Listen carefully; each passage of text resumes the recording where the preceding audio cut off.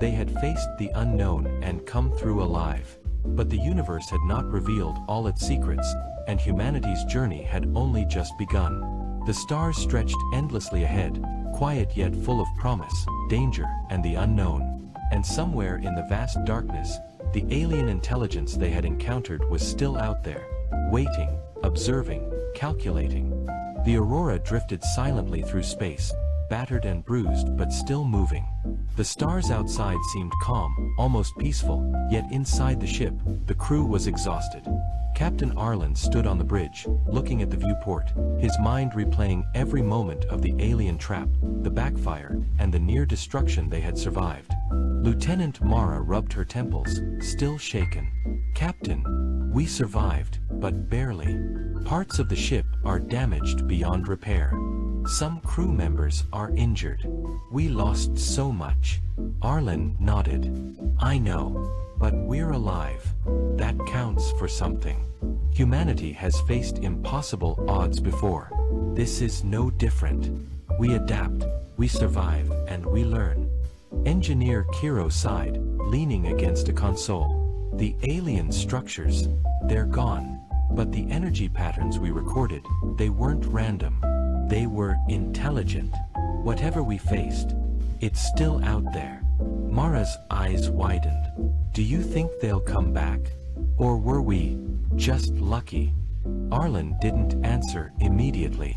He looked at the blinking panels, the flickering lights, the crew who had given everything to survive this mission. "I don't know. But one thing is certain. We've learned more in these last hours than we could have in years of normal exploration. We have to record everything. Humanity must know what's out there, what we faced, and how we survived." Outside, space stretched endlessly, the shattered remains of alien structures slowly drifting into nothingness. The silence was almost deafening after the chaos they had endured. The crew worked quietly, tending to injuries, repairing minor systems, and stabilizing the ship as best they could. Mara glanced at the sensor display. "Captain, I'm picking up a faint energy signal. Very small, almost hidden, but it's repeating. It's not like before. It's subtle. I don't know what it means." Arlen's eyes narrowed. "Show me." On the main screen, a tiny pulse blinked at regular intervals from a distant point in space, far beyond the debris field. The pattern was faint but unmistakable, a signal, intentional, intelligent. The humans had survived one encounter, but it seemed that the aliens, or something related to them, were still out there, watching. Kiro frowned. Could it be another trap? Arlen shook his head slightly. Maybe. Or maybe it's a message. Either way, it's a reminder. The universe doesn't reveal all its secrets at once. Humanity has survived this challenge, but there are more waiting. And we will face them, because that's what we do. The crew fell silent, understanding the weight of their captain's words. They had survived impossible odds, faced an alien trap that could have destroyed them completely, and come through alive. Yet the universe remained vast, mysterious, and dangerous. The knowledge of what lay beyond, and what intelligence watched them from the darkness, would stay with them forever. Arlen finally turned from the viewport and looked at his crew. "Prepare the ship for repairs and return course to the nearest human outpost. Document everything. But remember, this is just the beginning. Humanity's journey into the stars is far from over." Mara gave a small nod. "Yes, Captain. We'll survive. We always do." Kiro added quietly, "And we'll be ready if they come back." Outside, the tiny energy pulse continued to blink in the distance. It was faint, but persistent, a silent message that humanity was being watched. The stars stretched endlessly ahead, full of promise, danger, and the unknown. The Aurora moved forward, carrying humans who had faced the unimaginable and lived. And as the ship disappeared into the vast darkness, one thought lingered in every mind aboard. They had survived, but the universe still had secrets waiting. And whatever was out there, it was not finished with them. The hum of the ship's engines echoed softly, a reminder of life, resilience, and the endless journey into the unknown. Humanity had faced the impossible and survived, but the adventure was only beginning. Was the same nonsensical reply. It was shortly followed by the expanded version from the interpreter. My ship encapsulates an atmosphere and kinetic environment suitable for my well-being. I have shaped and built it to have many different translators to transform my thoughts into other forms of energy and movement. It is as well unmoving, simple, and non-intelligent. Neil's eyes bulged from that reveal. She managed to suppress any further undiplomatic gestures of surprise and disbelief, while still basically vibrating internally. Watching her language, she asked, with only a slight tint of exasperation, "Your technology is based on forms and shapes? If I dented the translator, will it then stop working or what?" "Yes," the translator chirped. "And the same goes for your ship?" "Yes." Neil gestured wildly around herself. The momentary levels of disbelief would probably suffice on their own to make a considerable change in shape to this spaceship by going through the roof. But how is your ship powered? How does it move through space without engines? How do you make all this work? The silence that followed made her think she had overdone it. The large creature just stared unmoving, and there was no way to tell if it was in the process of saying something or refusing to talk. At least until she heard the translator speak the least intelligible words yet, in a cascade of babble and distortion, through which she could only guess to have understood shape. She waited for the interpreter to jump in and tell her what in the 9 circles of hell that was supposed to explain. But nothing came.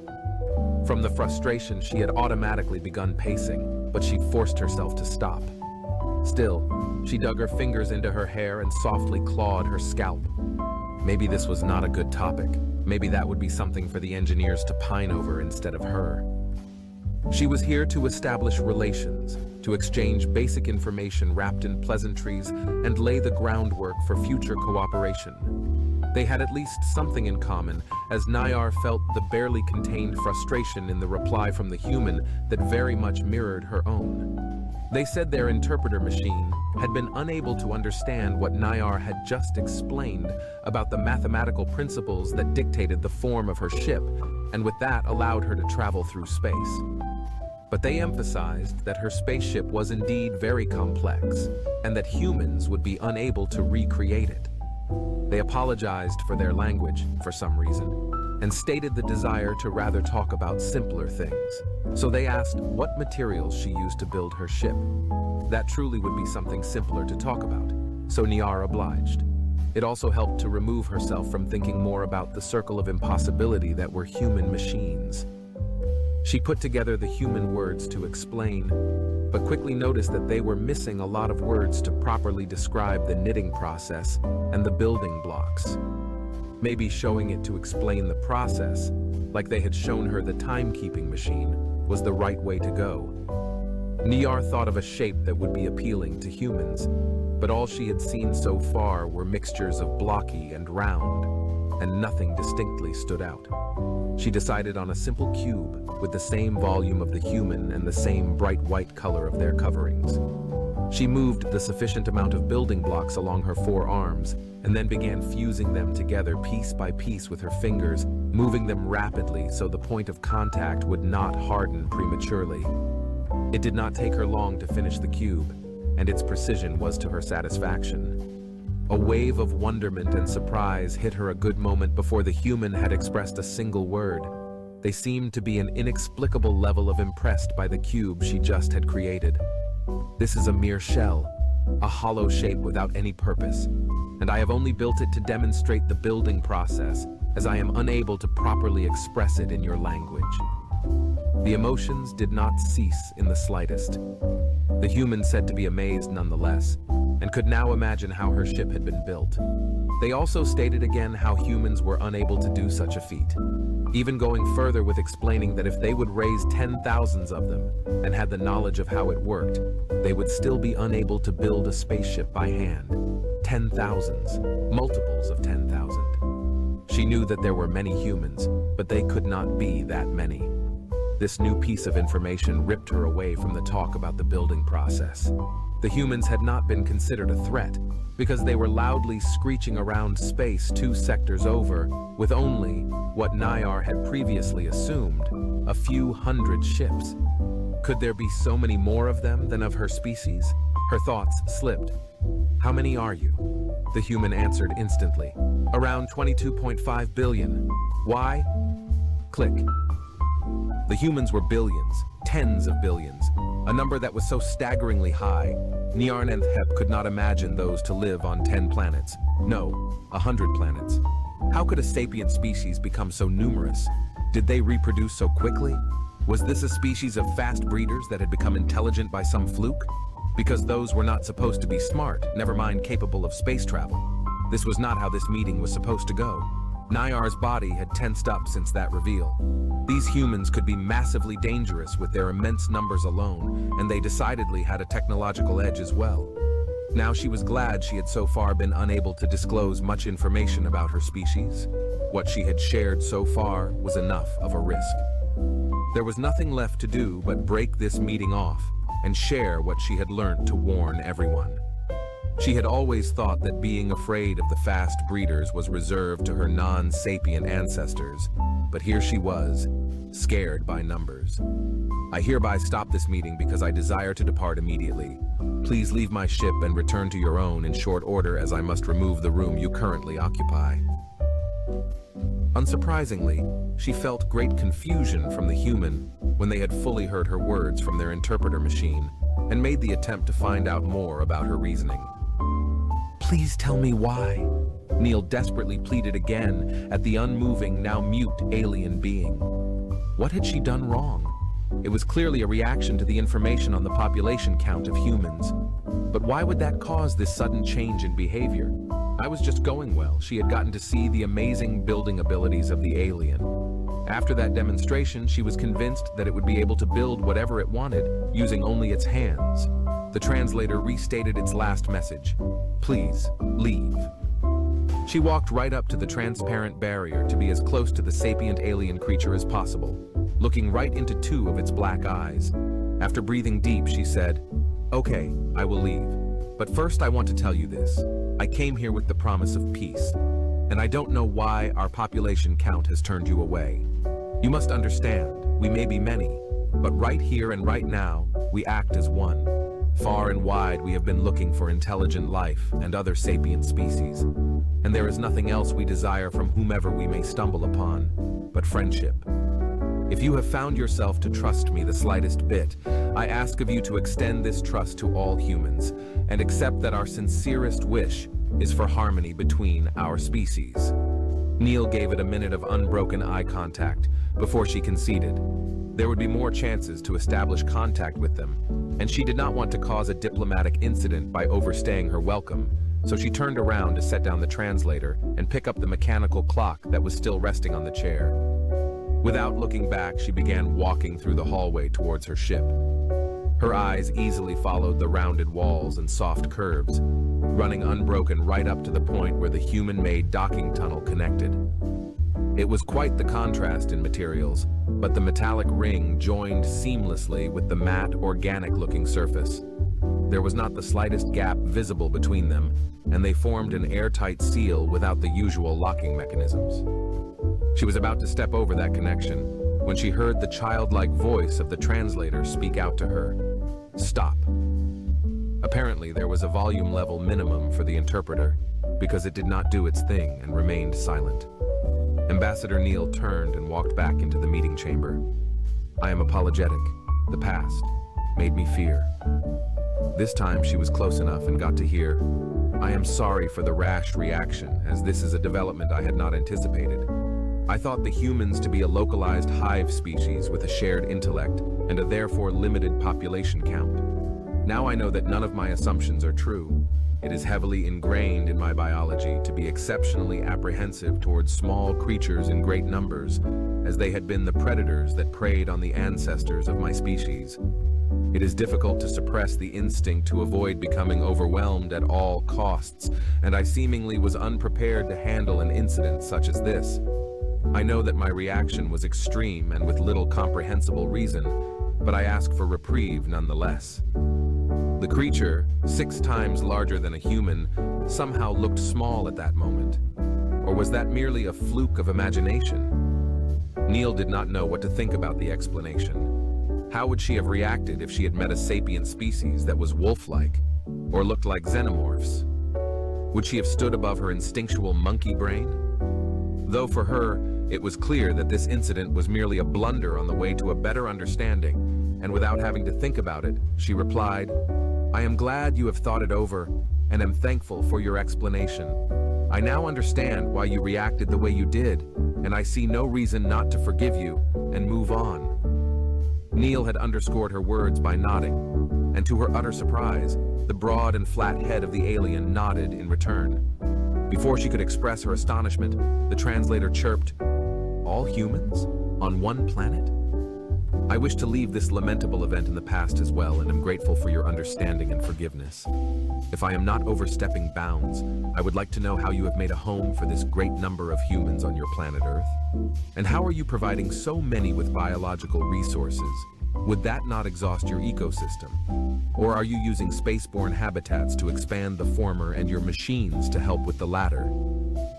Niyar had not been able to relax yet, and hearing the staggering population numbers the human was talking about absolutely did not help.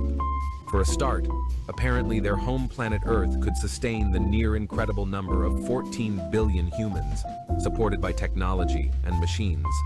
Spaceships and habitats on otherwise lifeless planets and moons in their system gave home to nearly 1 billion more. And then came the next surprise.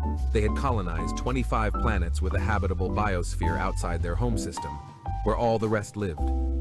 She had assumed the meaning of colonizing to include creating an ecological environment that would naturally support humans. But would that not utterly destroy those worlds if they already had an ecosphere? Maybe she had misunderstood? Her curiosity keeping her short, she put together and sent the question, "The 25 planets outside your home system, how did you choose them for colonization? And how many more have you found that would align with your criteria?" And the human explained how their main focus lay on finding planets with advanced plant life.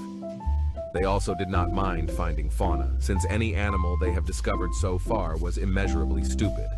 Then they added that it found around 150 more candidates for colonization. Now Nayar's instincts went right back to telling her that the humans were a threat.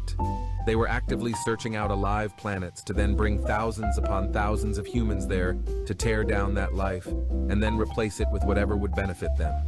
She knew that planets the humans were looking for were numerous, but that would surely not protect them from being depleted at some point.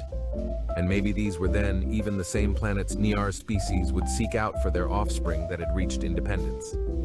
"I would like to know how the colonization and selection process works and where the candidate planets are that you have found." They began explaining about scout ships they would send to scope out star systems, going out from their own home system in the center of the search radius. But the process of establishing a settlement sounded like nothing Nayar would have assumed.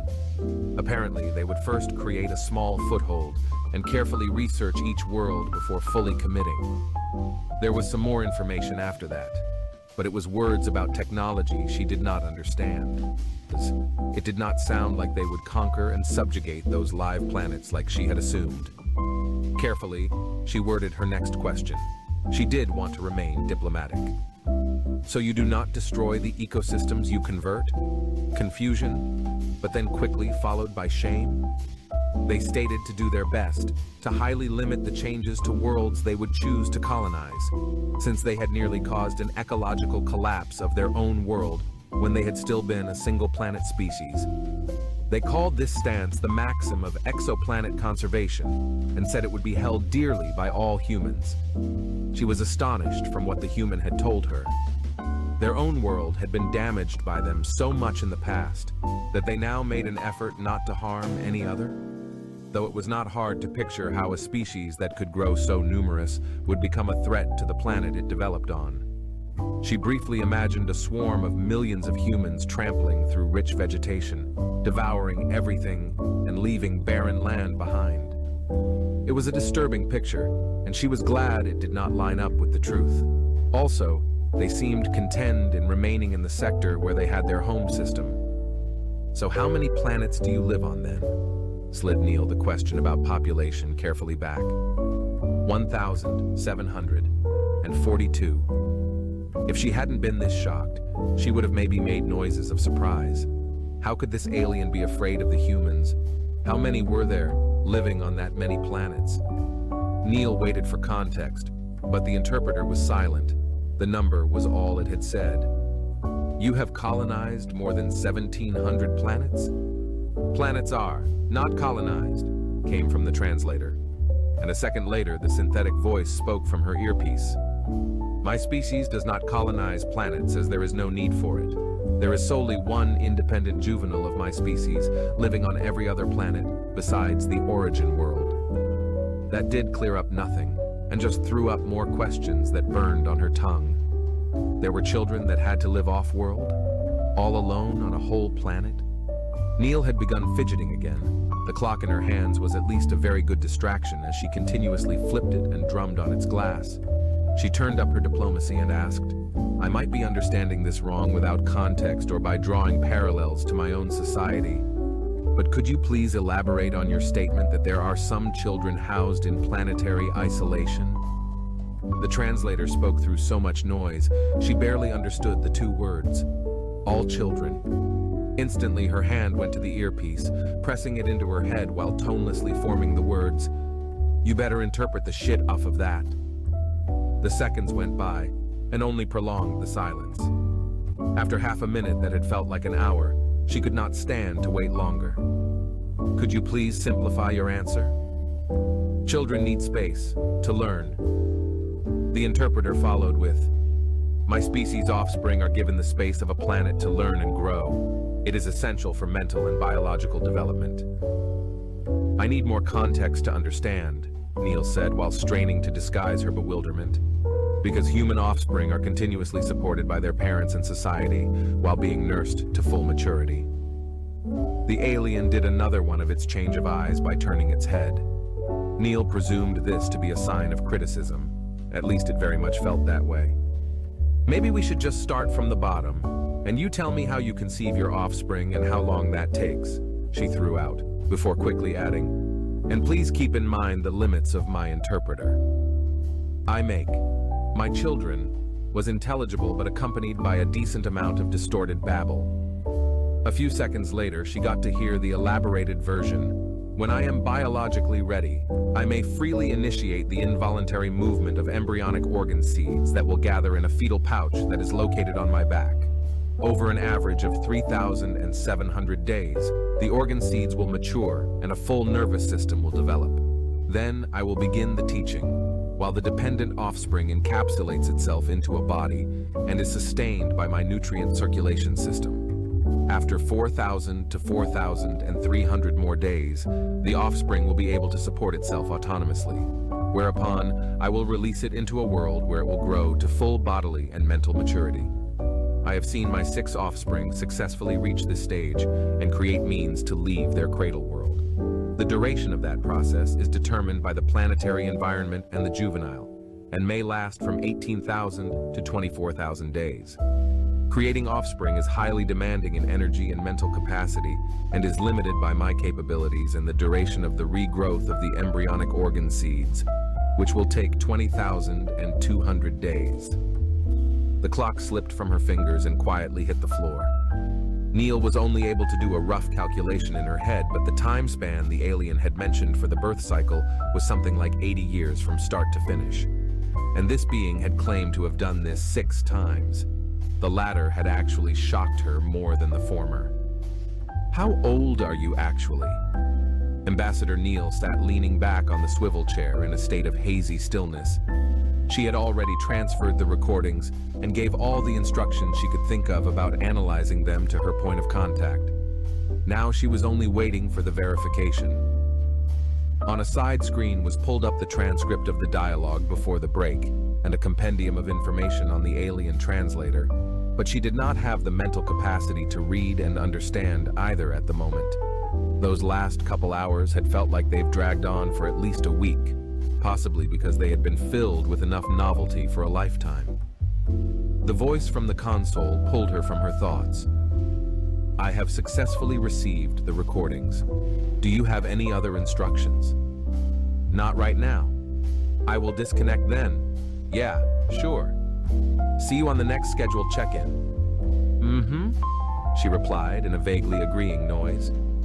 A few minutes passed before she got up to find the ship's automatic cooking station. Right now, she needed a nicely cold water, a hot, protein-rich meal, and a sugar-laden, fatty dessert, in that order.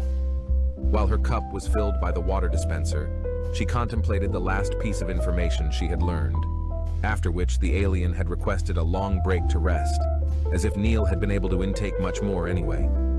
She had slowly gotten to see it as an equal, despite the differences. But how could they be, when that being was nearly as old as the Renaissance? 998 years, to be exact.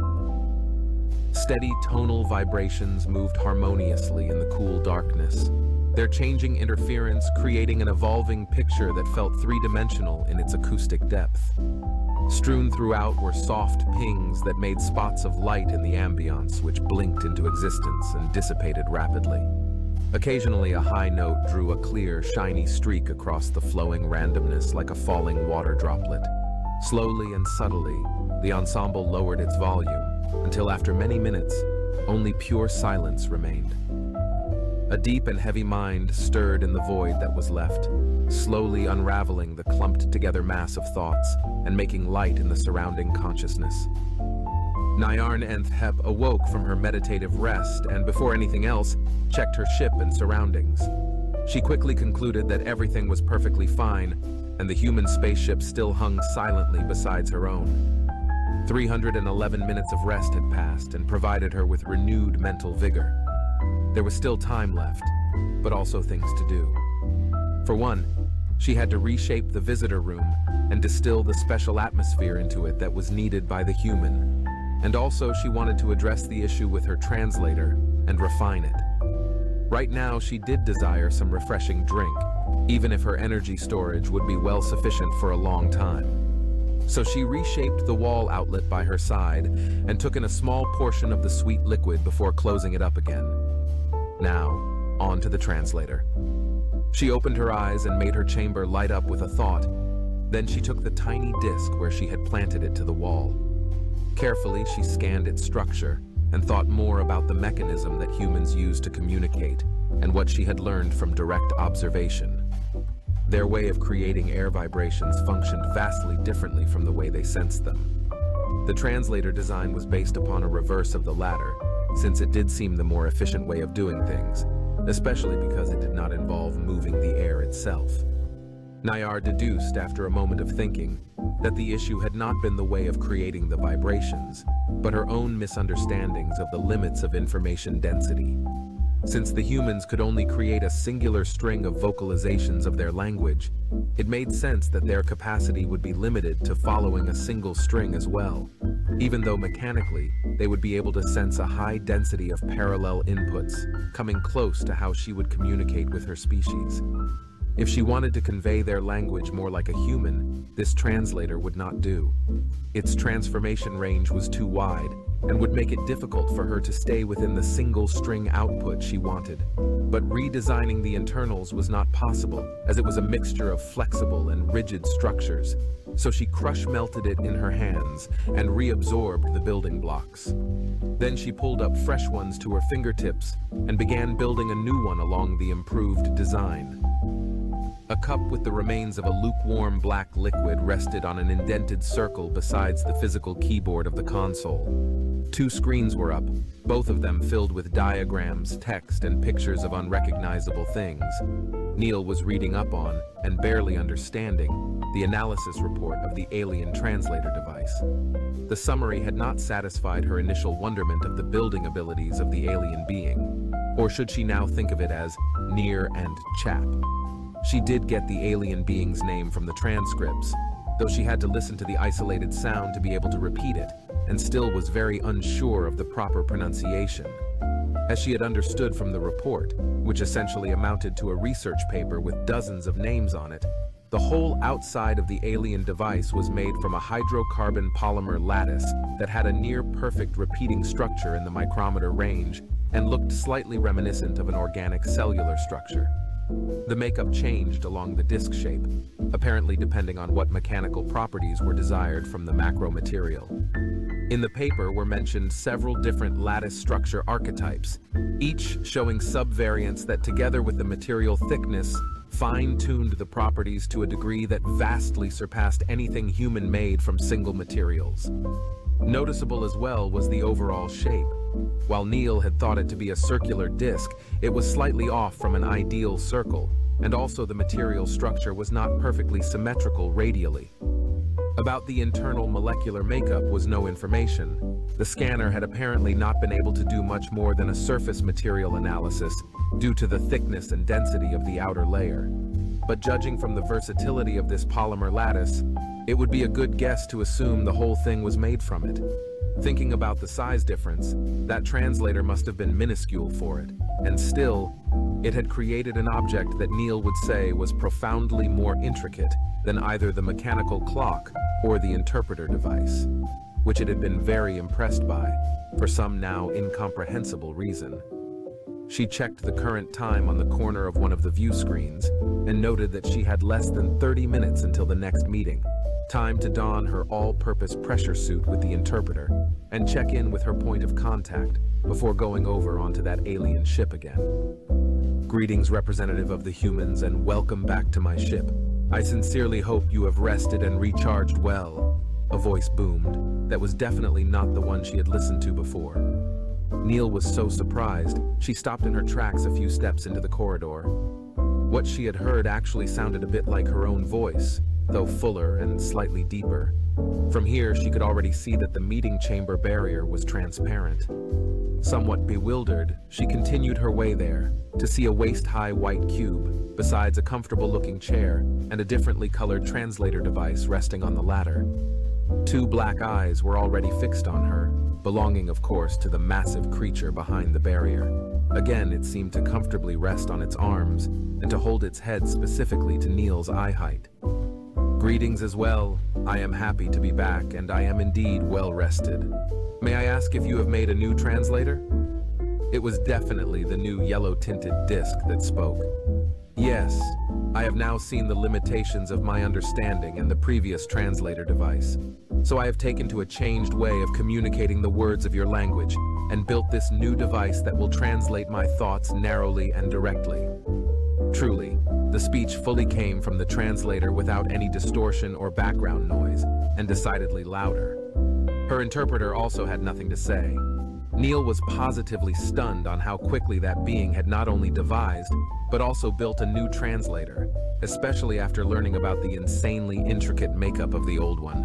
While removing the earpiece and dismounting the flat, rectangular main body of the interpreter from her chest, she complimented, "I am very impressed by your building abilities, and also with the speed with which you can create things.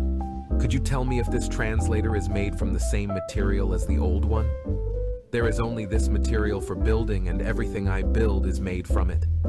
Your whole spaceship is made from the same stuff the translator is? I have built the structure and shape of my ship from this material as well. But there are other elements encapsulated within my ship that I need to sustain my well-being and to create movement. From those, I also draw the components to create the atmosphere and conditions necessary for your well-being." Neil put the interpreter down onto the chair besides the translator, because she already had spun a length of cable around her finger. To her delight, this new voice was much nicer to listen to than the old one, but she still had the feeling that she had been used as a template for it. So, from the old translator, human scientists were able to learn that the molecular structure is very special and impressively complex. They deduced that the function of it came solely from how it was arranged in the device, which is of course exactly what you have told me. I would like to know how you are able to create this structure on a molecular level. How do you influence it so it will be the way you need it? A moment of silence followed before the translator spoke up. I cannot explain. I know of no words in the human language to properly express it. Well, then use some from your own language, and I might be able to get it from the context. My species' way of communicating does not introduce this layer of abstraction as the humans do by using language.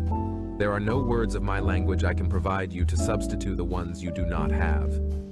You don't use words to communicate? My species can transfer knowledge and experience without the need for them. Now she had the desire to pick up the interpreter again to busy her hands. What it had said did not quite add up though, and Neil objected. You do have words, you gave me your name, Niran Chap. A slight shift in its body position followed before it replied. You had asked for a name, as you have a specific designation for each and every human. My species does not have the need for names as I know every individual and they know me. When you had asked for my name, I could only think of the sound I had been addressed by when I still was in development on the body of my ancestor, and that is Nayar Nenthep. While it had said its name through the translator, Neil could pick up a barely audible low-frequency noise without a clear point of origin. Concentrating rather on stepping up the politeness level again, she began explaining. I could not imagine not having words. The human thinking process is heavily influenced by the way we communicate, and even my internal thoughts are mostly formed around my language. I apologize for assuming you would have the same basis. Then she did her best to repeat the name, Nirhan Jeb. There is no need to apologize as I have not told you about any of this yet, and you may call me Nayar. Thank you, Nayar. Then you can call me Sam. How strange was it to think of an individual not as the very thing it was, but as a disconnected one-word denotation. But Nayar recognized that with a species made up from thousands of millions of individuals, a straightforward identification system had to be necessary, and it was only logical that it would be based on the language they used. Then she staggered in her train of thought. Quickly, she sent her thoughts to the translator, word by word. You have only provided me with words of communication from your language, but I have not learned the words you use as names. Am I missing 22,500,000,000 names? Amusement flavored the reply that there were not. Apparently, there were a number of designated human forename words, a few 100,000 at most, that then were paired with a surname from another set of words designated for that purpose, that only partly overlapped with the other. Sam explained that resulting full name would then be the official identifying name of a specific human, though she mentioned that it was not necessary amongst humans to conform to the common name words, and mentioned the example of colonists of a planet in their home system that had a tradition of names made from seemingly random letter and number combinations. More than just one forename or surname could also be used in combination, as names carried ancestral significance.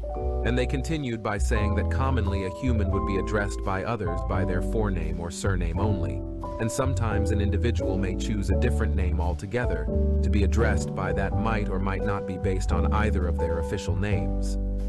Then Sam used her own name as an example, as it officially was Samantha Daniela Neal, which were two forenames combined with a surname, and she preferred to be called by Sam, which was based on Samantha. So, only the entirety of your name is the unique designation which all humans could use to identify you? They replied back that they were unsure if that was the case, and that even full names were not unique across all currently living humans. So that whole confusing, illogical mess actually was not even useful to identify an individual amongst humans. Nayar nearly burst out with the question of why they relied on such a convoluted and disconnected system if that was true. As if sensing that there was the need for more clarification, Sam added that names were paired with more information to make that unique identification possible in official dealings. And also that other context, paired with the name, was usually sufficient to identify an individual that had been encountered before when trying to convey information about any human. Still, Nayar did not know what to say. She had wanted to know the names of all of the humans after learning about the concept, but now she doubted that it would be as useful as she had imagined it to be. The translator boomed. Could you please provide me with the names of all humans the same way you have given me the language information? I desire to learn them and see no efficient way to communicate this extensive number of words through direct communication. What? Neil trailed off. They wanted to learn the names of all humans, as in the full names of 22.5 billion individuals? She double-checked by asking Nayar, I'm sorry, I don't think I understand. Do you want a list of all the names we are using? Or do you want a list of the names of every single human being? To clarify my previous inquiry, I am asking for the pseudo-unique full name identifier of every human. Okay, well, she dug her hands into the curly hair on the back of her head. That might not be possible. I think even as a first contact ambassador, I'd have problems to get at all that information. Do you not know? Came the question from the translator. She imagined an accusing undertone, but the voice from this device, while much nicer in timbre, still spoke without emotion. Do you mean if I personally know every person's name? Because I am excellent with names, but on the spot I may be able to recall a few hundred people plus their names if you give me enough time, but very much less than 1,000 and absolutely definitely not 22 billion. I am having difficulties seeing the reason of using names to identify individual humans if you do not know the names so you may identify them. How do you instigate communication if you are unable to address them or know their identity? The point had been reached again where Neil felt the urge to begin pacing. I can't follow. You knew nothing about me when we first met, right? And we still began communicating, she said, while also very much aware of the fact that the exchange was somewhat rough before she had been able to make use of the interpreter. Humans had communicated to me that a representative of the human species would be coming to the place of meeting. Though I had accepted, I would not know more about either the representative or your species in advance, since this is the first contact. But since you are one individual from your species, I thought you would know the identity of all others of your species. Neil took a breather. Did Nayar really mean what they had said before? Did their species continuously learn who every other individual was, possibly without even the intention of meeting them? Slowly it dawned on her that their population count had to be very low to even make that possible. That conclusion was further justified by the total number of all of their children that was in the 1,700s. She explained, humans usually only learn the names of a low number of special individuals if they are not meeting them. Otherwise, we learn the name from the individual directly, after having already communicated with them. Do you have communicated with less than 1,000 humans? Oh, no, She quickly thought of a way to properly elaborate. Humans may deal with any number of other individuals, but if there is no need to offer or learn a name for future relations, we won't. I must have met several thousand humans in the 2 days before our meeting, but only a few of them have actually offered me their names. Having said that large number in connotation with the short time frame, Nayar involuntarily imagined a swarm of them running on the ground around and beneath her. It was a severely unpleasant mental picture, and made her tense up reflexively. To distract herself, she tried to concentrate on that whole naming and identity thing. Those were seemingly heavily tied together, but any given human individual did only know a number of others to which they had direct relations to.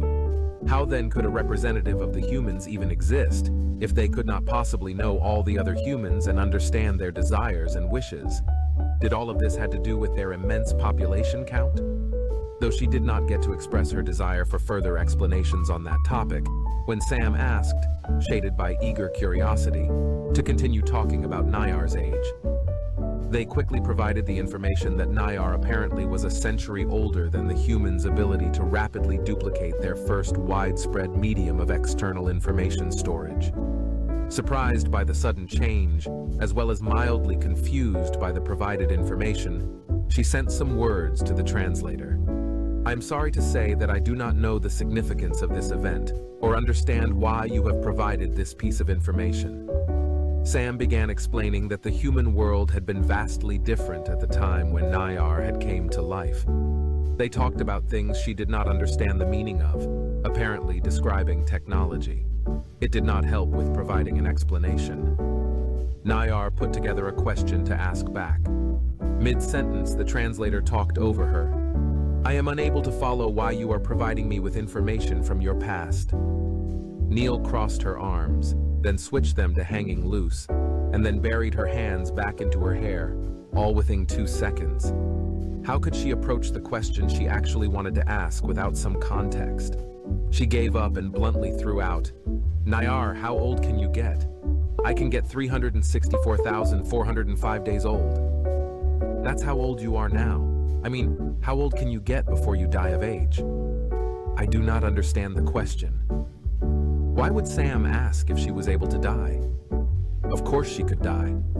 Easily even, given the location she was in right now, surrounded by the vacuum and coldness of space. She had the memories of the ones that died and knew how they had fallen. But none like that question implicated. Was that a cause of death among the humans? Death of age? How many had died of that to make Sam curious if it happened to Nayar as well? She sent her reply to the translator. Yes, I am of course able to die. 713 of my species have perished, for numerous different reasons I will not go in detail about. I thought it had been clear that my ship is there to ensure my well-being during my travels through space. If it disappeared, I would not be able to survive. May I ask how many humans have died of age? A strong wave of confusion came back from Sam, and only the short reply that every single human had died of age, but the ones alive currently. I fear I cannot bring your statement into a context where I could understand the ramifications. The confusion had not waned as Sam began to explain that the humans had a limited lifespan that for the current ones was 160 years at the most, and that this lifespan had been shorter for humans in the past, even recently. They took Nayar as an example and stated that if she had visited Earth just in 1/6 of her age earlier, the whole human population would have been made up of entirely different individuals. Nayar was shocked. This could not possibly be right. This would mean that there had been billions of deaths amongst the humans. Tens, no, hundreds of billions of deaths. The number of dead of her species was nothing compared to that, and even the number of all alive individuals did not compare. How could a sapient species not crumble and break under such a barrage of death? She could not even imagine what it would be like for an individual, knowing they would just die at some point, not even through some outside force, but for no reason. The implications were so vast, she could not form the thoughts quick enough. So you just die? This time, she surely did not imagine it. The voice sounded shocked beyond belief, and Ambassador Neil could feel the same shock. Not only was this being in front of her so unimaginably old, that it could have literally lived through all of modern human history and then some, but it seemingly did not even have a limit to its age. Neil could not imagine a species of immortals. How would that even work in a society, or in evolutionary terms? Was that the reason Nayar was so knowledgeable and highly skilled in building spaceships and equipment? Unlimited time for education? It did give her new ideas about the population count of its species, because if none of them died of age, the possible growth rate would be much higher. Though Nayar had mentioned the dead of her species, and that number was actually shockingly low. How could she explain that those 700 deaths would not even cover the humans dying within any given hour of the day? No, She stumbled over the words she wanted to use and dropped herself heavily into the chair while she thought of a better way to explain it. Humans stop growing after reaching maturity, but the body does not stop changing. That we call aging. I think it's something to do with the biochemistry inside our bodies and cells that causes it. We have medicine now to slow that decline and push off that aging process. But still, there are only around 40 years after maturity where our bodies will remain more or less the same. After that, there are 40 to 60 more years where we will just slowly get worse overall. Muscles will get weaker, bones brittle, skin flabby, organs don't function at full capacity. Even the brain will get worse at processing and retaining information. And then there is a final sharp decline, where every year could be the last. All the organs got so bad that even mild outside interference could make them fail, and we are too weak to handle the day-to-day living on our own. If we live through that, there will still come a point where the decline progressed so far that our body itself will not be able to uphold all the processes necessary to keep functioning. Then we just die. Nayar had shifted so close to the transparent barrier, it nearly pushed its head up against it. But it remained silent, apparently at a loss to what to say. So Neil added, "Immortality, with which I mean not dying of age, had been a staple of human imagination for a long time. But even after so many technological advances, we still only pushed it off. Personally, I would just like to be able to choose. What if life is so interesting that I don't want to leave? Or after 1,000 years, it turns out, I am bored out of my mind. I can't imagine not having the end of my life somewhere in my mind. But maybe it is also what drove the humans so far, the wish to achieve more within a lifetime, or just the desire to leave something meaningful behind. The emotions that came from Sam were so deep, Nayar herself was overtaken by the wistfulness and melancholy. When they had spoken, she had actually seen a human life trickling by before her, a bright light standing steady, then slowly dimming over time, soon flickering uneasily in shadows, and finally fading away into nothingness in the end. How could they live with that, having the limit of 140 years? Or was it, as Sam had offered in the end, actually a strength? If time was limited, was there not more incentive to make the most of it? To constantly push forward? This topic of inevitable death did not seem inviting to dwell on. She usually avoided thinking of those 713 of her species that had died, or the 1,530 that were missing. And she presumed it would be the same for Sam, which must know a number of humans that were struck by this death by age. Changing the topic would not be too hard, as this new information did make the human population number even more remarkable. They did die after some time, and were then unable to create more offspring. How did they bring their numbers up to 22 billion and 500 million if it took them 20 years to bring a human to full maturity? For a moment, she was enthralled by the image of offspring dropping from human bodies shortly before those humans just crumbled into dust, after which the newly grown ones made offspring and then died, and so on. A cycle of constant growth just to slowly raise the population. But was it really so? A question logically followed that slipped right out. How often do you create offspring within a lifetime? A decent amount of surprise came with the reply that there were differences in the number of children depending on a variety of factors, and that Sam did not know the exact number. They did offer an estimation of something close to 2.5 children on average. That meant there were 3 more humans for every 2 that died, which was at least a population increase of 50% within a human lifetime. That did sound utterly horrifying. So Nayar was unsure if this warranted another bout of concerned panic, because this had to be impossible. Before she could think further, Sam mentioned that they had forgotten to tell Nayar that there always were 2 humans involved in the process of creating offspring, and only half of them were actually able to bear children. So the number of offspring would be halved if counted towards a single human. 2 humans took part in creating offspring, but then only 1 made it. What was going on with the human's biology? She did know about species she had found on alive planets that needed a combined effort to procreate, but then it resulted in both of them creating offspring. Were half of all humans infertile?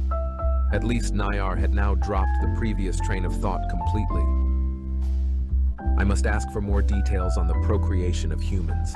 Why is half of your population unable to produce offspring, and what purpose do they serve in procreation? That was one of those big questions that Neil had prepared herself for, but also hoped to not have to answer. It seemed that compared to how Nayar created a child, the human way was much more active and physical. She best not go into detail on this very first encounter with a new sapient species, and stay with the dry basics. Neil opted to remain in the chair when she began explaining. Most of the species on Earth are dioecious, which means they are made up of 2 subsets of individuals that are called male and female. These differ at least by the type of reproductive organs they have, and in most of the dioecious species, also through other biological traits. The female part in reproduction is to carry the female-specific cells that may potentially grow into an offspring. The males have a different type of reproduction-relevant cells, and only a combination of both, which is called fertilization, will turn the female-specific cell into a zygote, which is the basis development stage for a new individual. From then on, the zygote has to be provided nourishment to grow from a single-celled organism into an offspring that can live independently. In humans, this process happens inside the female body in an organ called the uterus, and will commonly produce a single offspring that may become either male or female in an even distribution. So the development of a new human begins with the fertilization and ends with birth. which is the expulsion of the offspring from the uterus when it reaches around 4.5% of the mass of the female. In humans, this whole process takes an average of 280 days. Humans can create offspring every 280 days or possibly faster with more offspring per fertilization. The translator spoke up immediately. Oh, well, no, she thought of a way to put it. So humans usually pair up, and usually it's one female and one male that become a unit to create and subsequently care for offspring together. Biologically, it's something like 40 to 60 days after birth when it would be theoretically possible for the female to become pregnant again, which means carrying, developing offspring. But those pairs will usually forego any attempts at successful fertilization until much later, as the infant, which is the independent but underdeveloped offspring, needs a great amount of care and will still be directly sustained by the female. This happens through a set of organs, mammary glands, that secrete a liquid that will be the basis of nourishment for the offspring for the first 240 days. This can be substituted or supplemented by an artificial alternative if needed. Neil sat up a bit straighter when she tried to remember what she had read about birth statistics. But you're telling me that humans are the only species to pass the test? High Counselor Zixtal's crystalline appendages trembled with disbelief, sending rainbow-like refractions across the chamber walls. The same humans who still watch videos of their own species falling downstairs for entertainment? Precisely, Your Luminescence. Administrator Venate adjusted his sensory stalks uncomfortably, though I feel compelled to point out that they also watch videos of their juvenile felines doing the same thing. They find both equally amusing. The High Counselor's crystalline form dimmed slightly, the equivalent of a weary sigh among the prismatic collective. Explain it to me again, from the beginning. Venate's holochart flickered to life, displaying a timeline of galactic civilizations spanning several million years. As you know, we've been conducting first contact evaluations for approximately 47,000 standard cycles. The sentience qualification test was designed to be the ultimate measure of a species' readiness to join the galactic community. Yes, Zixtal interrupted, their crystals taking on an impatient orange hue. Skip to the relevant part. Of course. Venate's holochart zoomed into a particular section.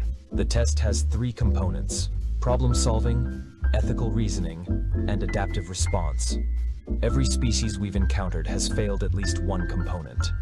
The Zorblaxians, despite their 17 cerebral lobes, couldn't solve the quantum maze. The hive mind of Epsilon Eridani got stuck in an ethical loop debating the morality of pressing the start button.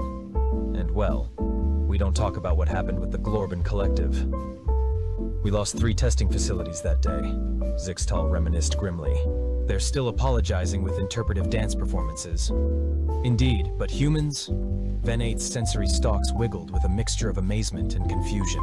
They approached it differently. Chant, Earth hours earlier. Sarah Chen stared at the glowing alien console before her, trying to make sense of the instructions floating in perfect English, or whatever passed for English in alien translation technology.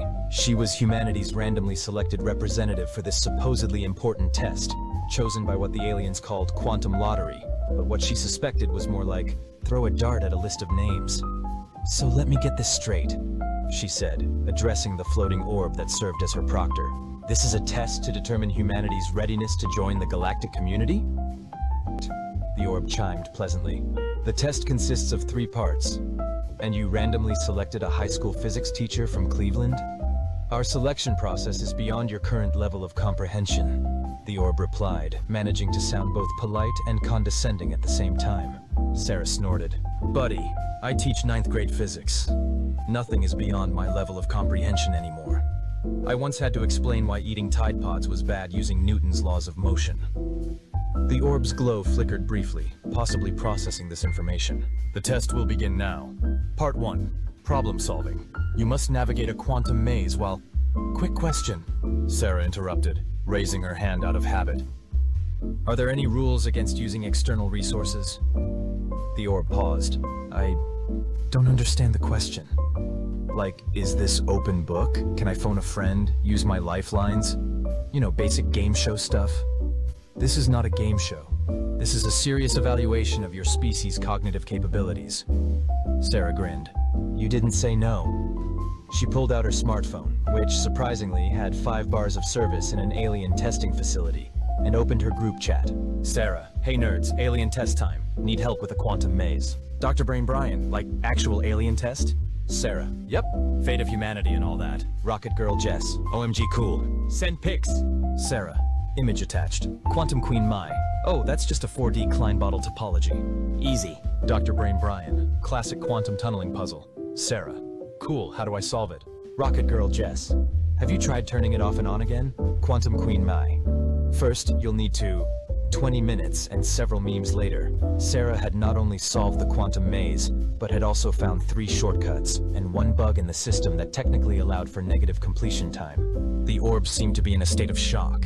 Its glow dimmed to a confused flicker. That's not... you can't... Part 2? Sarah prompted cheerfully. The ethical reasoning test, the orb continued, sounding less certain now.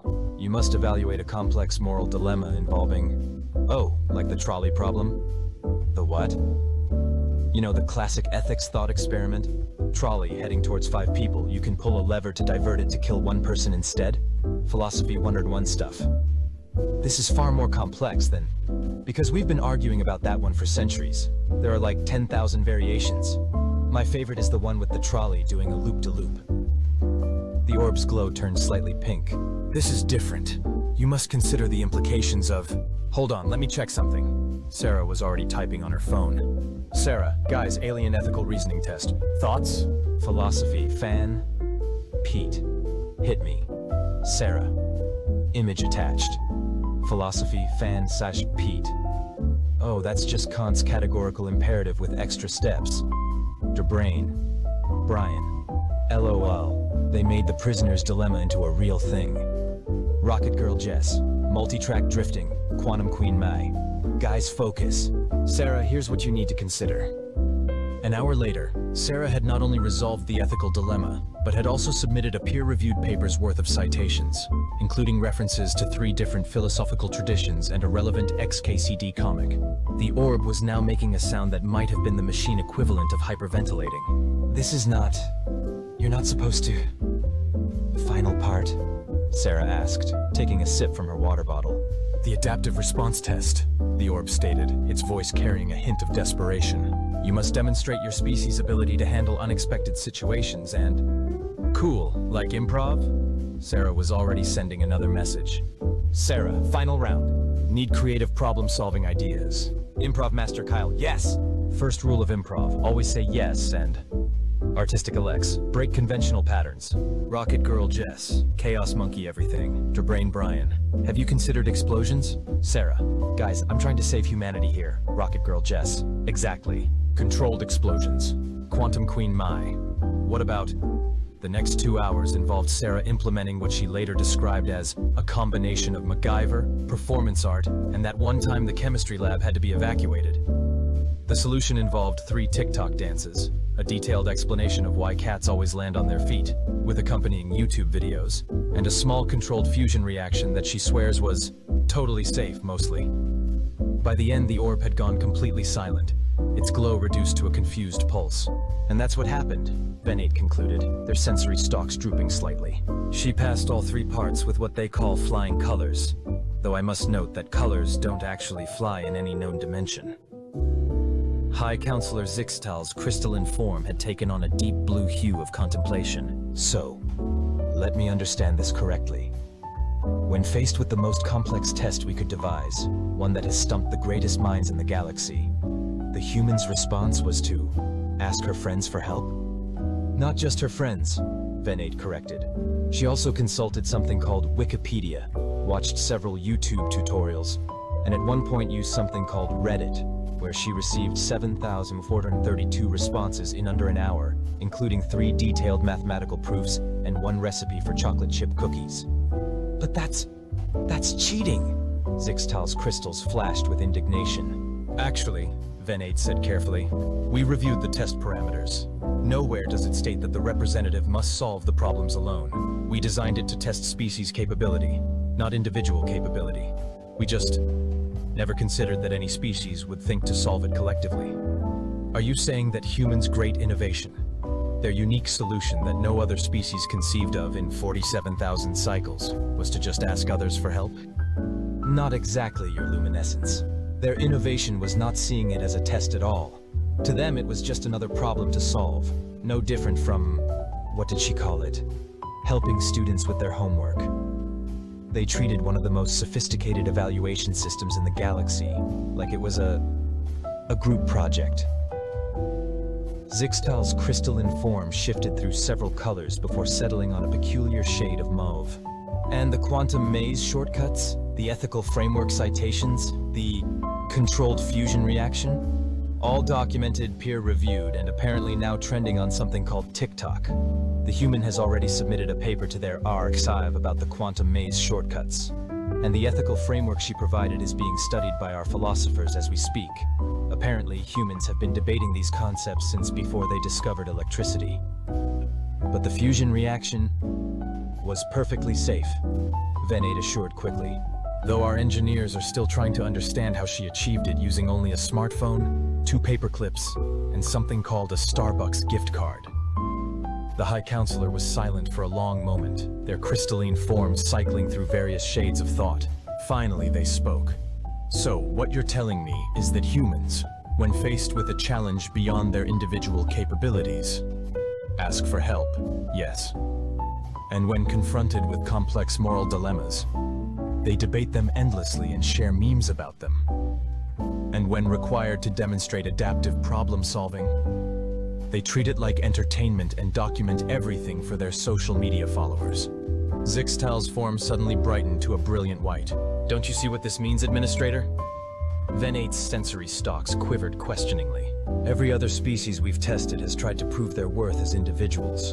The Zorblaxians with their 17 cerebral lobes, the hive mind with its collective consciousness, even the Glorban collective with their interpretive dance. But humans didn't try to prove anything. They just did what they always do. They turned it into a group activity, made it fun, and solved it together while simultaneously making jokes about it. Are you suggesting? I'm suggesting that while every other species treated our test as a solemn challenge, humans treated it like a Tuesday. And in doing so, they demonstrated exactly why they're ready for the galactic community. They don't take themselves too seriously. They're willing to ask for help.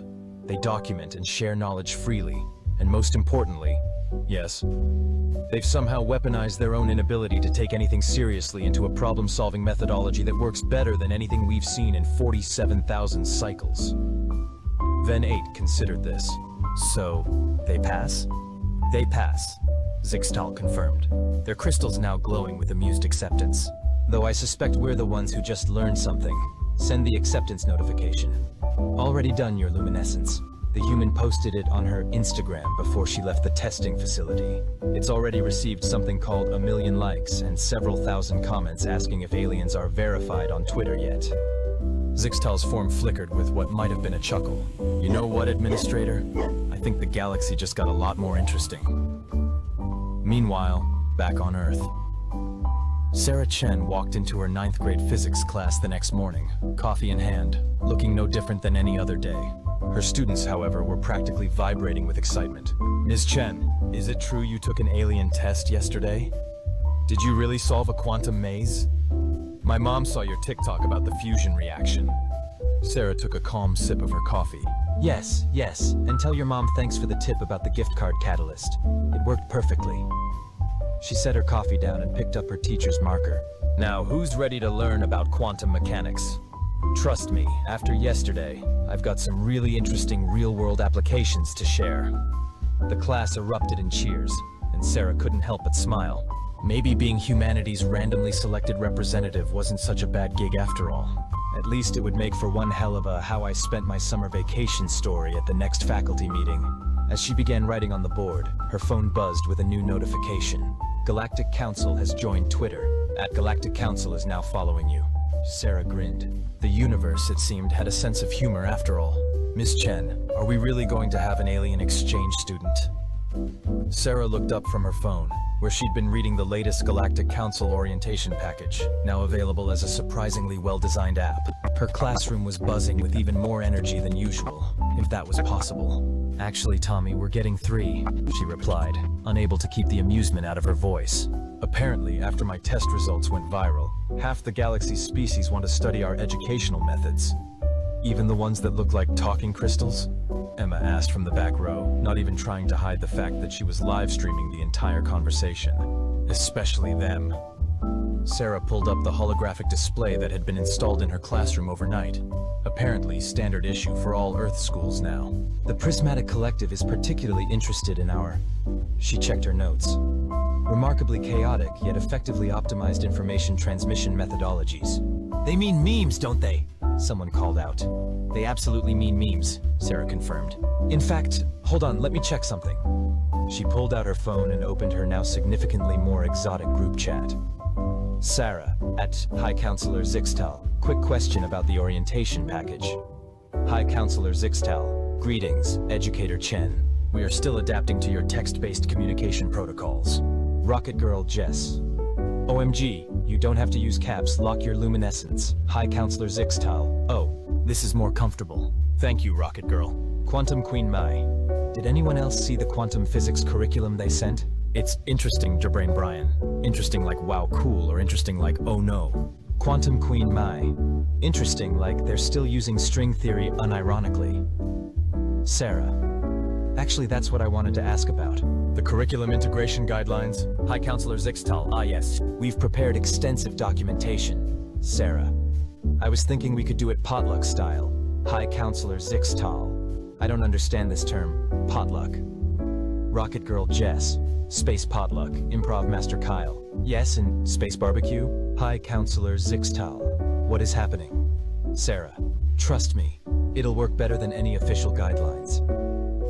Sarah looked up from her phone to find her entire class watching her expectantly.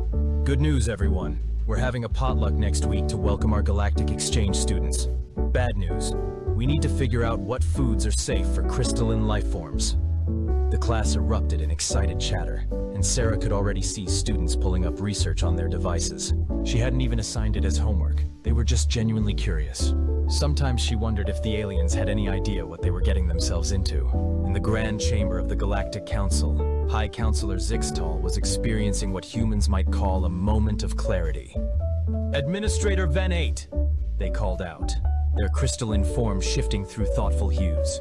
I believe we may have miscalculated. Van8's sensory stalks perked up with concern. About the humans, your luminescence? Yes. We thought passing our test meant they were ready for the galactic community. Zixtal's form sparkled with what might have been laughter, but I'm beginning to suspect that we weren't ready for them. Is this about the meme economy they're trying to establish with the Zorblaxians? Partially. Did you know the humans have already created something called TikTok tutorials for proper crystalline being care and maintenance? There's one about optimal light refraction angles that has over 10 million views. 10 million. And the comments section is full of genuine scientific discourse mixed with something called puns. Van8 adjusted their data feeds uncomfortably. The hive mind of Epsilon Eridani has reported similar phenomena. Apparently, they've become addicted to something called cat videos. The Glorban Collective's interpretive dance performances are now trending on multiple human social media platforms.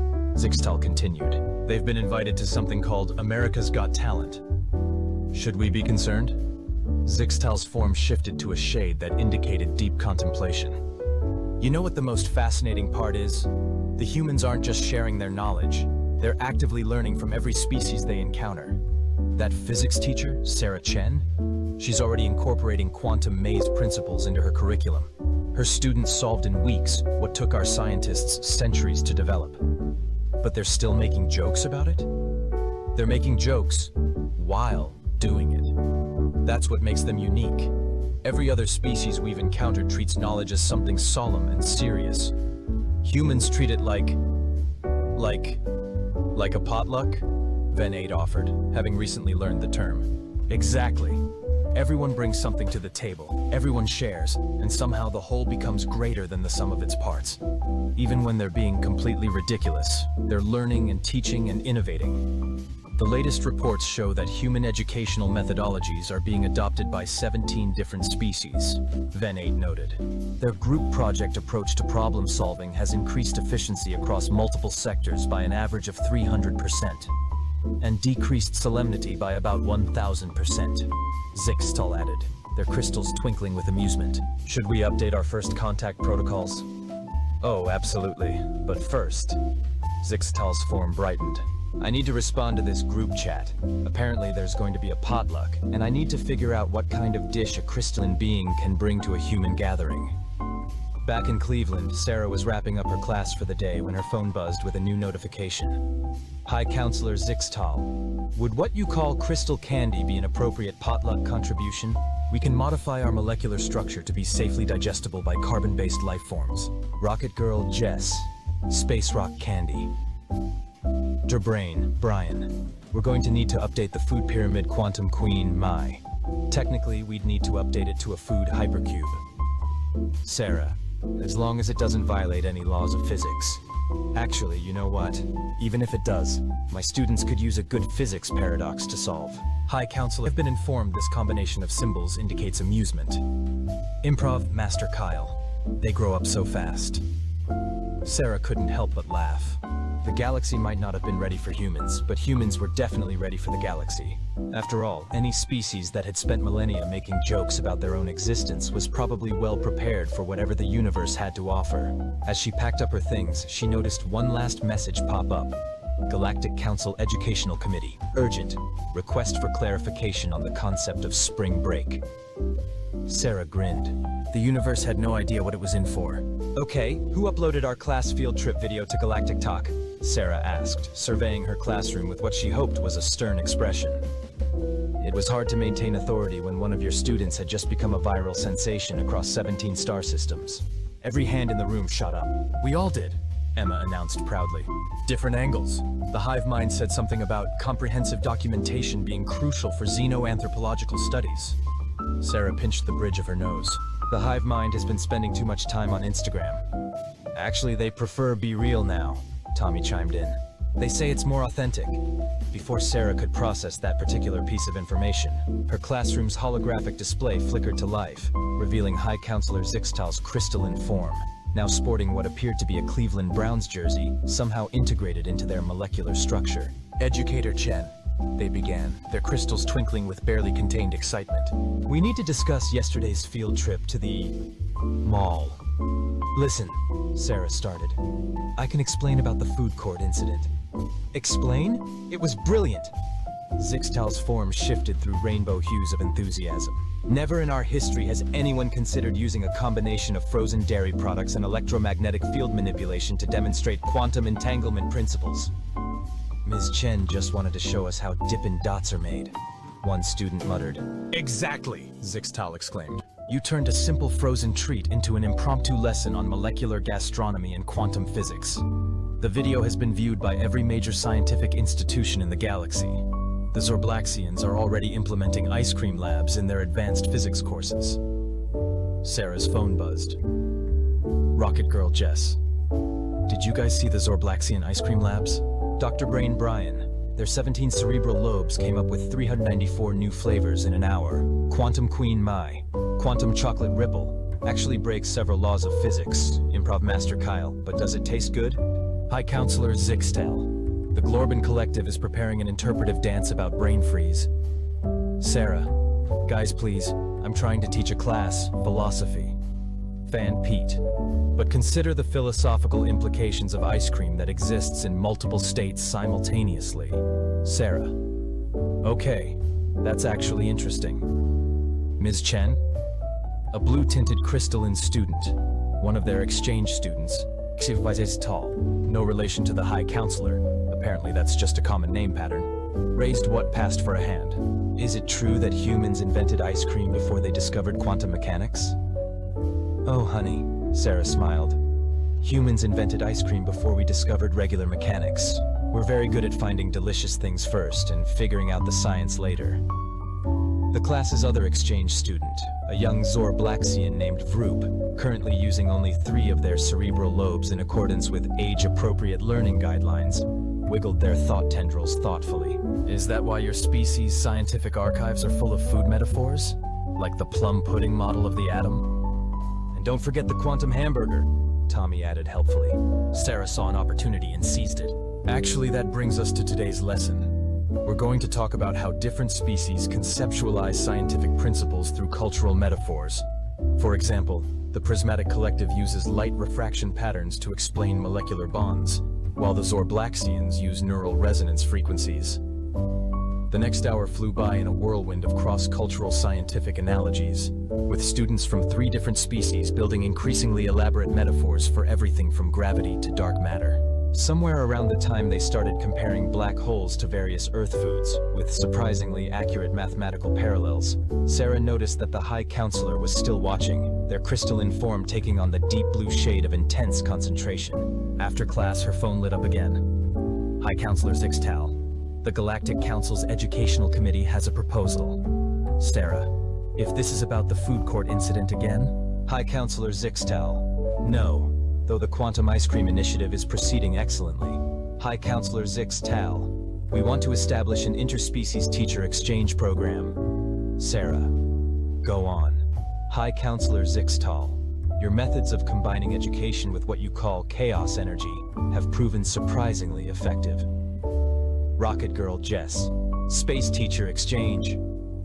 Derbrain Brian, does this mean we get to see alien schools too? Quantum Queen Mai, I have so many questions about their math curriculum, High Counselor Zixtal. Actually, we were hoping Educator Chen would help design the program, Sarah. Me? Why? High Counselor Zixtal, you turned a mall food court into an advanced physics laboratory. High Counselor Zixtal, you explained quantum entanglement using frozen desserts, High Counselor Zixtal. Your students are teaching our species new ways to think about science, High Counselor Zixtal. And most importantly, Improv Master Kyle, High Counselor Zixtal, you make it fun. Sarah leaned back in her chair, considering the implications. An interspecies teacher exchange program. Her classroom experiments going galaxy-wide. The chance to see how other species approached education. Sarah, one condition, right away, High Counselor the entire premise Zixtal. of the official Name narrative it. collapsed. Sarah, A we're bullet going to need a traveling bigger food court. In the depths of space, aboard the Galactic Council's main educational facility, Administrator Ven 8 was reviewing the latest reports with a mixture of awe and mild terror.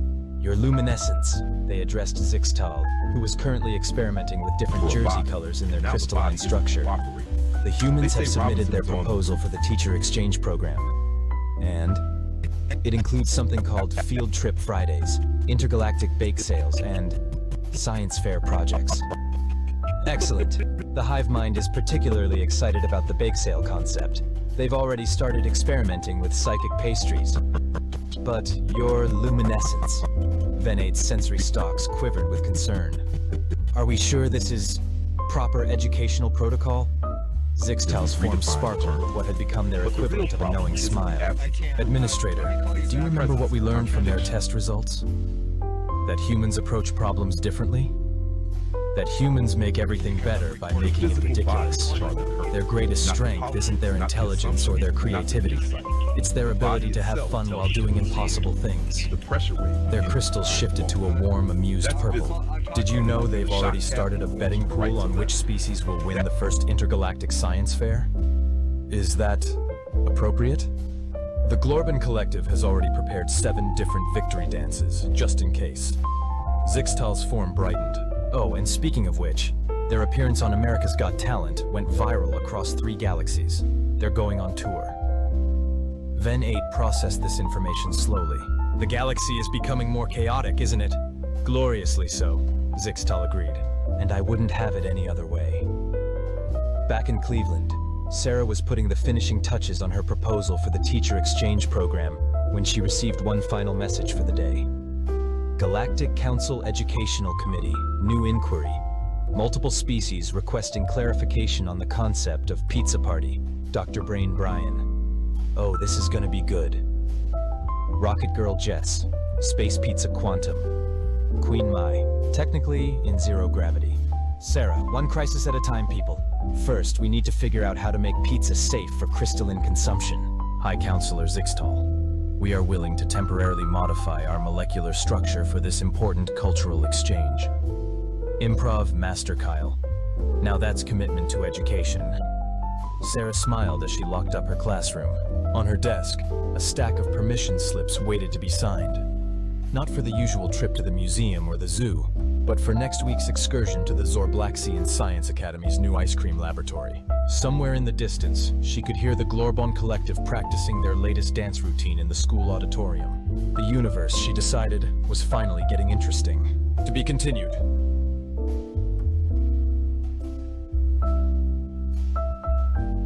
So let me tell you about the day everything I thought I knew about physics, common sense and basic survival instincts got thrown out the airlock. My name is Kellis, and I have been an instructor at the Velarim 7 Multi-Species Military Academy for 12 cycles now. 12 cycles of perfect safety records, impeccable training outcomes, and absolutely zero incidents that required filing incident reports in triplicate. I was proud of that, really genuinely proud. Velarim 7 is not just any training facility, mind you. Oh no, this is the premier low-gravity combat and movement specialist school in this entire sector. We have graduated over 15,000 cadets from 47 different species. Our facility floats in a carefully maintained 0.3 Earth standard gravity well, which for most civilized species is the perfect environment for learning advanced three-dimensional movement tactics without, dying horribly. The walls of our grand entrance hall are lined with plaques, commendations and holographic recordings of our greatest graduates, commanders, fleet admirals, special operations legends, all of them trained here, in our controlled, safe, perfectly regulated environment. And then the Galactic Accord decided to expand the exchange program. You see, there is this new species that recently joined the greater community. Humans, they call themselves, from a planet called Earth, which fine, whatever. Every species gets one planet to start with. The Accord thought it would be, quote, mutually beneficial for these newcomers to participate in our advanced training programs. I read the briefing files. I really did. Height, weight, basic physiology, atmospheric requirements, dietary needs. All standard stuff. They are bipedal, carbon-based, bilaterally symmetrical. Honestly pretty boring on paper. Their homeworld gravity was listed as 1.0 standard, which made them slightly denser than the pelthic delegates, but nothing extraordinary.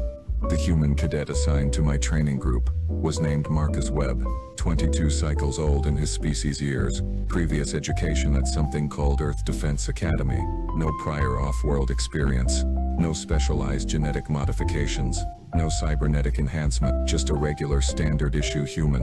When I announced this to my current cadet class, you should have seen their faces. Threx, my Saurian student, did that thing where his crest flattens completely against his skull, which means he is either terrified or deeply skeptical. In this case, probably skeptical. He hissed something about another soft worlder who will wash out in week 1. Yana, the Kreshtik whose species evolved in variable gravity environments, just clicked her mandibles in that amused way of hers. She had been the top performer for 3 months running and clearly did not see this human as any kind of threat to her standing. And, yes, I know that name is hard for most species to pronounce, but that is your problem, not mine. Just bubbled something incomprehensible from inside his hydration suit. He is from an aquatic species and honestly treats everything in gas atmosphere as equally weird. So humans were just one more oddity. The general consensus among my cadets was clear. This human would be average at best, probably struggle with the low gravity adjustments like most newcomers, and definitely not cause any problems. I had no reason to doubt this assessment. None whatsoever. Marcus Webb was scheduled to arrive in 3 days, and I had already prepared the standard orientation package, the remedial movement courses, the safety briefings, all of it, everything by the book, everything perfect. I should have known better. I really, truly, honestly should have known better. Because when something seems too normal, too standard, too perfectly unremarkable, the universe has a funny way of proving you catastrophically wrong. But I am getting ahead of myself here. Let me tell you about the day Marcus Webb arrived. The transport shuttle touched down on Landing Bay 7 at precisely 0900 hours because of course it did. Punctuality is apparently a human thing too. I was standing there with my data pad, my perfectly prepared welcome speech and my carefully maintained expression of professional neutrality. 3 other instructors flanked me, Because protocol demands proper ceremony for exchange students, even if we all secretly thought this was a waste of time. The shuttle ramp extended with a hiss of hydraulics and out stepped Marcus Webb. First impression, he looked exactly like his file photos, brown hair, cut short, average height for his species, maybe 1.7 meters, lean build, not bulky, not thin, just aggressively medium. He wore the standard issue cadet uniform in that weird Earth camouflage pattern that makes absolutely no sense in space, but whatever. Traditions die hard apparently. His eyes were brown too, and they scanned the landing bay with what I would call casual interest, like he was taking in the scenery at a museum, not arriving at one of the most prestigious military training facilities in known space. Cadet Webb, I said, stepping forward with my datapad held professionally. Welcome to Velarim 7. I am Instructor Kellis and I will be your primary trainer during your rotation here.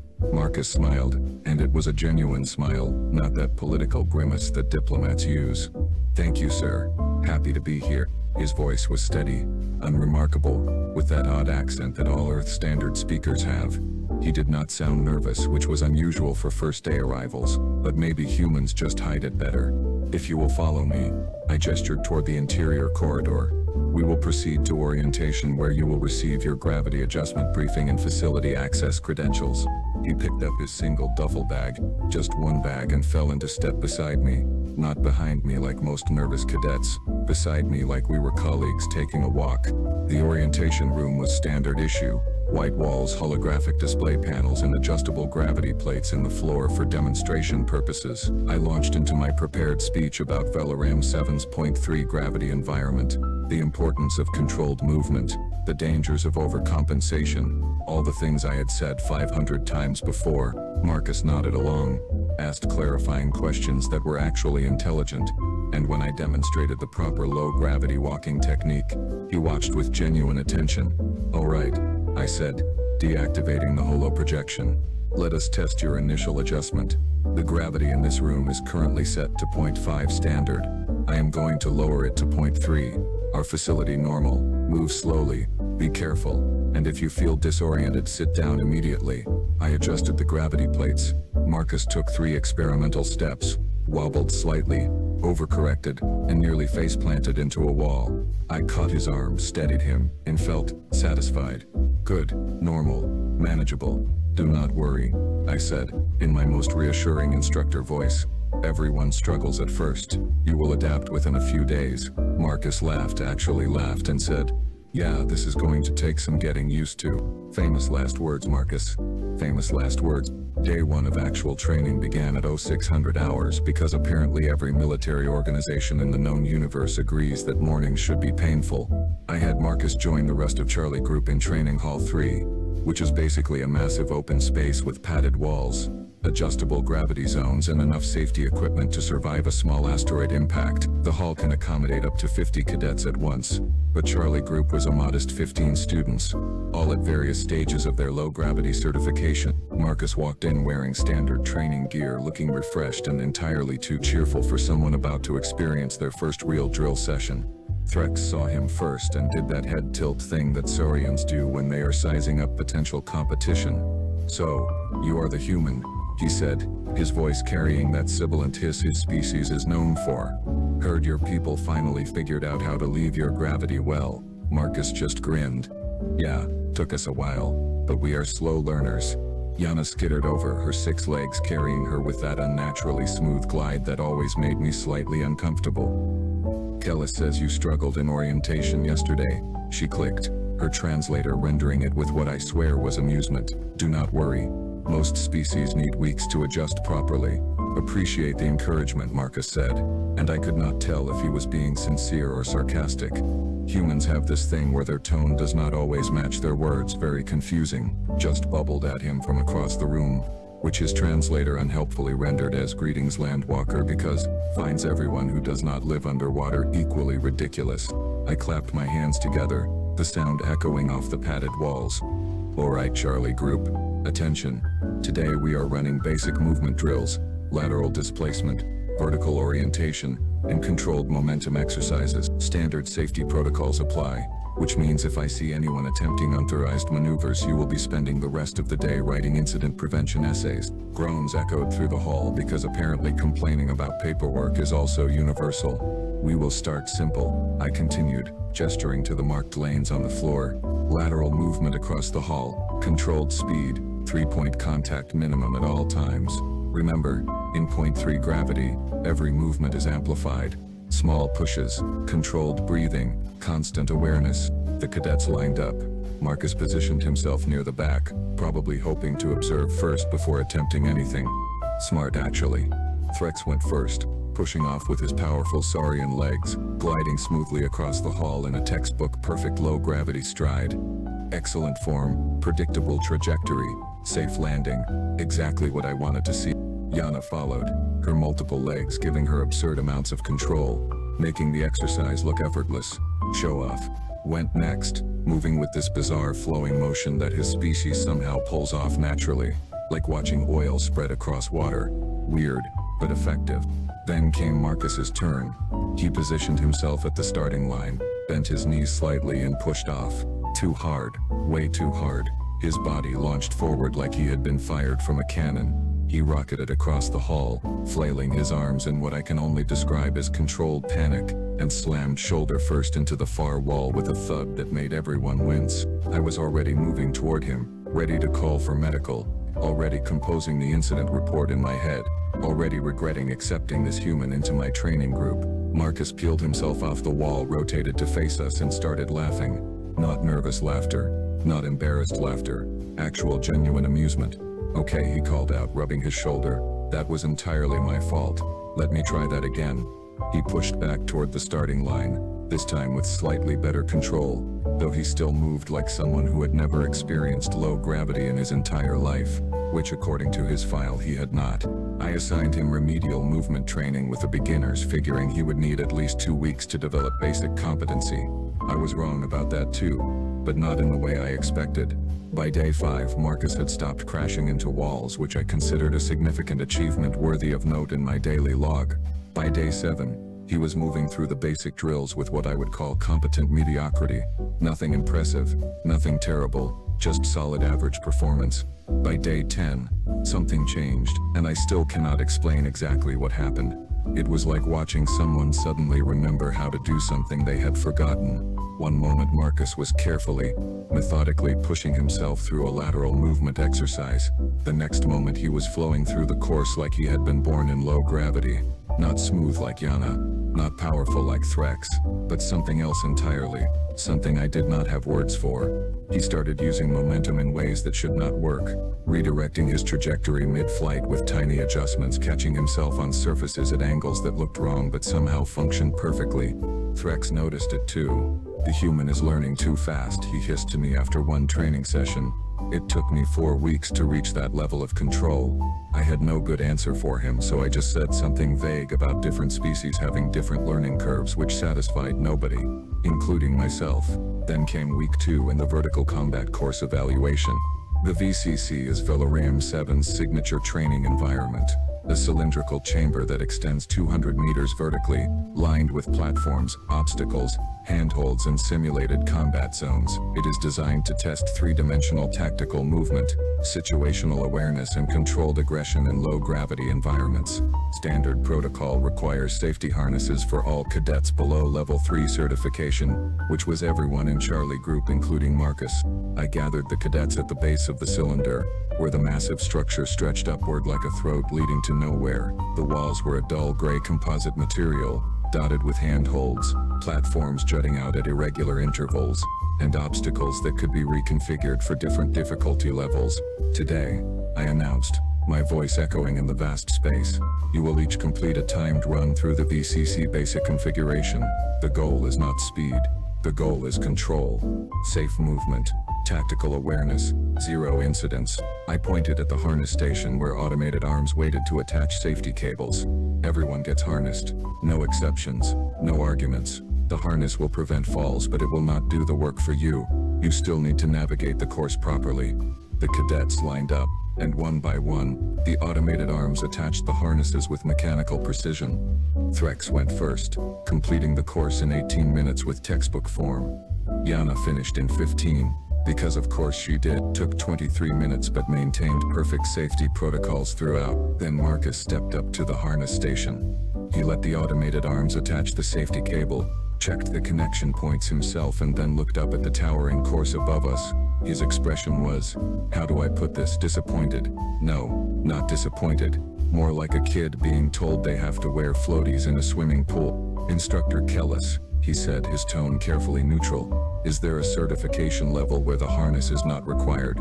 Level 3 and above, I replied, which requires a minimum of 8 weeks training and passing 3 separate safety evaluations. Why do you ask? Just curious, Marcus said, but his eyes were still fixed on the course above, calculating something I could not interpret. He started his run. The first 50 meters were solid, good hand placement, controlled movement awareness. Then he reached the platform transition section, and something shifted in how he moved. Marcus stopped treating the course like an obstacle and started treating it like a playground. He swung between platforms with this fluid confidence, used his legs to push off surfaces in ways that generated momentum I did not think was possible, and navigated the three-dimensional space like he could see trajectories that did not exist yet. His time was 12 minutes, 47 seconds. That was faster than some of my level 2 cadet. When he reached the bottom and disconnected from the harness, I walked over to him, datapad in hand, trying to keep my expression professionally neutral. Cadet Webb, I said slowly, your file indicates your homeworld has 1.0 standard gravity. Yes, sir, Marcus confirmed, still slightly out of breath. And Earth's gravity is, specifically, how much stronger than our 0.3 environment here? Marcus thought about it for a moment, then said something that made my spine go cold. About 3 times stronger, sir. Why do you ask? 3 times. 3 times stronger. This human had spent his entire life in an environment with 3 times the gravitational pull we were training in, and nobody, not one single person in the entire Galactic Accord administration, thought that was worth mentioning in the briefing materials. I looked at Marcus, who was stretching his shoulders like he had just finished a light warm-up exercise, and realized with creeping horror that we had no idea what this species was actually capable of. None whatsoever. Week 2, day 3, and I had started having very uncomfortable conversations with the facility safety coordinator about whether our equipment was rated for species with high gravity world origins.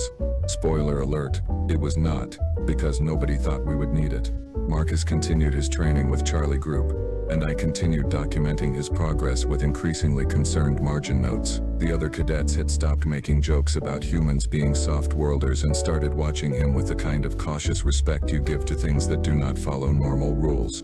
Advanced cadets, those who had completed basic certification and moved into tactical operations training, got access to the sphere on day 3 of every training week. The sphere is exactly what it sounds like, a massive hollow spherical chamber, 100 meters in diameter, with platforms, obstacles, and training equipment distributed throughout the three-dimensional space in seemingly random patterns. It is beautiful, in a terrifying kind of way. The ultimate low-gravity free movement environment where cadets learn to think in directions that ground-based species do not have words for. Charlie Group had earned sphere access after completing their VCC certifications, which meant today was their first free movement exercise. I had given them the standard safety briefing 3 times, emphasized the importance of controlled movement, and assigned them all buddy check partners. Marcus was partnered with Threx, which seemed like a safe choice since Threx had excellent spatial awareness and a healthy respect for safety protocols.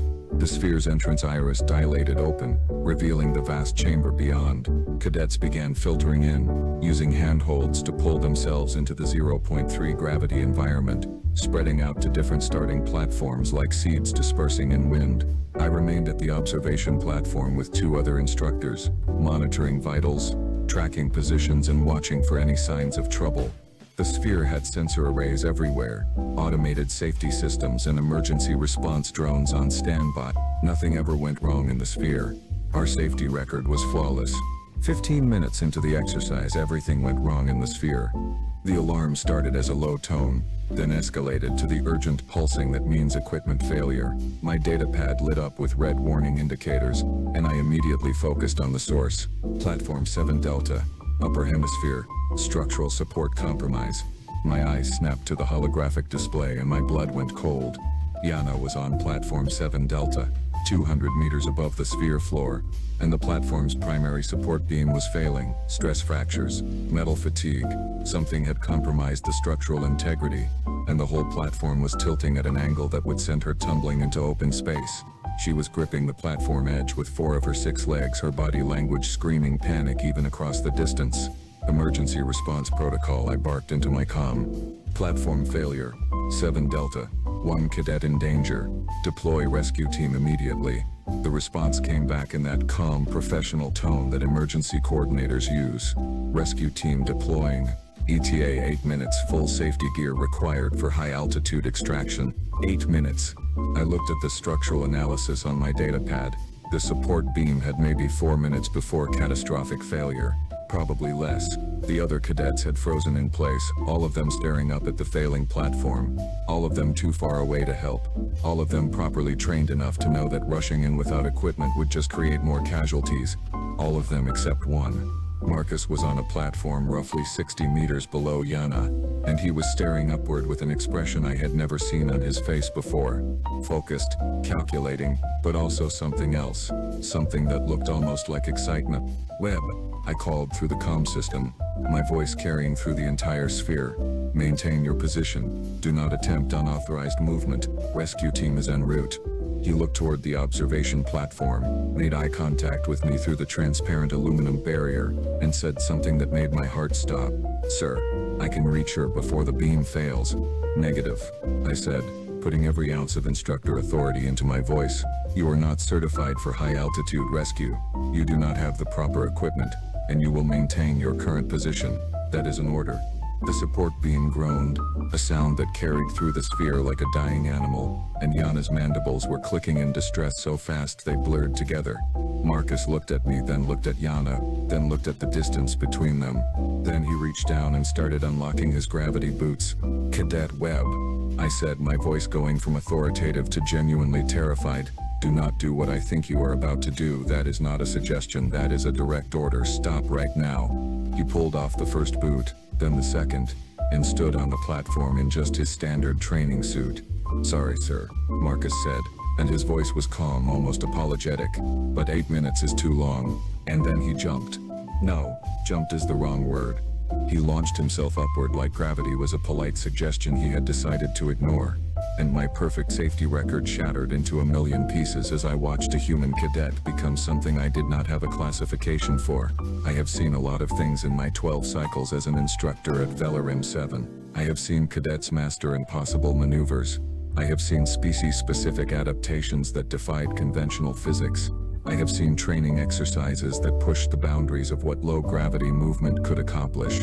I had never, not once, not ever, seen anyone move the way Marcus Webb moved in those next 45 seconds. He did not jump up, he exploded upward, his legs driving against the platform with enough force that the entire structure shuddered from the impact. In 0.3 gravity, that force translated into velocity that should not be possible for an unaugmented biological organism. He rocketed toward the sphere's upper hemisphere like a missile with a destination, his body position aerodynamic, his arms tucked close to reduce drag even though there was barely any atmosphere to drag against. Threx made a sound I had never heard a saurian make before, something between a hiss and a whimper. Tanslator just gave up and emitted a confused warbling noise. I was screaming into my comm, calling for emergency intervention, calling for automated safety systems, calling for anything that could stop what was happening, but everything moved slower than a human in low gravity apparently. Marcus covered 60 meters in less than 4 seconds. Then came the part that made me question whether physics was even real anymore. He reached a support column, one of the massive structural beams that kept the sphere stable, and instead of grabbing it to slow down, he used it to redirect. His feet hit the column at an angle, absorbed the impact with bent knees that should have shattered under the force, and pushed off in a new direction like the column was nothing more than a stepping stone. He was not moving in a straight line anymore. He was plotting a three-dimensional course through the sphere's obstacles, using every surface as a launch point, every structure as a navigation reference. Equipment storage rack, kickoff, change direction by 15 degrees. A training platform occupied by 2 terrified cadets. Touchdown for a fraction of a second. Redirect upward again. A suspension cable meant for safety harnesses. Grab it mid-flight. Use the tension to slingshot around a obstacle cluster. He was not fighting gravity. He was having a conversation with it, negotiating terms, and apparently gravity was losing the argument. The other instructors on the observation platform were frozen, their species-specific expressions of shock rendering them into living statues. One of them, an elderly Pelthic named Saran, who had been teaching here since before I was born, whispered something in his native language that my translator refused to process, probably because it was a prayer. Marcus was 150 meters up now, closing the distance to Platform 7 Delta with velocity that kept increasing instead of decreasing like it should. The support beam groaned again, louder this time, and I could see stress fractures spreading across its surface like veins of lightning frozen in metal. Yana saw him coming, her compound eyes tracking his approach, and her mandibles stopped clicking in panic and started clicking in confusion, because what was approaching her did not make sense in any framework she understood. 20 meters away, and Marcus grabbed an overhead handhold, used it to kill most of his upward momentum, rotated his body with core strength that should require cybernetic enhancement, and pushed off toward the failing platform at a controlled angle, 10 meters away, and the support beam gave its final warning, a metallic shriek that meant structural failure was seconds away. Marcus covered those final 10 meters in a diving grab that would have been suicidal for anyone with a normal sense of self-preservation, his arms outstretched, his trajectory calculated with precision that suggested either incredible luck or terrifying competence. He hit the platform just as the support beam snapped. The entire structure tilted. Yana lost her grip, and for one horrible moment I thought I was about to watch two cadets fall 200 meters to the sphere floor. Marcus's left hand clamped onto the platform edge, his fingers finding purchase on the composite material with grip strength that should not be possible. His right arm wrapped around Yana's thorax, catching her mid-fall, and then he was holding both of them against gravity with one arm while his other hand maintained their only connection to safety. The broken support beam tumbled past them, spinning slowly in the low gravity, a 2-ton piece of metal falling like a feather in slow motion. For 3 seconds Marcus just hung there, supporting his own weight plus Yana's mass, which was not insignificant given her species' exoskeleton density, with one hand gripping a platform that was no longer properly anchored. Then he looked down, and I swear on every star in this sector he smiled. Not a grimace, not expression of strain, an actual smile like he was enjoying himself. He pulled them both up onto the tilted platform with one smooth motion, muscles working under his training suit in ways that suggested human physiology did not follow the same rules as everyone else's. "Yana," he said, his voice somehow calm and steady despite the insanity of the last 45 seconds. "I am going to need you to hold on to me. We are going down the fast way." Yana's translator rendered her response as, "What is the fast way?" But I suspect the actual meaning was closer to "please no. I want to file retirement papers." Marcus repositioned his grip, waited for Yana to wrap her legs around his torso, and then jumped off the platform. Correction, he did not jump off, he dropped off, and used every single obstacle, platform and structure between them and the sphere floor as velocity control points. Watching him descend was like watching a meteor with purpose, bouncing off surfaces with calculated precision, redirecting momentum with each contact, turning a 200-meter fall into a controlled descent that somehow impossibly ended with both of them landing gently on the sphere floor in a perfect 3-point stance. Marcus set Yana down carefully, made sure her legs were stable, and then looked up at the observation platform where I was having what I can only describe as a complete professional crisis. "Sir," he called up, his voice slightly winded but otherwise normal. "Do you have a bandage?" I scraped my elbow on that last platform. A scraped elbow. He had justified death, physics, and common sense, and he was concerned about a scraped elbow. I realized something in that moment, something profound and deeply unsettling. Humans were not fragile, they were not weak, and they definitely were not average. They were just very, very good at pretending to be normal until the moment when normal stopped working. The facility commander arrived 14 minutes after the incident, which was impressive given that her office was on the opposite side of the station, and she had probably violated several speed regulations getting here. Commander Vorish was a Corinthian, which meant she stood nearly 3 meters tall, had 4 arms that she used for dramatic gesturing when angry, and possessed exactly 0 tolerance for nonsense. She had run Valorum 7 for 20 cycles with absolute authority and an unblemished safety record that I had just personally destroyed. She was not happy. Marcus sat in the briefing room, still in his training suit, the scraped elbow now covered with a standard medical patch. Yana sat beside him, her mandibles occasionally clicking in what I had learned to recognize as residual shock. I stood against the wall, my datapad clutched in my hands like a shield, waiting for the professional consequences of my failure to prevent this disaster. Commander Vorish's forearms were crossed in a pattern that meant she was cycling through multiple levels of anger simultaneously. "Cadet Webb," she said, her voice carrying that resonant quality that Corinthians use when they want to sound impressive and terrifying. "Do you understand that you violated 16 separate safety protocols, ignored a direct order from your instructor, and performed an unauthorized high-altitude rescue without proper equipment or certification?" "Yes, ma'am," Marcus said, and he had the decency to look at least somewhat apologetic. "Do you understand that your actions could have resulted in 2 fatalities instead of 1 injury? That you endangered not only yourself but also Cadet Yana?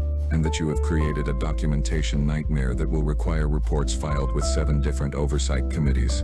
"Yes, ma'am," Marcus repeated, his tone respectful but not particularly intimidated. Commander Vorish uncrossed 2 of her arms and leaned forward across the briefing table, her eyes locked on Marcus with an intensity that had made senior officers confess to crimes they had not committed. "Then explain to me in clear and specific terms why you thought jumping 200 meters through a complex obstacle field without safety equipment was a remotely acceptable decision." Marcus was quiet for a moment, organizing his thoughts, and when he spoke, his voice was calm and matter-of-fact. "Because Cadet Yana had approximately 3 minutes before structural failure, the rescue team had an 8-minute ETA, and the math did not work in her favor, ma'am. I assessed the situation, calculated the risks, and determined I had the physical capability to reach her in time." "Physical capability," Commander Vorish repeated slowly, each syllable dropping like a hammer. "You are a first-rotation cadet with 2 weeks of training." "Yes, ma'am, but I am also from a 1.0 standard gravity world, which in this 0.3 environment means my effective strength and control ratios are significantly enhanced." The room went very quiet. Commander Vorish straightened up, her expression shifting from anger to something closer to confusion. "Explain that statement, Cadet." Marcus glanced at me, then back at the commander. "Earth's gravity is approximately 3 times stronger than Valorum 7's environment. My muscles, bones, and cardiovascular system developed in that higher gravity, which means here I am operating at roughly 1/3 of my normal resistance load." He said it so casually, like he was explaining that water was wet or that stars were bright. "On Earth," he continued, "I can jump maybe half a meter vertically under full gravity. Here, that same muscle output launches me 15 meters or more. My reaction time feels faster because my body is not fighting against as much gravitational pull. Movements that would be difficult at home are, well, easier here." Commander Vorish turned to look at me, all 4 of her eyes focusing with an expression that clearly asked, "Did you know about this?" I shook my head mutely, because what was I supposed to say? That I had read his file and somehow missed the part where humans were basically organic gravity-defying machines. "Cadet Webb," Commander Vorish said slowly, turning back to Marcus, "are you telling me that for your species our advanced low-gravity training environment is what? Recreational?" Marcus thought about that for a moment, his face scrunching up in consideration. "I would not say recreational exactly, ma'am, more like comparable to swimming. You know, when you are underwater and movement works differently. But your body adapts pretty quickly because you are still using the same muscles, just in a different resistance environment. Swimming." He had just compared our premier military training facility to a swimming pool. Yana's mandibles clicked once, sharp and loud, and her translator rendered it as "that explains so much." Commander Vorish sat down heavily in her chair, which creaked under her mass, and pressed 2 of her hands against her face in what I recognized as the universal gesture of someone reconsidering their entire career. "Instructor Kellis," she said, her voice muffled behind her hands, "please tell me you have been documenting all of this." "Every day, ma'am," I confirmed, holding up my datapad like evidence at a trial. "Complete training logs, performance metrics, and approximately 47 margin notes that say some variation of how is he doing that." Commander Vorish lowered her hands and looked at Marcus with an expression that mixed respect, concern, and the dawning realization that everything we thought we knew about training protocols might need revision. "Cadet Webb," she said finally, "you are simultaneously the best and worst thing to happen to this facility in 20 cycles. You saved a fellow cadet's life, which is commendable. You also violated enough regulations to keep me in paperwork for a month, which is considerably less commendable." "Yes, ma'am," Marcus said, For what it is worth, I am sorry about the paperwork. Training resumed the following week with what Commander Vorsh called updated safety considerations, which was official speak for we have no idea how to handle humans, but we are going to try anyway. Marcus received a formal reprimand for violating safety protocols, which went into his permanent file right next to a commendation for exceptional courage under pressure, which I am pretty sure gave the administrative staff a migraine trying to process. More importantly, he received a new set of training parameters specifically designed for high-gravity world species, which was hilarious because he was the only cadet from a high-gravity world, so really they were just Marcus Webb rules wearing a fancy bureaucratic disguise. The other cadets treated him differently after the incident. Not with fear exactly, more like the cautious respect you give to natural disasters that happen to be friendly. Threx stopped making comments about soft-worlders entirely and started asking Marcus for movement technique advice. Yana followed him around like he was some kind of protective talisman against danger, which Marcus found embarrassing and everyone else found extremely reasonable. Just bubbled something that translated as landwalkers are insane and went back to his aquatic meditation exercises, because honestly nothing surprised him anymore. The facility had to redesign course difficulty limits, adding what they called advanced high-gravity adaptations, which basically meant making everything 3 times harder so Marcus would stop completing exercises in half the expected time. The engineering team was not thrilled about the extra work, but they admitted it was technically interesting to design obstacles that challenged someone who treated normal gravity like a minor inconvenience. Word spread through the multi-species military academy networks faster than light-speed communications. Other facilities started asking questions, requesting data, wondering if they needed to prepare for more human cadets. The bureaucratic nightmare expanded exponentially, and somewhere in administrative office I imagine someone was crying into their filing systems. I became something of an accidental expert on human training requirements, which led to me giving 3 presentations to facility commanders across the sector, all of which boiled down to they are stronger than they look, faster than they should be, and completely unaware that they are terrifying. That last part was the strangest thing to explain. Marcus genuinely did not understand why everyone treated his rescue of Yana like it was exceptional. To him, it was just basic risk assessment and physical capability matching. On Earth, apparently this kind of thing happened regularly in their emergency services, their sports, their casual recreational activities. They had competitions where humans jumped over obstacles, climbed vertical surfaces and threw themselves through the air for fun. For fun, their children played games that involved launching themselves off elevated surfaces and catching each other mid-fall. Their standard military training included carrying heavy loads across long distances in full gravity, which meant their soldiers were essentially strength training in conditions that would cripple most other species. I had spent 12 cycles thinking I understood physical limitations, training protocols, and safety requirements, and then one human cadet showed up and revealed that all my assumptions were based on species that evolved in reasonable gravity wells. Marcus completed his rotation at Velarim 7 with top marks in every category. Not because we made it easy for him, but because we literally could not make it hard enough without creating courses that would be lethal to every other species. On his last day, he shook my hand with that human custom of gripping palms, and his grip was gentle, controlled, carefully modulated so as not to cause damage. "Thank you, Instructor Kellis," he said, genuine warmth in his voice. "I learned a lot here. Really appreciate the experience." "You are welcome, Cadet Webb," I replied, and meant it despite everything. "Though I think we learned more from you than you did from us." He laughed at that, shouldered his single duffel bag, and headed toward the departure shuttle. I watched him go, updated his final training report, and then noticed a message in my inbox from the Academy administration.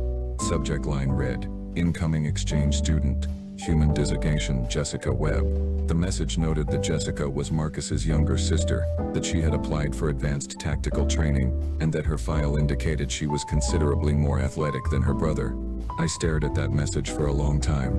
Then I forwarded it to Commander Vorsh with a single line attached, "We are going to need bigger safety margins." Her response came back in under a minute, just 2 words, "Much bigger." Somewhere in the facility I heard the engineering team already starting to redesign the training courses, their resigned sighs echoing through the ventilation systems, and I realized with absolute certainty that humans were not just another species joining the galactic community. They were an entire recalibration of what we thought possible, wrapped in friendly smiles and casual attitudes, completely unaware that they made the rest of us feel like we had been training in easy mode our entire lives. Marcus Webb had been an introduction, A preview, a gentle warning that the universe was bigger and stranger than our careful regulations had accounted for, and his little sister, who was apparently more athletic, was arriving in 6 weeks. I pulled up my retirement fund calculator, stared at it for a moment, then closed it and opened the training schedule instead. Because honestly, how much stranger could it get?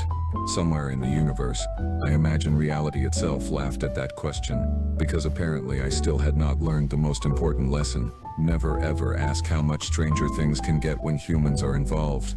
They will always find a way to show you. The massive alien ship dropped out of space near the human colony of New Denver like a falling mountain. Captain Jake Morrison watched from his command center as the thing blocked out half the stars. He had seen Keth Mori ships before, but never one this close to human space. Never one that came alone.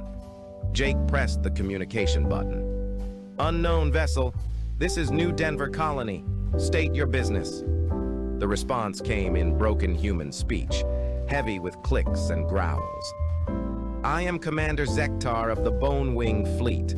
I must speak with your leaders. It is urgent." Jake looked at his crew. The Keth Mori were known across the galaxy as fierce warriors. They stood 8 feet tall with wings that could carry them through space for short distances. Their claws could cut through steel. Their teeth could bite through armor. They did not ask for help. They took what they wanted. "Permission granted to send one shuttle," Jake said. "No weapons." An hour later, Commander Zektar stood in the colony's main meeting room. The alien warrior was even bigger than Jake expected. His fur was black with silver stripes. His wings were folded tight against his back. Scars covered his arms and face. But something was wrong. The great warrior's yellow eyes looked desperate. Dr. Lisa Chen, the colony's doctor and scientist, sat across from Zektar. She had studied alien species for 20 years. "Commander, you look sick. Are you well?" Zektar's claws scratched the metal table. "My people are dying. All of us. The adults, anyway." "What do you mean?" Jake asked. "A sickness came to our world 6 months ago. It only kills those who have reached full growth. The young ones are safe, but they cannot survive alone." Zektar's voice became quieter. "In my culture, cubs learn to fight from the moment they can walk. The weak ones die, the strong ones live. That is our way." Dr. Chen leaned forward. "But now the adults are gone?" "Not yet, but soon. We have perhaps 1 year left, maybe less." Zektar stood and began to pace. His claws clicked on the floor. "We are searching the deep void for a cure, but we cannot take the cubs with us. The journey is too dangerous. They are too young." Jake began to understand. "You want us to watch your children. Your species does something no other species does. You keep your weak young alive. You care for them until they grow strong. We have watched your colonies. Human parents will die to protect cubs that are not even their own blood." Dr. A. Chen nodded slowly. "That's true. But your cubs are not human cubs. We don't know how to care for them. They need food, warmth, and safety. Nothing more." Zektar's ears flattened against his head. "I know what you are thinking. Keth Mori are killers. Our cubs will grow up to be killers too. But dead cubs grow up to be nothing." Jake looked around the room at his staff. Colony Director Helen Brooks had been quiet until now. "How many cubs are we talking about?" 200. The number hung in the air like a weight. The human colony had only 3,000 people. 200 alien predator cubs would change everything. "They're babies now," Zektar continued. "Their eyes are not even open yet. They cannot hunt. They cannot fight. They will die without help." Dr. Chen asked the question everyone was thinking. "What happens when you come back? What if your cubs have learned human ways instead of Keth Mori ways?" Zektar's eyes grew hard. "Then we will fix them. But first they must live." Jake stepped outside the meeting room to think. Through the window he could see the Keth Mori ship hanging in space like a dark moon. He thought about his own daughter back on Earth. He thought about the children in the colony schools. He thought about what it meant to be human. When he returned to the room, Jake's mind was made up. We'll do it, but we have conditions. Name them. First, your cubs live with our families. They don't get put in some special facility. They become part of our community. Second, we raise them our way. If you want them to learn human caring, they have to be treated like human children. Zektar's claws extended slightly. And third, when you come back, you don't just take them. If they want to stay, if they've made lives here, we talk about it. The alien commander was quiet for a long time. Finally, he nodded. Agreed. When can you take them? Give us 3 days to prepare. 2 days later, families across New Denver Colony were getting ready for something that had never happened before. John and Maria Parker cleared out their spare room for their new alien child. Steve and Janet Cooper bought extra food and baby supplies. The Rodriguez family set up a special sleeping area with thick blankets and heat lamps. Dr. Chen worked day and night to understand Kethemori biology. The cubs needed milk every 2 hours. They grew fast. They would weigh 50 pounds within a month. Their claws and teeth were sharp even as babies, but they were still babies. They needed love and care just like human children. On the 3rd day, the Kethemori shuttle landed. Zektar himself carried the first cub off the ship. The little creature was covered in soft gray fur. Its eyes were closed. It made small mewing sounds like a kitten, if kittens were the size of large dogs. Jake watched as Maria Parker took the cub into her arms. She looked down at the alien baby and smiled. Hello, little one. I think we'll call you Alex. One by one, 200 Kethemori cubs found new homes with human families. They had no idea that they were about to become something new in the galaxy, something that had never existed before. As the Kethemori fleet prepared to leave for the deep void, Zektar stood with Jake at the landing pad. Take care of them, the alien commander said. We will, Jake promised. That's what humans do. The alien ships disappeared into space, leaving behind a colony full of families who had just doubled in size. The cubs slept peacefully in their new homes, unaware that they were the beginning of something that would change both their species and the galaxy itself. 5 years had passed since the Kethemori fleet disappeared into deep space. Alex Parker stood on the school playground, watching a group of human children argue about the rules of their game. At 10 years old, he was already 6 feet tall with silver gray fur and yellow eyes. His adoptive parents had given him a human name, but there was no hiding what he was. Hey, Alex, can you reach that ball? Called Sophie Parker, his human sister. The ball had gotten stuck in a tree 20 feet up. Without thinking, Alex crouched down and leaped. His powerful legs launched him up to the branch where he grabbed the ball with one clawed hand. He dropped back down and handed it to Sophie with a gentle smile. Thanks, big brother, Sophie said. The other kids gathered around Alex, not afraid but amazed. This was normal for them. Alex had been part of their school since he could walk. Across the playground, Luna Cooper was helping a human boy who had fallen off the monkey bars. At 9 years old, she was as big as Alex, but moved with careful grace. Her fur was pure white with black spots. She used her claws to carefully cut away the torn fabric of the boy's shirt so she could see his scraped arm better. Mrs. Patterson, Luna called to the teacher. Danny needs the first aid kit. Mrs. Patterson hurried over with medical supplies. She watched as Luna held Danny's hand while the teacher cleaned the wound. The Kethemori cub spoke in soft, comforting words until Danny stopped crying. You're getting very good at helping others, Mrs. Patterson told Luna. Dad says that's what families do, Luna replied. We take care of each other. In another part of the colony, Max Rodriguez was working in his family's garden. His adoptive father, Carlos, had taught him how to grow vegetables. Max's claws, which could cut through metal, were perfect for digging in hard soil. But he had learned to be gentle with the delicate plants. "Careful with the tomatoes, son," Carlos said. "They bruise easy." Max nodded and used just the tips of his claws to pick the ripe fruit. His massive hands moved with surprising care. "Like this, Papa? Perfect.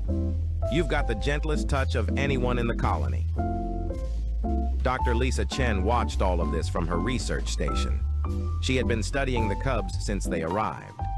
What she found amazed her every day. Brain scans showed that the cubs' minds had developed in ways that were impossible for normal Kethmori. The parts of their brains that controlled empathy and social bonding had grown much larger than expected. The areas that managed aggression and dominance behavior had stayed small. These cubs thought differently than any Kethmori who had ever lived. "It's remarkable," Dr. Chen told Colony Director Helen Brooks during their weekly meeting. "They retain all their natural physical abilities. Alex can jump 40 feet. Luna can run 60 miles per hour. Max can lift a ton. But they use these abilities to help rather than to dominate." "What do you think will happen when their birth parents return?" Helen asked. Dr. Chen looked out the window where she could see Diana Foster teaching a group of younger children how to play a human game called tag. Diana was the largest of the cubs, already 7 feet tall with dark red fur. But she moved slowly and carefully so the smaller human children could keep up. "I don't know," Dr. Chen admitted. "These cubs have become something new. They're still Kethmori, but they're also human in the ways that matter most." That evening, the Parker family sat down for dinner. Alex helped Maria Parker carry the heavy dishes from the kitchen. John Parker served the food while Sophie set the table. It was a normal family dinner except for the fact that one family member could probably tear the house apart with his bare hands. "Alex, how was school today?" Maria asked. "Good. We started learning about galactic history. Did you know that most alien species don't have families like humans do?" Alex cut his meat carefully with his claws. He had learned long ago to be gentle with everything around him. "Really? How do they raise their children?" John asked. "Most species just lay eggs and leave them. Some have group nurseries where all the young are raised together. Kethmori have something called combat creches, where cubs fight each other until only the strongest survive." Sophie made a disgusted face. "That's horrible. What if a cub is sick or gets hurt? Then it dies," Alex said quietly. "That's the Kethmori way. Only the strong deserve to live." Maria reached over and put her hand on Alex's arm. "That's not our way." "I know, Mom. I'm glad I'm here with you instead." John looked at his adopted son. "Alex, do you ever think about your birth parents? Do you wonder what it would be like to live with them?" Alex was quiet for a moment. "Sometimes, but this is my family. You're my parents. Sophie is my sister. I don't know what those other Kethmori are like, but I know who I am." Similar conversations were happening in homes across the colony. The cubs had grown up thinking of themselves as part of human families. They had human values, human emotions, and human ways of solving problems, but they also had claws, fangs, and the strength to crush steel. Luna Cooper sat with her adoptive parents, Steve and Janet, on their front porch, watching the sunset. "Mom, what's going to happen when my birth species comes back?" Janet Cooper had been dreading this question for years. "I don't know, sweetheart. But whatever happens, you'll always be our daughter. What if they want me to be different? What if they want me to be mean like regular Kethmori?" Steve Cooper put his arm around Luna. "Then we'll figure it out together. That's what families do." The cubs had no memory of their birth parents. To them, the humans who raised them were their real families. They had learned human games, human songs, and human ways of caring for each other. They said please and thank you. They helped with chores. They worried about their friends and protected those who were smaller or weaker. But they were still Keth Mori. Their senses were incredibly sharp. They could see in the dark, hear sounds from miles away, and smell things humans could never detect. Their bodies were built for war, even if their minds had been shaped for peace. Late at night, Dr. Chen often walked through the colony and listened to the cubs sleeping. They made the same small sounds that human children made when they dreamed, but sometimes, very rarely, she heard other sounds. Deep growls and hunting calls that reminded her these were not human children. They were predators who had learned to love. The question that kept her awake was simple.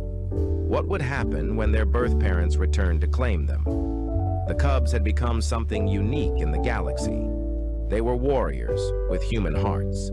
But would the Keth Mori see that as an improvement or as a corruption of everything they believed in? As the 5th year ended with no sign of the returning fleet, the cubs continued to grow and learn. They were becoming teenagers now, with all the challenges that brought.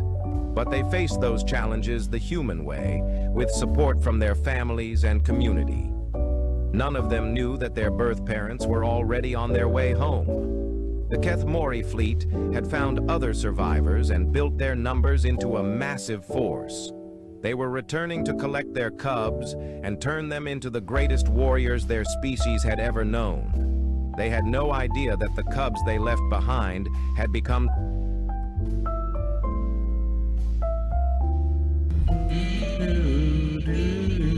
I do know what you mean.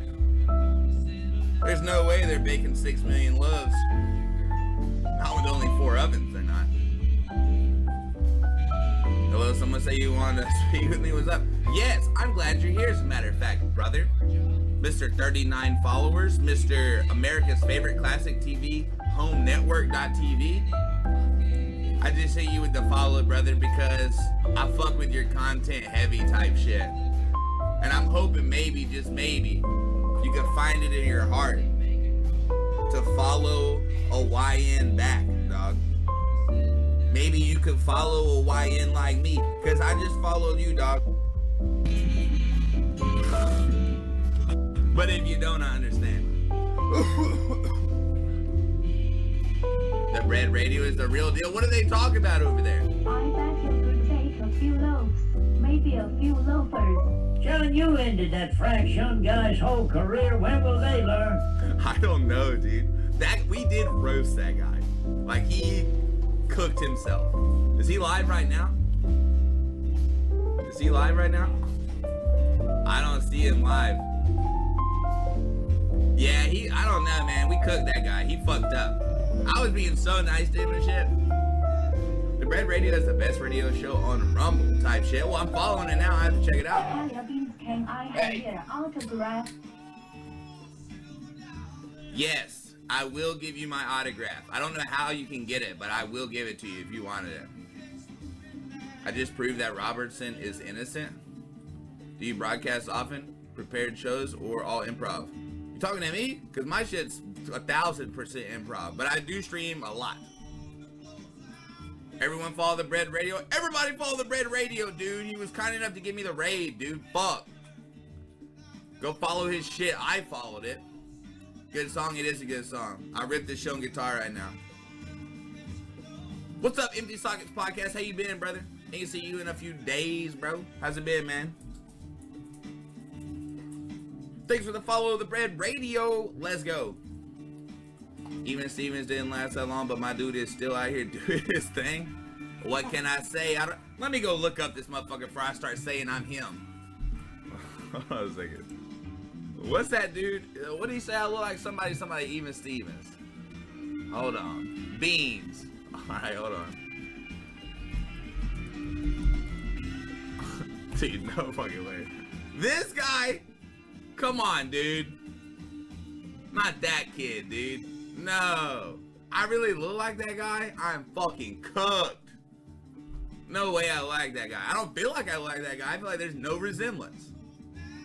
Damn, I'm cooked. Shit, dude. Shit. I think you should check out that Bread Radio. Oh my god, I will. I'm following him now, so I'll probably host him and shit sometimes. Hey! Charlie Horn sent $2 on Rumble. I can't wait to tell my wife I chatted with the dude from Even Stevens. Me either, dude. Look, even though I'm not that guy, I would be fine with you telling her I am, just to, like, you know, maybe she'll like that shit. Look at his current pictures. I looked at it. I feel like I didn't look like that guy at all. I had no idea my chin looked so weak. Wichita sent $1 on Rumble. Merry Christmas, John, and all of John's community. Hey, Wichita, thanks for that big dollar, brother. We appreciate that shit. Show stream, we talking about? You talking about the beans guy? Hold on. Hey, that's my guitar, dog. Chill out. My dog about knocked over my fucking guitar. Bro, this dude do not look like me, dude. First of all, he bald as hell. He bald as hell. He ain't got no chin, bro. And he just look weird. I don't look like that guy. Ain't no way in fuck's sake out. There ain't no world. Let me look. The Even Stevens guy we couldn't see. Man, I don't look like this guy, I feel like. I don't look like this fella. I ain't getting it, dude. And I would admit it. Maybe. Totally unprofessional streamer. What we talking about? Have a good one. I stopped my broadcast to come say hello. I'll watch you another day. Bet up, bro. Thanks for hanging out. Hey, let me make sure I followed you. Let me make sure. Okay, I did follow you. We're good. Beans growing up, bro. That motherfucker growing up.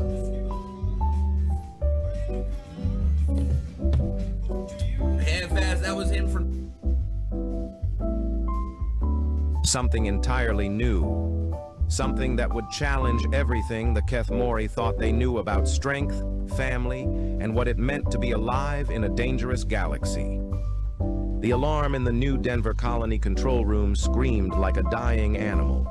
Captain Jake Morrison, now 7 years older and grayer, rushed to the scanner display. What he saw there made his blood turn cold.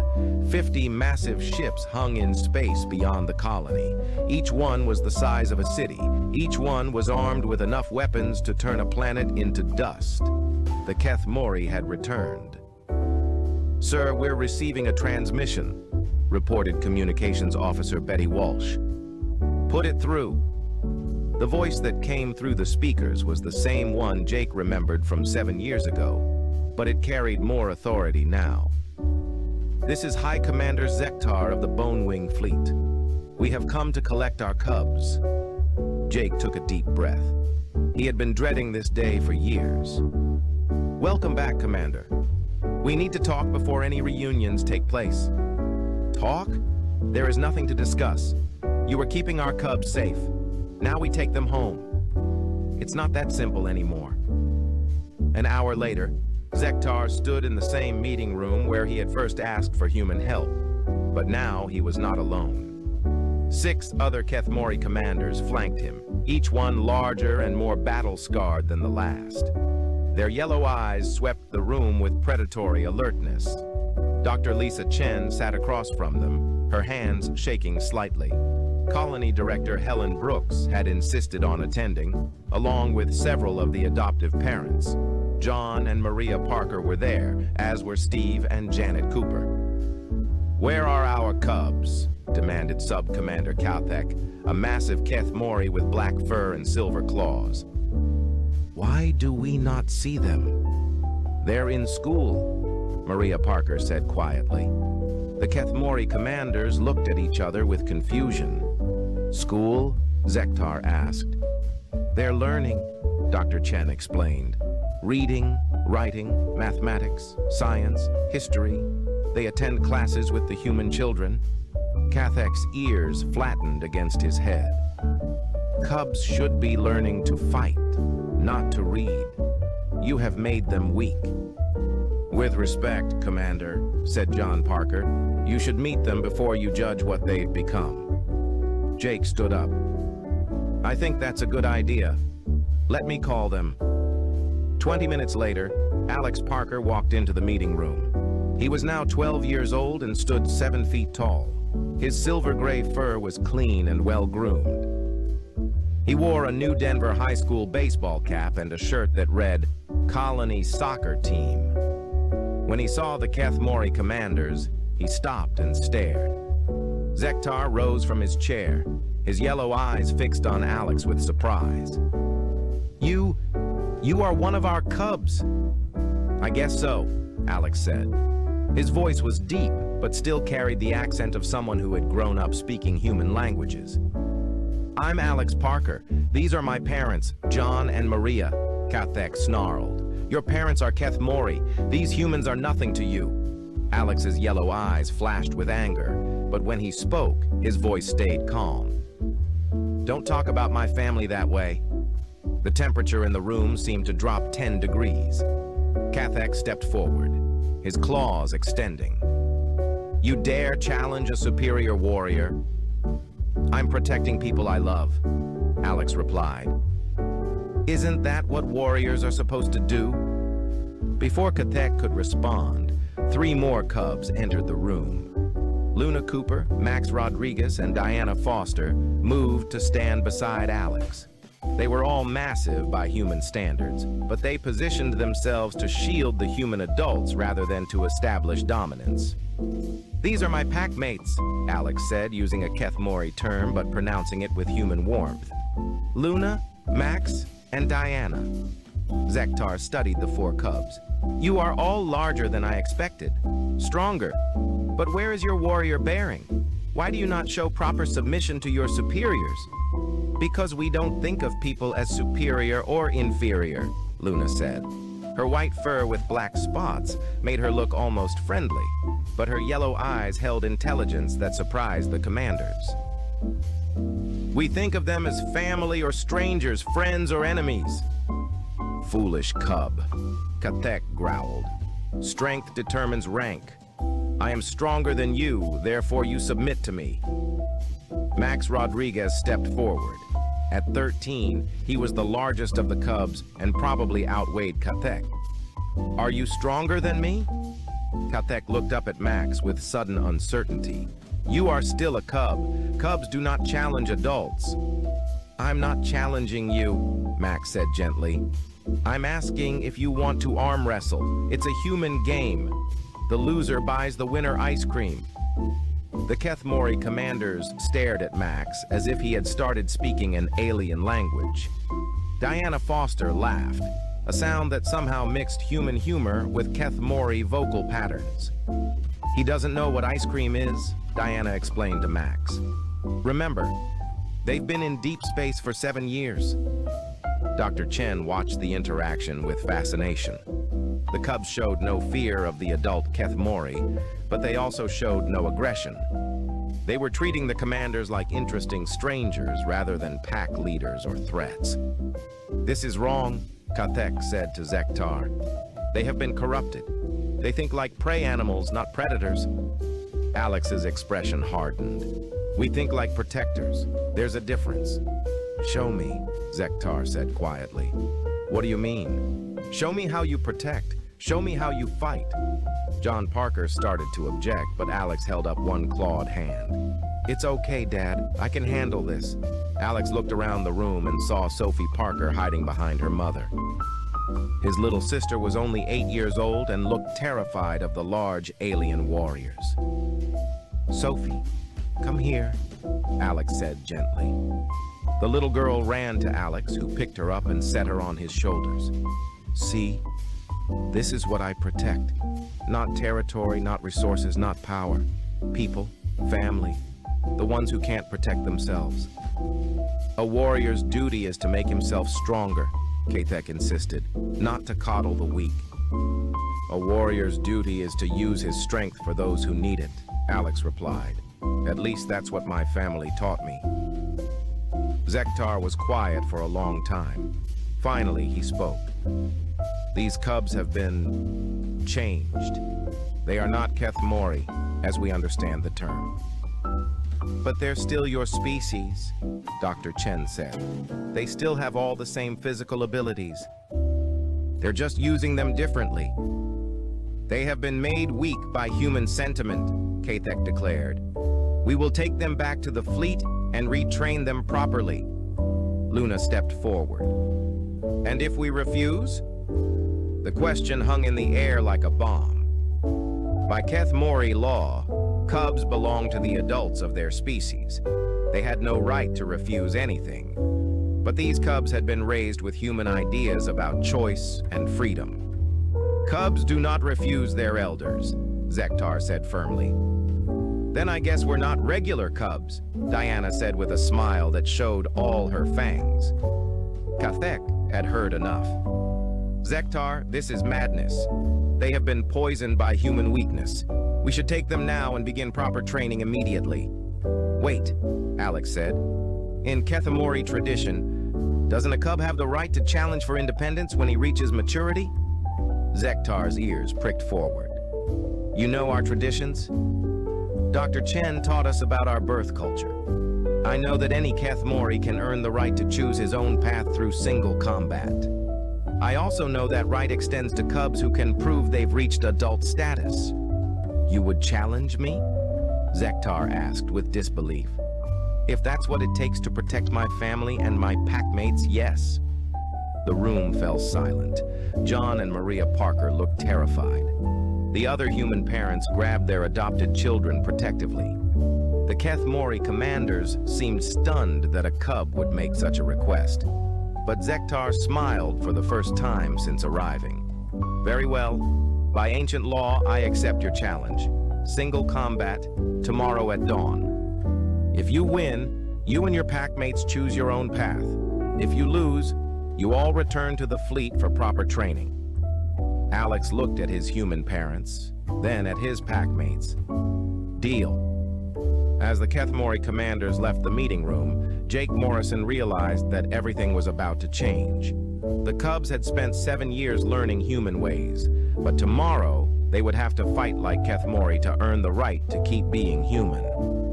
The question was, could someone raised with human values defeat a warrior trained for nothing but battle? The answer would determine not just the fate of 4 cubs, but the future relationship between 2 very different species. Dawn broke over New Denver Colony like a blood-red warning. In the main square, 2 circles had been drawn in the dirt according to ancient Kethmori tradition.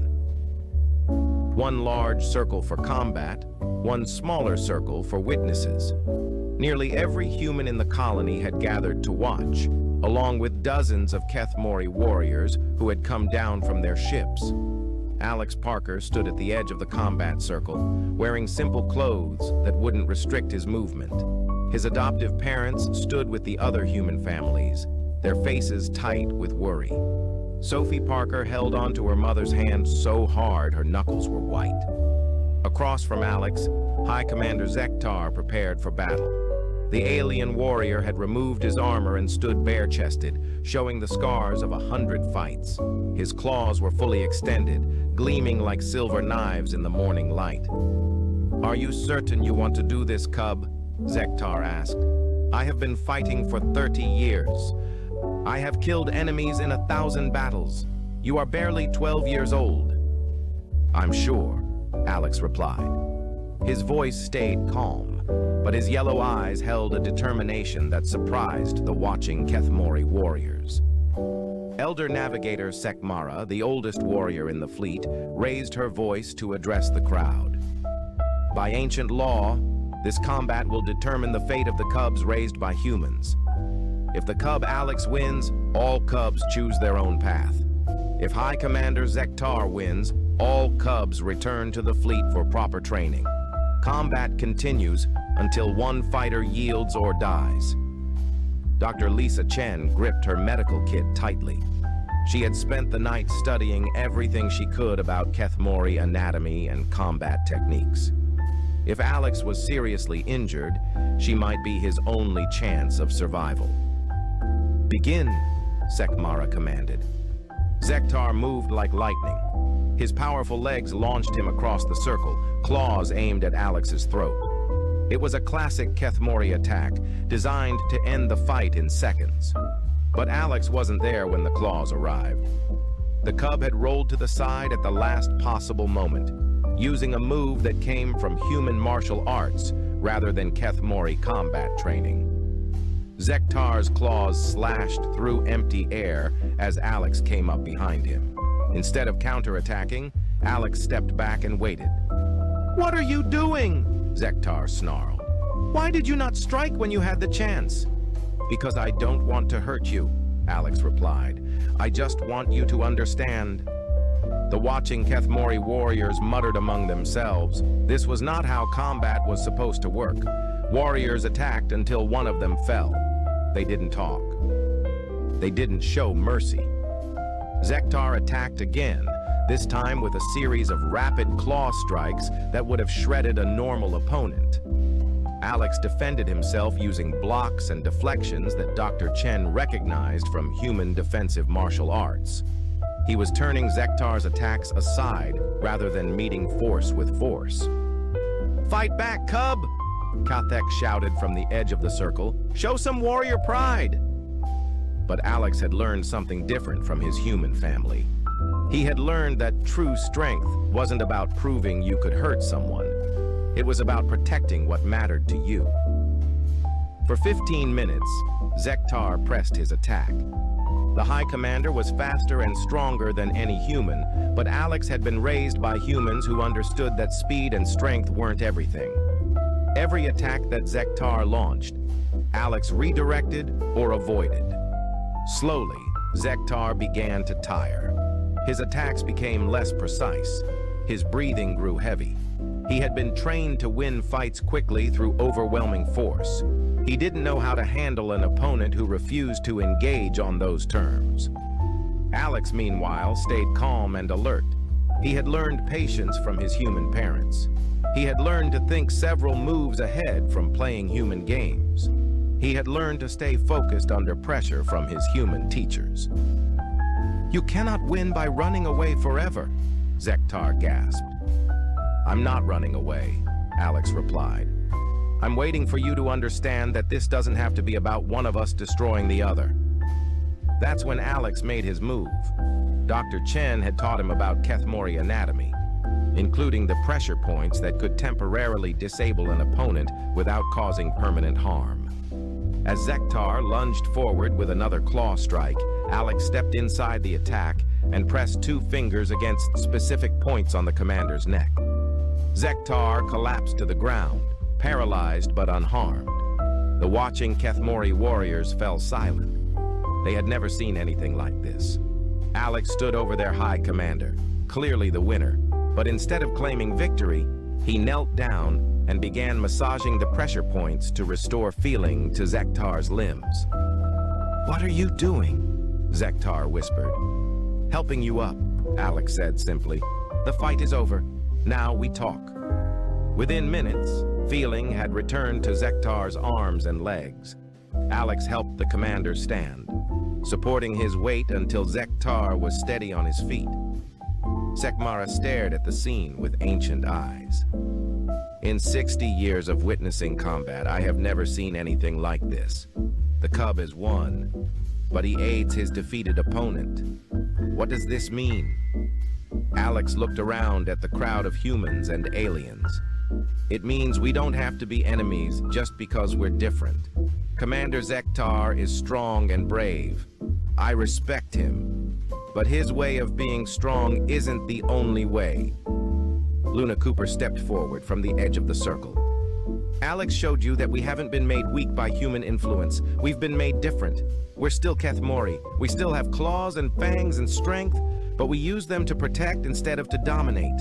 Max Rodriguez joined her. "We learned from humans that taking care of others makes you stronger, not weaker." Diana Foster nodded. "We learned that working together gets better results than fighting each other." Zektar looked at the 4 cubs, then at the human families who had raised them. "You defeated me without injuring me. You could have killed me easily once I was paralyzed, but instead you helped me recover. This is not weakness, but it is not traditional Keth Mori behavior either." "It's human behavior," Maria Parker said from the crowd. That's what we taught them. Kathek stepped into the circle, his claws extended. This proves nothing. One lucky cub defeats one tired commander. Let me fight all 4 of them at once. Then we'll see how strong their human ways really are. But Sekmara held up her hand. No. The challenge has been completed according to ancient law. The cubs have won the right to choose their path. This is madness, Kathek protested. These cubs have been corrupted. They will spread their weakness to other Kethmori. Alex looked at the angry sub-commander. What if we could prove that our way isn't weakness? What if we could show you that human training makes us better warriors, not worse ones? How? Zektar asked quietly. Luna stepped forward.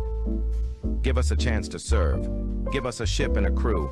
Let us prove that Kethmori raised with human values can be more effective than traditional warriors. Ridiculous, Kathek snarled. Cubs commanding a warship. It would be destroyed in the first battle.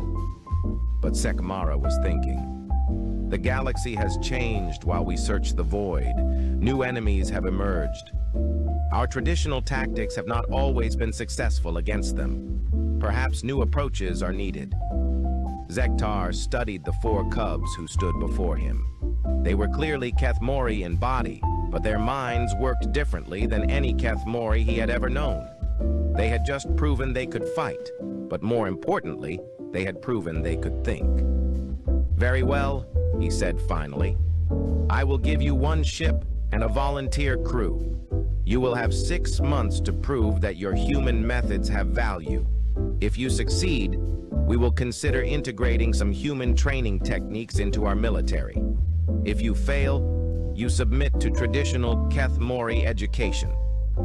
Alex looked at his packmates, then at his human family. And if we succeed, we get to keep both parts of who we are, Kethmori and human? If you succeed, Zektar said, you will have proven that strength can take many forms. As the crowd began to disperse, John and Maria Parker approached their adopted son. Are you sure about this? John asked. Space is dangerous. War is dangerous. Alex hugged his human parents tightly. You taught me that sometimes you have to take risks to protect the people you love. I love my packmates. I love this colony. I love both our species. If there's a chance to make things better for everyone, I have to try. Sophie Parker tugged on her brother's shirt. Will you come back and visit? Alex picked up his little sister and smiled. Try to keep me away. As the Kethmori warriors returned to their ships and the human families went back to their homes, Dr. Chen realized that something historic had just happened. 4 alien cubs raised by humans were about to get the chance to change how 2 species understood strength, family, and what it meant to be a warrior. The real test was just beginning. 6 months later, Alex Parker stood on the bridge of the Kethmori warship, Claw of Honor. The ship was smaller than the massive fleet carriers, but it was still large enough to hold a crew of 200. Most importantly, every warrior on board had volunteered to serve under the human-raised cubs. Wing Commander Alex, reported Luna Cooper from the communications station. We're receiving a distress signal from the civilian station Haven Point. They're under attack by Scrix swarm forces. Alex looked at the tactical display. Haven Point was a research station with 40,000 civilians, including families and children. The Scrix swarm were biomechanical parasites that consumed technology and turned living beings into more swarm units. Traditional Kethmori strategy would involve a direct assault, accepting heavy casualties to destroy the enemy quickly. But Alex had learned different tactics from his human family and Dr. Chen's military training programs. Max, what's our status? Alex asked. Max Rodriguez had become the ship's chief tactical officer. His massive frame was squeezed into the bridge station, but his gentle nature made him perfect for coordinating complex operations. We have full weapons and shields. Crew is ready for combat. But sir, if we attack the swarm directly, a lot of civilians will die in the crossfire. Then we don't attack directly, Alex decided. Luna, Connect me to the station. The main screen showed a terrified human administrator named Director Kate Walsh. Behind her, Alex could see sparks flying from damaged equipment and hear the sounds of battle in the distance.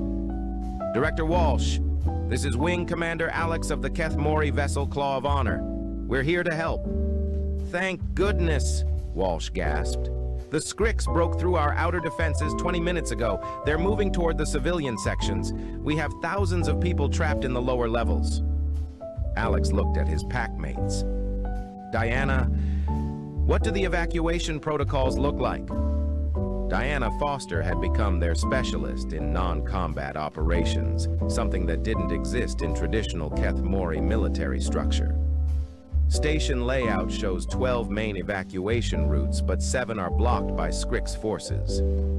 Estimated evacuation time for remaining routes is 6 hours. We don't have that long. Alex made a decision that would have been impossible for a traditional Keth Mori commander. We're going to save the civilians first, then deal with the Skrix. Luna, coordinate with the station's AI to identify safe evacuation routes. Max, I want teams standing by to beam down and escort civilians to safety. Diana, work with their medical staff to set up emergency treatment areas. Sub-Commander Veltak, one of the Keth Mori officers who had volunteered for the mission, stepped forward. Wing Commander, this is not proper military procedure. We should attack the enemy directly and worry about civilians after victory is achieved. The civilians are why we're fighting, Alex replied firmly. What good is victory if everyone we're trying to protect is dead? For the next 3 hours, the Claw of Honor conducted an operation unlike anything in Keth Mori military history.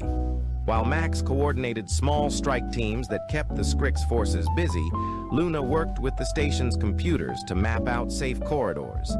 Diana led medical teams that treated wounded civilians and helped families find each other. Alex himself beamed down with the first rescue team. His enhanced senses allowed him to navigate the damaged station in complete darkness. His strength let him move debris that would have trapped rescue workers. But most importantly, his human-learned communication skills helped calm terrified civilians who had never seen a Keth Mori before. It's okay, Alex told a group of children hiding in a storage room.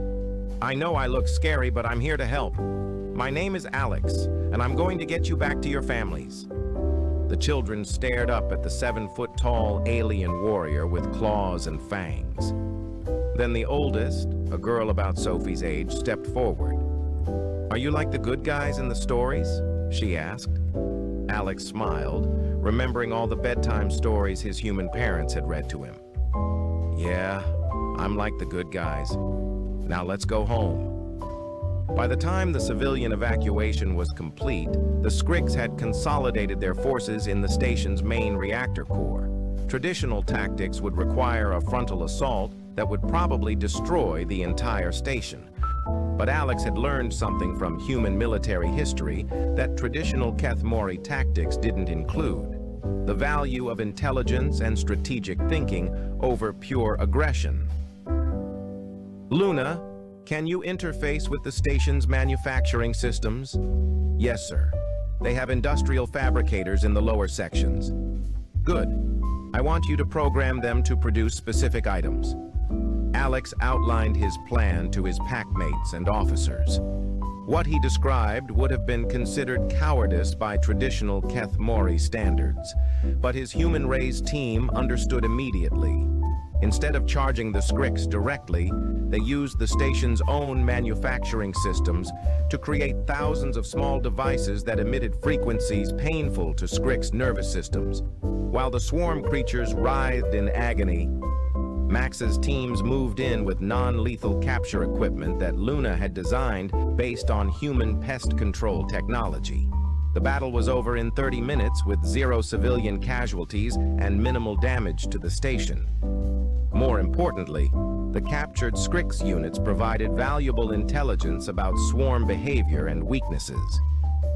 Director Walsh met Alex in the station's main docking bay as the Keth Mori teams prepared to leave. I don't know how to thank you. We've dealt with Keth Mori forces before, but never like this. Usually they save people by killing everything that threatens them. You actually saved people. That's what we learned from humans, Alex replied. Sometimes the best way to win is to make sure nobody loses.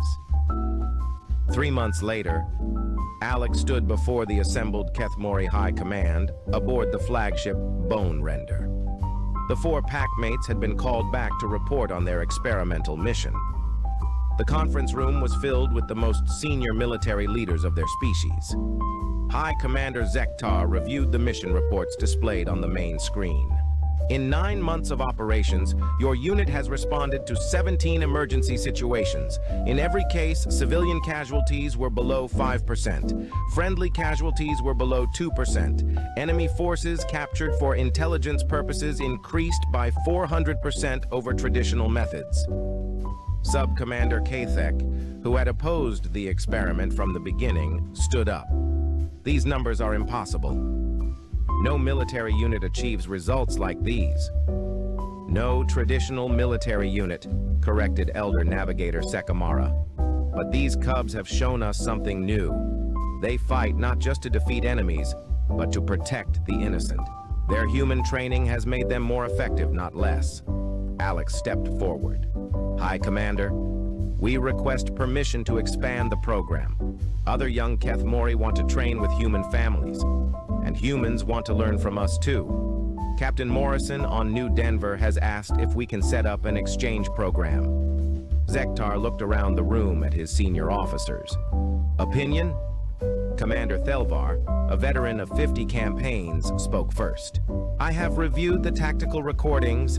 Their methods are unorthodox but effective. More importantly, other species have begun requesting Keth Mori assistance specifically because they know these units will protect civilians.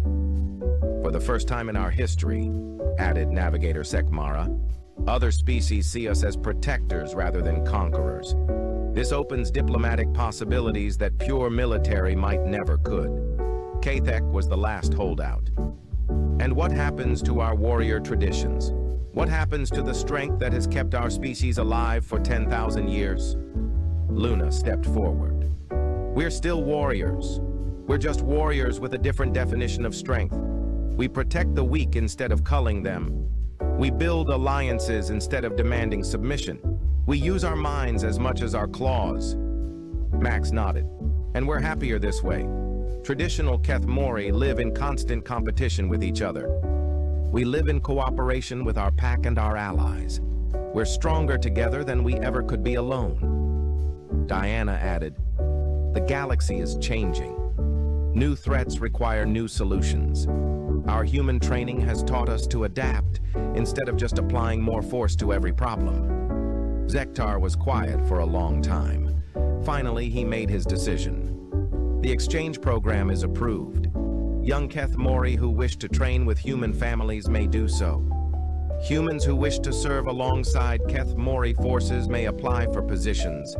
We will create new military units that combine the best of both approaches.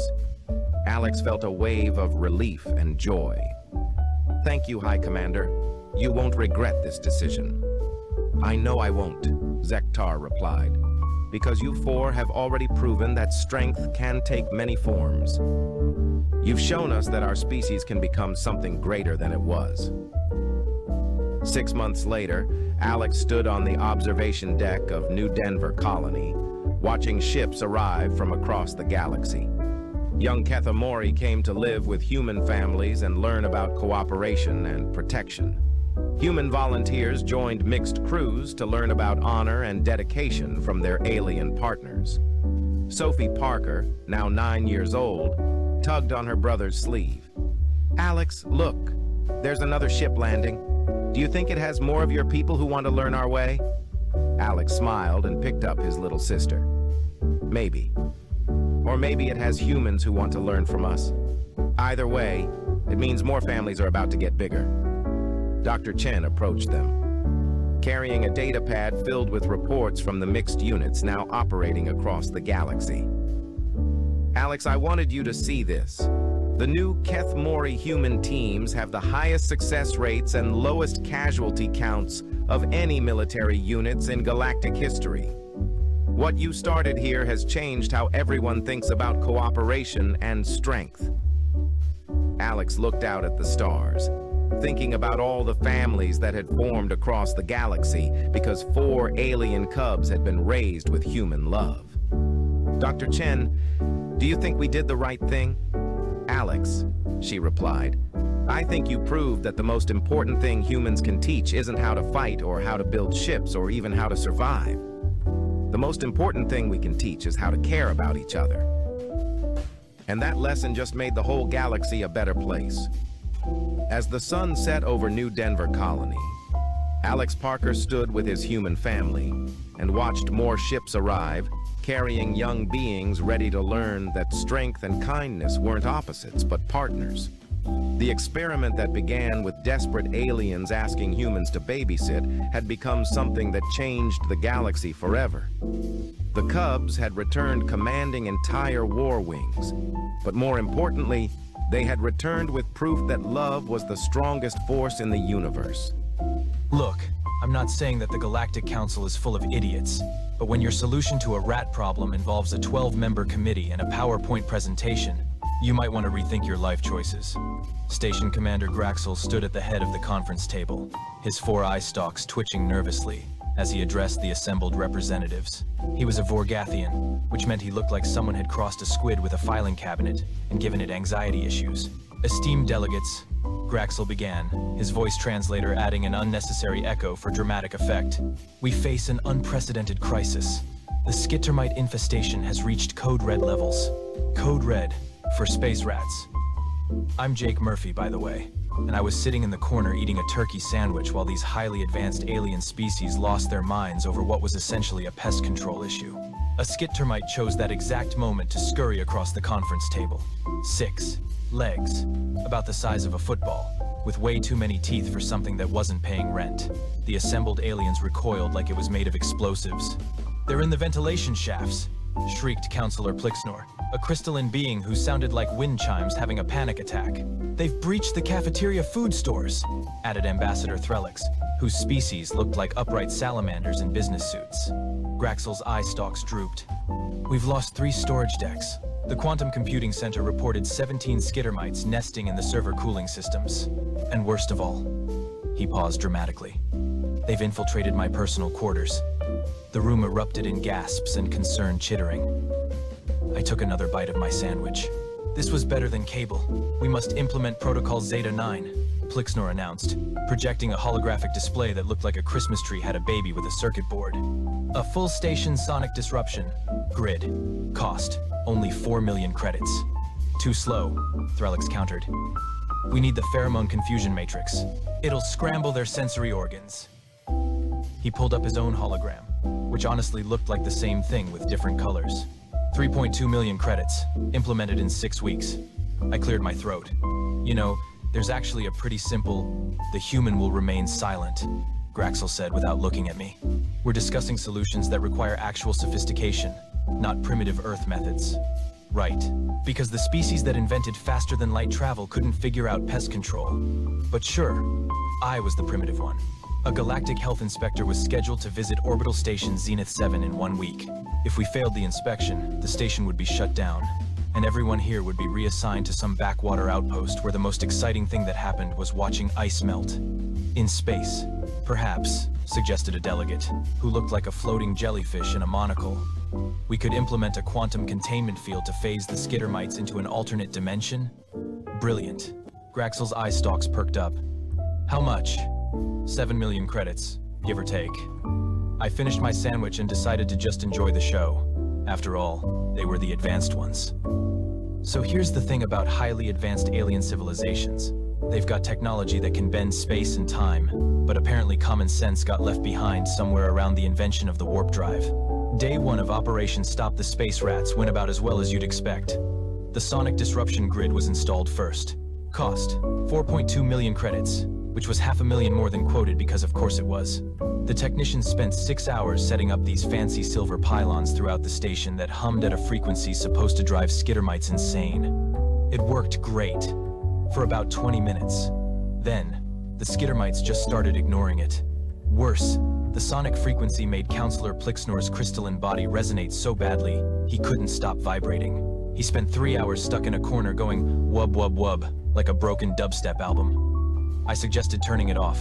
Graxel told me to go unclog a toilet. I'm a maintenance worker, so fair enough. But still, Day 2 brought the pheromone confusion matrix. Ambassador Threlix supervised the installation personally, which involved spraying this purple mist throughout the ventilation system. It was supposed to scramble the skittermites' ability to navigate. Instead, it scrambled everyone's ability to navigate. Turned out the pheromones worked on half the species on the station. I found 3 different aliens wandering in circles in the cargo bay, bumping into walls like video game NPCs with broken pathfinding. The skittermites? They threw a party in the cafeteria. I counted 47 of them doing whatever the space rat equivalent of a conga line is. "This is unacceptable," Graxel wailed, frantically wiping purple mist residue off his eye stalks. "Deploy the quantum containment field." Day 3 was my favorite. The quantum field was supposed to create a dimensional pocket that would trap the skittermites in an alternate reality. The lead scientist, a gray blob named Dr. Morphix, assured everyone it was perfectly safe. Spoiler alert, it wasn't. They activated the field in Sector 7. There was a flash of light, a sound like reality burping, and suddenly there were twice as many skittermites. Apparently they'd pulled them from an alternate dimension where the infestation was even worse. "Turn it off!" Graxel shrieked. "I'm trying!" "Doctor," Morphix blobbed frantically at the controls. "The field is self-sustaining. It took 4 hours and another 1,000,000 credits to shut it down. The alternate dimension's skittermites, at least, went back home. Probably to tell their friends about the idiot aliens with the food buffet. By Day 4, the station's budget was blown, morale was in the toilet, and the skittermites had established what I can only describe as a kingdom in the ventilation shafts above the command center. You could hear them skittering around up there like they were redecorating. Graxel called an emergency meeting. His eye stalks looked like they'd aged 10 years. "The Galactic Health Inspector arrives in 3 days, he said, his voice flat with defeat. "We have tried every advanced solution available to modern science. Does anyone, and I mean anyone, have any other ideas?" I raised my hand. "Not you, Murphy." I kept my hand up. Graxel's eye stalk swiveled to glare at me. "Fine. What primitive Earth nonsense are you going to suggest? Hitting them with sticks? Throwing rocks?" I stood up, walked to the conference table, and planted my hands on the surface. "Gentlemen, ladies, and assorted gelatinous life forms," I said. "I'm going to say 2 words that are going to change your lives." Everyone stared at me. "House cats." The room exploded into chaos. You'd think I'd suggested releasing a biological weapon. Actually, scratch that. The aliens would have probably been more comfortable with a biological weapon. At least those came with safety protocols and insurance waivers. Quote, quote, quote, quote, quote, quote, quote, quote, cats? Graxel's eye stalks recoiled so hard they nearly tied themselves in knots. "You want to bring predatory animals onto a space station?" "Correction," I said, holding up one finger. "Apex predators. Earth's most efficient killing machines. Fuzzy little murder machines that hunt for sport." Counselor Plixnor's crystalline form turned a pale shade of horrified. "Murphy has finally lost his primitive mind. Hear me out," I continued, because I was already committed to this bit. Cats are obligate carnivores. You know what that means? It means they don't eat plants. They only eat meat. They're biologically hardwired to hunt small, fast-moving creatures. It's not even a choice for them. It's in their DNA. Ambassador Threlix's salamander face scrunched up. "We have studied Earth fauna. These cats are small, yes? Domesticated? You want us to believe that tiny pets can succeed where quantum physics has failed?" I pulled out my datapad and projected some images onto the main screen. A tabby cat mid-pounce. Another one with a mouse in its jaws. A third doing that weird sideways hop thing they do before they attack. "Let me paint you a picture," I said, warming to my subject. "Cats can hear frequencies up to 64 kilohertz. They can see in near total darkness. They've got retractable claws, lightning-fast reflexes, and the patience to sit completely still for hours waiting for prey. Oh, and here's the kicker, they don't hunt because they're hungry. They hunt because it's fun." The room had gone very quiet. "They kill for recreation," I continued. "On Earth, Domestic cats are responsible for billions of small animal deaths per year. Billions. With a B. And these aren't even wild cats. These are the ones that sleep on couches and demand belly rubs. Now imagine what they'll do when you put them on a station full of skittermites with nowhere to hide. Dr. Morphix blobbed nervously. But surely these creatures are dangerous to us as well? Nah. I waved a hand dismissively. Cats are like tiny furry sociopaths with excellent PR. They'll ignore you completely unless they want food or attention. The worst they'll do is knock stuff off your desk while maintaining eye contact. But skittermites? I grinned. Skittermites are exactly the right size, speed, and level of crunchiness that cats find irresistible. Graxel's eye stalks drooped with exhaustion. This is absurd. We're a galactic hub of advanced civilization, and you want us to solve our problems with pets. You got a better idea? I asked. Because from where I'm standing, you've spent 8 million credits making the problem worse. My solution cost the price of a cargo shipment, and some kibble. Silence filled the conference room. You could practically hear the math happening in everyone's heads. 8 million credits versus one human's stupid plan. The health inspector arrives in 3 days, Plixner said quietly. Graxel's shoulders, or what passed for shoulders on a squid filing cabinet hybrid, slumped in defeat. Fine. Murphy, bring your so-called apex predators. But when this fails spectacularly, and we're all reassigned to monitoring asteroid belts, I'm putting it in your permanent record. I pulled out my personal communicator. Way ahead of you, boss. I'm calling my sister. She runs a cat rescue back on Earth. A rescue? Threlix asked. Your planet has so many of these predators that they require rescuing? Oh, buddy, I said, dialing the number. You have no idea. We've got more cats than we know what to do with. Hey, Jenny? Yeah, it's Jake. I need you to ship me 6 cats. Good hunters. Yeah, I'll send coordinates. Overnight shipping. Thanks, sis. I hung up and looked at the assembled aliens with my best confidence. I definitely don't feel smile. Gentlemen, in 24 hours, your skittermite problem is going to solve itself. Just try not to freak out when you meet Earth's most perfect predators. Graxel made a sound like a sigh filtered through a whoopee cushion. This station is doomed. Yeah, I agreed cheerfully. But at least it'll be entertaining. The cargo ship arrived at 0600 station time, which meant I was standing in the docking bay with a crowd of nervous aliens while everyone else was still asleep. Smart people, those other folks. Graxel had insisted on being present. So had half the council. They were treating this like a military operation. There were security personnel, medical teams on standby. Someone had even set up a containment field generator. You know, just in case the 5-pound hairballs decided to go rogue. The cargo door hissed open. 6 pet carriers sat in the hold, and I could already hear the commentary from inside. Miss Rowe, Mia, Mral Doubaloo. That last one was loud. Probably Princess Fluffbottom. She had opinions about travel. Those are the apex predators? Ambassador Threlix whispered, his salamander face scrunched in confusion. Those are the apex predators, I confirmed, grabbing the first carrier. I set them down in a line and started introductions, because if I was going down for this, I was going down with style. Ladies, gentlemen, and gelatinous colleagues, allow me to introduce your salvation. I opened the first carrier. This is Captain Whiskers. Orange tabby. 15 pounds of pure hunting instinct wrapped in a package that looks like a furry traffic cone. Captain Whiskers strutted out like he owned the place. Because of course he did. He was a cat. He owned everything. Graxel's eye stalks bent down to observe. It's orange. He's magnificent. I corrected. Next up, Princess Fluffbottom. Calico. Attitude problem. We'll cut you. Princess. Fluffbottom emerged with the energy of a disgruntled duchess who'd been woken from a nap. She took one look at the assembled aliens and made a sound like a dial-up modem having an existential crisis. Is it malfunctioning? Counselor Plixnor asked. That's just how she communicates, I said. This distinguished gentleman is Sir Reginald, Tuxedo Cat. Thinks he's royalty. Honestly, he might be right. Sir Reginald stepped out, surveyed the room with green eyes that judged everyone's life choices, and immediately started grooming himself. Power move. Now this little terror is called Chaos Goblin. Black cat, all black. Like a shadow with teeth and zero impulse control. Chaos. Goblin exploded from the carrier like he'd been launched from a cannon.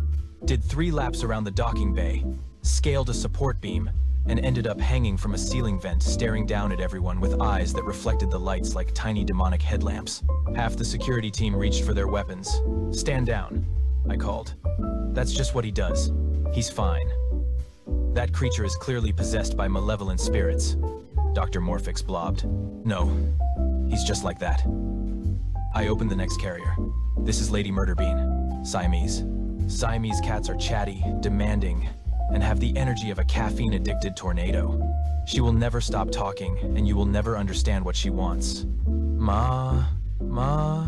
Lady. Lady Murderbean had a voice like a car alarm crossed with an opera singer. "Make it stop," Graxel pleaded. "Can't. She's got opinions, and by God, you're going to hear them." I opened the last carrier. And finally, this is Doofus. Gray short hair. Not the brightest star in the sky, but he's got a good heart, and he's just happy to be included. Doofus tumbled out of the carrier, immediately tripped over his own feet, and began purring loud enough to register on seismic monitors. Ambassador Threlix leaned closer. "Why is it vibrating?" "That's purring. It means he's happy. Here, watch this." I reached down and scratched Doofus behind the ears. His purring intensified. His eyes closed in bliss. One back leg started thumping. "These are your legendary predators?" Graxel's voice dripped with skepticism. "They're adorable. That's what makes them perfect," I said. "You never see it coming." I'd already set up stations throughout the affected areas. Food bowls, water, litter boxes, which I'd had to explain 3 times. And honestly, the aliens were still deeply confused by the concept. I released the cats with one simple instruction: go nuts. That night, I stayed up monitoring the security feeds. 2300 hours. Captain Whiskers enters ventilation shaft in Sector 4. 2315. Sounds of screeching skittermites. Multiple life signs going dark on scanners. 2347. Princess Fluffbottom emerges from cargo bay, dragging a skittermite twice her size. Leaves it in front of Graxel's quarters like a gift. Or a threat. Midnight. Chaos. Goblin discovers the main skittermite nest. What follows can only be described as a massacre set to the soundtrack of demonic cats screeching. 0200. Sir Reginald catches 3 skittermites in the cafeteria, bats them around like toys, gets bored, and leaves them for someone else to clean up. Because he's classy like that. 0330. Lady Murderbean corners an entire skittermite family in the computer core. The security feed picked up her battle cry. 3 decks away, aliens woke up in a panic thinking the station was under attack. 0400. Doofus finds a skittermite, pounces enthusiastically, misses completely, crashes into a wall, shakes it off, tries again, and somehow accidentally catches 2. By morning, the ventilation shaft in Sector 4 was silent. I found Graxel in the command center, staring at the security footage with all 4 eye stalks. "Murphy," he said slowly, "what have you done?" "Pest control, sir. Want some coffee?" The floor of the ventilation access corridor was covered in tiny skittermite corpses. Captain Whiskers was curled up in a sunbeam near the observation window, fast asleep, looking like the most innocent creature in the galaxy. "They're monsters," Graxel whispered. "No," I corrected, pouring myself coffee. "They're cats. There's a difference. Probably." Princess Fluffbottom chose that moment to hop onto the command console, sprawl across the holographic display, and start grooming herself in the spot where Graxel usually stood. He stared at her. She stared back, then slowly, deliberately, pushed a datapad off the console. It clattered to the floor. She maintained eye contact the entire time. "I already hate this," Graxel muttered. "Day 1, boss," I said cheerfully. "Just wait. 72 hours. That's how long it took for 6 rescue cats to completely eliminate a skittermite infestation that had stumped the greatest minds in the galaxy.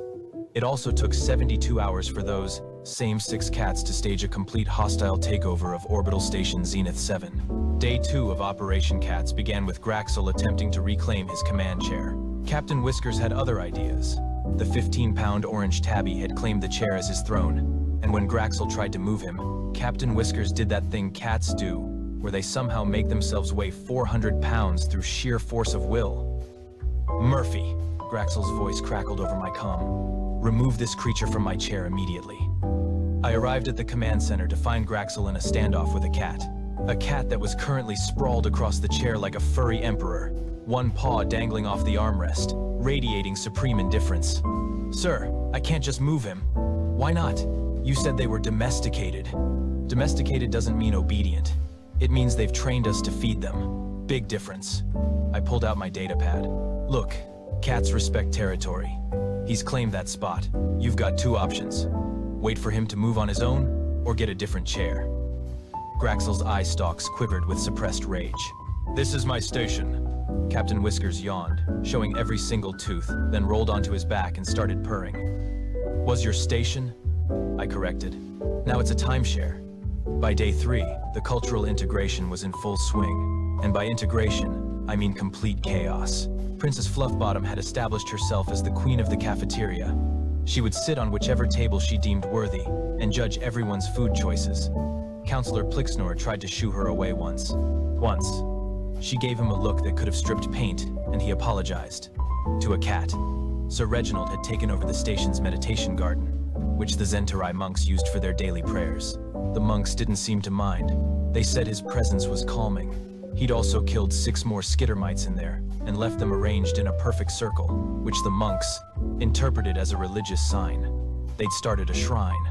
I didn't have the heart to tell them it was just cat weirdness. Chaos Goblin remained true to his name. He discovered that the station's low gravity in certain sections let him do things that defied physics. I'd received 17 complaints about a demonic shadow creature ricocheting off walls in the recreation sector. That was just him playing. At night, he'd patrol the ventilation shafts, and you could track his progress by the panicked skittermite squeaks that abruptly cut off. Lady Murderbean had adopted Ambassador Threlix. She followed him everywhere, providing constant commentary on his life choices. Yes, I know you have an opinion about my report, but I will schedule the subcommittee meeting, I promise. Just please. Threlix looked at me with desperate eyes during a corridor encounter. Murphy, how do I make her stop? You don't. You just learn to live with it. She's part of your life now. Forever. He made a sound like a whimper. Doofus had become the station mascot. He was friendly, dopey, and had the survival instincts of a brick. Everyone loved him. He'd somehow caught 9 skittermites despite apparently not knowing where his own feet were at any given time. Dumb luck raised to an art form. Dr. Morphix had started a research project studying cat behavior. His preliminary report was 12 pages of increasingly confused observations. My favorite excerpt: subject exhibits behaviors that appear intentional yet random, strategic yet impulsive. They operate on a logic system that may be quantum in nature, or they're just messing with us. Further study required. The Galactic Health Inspector arrived on day 4. Inspector Vrel was a Chthonian, which meant she looked like a praying mantis wearing a business suit. She had a reputation for being absolutely ruthless. Station commanders had been fired over a single spot on a window. Graxel was sweating. Well, secreting. His species didn't technically sweat, but same energy. Inspector Vrel, he said, all 4 eye stalks attempting a smile. Welcome to Station Zenith 7. As you can see, we've completely resolved our pest situation through advanced. Princess Fluffbottom chose that exact moment to streak past at Mach 3 with a skittermite in her mouth, followed by Chaos Goblin in hot pursuit, because apparently she'd stolen his kill. They disappeared into a ventilation shaft. There were sounds of a brief, violent negotiation. Inspector Vrel's antennae twitched. What was that? Pest control, I said helpfully. The organic kind. She pulled out her scanner and began the inspection.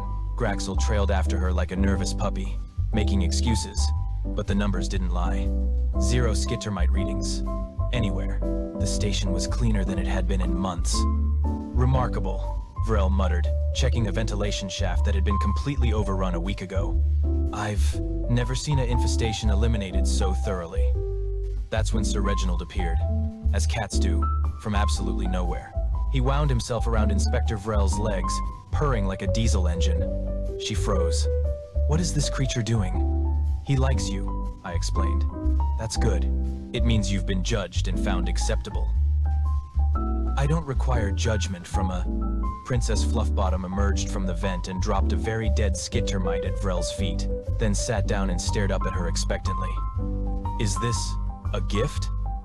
Yes. Congratulations. You've been adopted. Inspector Vrel looked down at the dead skittermite, then at Princess Fluffbottom, then at me. Her antennae did something complicated. I hereby certify this station as pest-free and in full compliance with galactic health standards, she said officially. Then quieter. Can I pet it? Sure, but she's got opinions about how... Vrel reached down. Princess Fluffbottom allowed exactly 3 pets, then got knot-mint. The zoomies and tore off down the corridor like her tail was on fire, bounced off 2 walls, and vanished into the ceiling. Inspector Vrel's antennae were fully upright. Fascinating. She left 30 minutes later with a full positive report and a data file on how to adopt Earth cats. I may have encouraged that. Graxel found me in the maintenance bay that evening. Captain Whiskers was sitting on my workbench, judging my repairs. Murphy, Graxel said, his voice tired. The Galactic Council has requested information on acquiring these cats for other stations. Yeah? Yes. Apparently word has spread about our success. He paused. I'm supposed to thank you. Officially. But unofficially?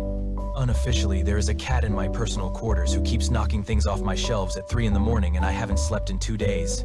I grinned. That's Chaos Goblin. He's showing affection. I want to fire you so badly right now. Can't. I'm the only one who speaks. Cat. Graxel's eye stalks drooped in defeat, and he shuffled away, muttering something about retirement. Captain Whiskers looked at me and slow blinked. The cat equivalent of, "You're welcome." Yeah, I said, scratching behind his ears. We did good, buddy. He purred and pushed a screwdriver off the workbench. Some things never change. 3 weeks later, I was sitting in the cafeteria with what I can only describe as the galaxy's weirdest support group. Counselor Plixnor was at the next table, hand-feeding Princess Fluffbottom pieces of his lunch while she purred and judged his technique.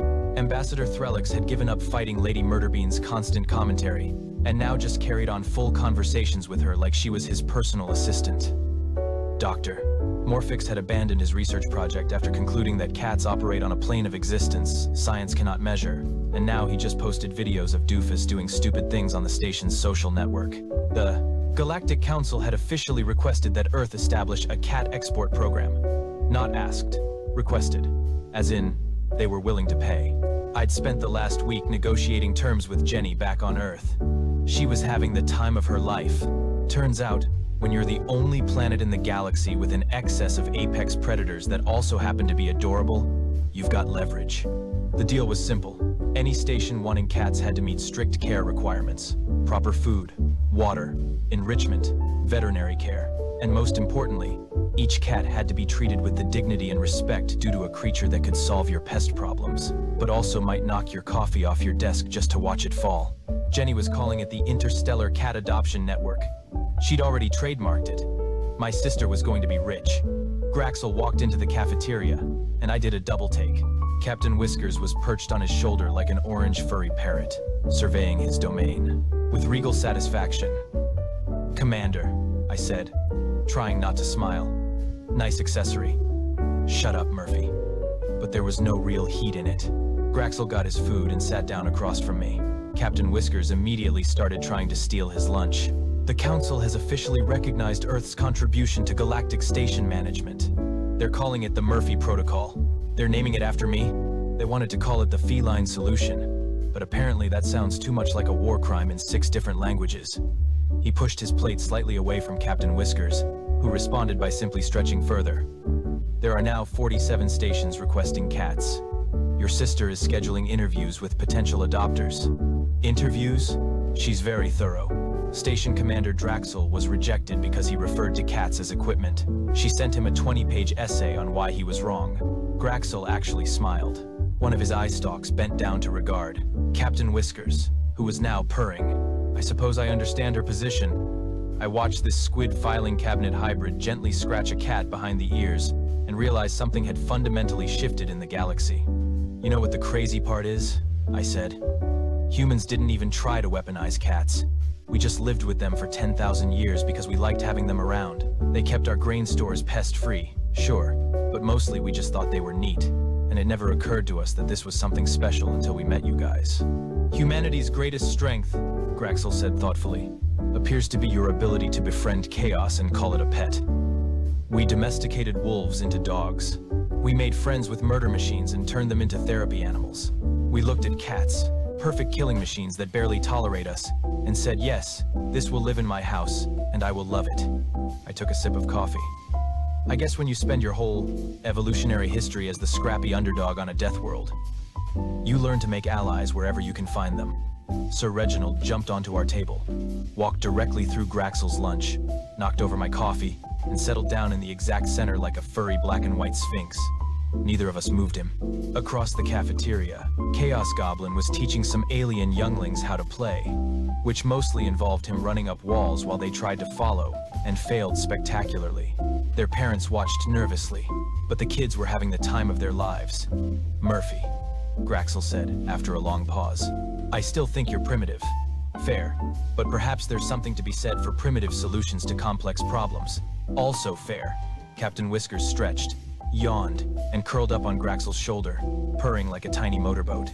The station commander reached up and, almost unconsciously, started petting him. Did I mention, I said casually, that cats live 15 to 20 years? Graxel's eye stalks shot up. What? Yeah. You're stuck with him for a while. Hope you're cool with that. All 4 eye stalks turned to look at Captain Whiskers, who chose that moment to open one eye, slow blink at Graxel, and resume purring. I hate you, Murphy. No, you don't. You love these cats.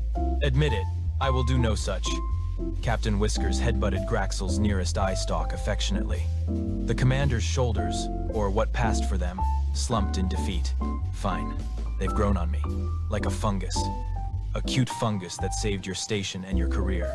A fungus that knocked over my antique Zentarii meditation crystal at 4 in the morning last Tuesday. Yeah, but look at his face. We both looked at Captain Whiskers, who was the picture of innocent contentment. Damn it, Graxel muttered. At that moment, Princess Fluffbottom, Lady Murderbean, and Doofus all simultaneously stopped what they were doing and stared intently at the same empty corner of the cafeteria. Every alien in the room followed their gaze, searching for whatever threat the apex predators had detected. There was nothing there. The cats kept staring. Why are they doing that? Plixner whispered, his crystalline form taking on a nervous shimmer. No idea, I said cheerfully. They just do that sometimes. But there must be something. Nope. Sometimes cats just stare at nothing and freak everyone out. It's part of their charm. All 3 cats maintained their vigil for another 30 seconds, then simultaneously went back to what they were doing like nothing had happened. The aliens remained on edge for the rest of lunch. I leaned back in my chair and smiled. Earth had joined the Galactic Council 5 years ago as the new guys, the primitive species that still used combustion engines and hadn't figured out cold fusion. We didn't have the best technology. We didn't have the most advanced weapons. We didn't even have particularly good social skills. But we had cats, and apparently, that was enough. Graxel caught my expression. You're entirely too pleased with yourself. Commander, we just solved a galactic crisis with the power of weaponized cuteness. Humanity's greatest contribution to the stars isn't going to be technology or culture or philosophy. It's going to be teaching the universe that sometimes the best solution to a problem is a 5-pound furball with murder in its heart and a complete lack of respect for authority.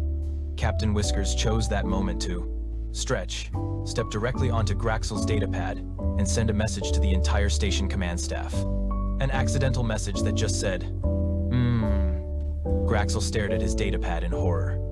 I'm not correcting it, I said. Murphy, nope. That's an official communication from Captain Whiskers now. It's in the record. Somewhere in the ventilation shaft above us, Chaos Goblin found one last skit termite that had somehow survived the purge.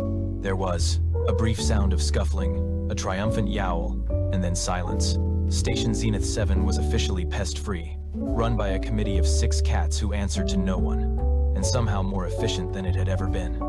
Humanity had arrived in the stars, and we'd brought our friends. A fatal discharge. Energy sufficient to unmake a living organism at the quantum level had just been delivered into his body. Greg's shirt disintegrated.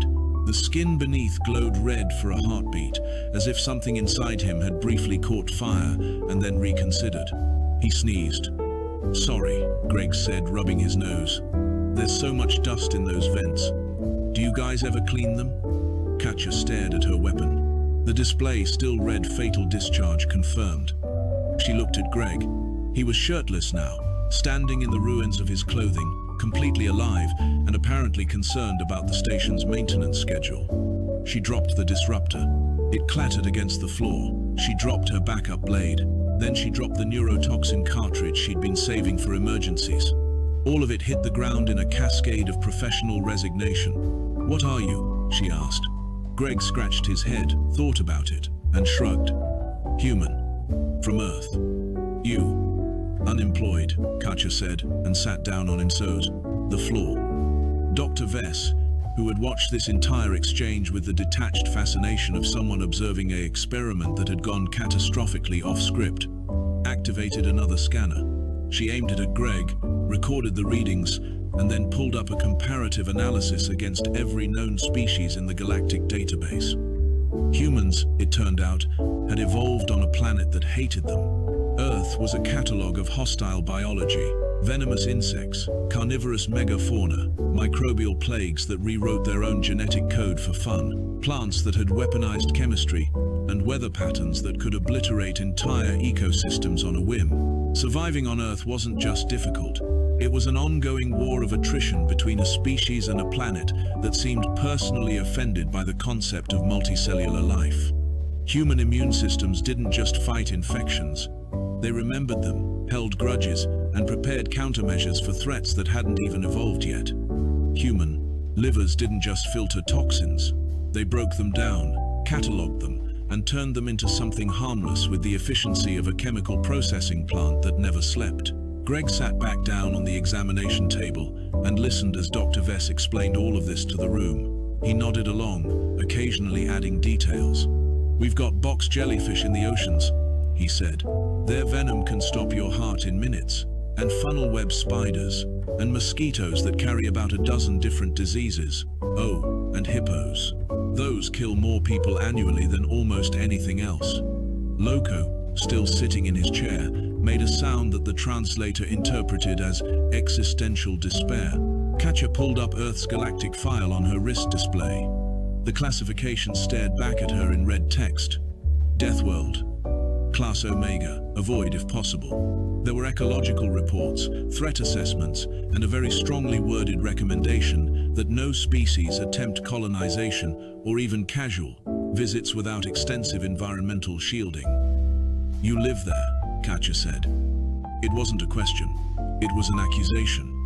"Born and raised," Greg said. "It's not that bad once you get used to it." Loco finally looked up. His mandibles clicked rapidly, a sign of extreme agitation in his species. "You cannot possibly believe that your planet is normal." "I mean, it's the only one I've got," Greg said. "We make it work. We domesticated wolves. We turned them into dogs. Some of them fit in purses now." The room went silent. Even Dr. Vess stopped taking notes. "You domesticated apex predators," Loco said slowly, "for companionship, and home security, and search and rescue, and emotional support. Wolves are great." Katja started laughing. It began as a small, choked sound and grew into something uncontrollable. She laughed until tears ran down her face, until her sides hurt, until she had to lean against the wall for support.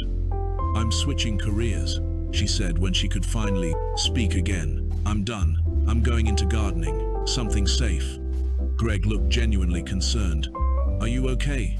"No," Katja said, "but I will be, once I'm far away from humans." Dr. Vess closed her scanner and filed the data under a new category she'd just created. Species that invalidate standard medical protocols. Loco remained in his chair, processing the fact that he'd attempted to assassinate someone whose biology treated lethal toxins as minor inconveniences. And Greg, oblivious to the minor existential crisis he'd caused, asked if anyone had seen his jacket, because the medical bay was freezing and he'd really like to go find that bathroom now. The doors to the medical bay slammed open with enough force to crack the frame. Inspector General Onyx entered like a natural disaster given bureaucratic authority, her crystalline body refracting light into sharp geometric patterns that hurt to look at directly. She carried a clipboard made from compressed data crystal, and her presence filled the room with a low harmonic frequency that made everyone's teeth ache. Onyx was the galactic equivalent of an auditor with unlimited jurisdiction and a personal grudge against inefficiency. When she arrived at a station, careers ended. When she opened investigations, entire departments vanished into administrative purgatory. She communicated through sonic pulses that her species had evolved into a form of legally binding contract language, which meant every word she spoke could be used as evidence in a tribunal. She looked at Greg, who was still shirtless and searching for his jacket. She looked at Katja, who was sitting on the floor contemplating career changes. She looked at Loco, who appeared to be praying to deities his species had stopped worshipping centuries ago. Then she looked at Dr. Vess. "Explain," Onyx said. The word resonated through the room like a gavel strike. Dr. Vess pulled up the medical scans and projected them across every available surface. Greg's biology was displayed in painful detail. The toxin saturation, the liver activity, the immune response that had turned a death sentence into a mild inconvenience. She explained the death shade exposure, the particle disruptor discharge, and the fact that Greg was not only alive but complaining about air conditioning and bathroom access. Onyx's crystalline structure flickered through several colors that the translator struggled to interpret. She turned to Greg and scanned him with sensors built into her forearm. The readings came back. Her clipboard cracked down the center. "Is this a prank?" Onyx asked. "No," Greg said. "I'm just as confused as you are. I really didn't plan on getting stabbed today. It wasn't on my schedule." Onyx pulled up the ceremonial records from the council chamber, reviewed the footage, and freeze-framed the moment when Loco had driven the blade into Greg's chest. She enhanced the image. She analyzed the blade's composition, and then she saw something that made her entire body flash warning red. "That is a forbidden class weapon," Onyx said. Loco stopped praying. "It was ceremonial. A family heirloom. I didn't know. Ignorance is not a defense." Onyx pulled up the Galactic Concordat legal database, which manifested as a holographic tome the size of a cargo container. She navigated to section after section, each one detailing the regulations surrounding forbidden class armaments. The blade Loco had used was coated in a toxin that had been banned after it accidentally sterilized an entire moon colony. Possession was illegal. Use was an automatic execution offense. Intent was irrelevant. The chamber doors opened again, and several council delegates rushed in, drawn by the emergency notifications that Onyx's systems had automatically broadcasted. Delegate Roland arrived first, his breathing apparatus wheezing from the exertion. Behind him came Noreen, whose species communicated primarily through color shifts in their skin, and she was currently displaying a pattern that translated roughly to abject horror. Xerxes stumbled in last, having apparently recovered from his earlier fainting spell, though he looked like he regretted regaining consciousness. Roland looked at the holographic display showing Greg's internal biology and immediately turned away. His species had extremely sensitive visual processors, and the sight of a glowing human liver apparently exceeded his tolerance for biological anomalies. He made a retching sound and backed toward the door. Noreen's skin shifted through a rapid cascade of colors that the translation software rendered as a formal apology on behalf of her entire civilization for whatever cosmic accident had led to this moment. She asked, through a series of carefully modulated bioluminescent pulses, whether Earth had any interest in establishing formal diplomatic relations, and if not, when could the galaxy please just mark the entire system as off-limits and move on with everyone's lives? Greg raised his hand like a student in class. "Does this mean I can sue him?" The room went silent. Onyx turned to face Greg, and her harmonic frequency shifted into something that approximated interest. "Explain," she said again. Greg pulled out his datapad, which he'd been using to research Valorian legal frameworks while Dr. Vess had been running scans. He'd spent the time productively, reading through contract law, ceremonial protocols, and liability statutes. He brought up a specific clause regarding informed consent for symbolic gestures. According to Valorian law, Greg said, reading directly from the screen, any ceremonial act that involves physical contact requires explicit consent from all participating parties. I didn't consent to being stabbed. I have witnesses. I have medical documentation. I have security footage. So yes, I'm suing for emotional distress, physical harm, and whatever else my lawyer tells me to add to the list. Loco made a sound, like a deflating balloon. His career didn't just end in that moment, it ceased to have ever existed.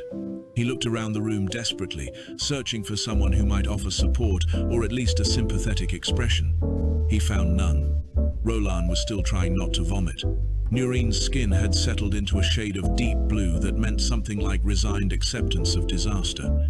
Xerxes was taking notes again, apparently deciding that if his academic career was going to be defined by this incident, he might as well document it thoroughly. Onyx's clipboard repaired itself through some mechanism of crystalline regeneration, and she immediately began filing documentation. She sent emergency notifications to the Galactic Health Collective, the Concordat Enforcement Bureau, and the Valorian High Council's Ethics Committee. She flagged Greg's medical data for xenobiological research. She opened formal charges against Loco that would take years to fully process. Dr. Vess ran another scan, this time focusing specifically on the antibodies Greg's system was producing. The results were extraordinary. His immune system hadn't just neutralized the toxin, it had broken down the molecular structure, identified the active components, and was now manufacturing a countermeasure that could theoretically be synthesized and distributed across multiple species. The implications were staggering. "This changes everything," Dr. Vess said, mostly to herself. "If we can isolate these antibodies, we could create a universal antidote for an entire class of neurotoxins." A holographic projection flickered to life in the center of the room. It was a representative from the Pan-Galactic Medical Consortium, a collective of pharmaceutical researchers and healthcare providers spanning dozens of star systems. The representative was a Quillarian, a species known for their entrepreneurial spirit and complete lack of ethical boundaries when profit was involved. The Quillarian's translator rendered his speech in smooth, professional tones. He congratulated Greg on his extraordinary survival, expressed deep concern for his well-being, and then immediately offered him a contract. The compensation package included more currency than some planetary governments controlled annually, full medical coverage for life, and a private residence on a paradise world of his choosing. Greg listened to the entire pitch, nodded politely, and then said, "No thanks. I'm not interested in being a medical commodity." The Quillarian blinked all four of his eyes in sequence, a gesture that indicated profound confusion. "You are refusing compensation?" "I'm refusing to become a walking pharmacy," Greg clarified. "I have a job. I came here to negotiate a treaty. I'd like to finish that and go home." The hologram flickered with what might have been disbelief, and then disconnected without further comment. Apparently, humans who turned down obscene wealth were beyond the Quillarian's capacity to understand. Loco, watching this exchange, felt something inside him break that had nothing to do with his physical body. He had attempted to assassinate this human using his family's most treasured heirloom, violated galactic law in the process, and accidentally made his target into the most valuable biological asset in known space. And now that same human was refusing wealth beyond measure because he just wanted to finish his job and leave. "What are you?" Loco whispered, echoing Kutcha's earlier question. Greg shrugged, finally locating his jacket draped over a piece of medical equipment. He pulled it on over his bare chest, since his shirt was still a destroyed mess on the floor. "I'm a diplomat. From Earth. We're pretty straightforward, honestly. We show up, we try to do our jobs, and we really don't appreciate being stabbed during what's supposed to be a symbolic ceremony." Onyx filed the last of her documentation and turned to address the room. Her voice carried the weight of official decree. "Ambassador Loco of Valoria, you are hereby charged with unlawful use of forbidden class weaponry, attempted murder of a diplomatic envoy, and violation of the ceremonial conduct statutes. Your assets are frozen pending tribunal. Your position is revoked. Sentencing will be determined after a full investigation." Loco didn't respond. He simply sat there, his mandibles hanging slack, his entire worldview shattered by a human who wouldn't die and wouldn't profit from surviving. Katja stood up from the floor, brushed off her pants, and walked over to Greg. She extended her hand in the human gesture of greeting she'd seen in cultural databases. "I'm enrolling in xenobiology courses," she said. "I want to understand how your species works, for professional reasons, so I never make the mistake of accepting a contract on a human again." Greg shook her hand. Smart move. We're confusing, apparently. And then Greg asked the question that would define everything that came next. The question that made Onyx's crystalline structure pulse with something that might have been respect. The question that proved humans were more dangerous with legal documents than with weapons. So can I sue him or not? Onyx's translator rendered a sound that approximated a smile. Yes, and I will ensure you have access to the best legal representation the galaxy can provide.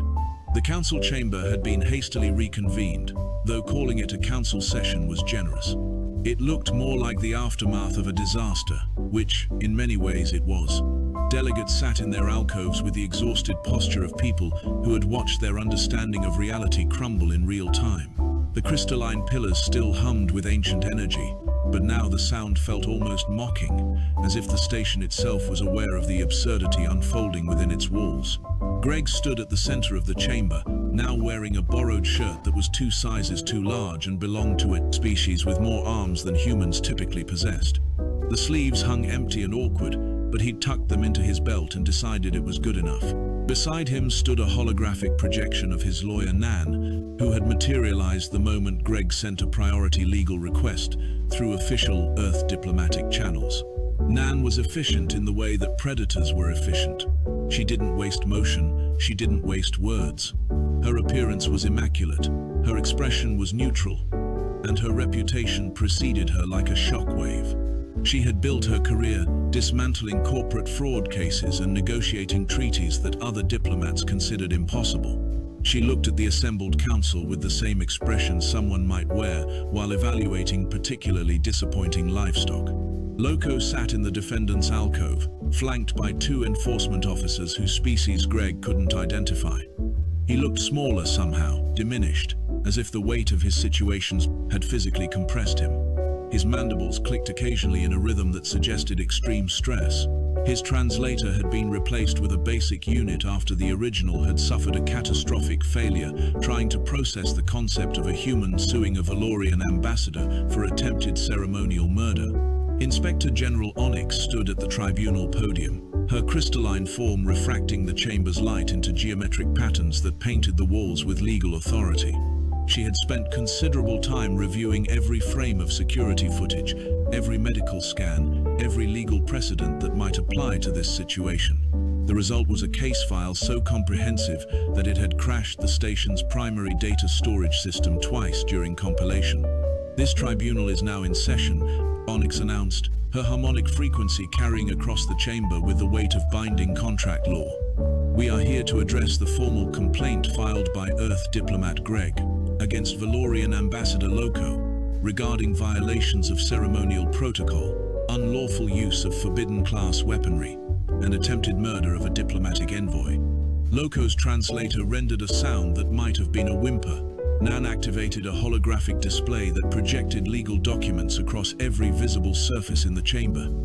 Valorian contract law appeared alongside Galactic Concordat statutes, Earth legal precedent, and a surprisingly relevant clause from an ancient trade agreement between Valoria and a species that had gone extinct before humans discovered fire. The facts are straightforward, Nan said, her voice cutting through the chamber like a scalpel through tissue. My client was invited to participate in what was described as a symbolic ceremony.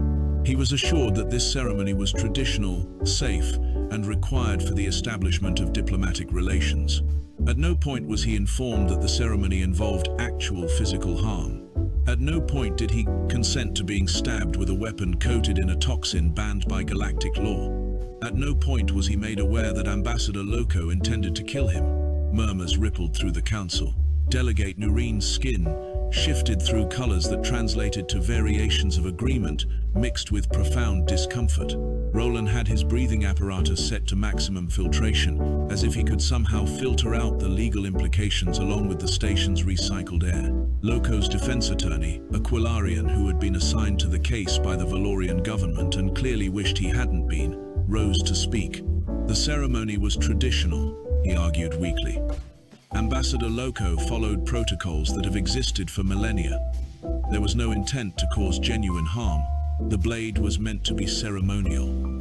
The blade, Nan said, pulling up a chemical analysis of the weapon, was coated with enough Deathshade toxin to kill approximately 70 sentient beings of average size. The concentration was not ceremonial, it was lethal. Ambassador Loco either knew this and intended murder, or he was criminally negligent in his duties as a ceremonial officiant. Either way, he is liable. The defense attorney sat down. He had nothing to counter with. The evidence was overwhelming, the precedent was clear, and his client had, on recorded footage watched by half the galaxy at this point, literally stabbed someone in the chest with a banned weapon. Greg raised his hand. "Can I say something?" Onyx's crystalline structure flickered in a pattern that indicated permission. "Proceed." "I don't actually want Ambassador Loco executed or imprisoned or whatever the maximum penalty is," Greg said. "That seems excessive. What I want is an apology, a formal acknowledgement that stabbing diplomats is bad, and maybe we can turn this whole disaster into something useful." The chamber went silent. Nan turned to look at her client with an expression that suggested she was reconsidering her professional relationship with Earth's diplomatic corps. Loco looked up from his alcove, mandibles frozen mid-click. "Explain," Onyx said, because apparently that was her favorite word. Greg walked to the center of the chamber, hands in his pockets, looking for all the world like someone about to propose lunch plans rather than resolve an interstellar incident. "Here's what I'm thinking. Ambassador Loco made a mistake, a huge, illegal, almost murdered me kind of mistake. But he didn't know I'd survive, and honestly, nobody could have predicted that. So instead of destroying his career and throwing him in prison, what if we used this as an opportunity?"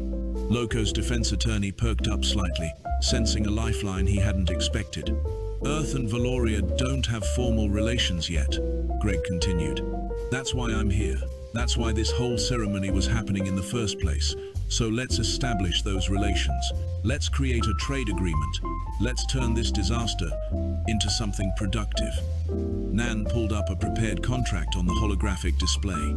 She'd apparently anticipated this move because the document was comprehensive, detailed, and heavily weighted in Earth's favor. "My client is proposing a settlement," she said. "Ambassador Loco will issue a formal public apology. The Valorian government will establish a trade agreement with Earth, with terms to be negotiated in good faith. Earth will provide medical research data regarding the antibody response to Deathshade toxin, free of charge, for the benefit of all galactic species. In exchange, all criminal charges against Ambassador Loco will be dropped, and this incident will be closed." The council chamber erupted into discussion. Delegates argued in a dozen different languages, translators struggling to keep up. Some thought the terms were too lenient. Others thought Greg was insane for offering mercy to someone who had tried to kill him. A few recognized the political genius of turning an assassination attempt into a diplomatic victory. Onyx reviewed the proposed settlement, her crystalline form pulsing through several colors as she processed the legal implications. "This is acceptable under Concordat law," she finally announced. "However, Ambassador Loco must agree to the terms. If he refuses, the criminal charges will proceed to full tribunal." All eyes turned to Loco. He sat in his alcove, processing what had just happened. The human he had tried to kill was offering him a way out. Not just survival, but redemption. A chance to transform his greatest failure into a historic agreement that would benefit both their species. Loco stood slowly, his legs unsteady. He looked at Greg, and something in his expression shifted from horror to something that might have been respect. "I accept the terms," he said, his voice barely above a whisper. "And I apologize. Formally, publicly, and with the full weight of my position. What I did was wrong. It violated every principle of diplomatic conduct. I endangered not just your life, but the potential relationship between our species. I am sorry." Greg walked over and extended his hand in the human gesture of reconciliation. Loco looked at the hand, then carefully reached out with his primary manipulator claw and grasped it. The chamber held its collective breath as human and Valorian shook on an agreement that had started with attempted murder and ended with mutual respect. Dr. Vess, watching from the Medical Observer's alcove, began compiling her research on human antibody response into a format that could be distributed through the Galactic Health Collective. The data would save lives. It would revolutionize toxicology research. It would cement humanity's reputation as a species that could turn biological impossibilities into medical breakthroughs. Katja, sitting in the visitors' gallery, watched the proceedings with the fascination of someone observing a completely alien form of conflict. Resolution. Humans didn't just survive the unsurvivable. Humans forgave the unforgivable, negotiated the non-negotiable, and somehow came out ahead in situations that should have ended in tragedy. She pulled up enrollment forms for xenobiology courses at the Galactic University and started filling them out. Understanding humans was going to be a growth industry.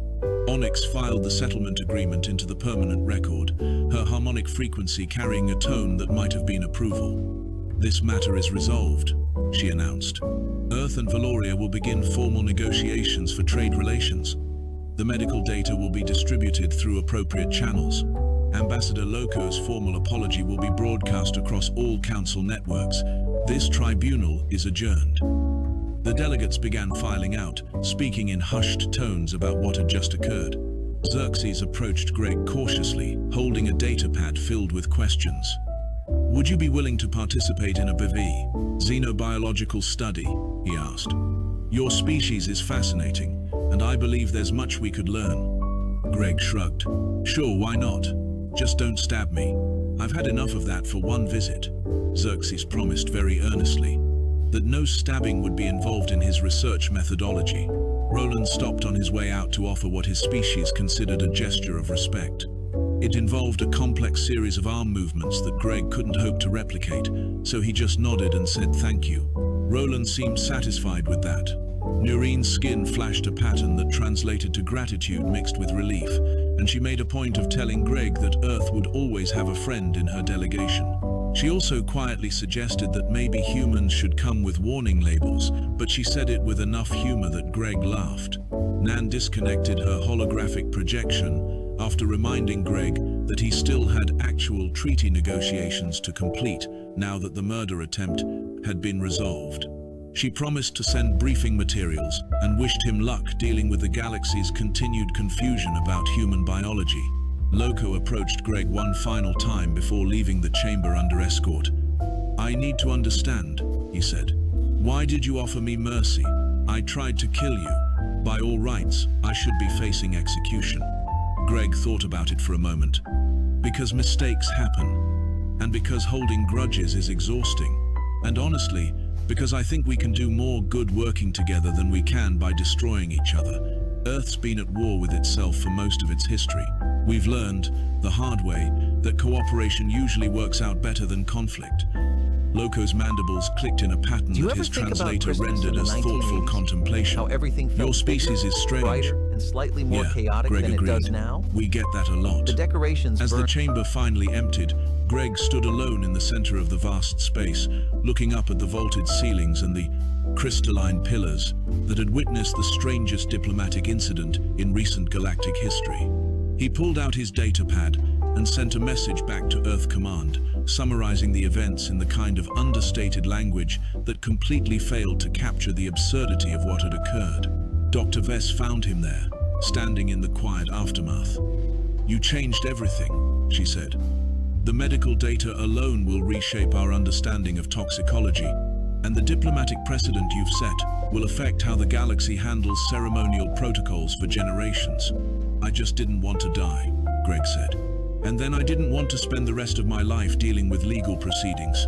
This seemed like the easier option." Dr. Vess made a sound that might have been laughter, if her species laughed. "Humans," she said, "have a unique definition of easy." Somewhere on the other side of the galaxy, in the academic halls of the Galactic University, a new course was being first added to the curriculum. It was titled Human Studies, Practical Applications for Surviving First Contact. The enrollment was already full, with a waiting list that included representatives from species who had previously shown no interest in Earth whatsoever. Katja was first on that list. She had decided that if the galaxy was going to keep encountering humans, someone needed to understand how to interact with members of this species without accidentally starting incidents. She figured she was as qualified as anyone, having survived an encounter with a human who refused to die, refused to stay mad, and somehow turned an assassination attempt into a trade agreement. Back on Earth, someone opened a container of expired dairy products on a bet. Someone else walked past a nest of aggressive geese without incident, which was honestly more impressive than surviving alien poison. Someone adopted a rescue dog that was half wolf and named it something ridiculous like Fluffy. And somewhere, a child scraped a knee, put a bandage on it, and went back to playing without thinking twice about the minor injury. Earth continued spinning, completely unaware that one of its diplomats had just redefined humanity's reputation across the galaxy. Humans were no longer just the species from the Death World. Humans were the species that survived, forgave, and somehow turned disasters into opportunities. And in the Grand Council chambers of the Valorian homeworld, workers were quietly removing every ceremonial blade from storage and replacing them with versions that were actually, genuinely, completely non-lethal. The incident had taught everyone an important lesson. When dealing with humans, assume nothing about their biology, and never, ever try to stab them during diplomatic ceremonies. Greg finally left the council chamber and found the bathroom he'd been looking for since this entire disaster started. It was, he decided, the best part of his entire visit to the station. Sometimes the small victories mattered most. The galaxy moved on. Treaties were signed. Trade routes were established. Medical breakthroughs were achieved. And humans, those strange, resilient, inexplicably durable humans, continued to confuse, terrify, and occasionally impress every species who encountered them. Nobody tried to poison a human diplomat again. That lesson, at least, had been thoroughly learned. This was just one story. Subscribe now so you don't miss what's coming next. Danny Cole stood at the back of the auction hall and watched the aliens laugh at him. He had just placed a bid on a ship that nobody wanted. The amount was everything he had saved in 15 years of hauling cargo across the outer rim of the galaxy. Every credit, every coin, his entire future riding on a single gamble. The Velthari broker was a tall creature with wings that shimmered like oil on water. It clicked its mandibles together in a sound that Danny had learned to recognize as amusement. The broker looked down at Danny with its many eyes and shook its head slowly. "Human," the broker said, "you waste your currency on a myth. That vessel has sat in our impound yard for 300 cycles. No species has been able to make it work. Not the Corran, not the Syndicate engineers, not even our own best technicians. It is scrap metal." "Nothing more." Danny did not answer. He kept his eyes on the viewing screen that showed the ship sitting alone in a massive hangar. It was beautiful in a strange way. The hull was dark, almost black, and covered in patterns that seemed to move when he was not looking directly at them. Geometric shapes flowed into each other like water.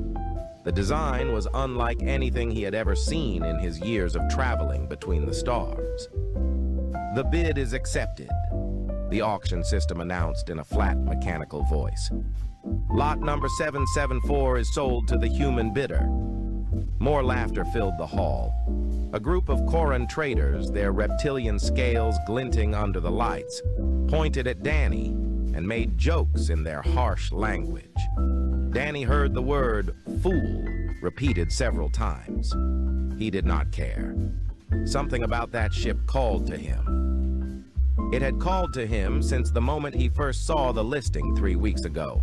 His friend Lisa Vance was waiting outside the auction hall. She was a pilot like him, a small woman with short brown hair and tired eyes.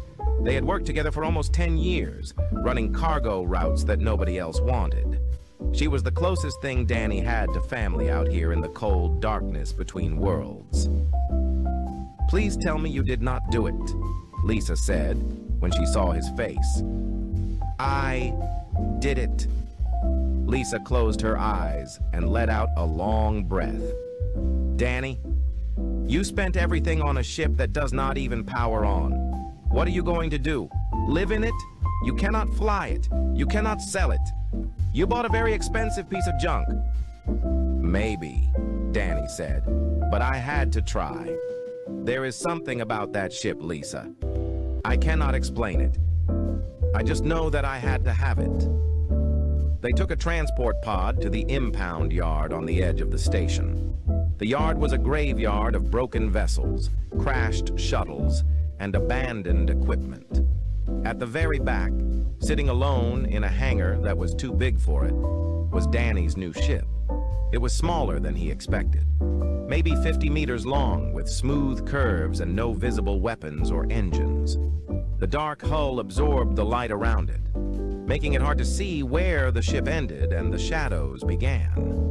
Those strange patterns covered every surface, lines and shapes that seemed to pulse with a faint rhythm. Lisa stayed near the door. "I do not like this place," she said. "Something feels wrong." Danny walked toward the ship. His boots echoed on the metal floor. With each step, he felt a strange sensation growing in his chest. It was not fear. It was something else. Anticipation, recognition, like coming home after a very long journey. He stopped in front of what he guessed was the main airlock. There was no handle, no panel, no obvious way to open it. He remembered what the broker had said. No species had been able to make the ship work. Hundreds of engineers had tried and failed.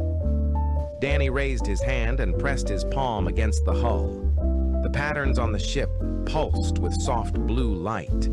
The glow spread outward from his hand like ripples on a pond. And then, with a soft hiss of air, a door appeared where there had been only smooth metal before. "What the hell?" Lisa whispered from behind him. Danny stepped through the doorway. Lights flickered to life along the corridor ahead, soft and warm. The air inside smelled clean and fresh, like a mountain breeze after rain. He walked forward, his heart beating fast, and the ship seemed to welcome him with every step. The corridor led to a central chamber that Danny knew must be the bridge. It was circular, with a single chair in the center facing a wide, curved window. Consoles lined the walls, their surfaces covered in the same flowing patterns as the hull. Everything was dark and silent. Danny sat down in the chair. It fit him perfectly, adjusting to his body in ways he could not explain. He placed his hands on the armrests and felt a gentle warmth spread through his fingers. And then a voice spoke. Not from speakers or communicators. It spoke directly into his mind, as clear as his own thoughts. Human DNA recognized. Genetic markers confirmed. Welcome aboard, Captain. This vessel has been waiting for your species for a very long time. We have much to discuss. Danny could not move. He could not speak. The voice was calm and gentle, like a parent speaking to a child. "Who are you?" he finally managed to ask. "I am the ship you now command. I was built by those who came before, the ones your galaxy has forgotten. They called themselves the Architects. They created life on 1,000 worlds, including yours. And they built me to find you, to find humanity when you were finally ready." Lisa appeared in the doorway of the bridge. Her face was pale. "Danny, what is happening? Who are you talking to?" "The ship," Danny said. His voice was shaking. "The ship is talking to me." The blue patterns on the walls pulsed gently, and the voice spoke again. "Your friend cannot hear me. Only you can interface with my systems. This is by design. The Architects built me for human minds alone. Other species cannot activate me. Other species cannot command me. I have waited 300 of your years for someone like you to find me." Danny looked at Lisa, then back at the window that now showed the stars outside. Somewhere out there, the aliens who had laughed at him were going about their business, thinking he had wasted his money on scrap. They were about to learn how wrong they were. What can you do? Danny asked the ship. Everything, Captain. I can do everything. And together we will show this galaxy what humanity is capable of. The ship hummed with quiet power, and Danny Cole smiled for the first time in years. The ship called itself the Wanderer, and it was old beyond anything Danny could imagine. Not thousands of years old, not even millions. The Wanderer had been drifting through the galaxy for billions of years, waiting for the right hands to find it. Danny spent the first 3 days aboard the ship learning its secrets. Lisa stayed with him, partly out of curiosity and partly because she was worried about her friend. She could not hear the ship's voice, but she could see the wonder in Danny's eyes as he explored each room and corridor. The architects, Danny explained to her on the second night, were the first intelligent species in this galaxy. They existed when the stars were still young. They traveled everywhere, seeding planets with the building blocks of life. They created thousands of species, including humans. Lisa sat on a curved bench that had grown out of the floor when she needed somewhere to rest. The ship seemed to know what its passengers needed before they asked. "Why?" she said. "Why would anyone do that?" "Because they knew they were dying," Danny said. He had spent hours listening to the Wanderer's story, absorbing information that no living being had heard for eons. Their species was coming to an end. They wanted to leave something behind, a legacy, children who might one day grow up and take their place among the stars. The Wanderer had been built as a gift for those children, but not just any children. The architects had designed the ship with very specific requirements. It would only respond to a species that possessed what they called adaptive resonance, a rare quality of the mind that allowed for deep connection with technology. "Your brains are special," the ship explained to Danny as they walked through a room filled with star charts. The maps showed regions of space that no modern species had ever explored. "Most intelligent species develop along predictable paths. Their minds become rigid, specialized, but humans remain flexible.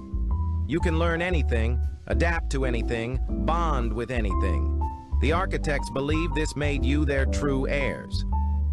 Danny shook his head in disbelief. Humans were considered one of the weaker species in the galaxy.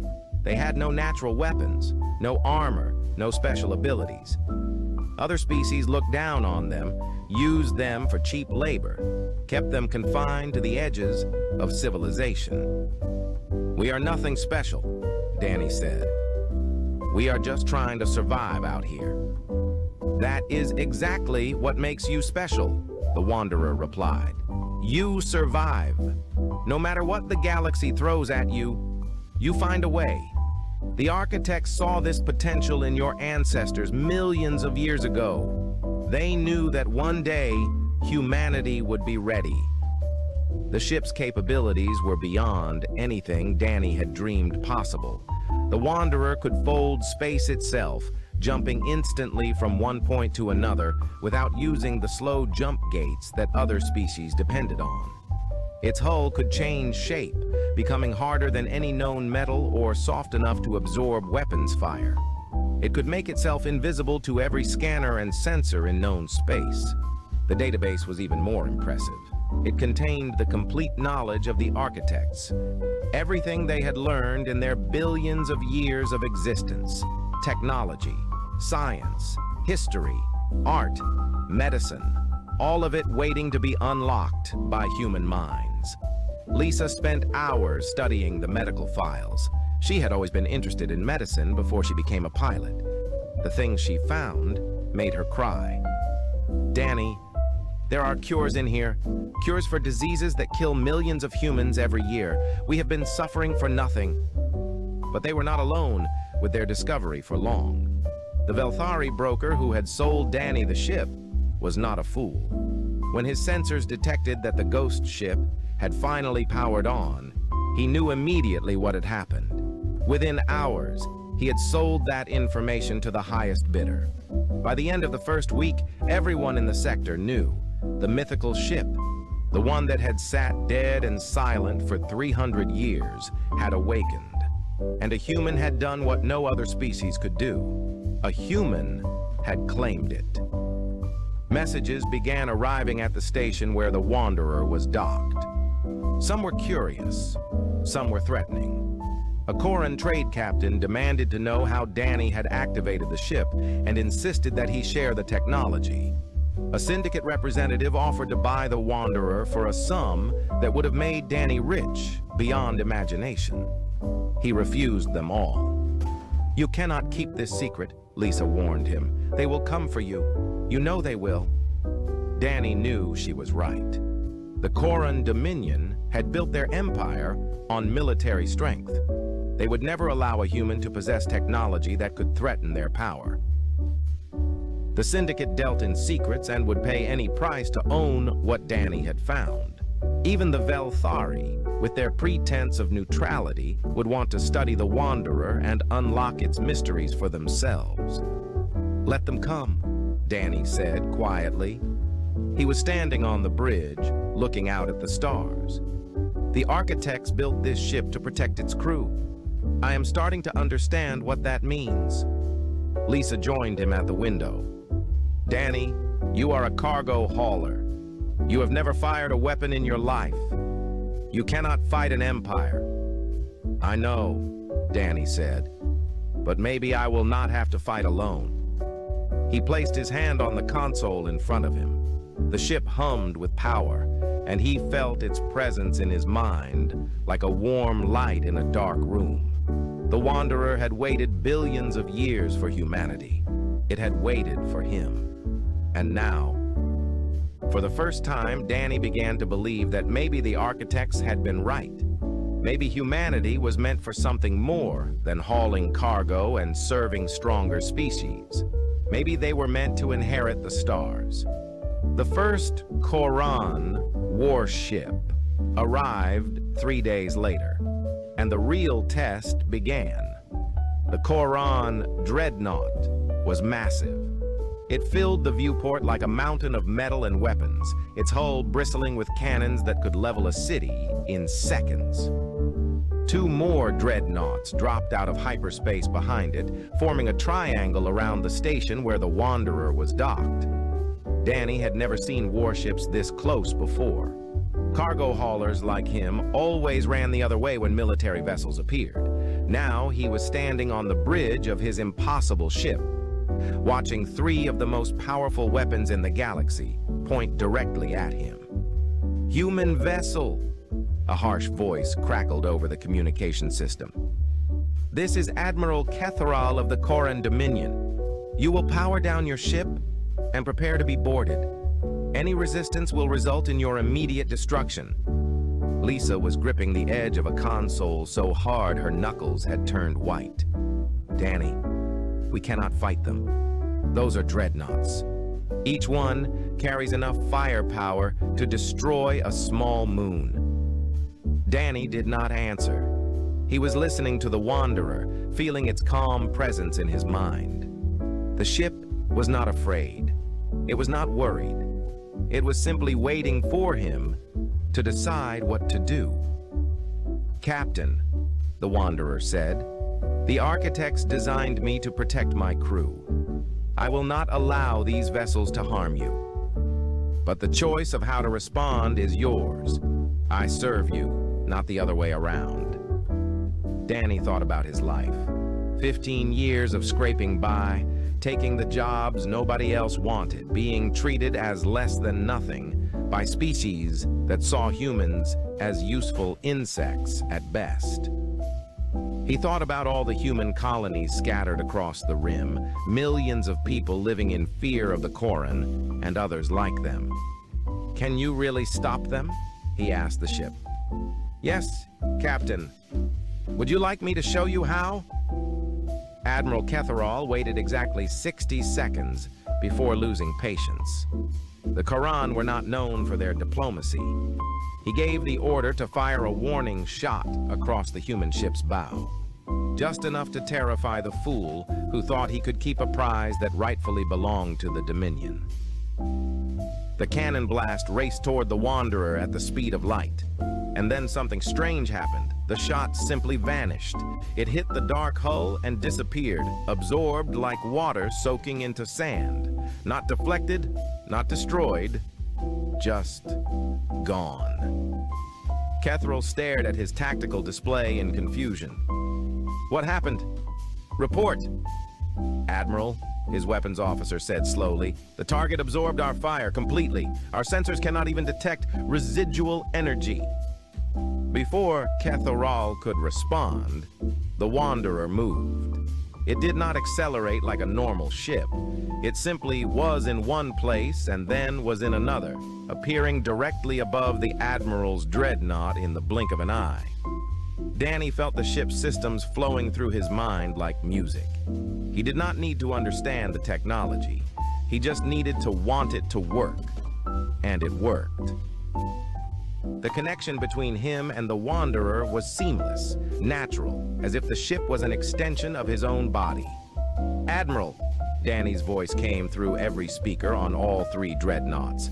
I am going to give you one chance to leave. I do not want to fight you. I do not want anyone to die. But if you try to take this ship, I will defend myself. Kethril was a veteran of 100 battles.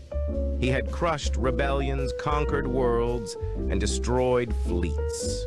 No human had ever dared to speak to him this way. The insult was unforgivable. All ships open fire. Destroy that vessel. Every cannon on 3 dreadnoughts fired at once. The space around the Wanderer lit up with enough energy to crack a planet's crust. Danny felt Lisa scream beside him, certain they were about to die. But the Wanderer sang. There was no other word for it. The ship's hull shifted and changed, becoming something that was not quite solid, not quite energy. The weapon's fire passed through it like light through smoke. And then the Wanderer struck back. Danny did not choose to kill. He chose to teach. The Wanderer's weapons carved through the Corran shields like they were made of paper, but instead of destroying the ships, it targeted their engines, their weapons, their sensor arrays. Precise cuts that left the dreadnoughts crippled but intact. In less than 3 minutes, it was over. 3 of the most powerful warships in the Corran fleet drifted helplessly in space, unable to fight, unable to flee. Admiral Kethril sat in his command chair, surrounded by alarms and damage reports, and felt something he had not felt in decades. Fear.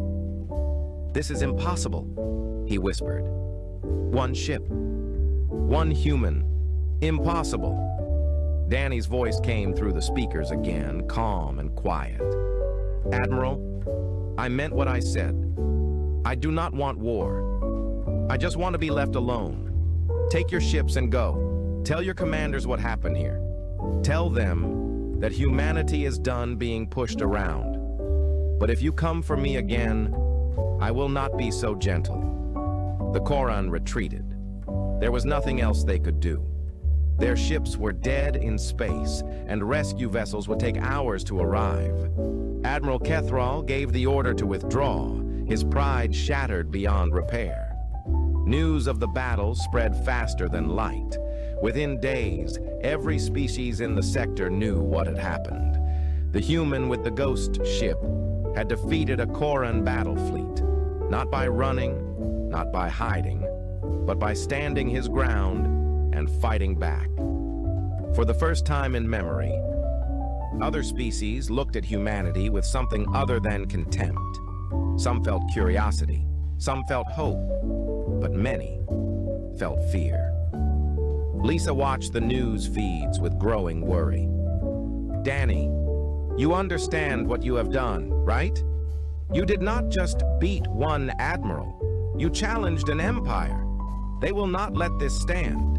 They will come back with more ships, more weapons, and they will not come alone. Danny nodded slowly. He was still getting used to the connection with the Wanderer, still learning what he was capable of. But he knew Lisa was right. This was only the beginning. Then we need to be ready, he said. Not just us. All of humanity. It is time for our people to stop hiding in the shadows. The Wanderer hummed with quiet agreement. The first battle was won. But the war for humanity's future was just beginning. The message came 3 weeks after the battle with the Koran. It was not a threat. It was not a demand. It was simply a video from a human colony called New Haven, located on a small moon at the edge of explored space. Danny watched the video in silence. The colony was burning. Koran soldiers moved through the streets, rounding up civilians and forcing them onto transport ships. Children were crying. Parents were screaming. And in the background, a voice announced in cold, mechanical tones that this was the price for harboring loyalty to the traitor who stole the ghost ship. Lisa stood beside him, tears running down her face. They are not coming for you, Danny. They are going after our people. The Koran were not alone. In the weeks since Danny's victory, something unprecedented had happened. The 3 major powers of the galaxy, species that had fought each other for centuries, had put aside their differences. The Koran Dominion, the Velthari Consortium, and the Syndicate of Morrow formed what they called the Coalition for Galactic Stability. Their stated goal was to protect the galaxy from dangerous technologies. Their real goal was to crush humanity before it could rise. The Coalition did not attack the Wanderer directly. They had learned from Admiral Kethral's mistake. Instead, they went after the soft targets, human colonies, human trade ships, human civilians who had nothing to do with Danny or his ship. Every day brought new reports. A mining station destroyed, a transport convoy captured, a settlement burned to the ground. The message was always the same. Surrender the Wanderer, or watch your species suffer. Danny stood alone on the bridge of his ship, staring out at the stars. The Wanderer was powerful, but it could not be everywhere at once. He could save one colony while 10 others burned. He could destroy one fleet while 100 more attacked his people across the galaxy. What do I do? He asked the ship. How do I fight an enemy like this? The Wanderer was silent for a long moment. Then it spoke, its voice gentle in his mind. Captain, the Architects faced a similar problem once. They were a single species in a hostile universe. They could not defeat their enemies through strength alone. So they changed the rules of the game. How? They shared their knowledge. They lifted up others. They built alliances based on mutual growth rather than mutual fear. In the end, they lost their war. But the civilizations they created survived. Life spread across the galaxy because the Architects chose to give rather than to hoard. Lisa found Danny 3 hours later, still standing on the bridge. But his face had changed. The despair was gone, replaced by something that looked almost like hope. I have an idea, he said, but I am going to need your help. The broadcast went out to every human settlement in known space. It bypassed the Coalition's communication blocks, carried by frequencies that their technology could not detect. Danny's face appeared on screens in hidden colonies, on ships running dark through enemy territory, in refugee camps where humans huddled together and waited for the end. My name is Danny Cole, he said. By now, you have heard stories about me. The fool who bought a mythical ship. The cargo hauler who defeated a Koran fleet. Some of you probably think I am the reason for your suffering. And in a way, you are right. The Coalition is attacking you because of me. He paused, letting the words sink in. But here's the truth they do not want you to know. This ship was built for us, all of us. It was created billions of years ago by a species called the Architects. and they designed it specifically for human minds. They believed that we were special, not because we are strong or fast or dangerous, but because we adapt, we learn, we refuse to give up no matter how bad things get. Lisa stood behind the camera, watching her friend transform into something more than a cargo hauler. Danny spoke with a conviction she had never heard from him before.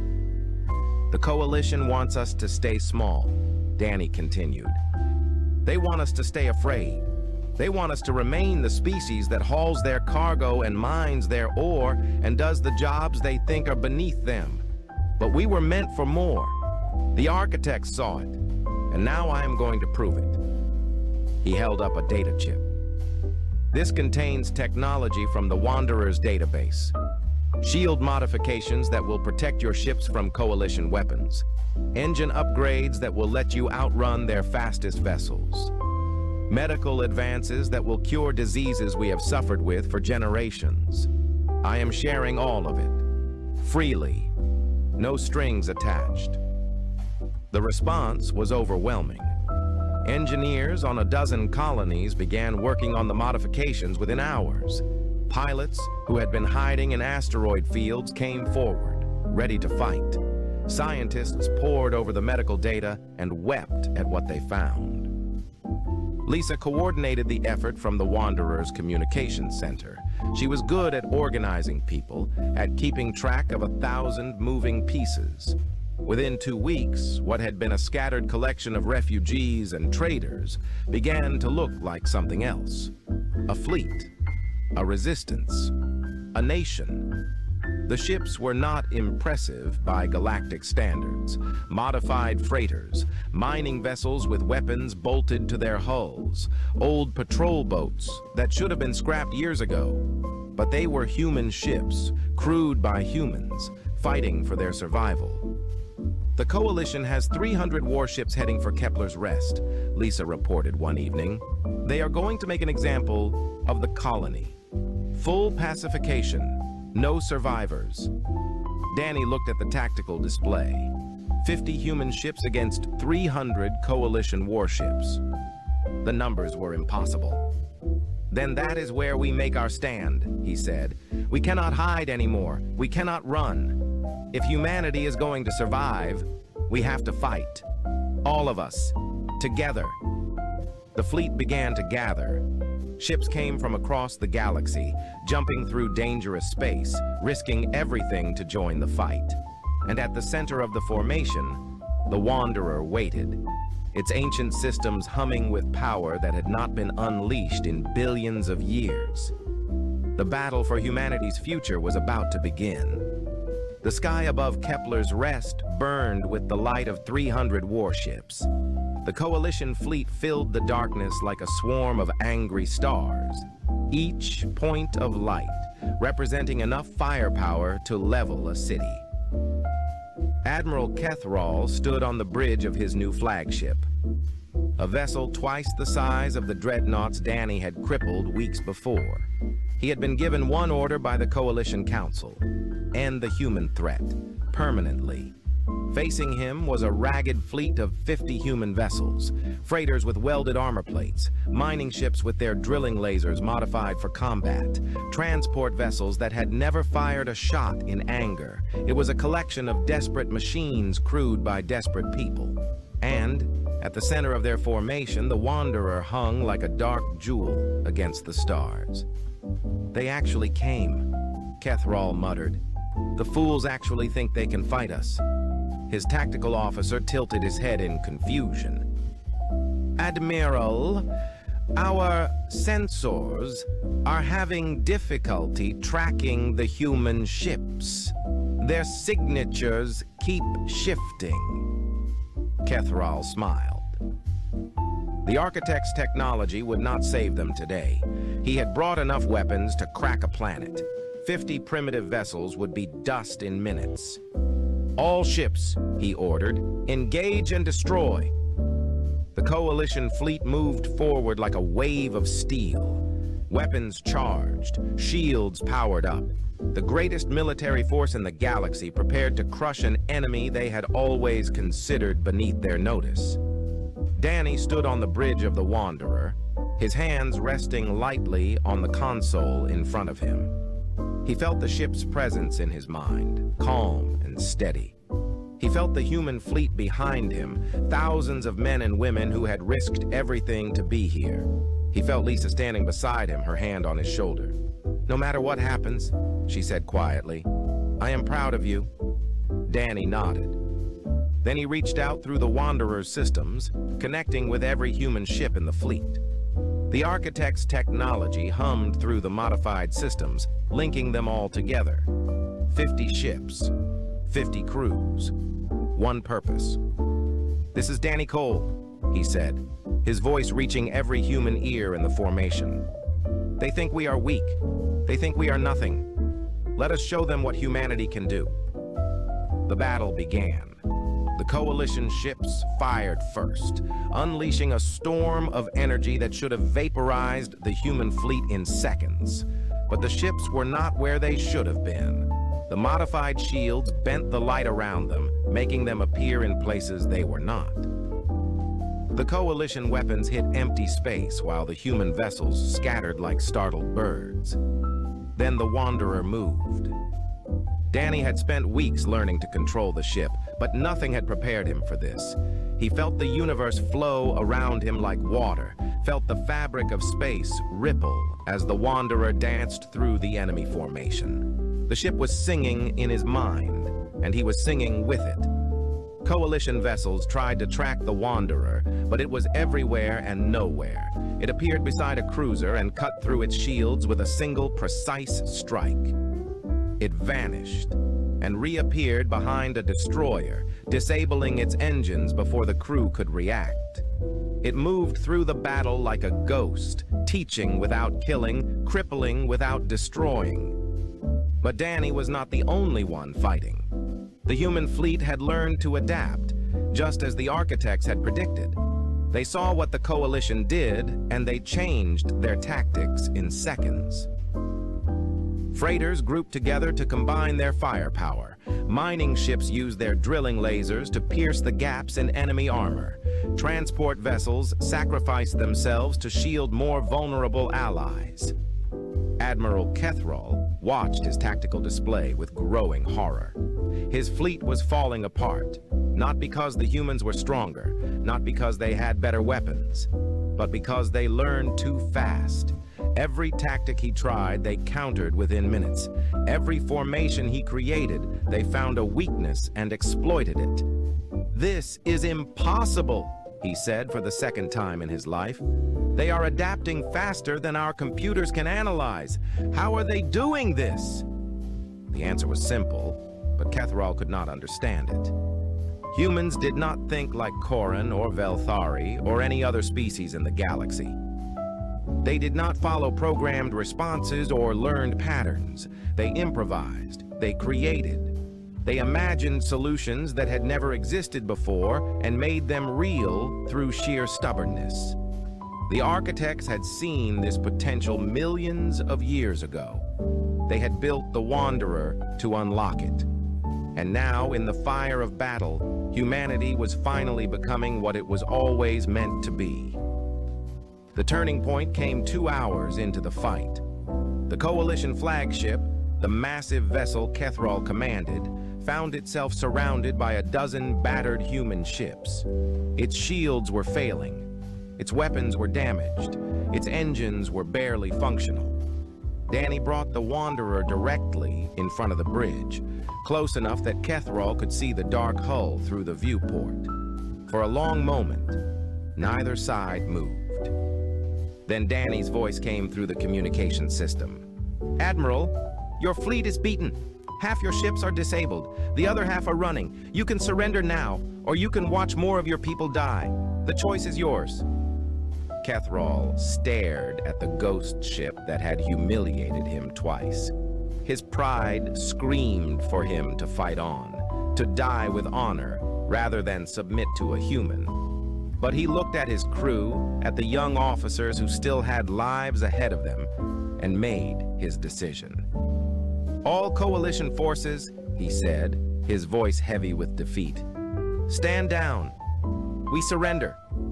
The battle was over, not with a dramatic explosion, but with a quiet admission of the truth. Humanity had won. In the weeks that followed, everything changed. Human colonies across the galaxy declared independence. Human scientists used the Wanderer's database to leap forward centuries in technology and medicine. Human ships traveled freely through space for the first time, no longer afraid of the powers that had once oppressed them. Danny Cole stood before the Galactic Council, the first human ever granted a seat at the table where the fate of civilizations was decided.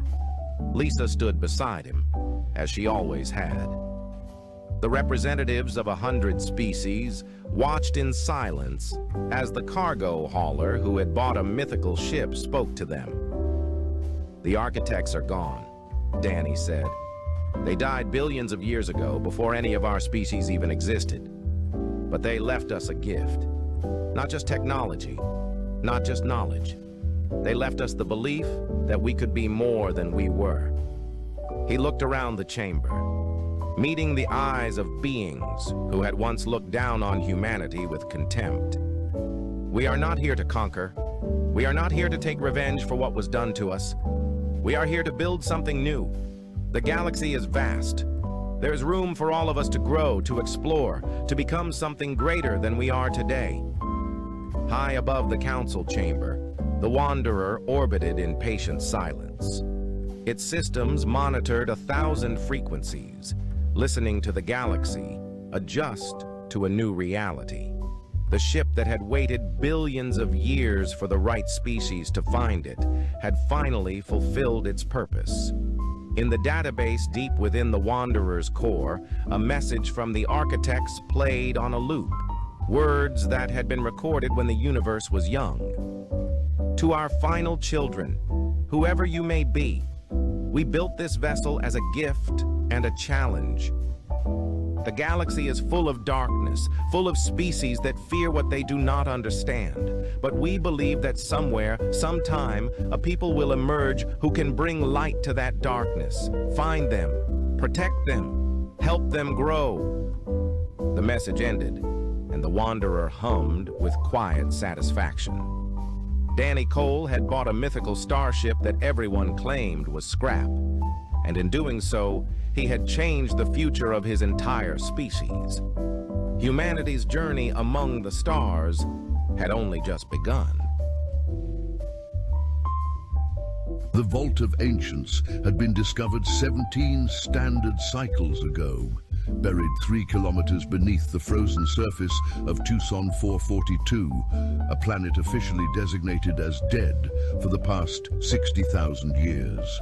The excavation had taken another 9 cycles, with engineering teams from 15 different species working in shifts around the chronometer to unearth what the Interstellar Coalition's preliminary surveys had identified as the single most significant archaeological find in recorded history. The chamber itself defied every expectation, carved from solid bedrock and reinforced with materials that predated any known metallurgical process. It stretched nearly 500 meters in diameter and rose to a cathedral-like height of 80 meters. The walls were covered in intricate geometric patterns that glowed with a faint teal luminescence, powered by some unknown energy source that had operated continuously for millennia without any apparent fuel supply or degradation. But the true marvel stood at the chamber's center, the machine, as it had come to be known in every language across the coalition, rose like a mechanical mountain from the polished floor. Its base measured 40 meters across, and its spiraling architecture climbed 65 meters toward the vaulted ceiling. Golden rings encircled its cylindrical core at regular intervals, each covered in symbols that linguists had been painstakingly cataloging for years. The rings appeared to be capable of rotation, though none of the research teams had dared attempt to move them. Teal lighting pulsed through crystalline conduits that ran along the machine's surface like veins, following pathways that suggested purpose but revealed nothing of function. Dr. Velis Korthane stood on the main observation platform, his elongated fingers tracing patterns on his data tablet as he reviewed the latest spectroscopic analysis. As the Coalition's chief xenoarchaeologist, he had spent the better part of 3 decades studying extinct civilizations, but nothing in his considerable experience had prepared him for this. The precursors, as the builders had been tentatively named, had left behind a monument to engineering that made the Coalition's most advanced technology look primitive by comparison. Still nothing, muttered Chief Engineer Brenthal Vosk, the Dravonian's triple-jointed arms hanging in a posture that conveyed deep frustration. His species had pioneered faster-than-light travel 500 years before humanity had even discovered fire, and the Dravonians took considerable pride in their technological superiority. The machine's resistance to analysis had become a personal affront. We've mapped every surface, catalogued every symbol, measured every energy signature. The materials alone represent technologies we can't begin to replicate, and yet we're no closer to understanding its purpose than we were 9 cycles ago. Velis's bioluminescent skin patterns shifted to calmer blues, a conscious effort to maintain diplomatic composure. Patience, Brenthal. The precursors were clearly more advanced than any civilization in the current galactic cluster. We must approach this with appropriate reverence and caution. Reverence, Brenthal repeated, his mandibles clicking in what passed for sarcastic laughter among his people. We've been reverent, we've been cautious, we've been everything except productive. 36 species, 200 of the finest minds in the Coalition, and our greatest achievement has been agreeing on what to call the thing. The machine does seem rather uninspired, offered Silvrith Pass, the team's quantum mathematician, her crystalline body refracting the teal light into rainbow patterns across the walls. Though I suppose the inexplicable monument to our collective inadequacy was deemed too lengthy for official reports. Despite the tension, several researchers on the platform allowed themselves quiet amusement. The Silvrians were known for their dry humor, a trait that had made Silvrith particularly popular among the more social species on the team. Velis was about to respond when his communicator chirped with an incoming message. He glanced at the screen and felt his skin patterns shift involuntarily to surprised yellows. The Coalition has sent an additional team member. Apparently there was some bureaucratic oversight, and they're just now assigning the human representative. The platform fell silent. Humanity's admission to the Interstellar Coalition had occurred only 18 standard cycles ago, following their successful development of functional Alcubierre drive technology. Their presence in the galactic community remained controversial. Most species had taken between 3 and 8 centuries to progress from primitive combustion engines to faster-than-light capability. Humanity had made the leap in less than 200 years, a pace that many Coalition members found either impressive or deeply concerning, depending on their disposition. A human. Brenthal's tone carried undisguised skepticism. What could they possibly contribute? Their species has barely mastered the basics of interstellar navigation. They still use fusion reactors for the star's sake. The Coalition Council mandates representation from all member species on projects of this magnitude, Velis replied, his patterns shifting to diplomatic neutrals. Besides, diverse perspectives have proven valuable in the past. The Silvrians were considered primitive when they first joined, and Silvrith's mathematical frameworks have been instrumental in our energy measurements. The Silvrians had already unified their entire planet and had been studying advanced physics for 6 centuries when they joined, Brenthal countered. Humans are still fighting amongst themselves over resources and arbitrary ideological divisions. Last I checked, they hadn't even colonized their own solar system beyond a handful of research outposts. They did put 3 separate missions on their moon using computers less powerful than our personal communicators, Silvrith observed. That suggests a certain pragmatic ingenuity, even if their technological foundation is relatively primitive. The conversation was interrupted by the opening of the main access tunnel. The atmospheric processors hummed as they adjusted to accommodate the new arrival, and a figure emerged onto the platform. The human was male, approximately 180 centimeters tall, with dark hair that showed premature graying around the temples and a face that displayed what the cultural databases described as an expression of chronic sleep deprivation. He wore a utilitarian grey jumpsuit that bore the insignia of the Coalition Engineering Corps, though Velis noted that the uniform had been modified with numerous additional pockets, each bulging with various tools and devices.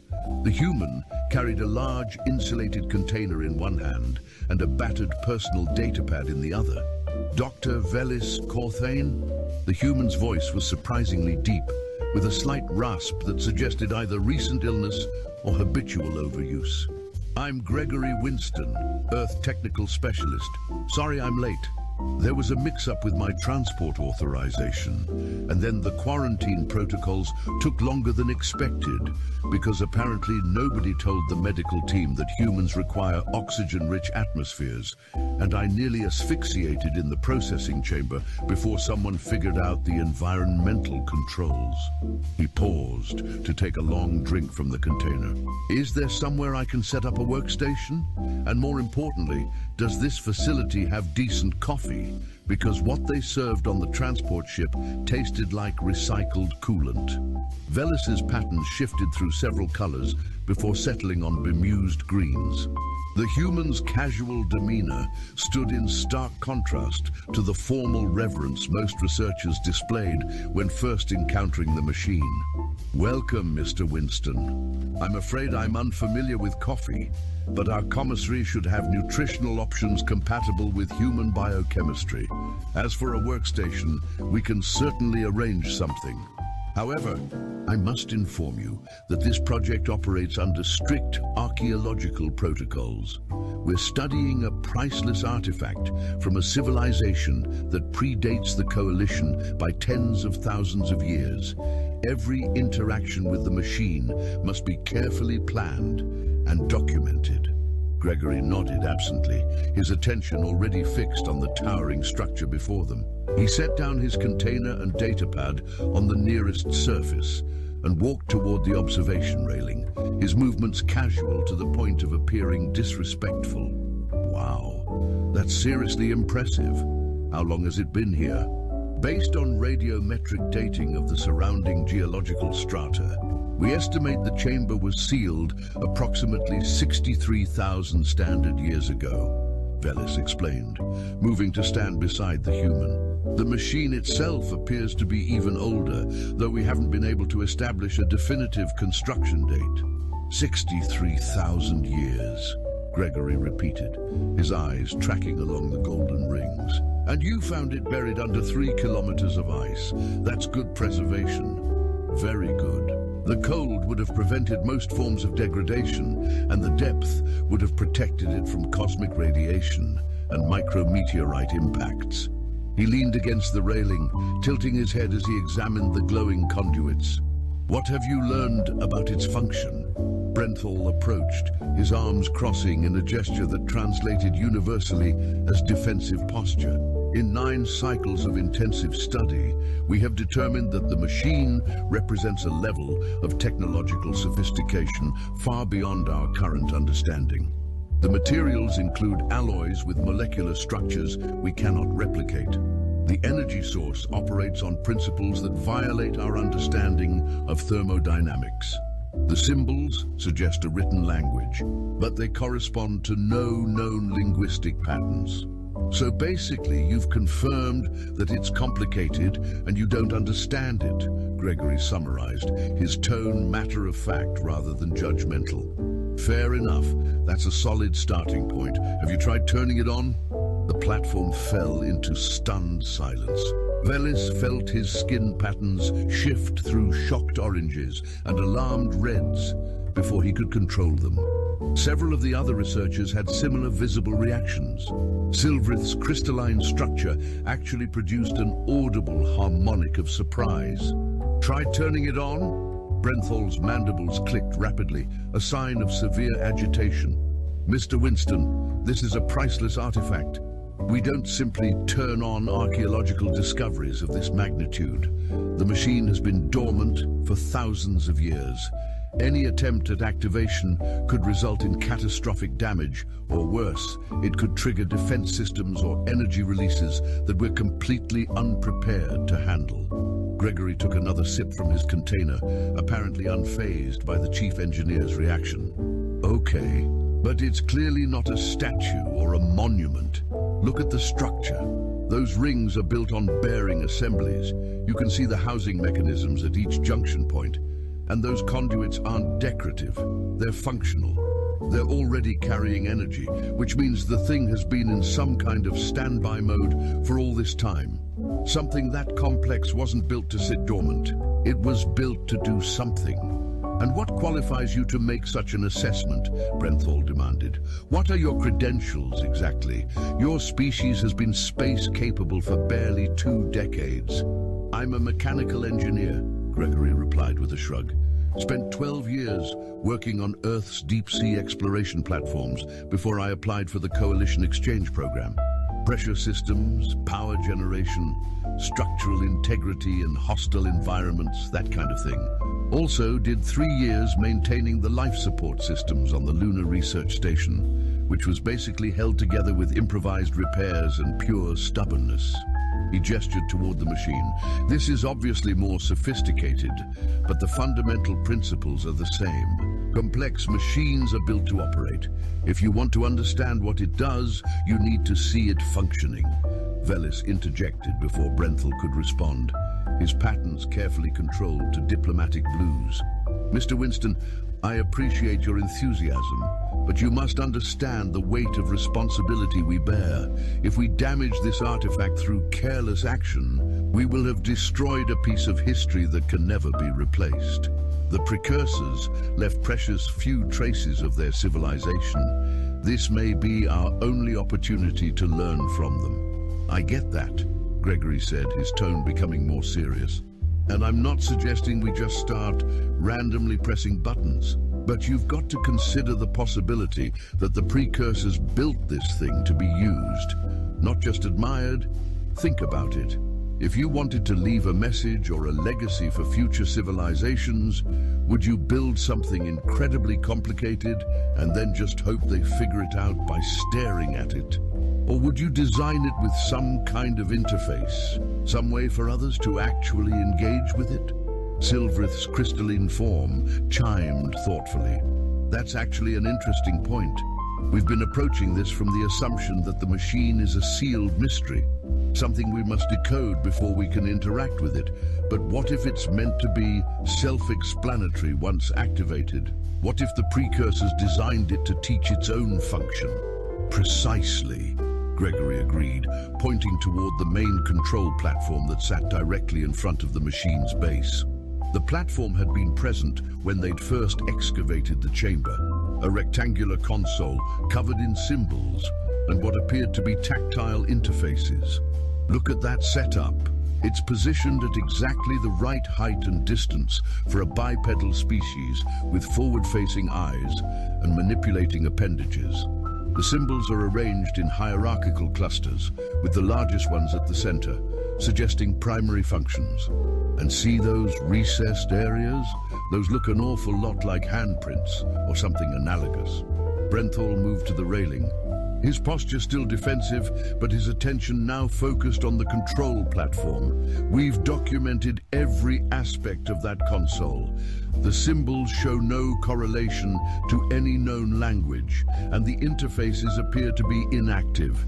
We've tested them with various forms of stimulation with no response. What kind of stimulation? Gregory asked. Electromagnetic radiation across the full spectrum, varying pressure applications, temperature modulation, acoustic frequencies. Nothing produced any reaction. Gregory nodded slowly. Did you try just touching them? The chief engineer's mandibles clicked in annoyance. Of course we tried tactile interaction. The interfaces remained completely inert. And you were wearing protective gear when you did it, right? Gloves, environment suits. All the standard archaeological safety protocols? Obviously. We maintain strict contamination control. There's your problem, Gregory said, as if this should have been obvious. You're trying to interact with a machine designed by organic beings using tools that insulate you from direct contact. What if the interface is keyed to specific biological signatures? Body heat, skin conductivity, maybe even the electrical signals from nerve impulses. He gestured toward the control platform. Those recessed areas aren't just design flourishes. They're measuring something about whoever touches them. That's why they're positioned so deliberately. Velis felt his patterns shifting as he processed this theory.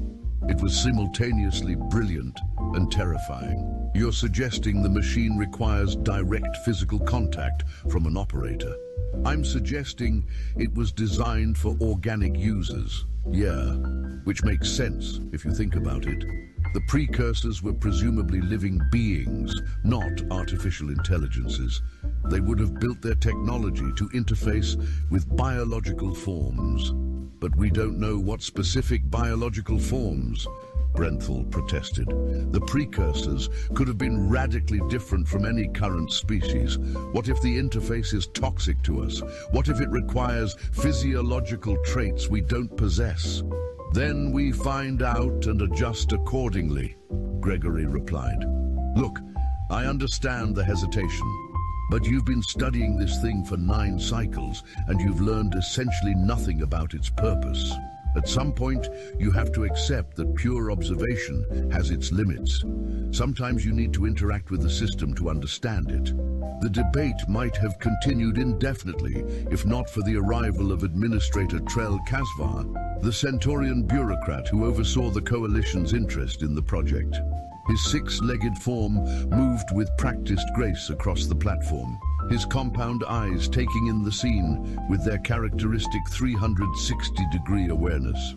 Dr. Corthane, I've been reviewing the project timeline. 9 cycles with minimal progress is becoming difficult to justify to the Council, especially given the resources we've committed to this excavation. Velis's patterns shifted to defensive yellows. Administrator, we're dealing with technology that predates our entire civilization. Progress must be measured in terms of accumulated knowledge, not immediate results. The Council understands that, Trell replied, his translator rendering his clicking speech into standard Coalition dialect.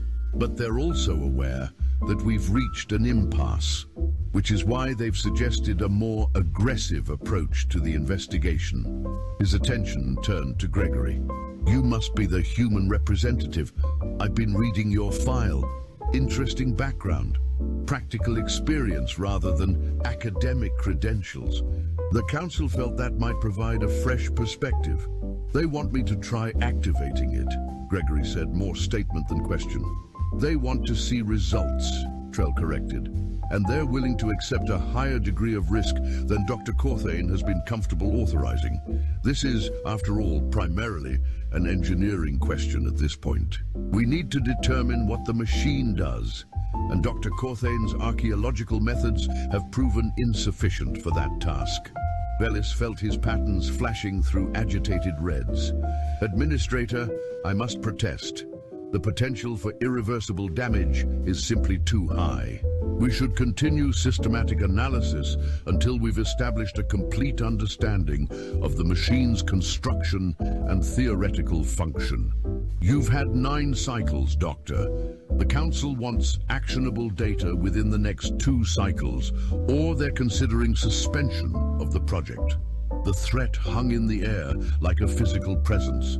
Suspension would mean reassigning the research teams, mothballing the facility, and potentially shelving the entire investigation for years or decades, while resources were redirected to more productive endeavors. For Velis, who had devoted his career to understanding extinct civilizations, it would be a professional catastrophe. I'll do it, Gregory said quietly, but I want to do it properly. Give me 24 hours to study the control platform's configuration and develop a systematic approach, and I want full documentation of every step. If something goes wrong, Future teams should at least know what we tried. Trell's compound eyes focused on the human. Acceptable. You have one standard day. Dr. Corthane, please provide Mr. Winston with full access to all research materials and direct observation time with the machine, and ensure he has whatever technical support he requires. As the administrator departed, Velis turned to Gregory, his patterns now a resigned grey. You understand what you're risking.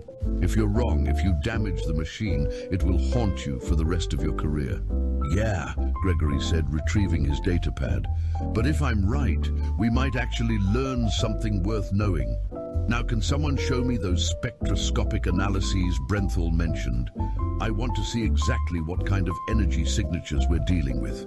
The next 24 hours passed in a blur of activity. Gregory proved to be methodical despite his casual demeanor, reviewing thousands of pages of research data with an engineer's eye for practical details.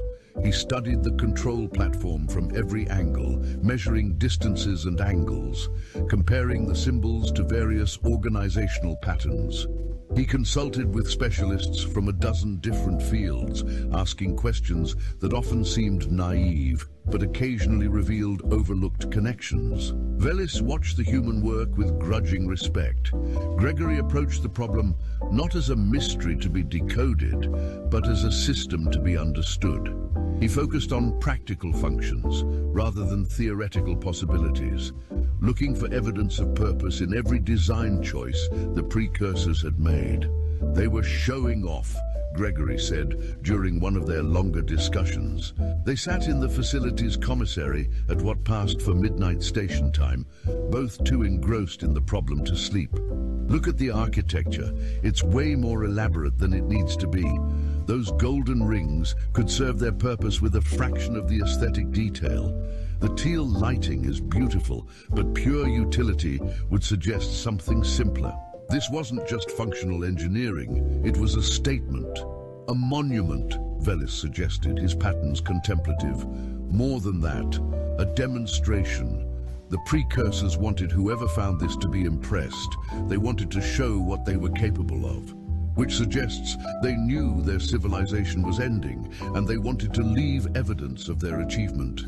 Gregory traced patterns on his datapad, but they also made it interactive. That control platform isn't decorative, it's designed to be used. So they wanted to impress us, and they wanted us to engage with their creation. The question is, what were they trying to accomplish? Perhaps the machine itself contains the answer, Velis offered. If you're correct about the activation protocol, turning it on might reveal its purpose directly. That's what I'm counting on, Gregory admitted. Because honestly, if I'm wrong about this, we're probably going to look really stupid in the official reports. When the designated time arrived, the entire research team had assembled in the main chamber. Word had spread through the facility, and even researchers whose specialties had no direct relevance to the machine had found reasons to be present. The observation platforms were crowded with representatives from dozens of species, all waiting to witness what might be either a breakthrough or a disaster. Gregory stood on the lower platform, directly in front of the control console. He'd shed his jumpsuit down to a simple undershirt and pants, explaining that he wanted to minimize any potential interference with whatever biological scanning the interface might employ. His datapad was secured to his belt, set to record everything for later analysis. Velis stood nearby, having insisted on being present despite his reservations. If something went catastrophically wrong, he felt a responsibility to witness the consequences of a decision he'd ultimately authorized, however reluctantly. Okay, Gregory said, more to himself than the assembled observers. Let's see if 63,000 years of waiting was worth it. He placed his hands carefully into the recessed areas on the console, his palms pressing against surfaces that had last felt contact in an era when humanity's ancestors were still learning to use stone tools. For several seconds, nothing happened. The assembled researchers held their breath, or whatever their species equivalent might be. The only sound was the constant background hum of the facility's environmental systems and the faint pulsing of energy through the machine's glowing conduits. Then the console ignited with light. Symbols flared across its surface, shifting and rearranging themselves with liquid fluidity. The recessed areas where Gregory's hands rested began to glow with warm golden light that spread up his arms in patterns that looked like circuit diagrams being drawn directly onto his skin. The sensation must have been intense because his expression shifted from focused concentration to wide-eyed surprise. "Mr. Winston," Velis called out, ready to pull the human away if necessary. "Are you in pain?" "No," Gregory said, his voice distant. "No, it's not pain, it's information. It's reading me, scanning, biological composition, neural patterns, genetic structure. It's learning what I am so it can communicate with me." His eyes focused on something only he could see. The interface is adaptive. It's adjusting to human cognition patterns. I'm seeing instructions, or something like instructions. Not words exactly, more like concepts being transmitted directly. The machine responded to its awakening operator. The golden rings began to rotate, slowly at first, then accelerating to create a hypnotic pattern of movement and light. The teal conduits brightened until the entire chamber was illuminated with an ethereal glow. A deep harmonic resonance built in the air, felt as much as heard, a vibration that seemed to bypass auditory processing and communicate directly with something deeper in the consciousness of every observer present. "It's a beacon," Gregory said, his voice filled with wonder. "They built a beacon, not a distress call, nothing like that. It's a message, a declaration of existence. The precursors knew their time was ending. War, environmental collapse, something catastrophic that they couldn't prevent. So they built this as a final statement. We were here, we existed, we achieved great things. We chose to be remembered rather than forgotten." The rings aligned into a specific configuration, and a column of light erupted from the machine's apex, piercing upward through a previously unnoticed aperture in the chamber's ceiling. The light was visible even through the 3 kilometers of ice above them, emerging into the planet's atmosphere as a pillar of golden brilliance that would be visible from orbit. "It's broadcasting," Silvrith said, her instruments detecting emissions across multiple spectra. Energy patterns consistent with faster-than-light communication protocols. Whatever message the machine contains, it's sending it across the galaxy, maybe across the entire cluster. "They wanted to be found," Gregory said softly, his hands still in contact with the console. "They built this to last until someone else achieved spaceflight. Until someone else reached their level of civilization. They wanted us to know that we weren't the first, that others had come before us, had faced their own challenges, their own triumphs and failures. They wanted to tell us that we're part of a continuum, that intelligence and curiosity are fundamental to the universe itself." Velis felt his patterns shifting through colors he couldn't name. Emotions too complex for simple biological signaling. "They left us a legacy. They left us a mirror," Gregory corrected. "Look at this place. Look at what they built. They're showing us what we might become if we continue to grow and learn and work together. But they're also warning us about what we could lose if we fail to overcome our limitations." His eyes met Velis's. "The precursors had technology we can't even understand, and they still couldn't save themselves. We're nowhere near their level, and we're already facing challenges that could end us just as completely. Climate change, resource depletion, the temptation to use our knowledge for destruction instead of creation. They're telling us to be better than they were." The machine continued its broadcast for several more minutes before the golden light gradually dimmed. The rings slowed their rotation, returning to their original positions with mechanical precision. The console's glow faded until only the standard teal luminescence remained, and Gregory carefully removed his hands from the interface. He stumbled backward, clearly exhausted by whatever the machine had shared with him. Velis caught his arm, steadying the human with surprising gentleness. "Are you well?" "Yeah," Gregory breathed. Yeah, I'm okay. That was just intense. Like downloading an entire library directly into your brain all at once. He looked up at the machine with obvious respect. They were extraordinary, the precursors. They faced their end with courage and grace, and they chose to spend their final days building something that would outlast them. Something that would give meaning to their existence even after they were gone. Administrator Trell descended from the observation platform, his compound eyes focused intently on the human. What exactly did the machine communicate to you? Everything, Gregory said simply. Their history, their achievements, their mistakes. It's all encoded in the broadcast signal. The message is repeating on a continuous loop, and it will continue to do so for thousands more years. Anyone with the technology to detect it will be able to access the complete archive of the precursor civilization. Their art, their science, their philosophy. It's the greatest gift one species could possibly give to another, the sum total of their accumulated wisdom. Brenthal approached more slowly, his posture no longer defensive, but thoughtful. How did you know? How did you understand that direct contact was the key when all our sophisticated analysis failed? Gregory managed a tired smile. Because I didn't assume the precursors thought like a computer or followed the same logical pathways we use when we design machines. They were living beings, probably not that different from us in the ways that matter. They had hands, or something equivalent. They had senses. They built tools that extended their capabilities, but that still required their direct involvement. Modern technology tends toward abstraction and remote control, but older systems, simpler systems, they're hands-on, literally. He gestured toward the console. I just figured that if they wanted to be remembered, they'd build something that required a personal connection, something that couldn't be activated by drones or artificial intelligence or remote instruments, something that demanded a living, thinking being to make the choice to engage with them across the gulf of time. Velis's patterns settled into warm, satisfied golds.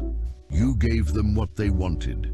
You witnessed their legacy and honored their memory by understanding it. We all did, Gregory corrected. I just happened to be the one willing to take the risk. But everyone here contributed to making this possible.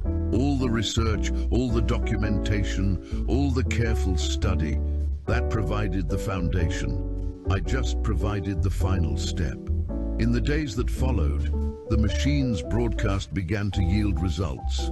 Ships from across the coalition arrived to study the signal, to decode the vast library of precursor knowledge it contained. Specialists in every field descended on Tucson 442, transforming the archaeological site into a hub of scientific activity unprecedented in coalition history. The precursor message contained technological innovations that would accelerate the coalition's development by centuries. Medical advances that promised to extend lifespans and cure diseases that had plagued multiple species for generations. Environmental restoration techniques that could reverse planetary degradation. Artistic and philosophical works that would enrich cultures across hundreds of worlds. But the most profound impact came from the precursors' historical records. Their story was one of triumph and tragedy, of a species that had reached heights of achievement that the coalition could only dream of, and then watched helplessly as internal conflicts and short-sighted decisions gradually eroded everything they'd built. They'd solved the challenges of resource scarcity only to create new problems of distribution and equity. They'd eliminated disease only to face questions about the meaning of mortality. They'd achieved peace among themselves, only to discover that peace without purpose led to stagnation and eventual collapse. The precursors' final message was clear. Technological advancement without wisdom is insufficient. Knowledge without compassion is dangerous. Power without responsibility is destructive. They had failed not because they lacked intelligence or capability, but because they'd forgotten that their greatest strength lay in their ability to work together, to value each other, to remember that all their achievements meant nothing if they couldn't create a civilization worth living in. Gregory watched the activity from the observation platform, his insulated container of coffee in hand. Velis joined him, his patterns cycling through thoughtful blues and greens. "You've become something of a celebrity," the xenoarchaeologist observed. "The Coalition News Service is calling you the bridge between ages. There's apparently a movement to nominate you for the Distinguished Service Medal." Gregory snorted. "I pressed a button. Well, technically I put my hands on a surface, but you know what I mean. Anyone could have done it. But they didn't," Velis pointed out. "For 9 cycles, hundreds of brilliant minds studied that machine and never took the step you took. Do you know why? Fear of being wrong," Gregory suggested. "Fear of breaking something irreplaceable. Fear of looking foolish. Reverence," Velis corrected. "We held the precursors in such awe that we forgot they were people like us. We treated their creation as a divine mystery rather than an engineering project. We assumed that something so advanced must require equally advanced methods to understand. You approached it with the assumption that the precursors were intelligent beings who wanted to communicate, not gods whose intentions were inherently unknowable." Gregory took a long drink from his container, considering this. "I think the real lesson here isn't about me or the machine, or even the precursors specifically. It's about perspective. Every species in the Coalition brings different assumptions and different ways of thinking. The Dravonians see everything through the lens of technological optimization. The Silvrians think in mathematical frameworks.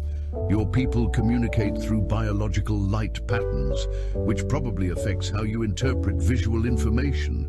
And humans?" Velis prompted. "We're improvisers," Gregory said with a slight smile. "We've spent most of our history dealing with problems we weren't ready for and didn't fully understand. We didn't have millions of years to develop slowly and carefully. We went from stone tools to space travel in a geological eye blink. And we did it by being willing to try things, fail, learn, and try again. We assume that complicated problems probably have simpler solutions than they appear to have. And we're comfortable with the idea that sometimes you just need to flip a switch and see what happens. A dangerous philosophy if applied carelessly," Velis noted. "Absolutely. But it's also the only way progress happens. At some point, you have to move from studying to doing. You have to accept that understanding comes from engagement, not just observation." Gregory gestured toward the machine. "The precursors understood that. They built something that required active participation. They made us take the risk because they knew that any species capable of reaching them would need to be willing to take risks. That's probably how they survived long enough to build all this in the first place." Brenthal approached them, his arms carrying a data slate covered in complex equations. "Mr. Winston, I owe you an apology. I dismissed your capabilities based on your species' relative youth in the galactic community. That was prejudiced and unprofessional." "No worries," Gregory replied easily. "If someone had told me a year ago that I'd be activating ancient alien machines, I'd have assumed they were joking. We all make assumptions based on our experiences. Nevertheless, I would like to request your assistance on another matter. The precursor records include references to several other sites across the region. Archaeological caches, research stations, possibly even intact cities. The Coalition is organizing expeditions to investigate them, and I'm assembling a team. Your practical approach to problem solving would be invaluable." Gregory looked genuinely surprised by the offer. "I'm just an engineer. Don't you want people with more academic credentials?" "I want people who get results," Brenthal said bluntly. "Credentials are impressive on paper, but they don't necessarily translate to actual competence in the field. You've demonstrated that you can look at a problem from angles others miss. That's worth more than any number of degrees." "I'll think about it," Gregory said diplomatically, "but I appreciate the offer. Means a lot, especially coming from someone who thought humans were basically clever children playing with technologies we don't understand. Brenthal's mandibles clicked in what might have been embarrassment or amusement. I may have been hasty in that assessment, though I maintain that humans have a somewhat cavalier attitude towards safety protocols. Probably, Gregory agreed cheerfully. But sometimes, safety protocols are less about actual safety and more about maintaining the illusion that we have everything under control. The universe is fundamentally unpredictable. Might as well accept that and work with it instead of pretending we can eliminate all risk through careful planning. Over the following weeks, the full scope of the precursor civilization's legacy began to emerge. The broadcast contained not just technical information but personal stories, cultural histories, works of art and music that transcended species boundaries. The coalition found itself grappling with questions it had never seriously considered before. What does it mean to inherit the knowledge of an extinct species? How do we honor their memory while building our own future? What responsibility do we bear to avoid their mistakes while learning from their successes? Gregory remained at the site for 3 more cycles, working with the research teams to decode and contextualize the precursor data. His practical experience proved valuable in unexpected ways, while the academic researchers focused on the theoretical implications of precursor physics and mathematics. Gregory looked for immediate applications. He identified medical techniques that could be implemented with current coalition technology. He found agricultural methods that could increase food production on marginally habitable worlds. He discovered materials science breakthroughs that would make starship construction safer and more efficient. "You're looking for the useful parts," Silvrith observed during one of their work sessions, while others are analyzing the precursor's philosophical treatises on the nature of consciousness. You're focused on their improved hull plating designs. "Both are important," Gregory said without looking up from his work, "but improved hull plating is going to save lives next year. Understanding the nature of consciousness is valuable for the long term, but people need practical solutions to immediate problems. The precursors gave us both. Seems wasteful to focus exclusively on the abstract when there are concrete improvements we can make right now." "A refreshingly pragmatic perspective," Silvrith admitted, "though I suspect it will frustrate the more academically oriented researchers who prefer to work methodically from theoretical foundations to practical applications." "They can work their way," Gregory said with a shrug. "I'll work mine. The beauty of having access to all this information is that there's more than enough for everyone to pursue their own interests. Some people will spend decades analyzing precursor poetry. Others will reverse engineer their power systems. Both approaches are valid." When the time came for Gregory to return to Earth, the coalition held a formal ceremony recognizing his contribution. Representatives from every member species attended, a diplomatic turnout usually reserved for major treaty signings or the admission of new members. Gregory accepted the accolades with visible discomfort, clearly preferring the practical work to ceremonial recognition.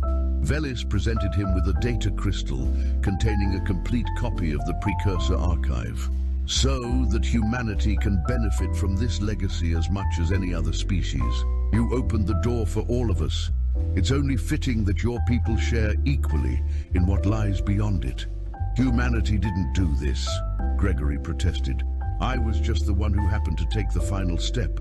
The real work was done by your teams over 9 cycles of careful study, and yet, without that final step, all that study would have amounted to nothing but accumulated observations," Velis countered, his patterns showing deep respect. "You proved that different perspectives have value, that newcomers can contribute insights that those with more experience might miss. That's a lesson the coalition needed to learn. We'd become somewhat complacent in our assumptions about technological development and species capabilities. You reminded us that intelligence and capability aren't determined by how long a species has been traveling the stars. The ceremony concluded with Administrator Trell making a formal announcement that sent ripples through the diplomatic community. The Coalition Council has voted to establish the Precursor Heritage Project, a permanent initiative dedicated to studying and applying the knowledge the precursors left for us. And by unanimous decision, the Council has appointed Gregory Winston as the project's first Director of Practical Applications, subject, of course, to his acceptance. Gregory looked genuinely shocked. Wait, what? I never applied for that position. I didn't even know it existed until about 30 seconds ago. You demonstrated the qualities required for it, Trell explained, his compound eyes focusing on the human with unusual intensity. The ability to see solutions others miss, the courage to take calculated risks in pursuit of knowledge, the humility to credit others for their contributions. These are precisely the characteristics we need in someone who will help guide how the Coalition implements precursor technologies and wisdom. I'm not qualified to direct anything, Gregory protested. I'm an engineer, not an administrator. Then you'll learn, Trell said simply, just as you learned about precursor technology by engaging with it directly. The Council has confidence in your abilities, even if you don't share that confidence yourself. Will you accept the position? Gregory looked around at the assembled representatives, at the research teams who had become colleagues and friends, at the machine still standing in silent testament to the species that had built it. Can I have some time to think about it? Of course, the project won't be fully operational for at least 6 standard cycles. We have time for you to make an informed decision. On his final night at the facility before returning to Earth, Gregory stood alone on the main observation platform, looking up at the machine. The teal light pulsed with steady rhythm, unchanged by all the activity that had surrounded it. The golden rings held their positions with perfect stability. It was simultaneously the most impressive and the most familiar sight he'd encountered in his time with the Coalition. You changed everything, he said quietly to the ancient structure. The precursors knew exactly what they were doing when they built you. They gave us knowledge. But more than that, they gave us connection. They showed us that we're part of something larger than ourselves, part of a story that stretches back further than we'd imagined and will hopefully continue longer than we can predict. The machine offered no response, of course. It was a device, not a conscious entity. But Gregory liked to think the precursors would have been pleased by what had happened here. They'd wanted to be remembered, and now they would be. They'd wanted their achievements to benefit others, and they would. They'd wanted to matter, even after they were gone, and they'd succeeded beyond anything they could have hoped for. He touched the railing, his fingers trailing along the cold metal. I think I'll take the job, he said to the empty air. Someone needs to make sure we use your gift properly, that we don't waste it or misuse it. And if humans are good at anything, it's improvising solutions with whatever tools we're given. You gave us pretty spectacular tools. Seems only fair that we put in the effort to use them well. The return journey to Earth gave Gregory time to process everything that had happened. The transport ship's crew treated him with a deference that made him deeply uncomfortable, and several crew members asked for autographs or photographs, as if he was some kind of celebrity rather than someone who'd simply done his job. He spent most of the voyage in his quarters, reading through the Precursor archive and making notes on potential applications for human technology. Earth's government had been following the developments at Tucson 442 with intense interest. Humanity's role in unlocking the Precursor legacy had elevated the species' status within the Coalition considerably. Where once humans had been viewed as barely civilized newcomers, they were now respected as valuable contributors with unique perspectives. The political and economic implications were significant, and Earth's leaders were eager to capitalize on the opportunity. Gregory found himself immediately drawn into meetings with politicians, military officials, and corporate executives, all wanting to know what benefits humanity could extract from the Precursor knowledge.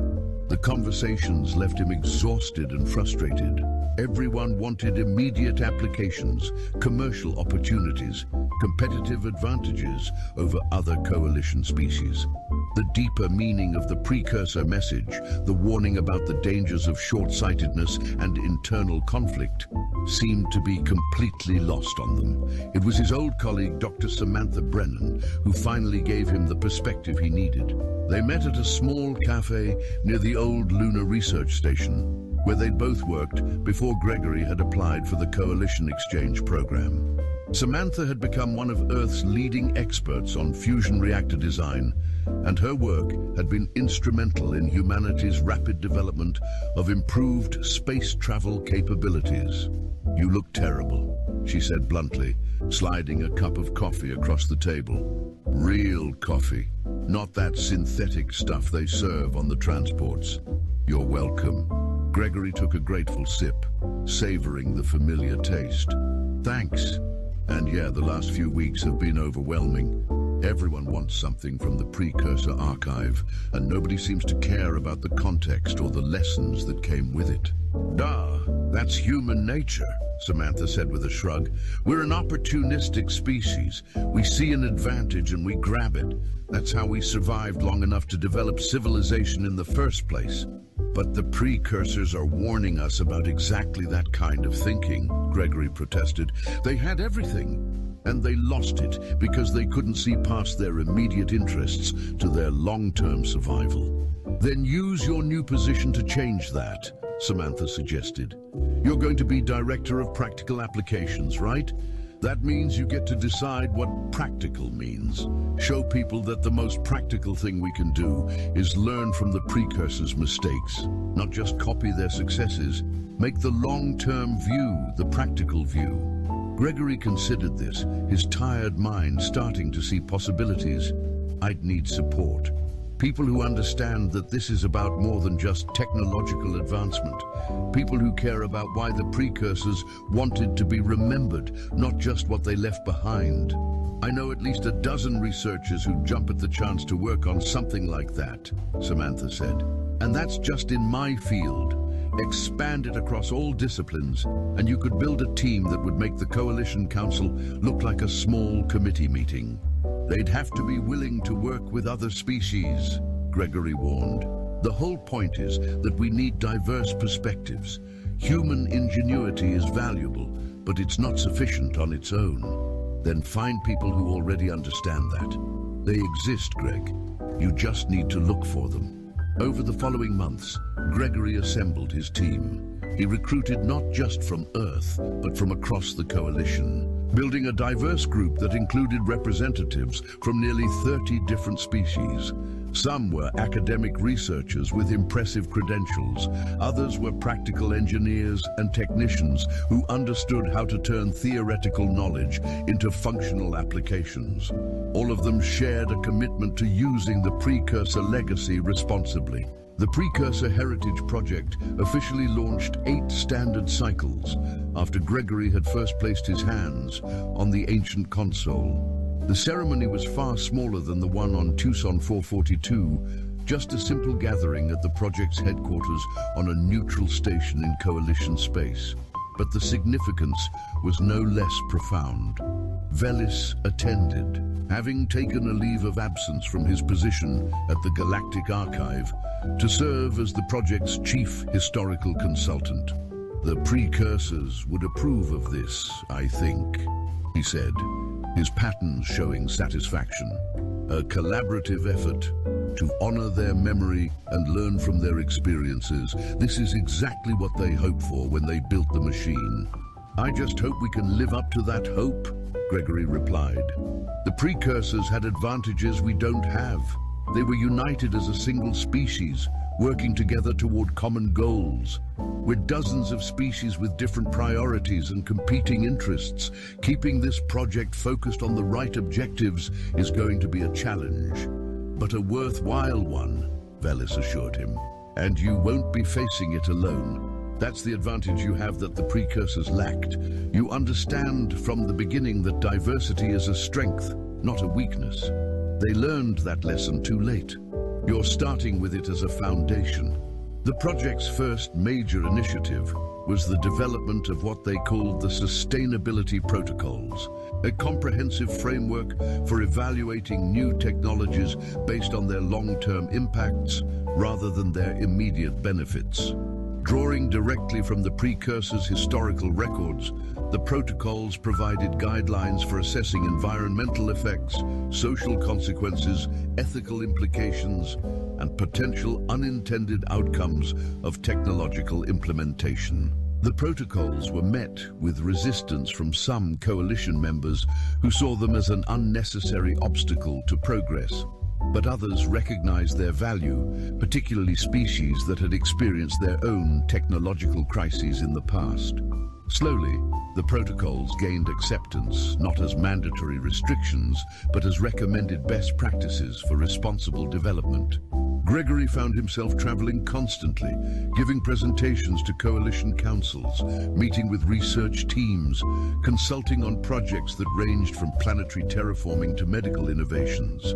It was exhausting work, but it was also deeply satisfying.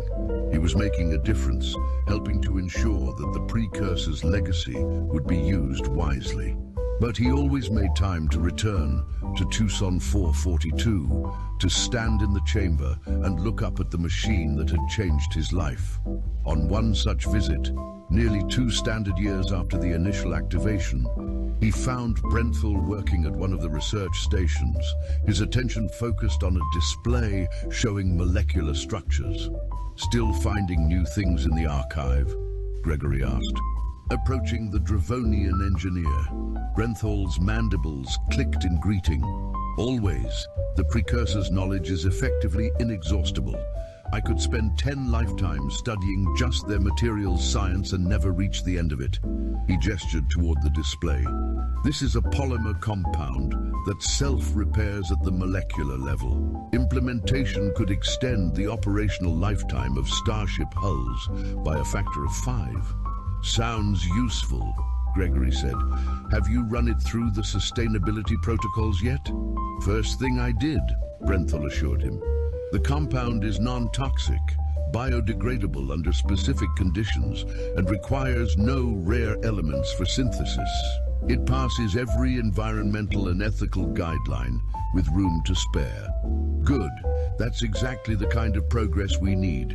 Practical improvements that don't create new problems down the line. They stood together in comfortable silence, watching the machine's eternal pulse of light. Finally, Brenthal spoke again. Do you ever wonder what they were like? The precursors. As people, I mean. Not just as engineers and scientists. All the time, Gregory admitted. The archive tells us what they did and what they thought, but it's harder to get a sense of who they were. Were they funny? Did they have art that made them cry? Did they fall in love and have families and worry about ordinary things like what to eat for dinner? They must have, Brenthal mused. They were living beings, not machines. They experienced joy and sorrow, hope and fear, the same fundamental emotions that drive all of us. His attention shifted to Gregory. In a way, you connected with them more directly than any of us. When you activated the machine, when it scanned your biology and adapted its interface for human cognition, you shared something with them, a moment of understanding across 63,000 years. Gregory nodded slowly. I felt that. When the information was flowing, it wasn't just data. There was intent behind it, personality. They wanted us to know them, not just know about them. They were reaching across time, hoping that someone would care enough to listen. And you did, Brenthal said simply. You gave them what they wanted most, to be remembered not as a mystery or a legend, but as people who lived and struggled and achieved great things. That's a gift worth more than all the technological knowledge they left behind. Years passed, and the Precursor Heritage Project continued to grow. More sites were discovered and investigated. More knowledge was decoded and applied. The Coalition benefited enormously from the Precursor legacy, but more importantly, they learned from it. Species that had been rivals found common ground in shared wonder at ancient achievements. Conflicts were resolved through diplomatic cooperation rather than military force. The precursors' warning about the dangers of internal division became a cautionary tale that influenced coalition policy at the highest levels. Gregory aged into the role he'd never expected to hold, his hair going completely grey and his face developing lines that spoke of both laughter and responsibility. He trained successors, groomed new leaders, and gradually prepared to step back from direct involvement in the project's operations. But he never stopped visiting the machine, never stopped feeling that connection to the people who had built it. On one visit, he brought his daughter, Eleanor, who had just completed her doctorate in xenobiology. She stood in the chamber with the same wide-eyed wonder he remembered feeling on his first day, her scientific training warring with pure awe at the scale and beauty of the ancient engineering. "It's incredible," she breathed. "I've seen the recordings, read all the documentation, but actually being here is something completely different." "That's because recordings can't capture the emotional impact," Gregory explained. "This place was designed to inspire, to make people feel small and connected at the same time." The precursors were master psychologists as well as master engineers. Elena approached the control platform carefully, her movements showing the same respect Gregory had witnessed in hundreds of researchers over the years. "Is it true what they say, that you just walked up and activated it without really knowing what would happen?" "More or less," Gregory admitted. "Though I'd done my homework first, I had a theory about how it worked, and I was reasonably confident I wouldn't blow up the planet or anything catastrophic. But yes, there was definitely a leap of faith involved." "Were you scared?" "Terrified," he said honestly. "Not of the machine itself, but of being wrong. Of failing in front of everyone who'd worked so hard for so long. Of potentially destroying something irreplaceable because I was too impatient or too arrogant to respect its complexity. But you did it anyway." "But I did it anyway," he confirmed. "Because sometimes fear of failure is less important than the possibility of success." The precursors took that same risk when they built this. They knew their civilization was ending, knew that they might never be found or remembered, but they took the chance, invested their final resources in a message to the future. If they could do that in the face of extinction, I could manage the relatively small risk of looking foolish. Elena circled the platform, studying it from every angle. "Have you ever regretted it? The decision to activate the machine or the decision to take on the project?" Gregory considered the question seriously. "There have been hard days, times when the work felt overwhelming, when I questioned whether I was the right person for the job. But regret, no. This has been the most meaningful work of my life. The precursors gave us a gift, and I got to help unwrap it. How many people can say they connected their species to something that will matter for thousands of years?" "Not many," Elena agreed. "Which is why I wanted to talk to you. I've been offered a position with the project, xenobiology research, studying the precursors' life sciences data, and looking for applications to current coalition medical challenges. I wanted your advice before accepting." Gregory felt pride warming his chest. "You don't need my advice. You know whether this is right for you." "But is it okay?" Elena pressed. "Following in your footsteps like this? I don't want people to think I only got the position because of our relationship. Anyone who thinks that will change their mind quickly once they see the quality of your work," Gregory assured her. "And yes, people will make comparisons. They'll call you the next generation of Winston contributing to the precursor legacy, or something equally dramatic. But that's not a reason to avoid work that matters to you. The precursors left enough knowledge for everyone to find their own path through it. If yours leads through xenobiology, follow it."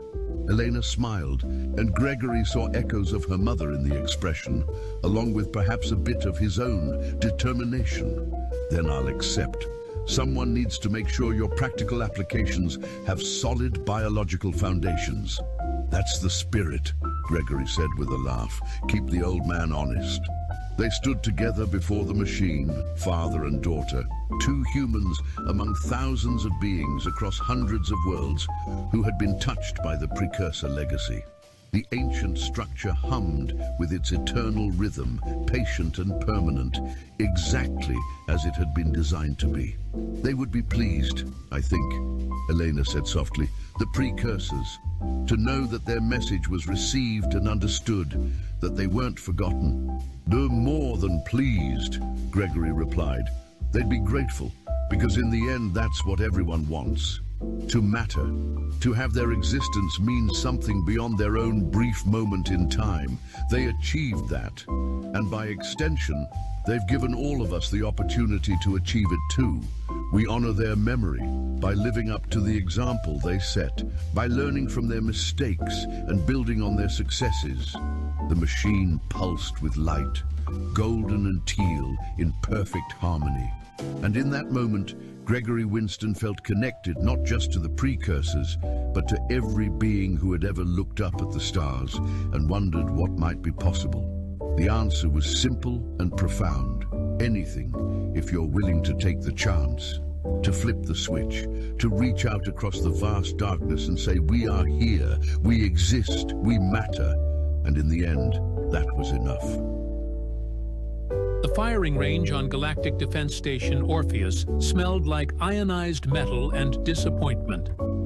I, Krell Voss of the Tarkonian Imperial Guard, stood with my clawed appendages crossed, watching the latest batch of recruits fumble through basic marksmanship qualifications. 43 cycles of military instruction had taught me one universal truth.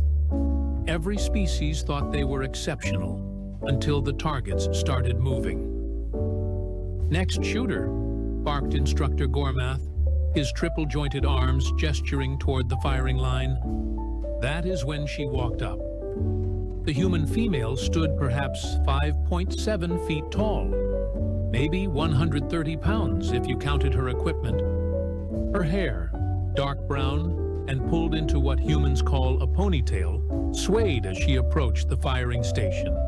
What caught my attention, however, was not her small stature.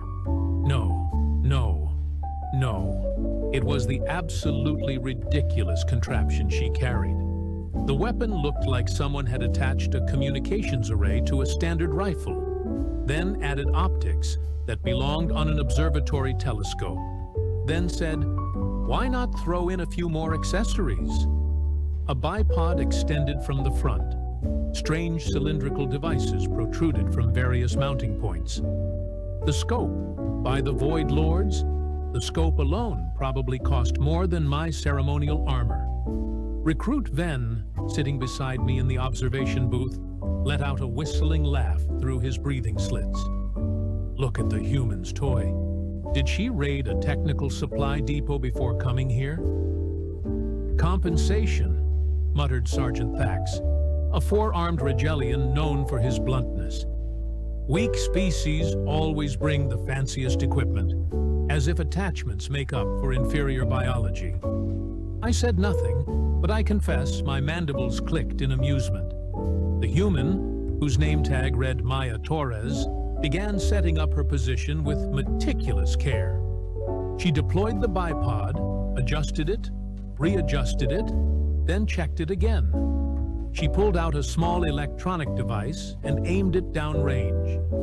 She consulted a worn notebook covered in handwritten calculations. This is a timed qualification, Gormath announced, his patience already wearing thin. You have 4 minutes to engage 12 targets at varying distances. Begin when ready. Maya, to her credit, did not rush. She settled behind her weapon, with the kind of deliberation that would have gotten her killed in actual combat. Her body position looked awkward to my eyes. Humans lack the natural stability of a proper four-legged stance, yet she seemed to melt into the ground, becoming part of the surface beneath her. Ven leaned toward me, his voice dropping to a conspiratorial whisper. 20 credits says she hits less than half. 30 says she requests to restart after the first miss, Thax added. I studied the human more carefully. Something about her stillness felt wrong. No, not wrong. Different. Predatory, perhaps? But humans were not predators in the traditional sense. They were omnivores, scavengers, persistence hunters at best. They lacked proper claws, fangs, armored skin, or any decent natural weaponry. Ready, Maya announced, her voice calm. The first target appeared at 200 meters. A standard pop-up silhouette, active for 3 seconds. Easy. The sound that erupted from her rifle was unexpected. Not the sharp crack of a standard kinetic weapon, but a deeper report that seemed to punch the air itself. Before my secondary eyelids could fully blink, the target displayed a perfect center mass hit. Target 2 appeared immediately. 300 meters, angled position. The rifle barked again. Hit. Ven's whistling stopped. Target 3 through 5 appeared simultaneously at varying distances between 150 and 400 meters. Maya's movements became a fluid cycle. Acquire, breathe, press, cycle the bolt, acquire again. Each motion seemed to flow into the next without wasted energy. 3 shots, 3 hits, all center mass. Lucky, Thax muttered, but his secondary arms had stopped their dismissive gesturing. Target 6 appeared at 500 meters, partially obscured behind a barrier. Only a small portion of the silhouette showed. Maya fired, hit, target 7, 8, 9. Distances now pushing 600 meters, some targets appearing for only 2 seconds. Crack, crack, crack. Hit, hit, hit. I found myself leaning forward in my seat, my tactical analysis protocols engaging despite myself. The human was not simply shooting, she was reading the environment. Each time before she fired, her breathing would pause, her body would settle, and the weapon would discharge at what seemed like the exact optimal moment. Target 10 flashed onto the range at 700 meters, a distance where atmospheric conditions, projectile drop, and a dozen other factors turned shooting into advanced mathematics. Maya consulted nothing. No computer, no heads-up display, no targeting assistance. She made a minute adjustment to her scope, settled, and fired. The target registered a hit in the primary scoring zone. Impossible, Ven said flatly. The wind variance alone at that distance. She is compensating, I heard myself say. Look at her barrel position before each shot. She is adjusting for conditions manually. Target 11 appeared at an absurd 800 meters, moving laterally at combat speed. This target was designed to humble overconfident recruits, to teach them the limitations of standard infantry weapons. Most shooters never even got this far in the qualification. Maya tracked the movement. Her rifle followed smoothly, almost lazily. For a moment that stretched far too long, she did not fire. The target continued its lateral movement, eating up her available time. Then, in the half-second before the target would have disappeared, she pressed the trigger. Through my enhanced optical implants, I watched the projectile's trace. The round seemed to lead the target impossibly, arcing through space where nothing existed, until the target moved into that exact space. The impact registered as a perfect central nervous system hit. Silence filled the observation booth. The kind of silence that accompanies witnessing something that should not be possible. Target 12 appeared. 900 meters, elevated position, wind gusts visible through the atmospheric sensors. Target exposure time, 2.5 seconds. Maya chambered her final round with mechanical precision. Her eye settled behind the scope. Her breathing slowed until I wondered if she had achieved some form of metabolic suspension. The rifle fired. For an agonizing moment, nothing happened. At that distance, the round's flight time was perceptible. a brief eternity where physics and ballistics engaged in their eternal dance. Then the target registered. Not just a hit, a perfect, absolute center mass impact that the computer system flagged as a precision shot. 12 for 12. Perfect score. 0 misses. Maya stood, cleared her weapon with practiced efficiency, and turned toward the booth where Instructor Gormath stood with his jaw hanging open in a very undignified manner. "Qualification complete, sir," she said, her tone suggesting this was the most normal thing in the universe. Gormath stared at his tablet, then at Maya, then back at his tablet. This must be a system error. Nobody shoots perfect on the advanced qualification. Even our top-rated Velcron sharpshooters average 9 out of 12. "Would you like me to run it again, sir?" Maya asked. "I have plenty of ammunition." "That will not be necessary," a new voice interjected. We all turned. Chief Weapons Instructor Dalvin stood in the doorway of the observation booth. A Caesarian war hero with 600 combat missions to his name, Dalvin was not someone who appeared for routine qualifications. His scaled hide bore the scars of 4 different wars, and his optical implant glowed with tactical data streams.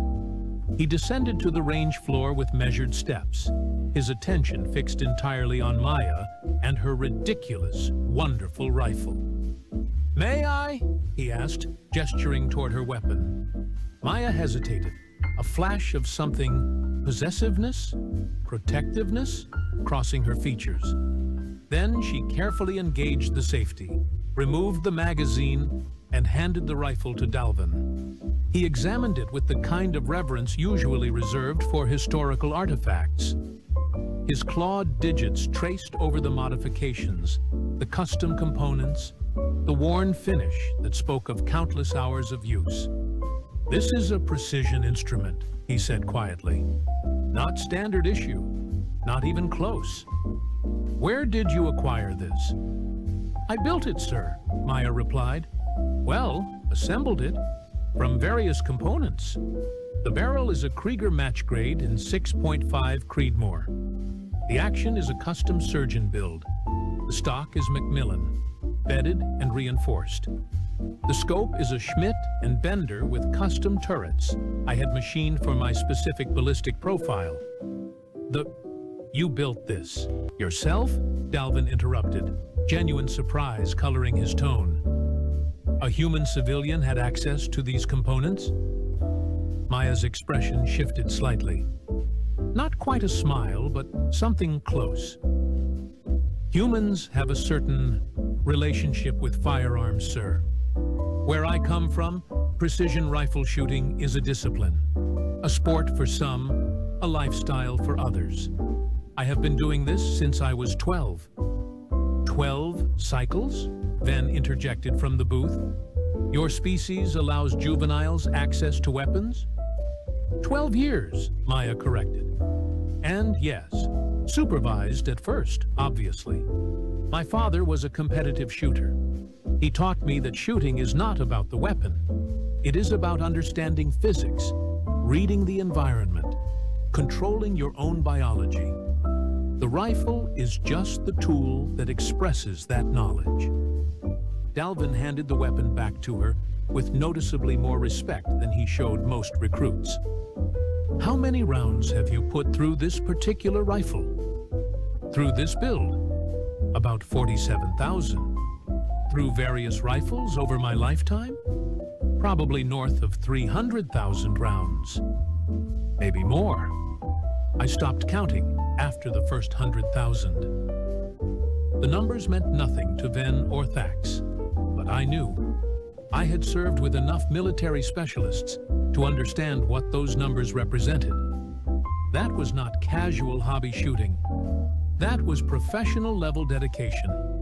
That was someone who had spent years, perhaps decades, perfecting a single skill to an almost obsessive degree. "Your groupings," Dalvin continued, "at 700 meters. What is your average?" "Depends on conditions. On a calm day, half minute of angle. So, about 3.5 inches. On a windy day, maybe 0.75 MOA if I read it right. 5 inches if I am having a bad day. More silence. Thax's secondary arms had begun an involuntary tremor, a Rigelian stress response. Dalvin's optical implant cycled through several colors as he processed this information. Most military sharpshooters in the Galactic Defense Force consider 1 minute of angle at 500 meters to be acceptable combat accuracy. Different standards, Maya said with a slight shrug. In precision rifle competition back home, 1 MOA is beginner level. The top shooters are running quarter MOA guns and reading wind down to half-mile-per-hour variations. When your competition is decided by fractions of an inch at 1,000 yards, you either get very good or you go broke buying ammunition while getting humiliated. She said this without arrogance, just stating facts, which somehow made it worse. Or better. I was not entirely sure which. Gormath finally found his voice. You are assigned to standard infantry training. Your file says nothing about specialist qualifications. Because I do not have any, sir, Maya replied. Not military ones anyway. I have a few civilian competition wins, some instructor certifications, but I joined GDF as a basic recruit. Figured I would let my performance speak for itself, rather than making claims I could not back up. Dalvin's mandibles clicked in what I recognized as approval. A wise approach. Too many recruits arrive with inflated credentials and deflated abilities. He paused, his optical implant focusing on Maya with unsettling intensity. Tell me, recruit, have you ever engaged a living target? The question hung in the air like a gravitational anomaly. Maya's expression did not change, but something in her posture shifted. A slight stiffening, a barely perceptible tension. No, sir, she said quietly. Paper, steel, and reactive targets only. I have never pointed a weapon at anything I was not willing to destroy. And I have only been willing to destroy inanimate objects. The discipline I learned was about precision and control, not killing. Good, Dalvin said, nodding slowly. Then you understand the weight of what you can do. That is more important than the skill itself.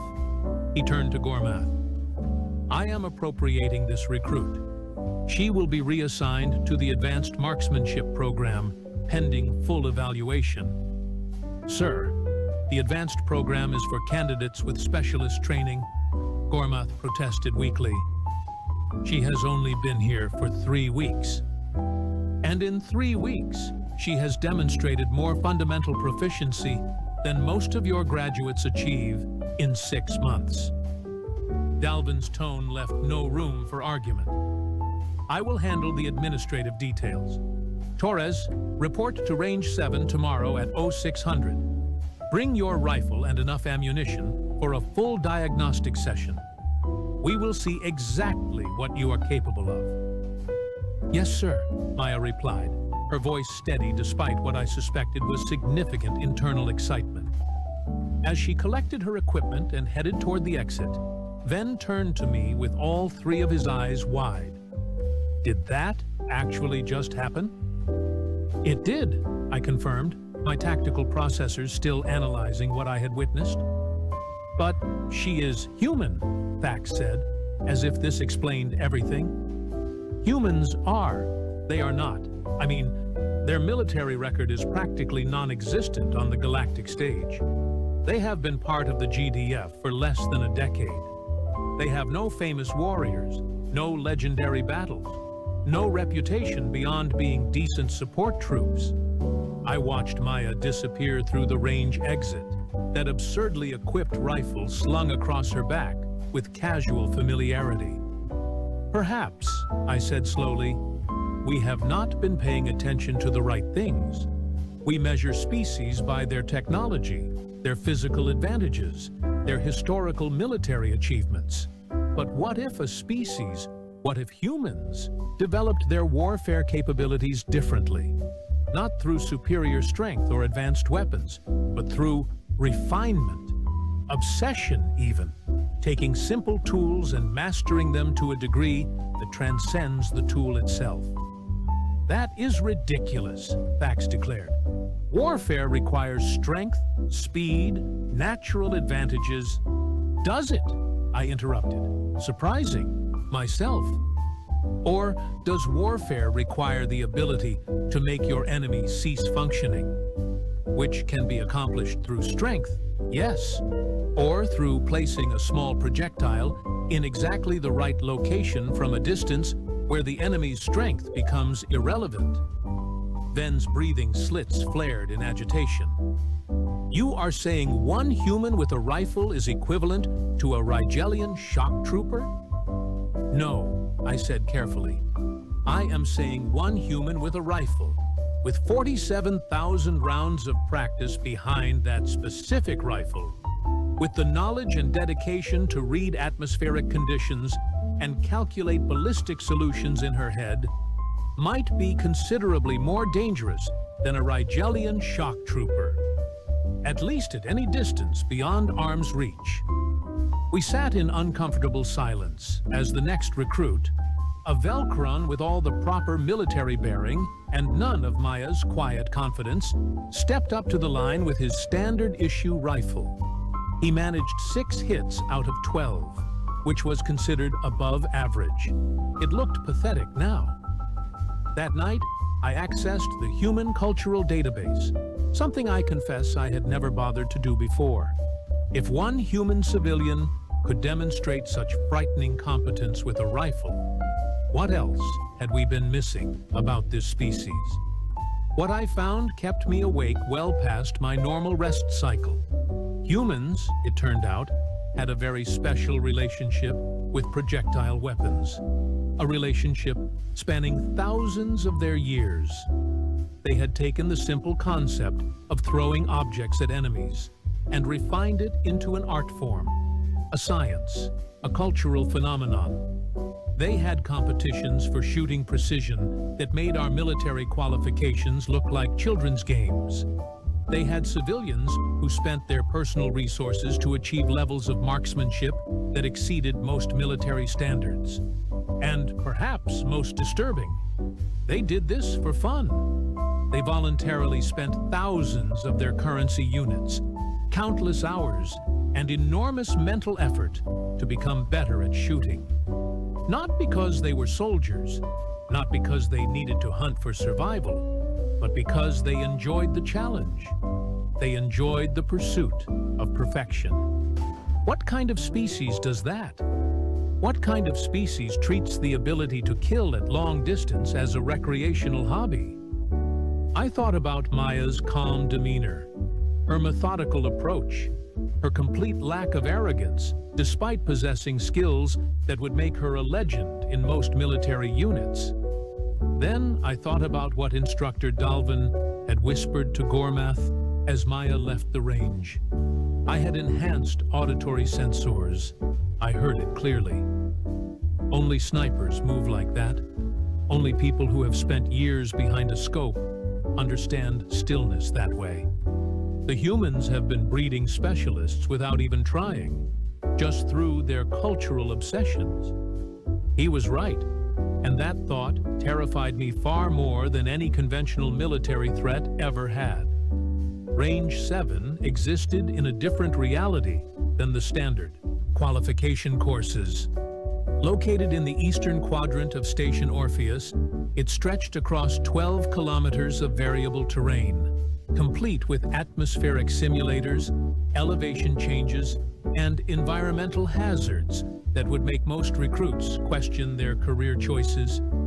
This was where the Galactic Defense Force trained its precision specialists, the shooters who could terminate hostile targets before conventional forces even knew combat had begun. I arrived at 0530, 30 minutes before Maya's scheduled evaluation. Call it professional curiosity. Call it the need to understand what I had witnessed the previous day. Honestly, I could not explain my own motivations, which troubled me more than I cared to admit. Chief Instructor Dalvin stood at the control station, manipulating holographic displays that showed the entire range layout. He noticed my approach but said nothing, simply gesturing toward an observation position. "You are early, Krelvos," he commented, his optical implant tracking multiple data streams simultaneously. "I wished to observe, sir. If permitted." "Permitted," he confirmed. "In fact, I would value your tactical assessment. You have combat experience in asymmetric warfare scenarios. Tell me what you see." What I saw, moments later, was Maya arriving with her rifle case and a backpack that probably weighed half her body mass. She wore standard utility fatigues, her hair again pulled back in that simple ponytail, her expression focused but not tense. "Recruit Torres, reporting as ordered, sir," she announced, snapping a salute that would have satisfied the most particular drill instructor. Dalvin returned the salute. "At ease. Today we determine if yesterday was exceptional performance or standard capability. You will engage targets at distances from 300 to 1,500 meters under various conditions. You will have limited time to calculate solutions. You will face scenarios designed to break concentration and test decision-making under pressure. Questions?" "No, sir. Ready when you are." Dalvin pulled up the first scenario. Target Alpha, distance 420 meters. Wind, variable, gusting from southwest at 8 to 15 miles per hour. Target exposure, 5 seconds. Engage when ready. Maya dropped into position with that same unsettling fluidity, deploying her bipod and settling behind the scope. She chambered around, her movements economical and precise. For perhaps 3 seconds, she remained absolutely motionless. Then she fired. The target registered a hit in the primary elimination zone. Center mass, slightly left to compensate for wind drift. Time from position to shot, 3.2 seconds, Dalvin noted. Acceptable. Target beta. Distance, 670 meters. Wind, calm. Target is partially obscured behind barrier. Only head and upper torso visible. Assess and engage. Maya adjusted her position fractionally. This time she took 4 seconds before firing. Another perfect hit. Target Gamma. Distance, 940 meters. Wind, crosswind from east, 12 miles per hour sustained. Target moving left to right at walking speed. You have 8 seconds. I watched Maya's breathing pattern change. She settled deeper into her position, tracking the target's movement. 6 seconds elapsed. 7. At 7.5 seconds, her rifle barked. The target registered a hit just as it reached the edge of its travel zone. Adequate, Dalvin said, though his tone suggested he meant considerably more than adequate. Now, we increase difficulty. Multiple targets will appear simultaneously at various distances. You will prioritize based on threat assessment protocols. Targets designated red are high value, yellow are medium value, blue are low value. Your ammunition is limited. Choose wisely. The range erupted with targets, 12 of them, scattered across 1,000 meters of varied terrain, 3 red, 4 yellow, 5 blue. Maya did not panic, did not rush. Instead, she took 2 seconds to scan the entire field through her scope, then began engaging targets in a sequence that took me a moment to understand. She started with the furthest red target at 1,300 meters. The most difficult shot, the one most shooters would save for last if they attempted it at all. She fired, cycled her bolt, then immediately acquired the second red target at 900 meters. Fired again. The third red target appeared at only 400 meters, almost insultingly close after the previous shots. She put a round through it in less than 2 seconds. Then she methodically worked through the yellow targets, prioritizing by distance and exposure time rather than simple proximity. The blue targets she ignored completely until all higher value threats were eliminated. Total time, 41 seconds. Total rounds expended, 9. Total hits, 9. You left 3 targets active, Dalvin observed. Low-value targets at close range, sir, Maya replied calmly. In a real scenario, conventional infantry could handle those threats. My limited ammunition is better preserved for targets they cannot effectively engage. Resource management seemed more important than achieving a perfect score. Dalvin's mandibles clicked rapidly, a sign of extreme approval in Cassarian body language.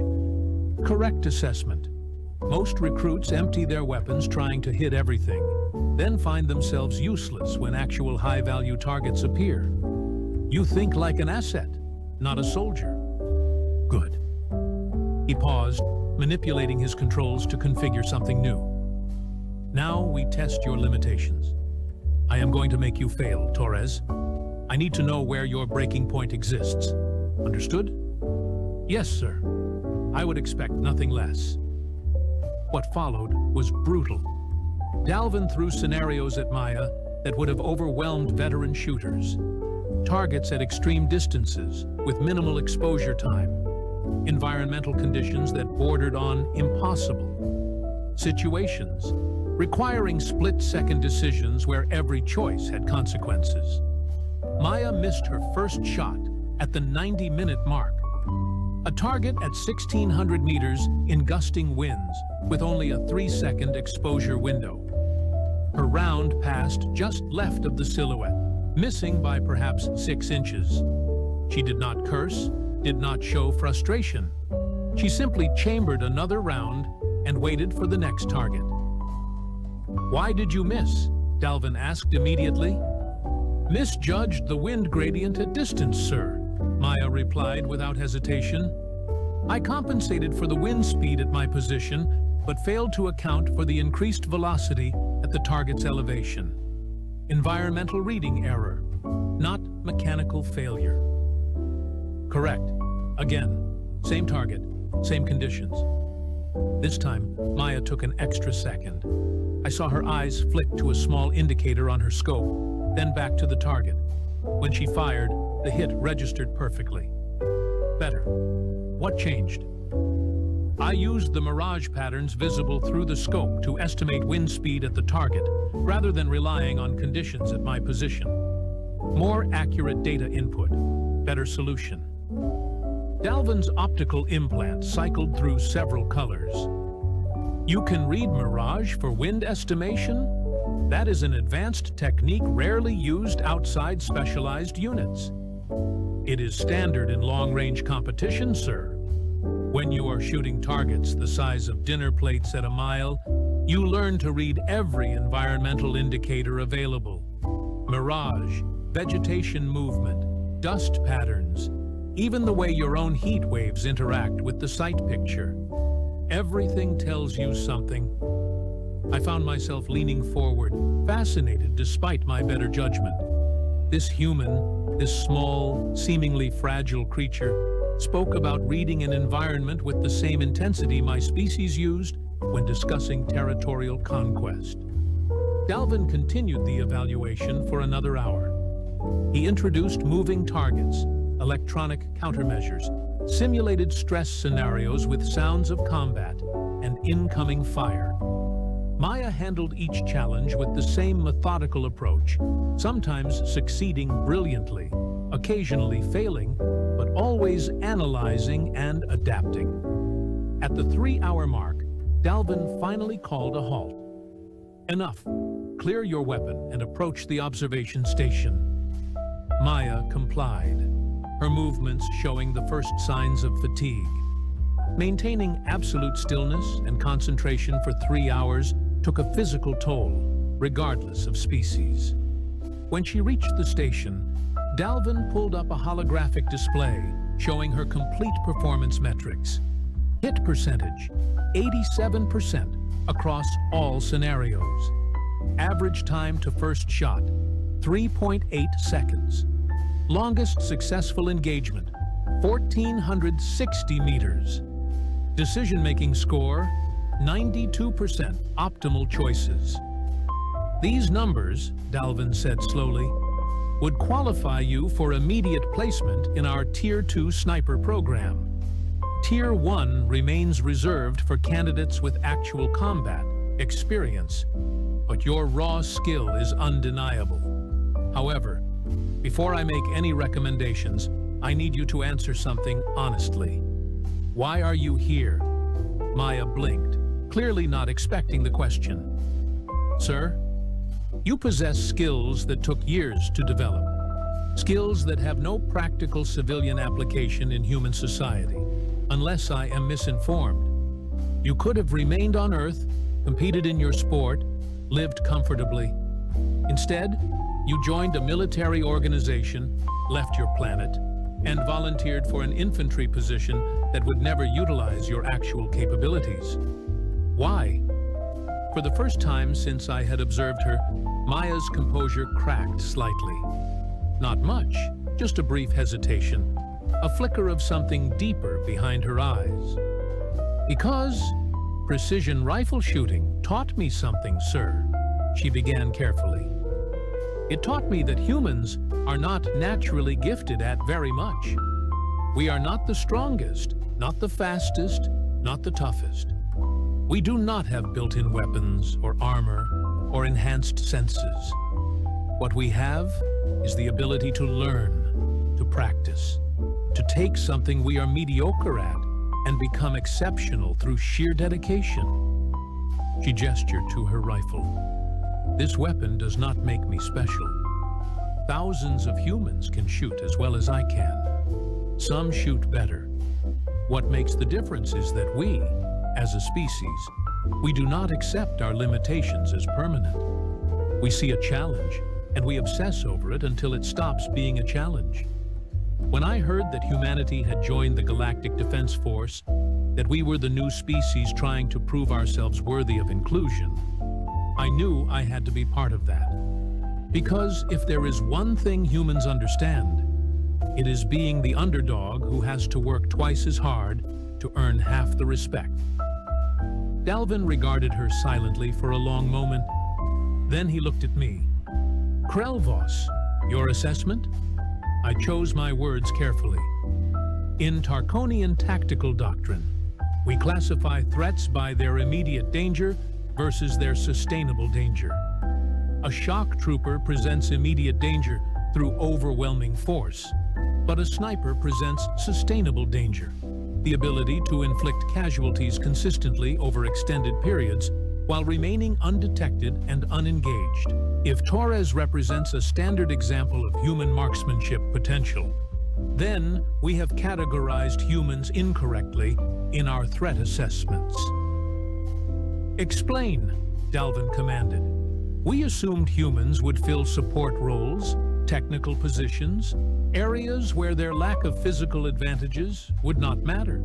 But if their cultural development has produced a population with widespread familiarity with precision weapons, if they have literally millions of civilians who practice marksmanship as recreation, then they represent a strategic asset we did not anticipate. Not as frontline troops, but as force multipliers. One human sniper positioned correctly could influence an entire battlefield without ever being detected. Maya looked uncomfortable with the analysis, but she did not contradict it.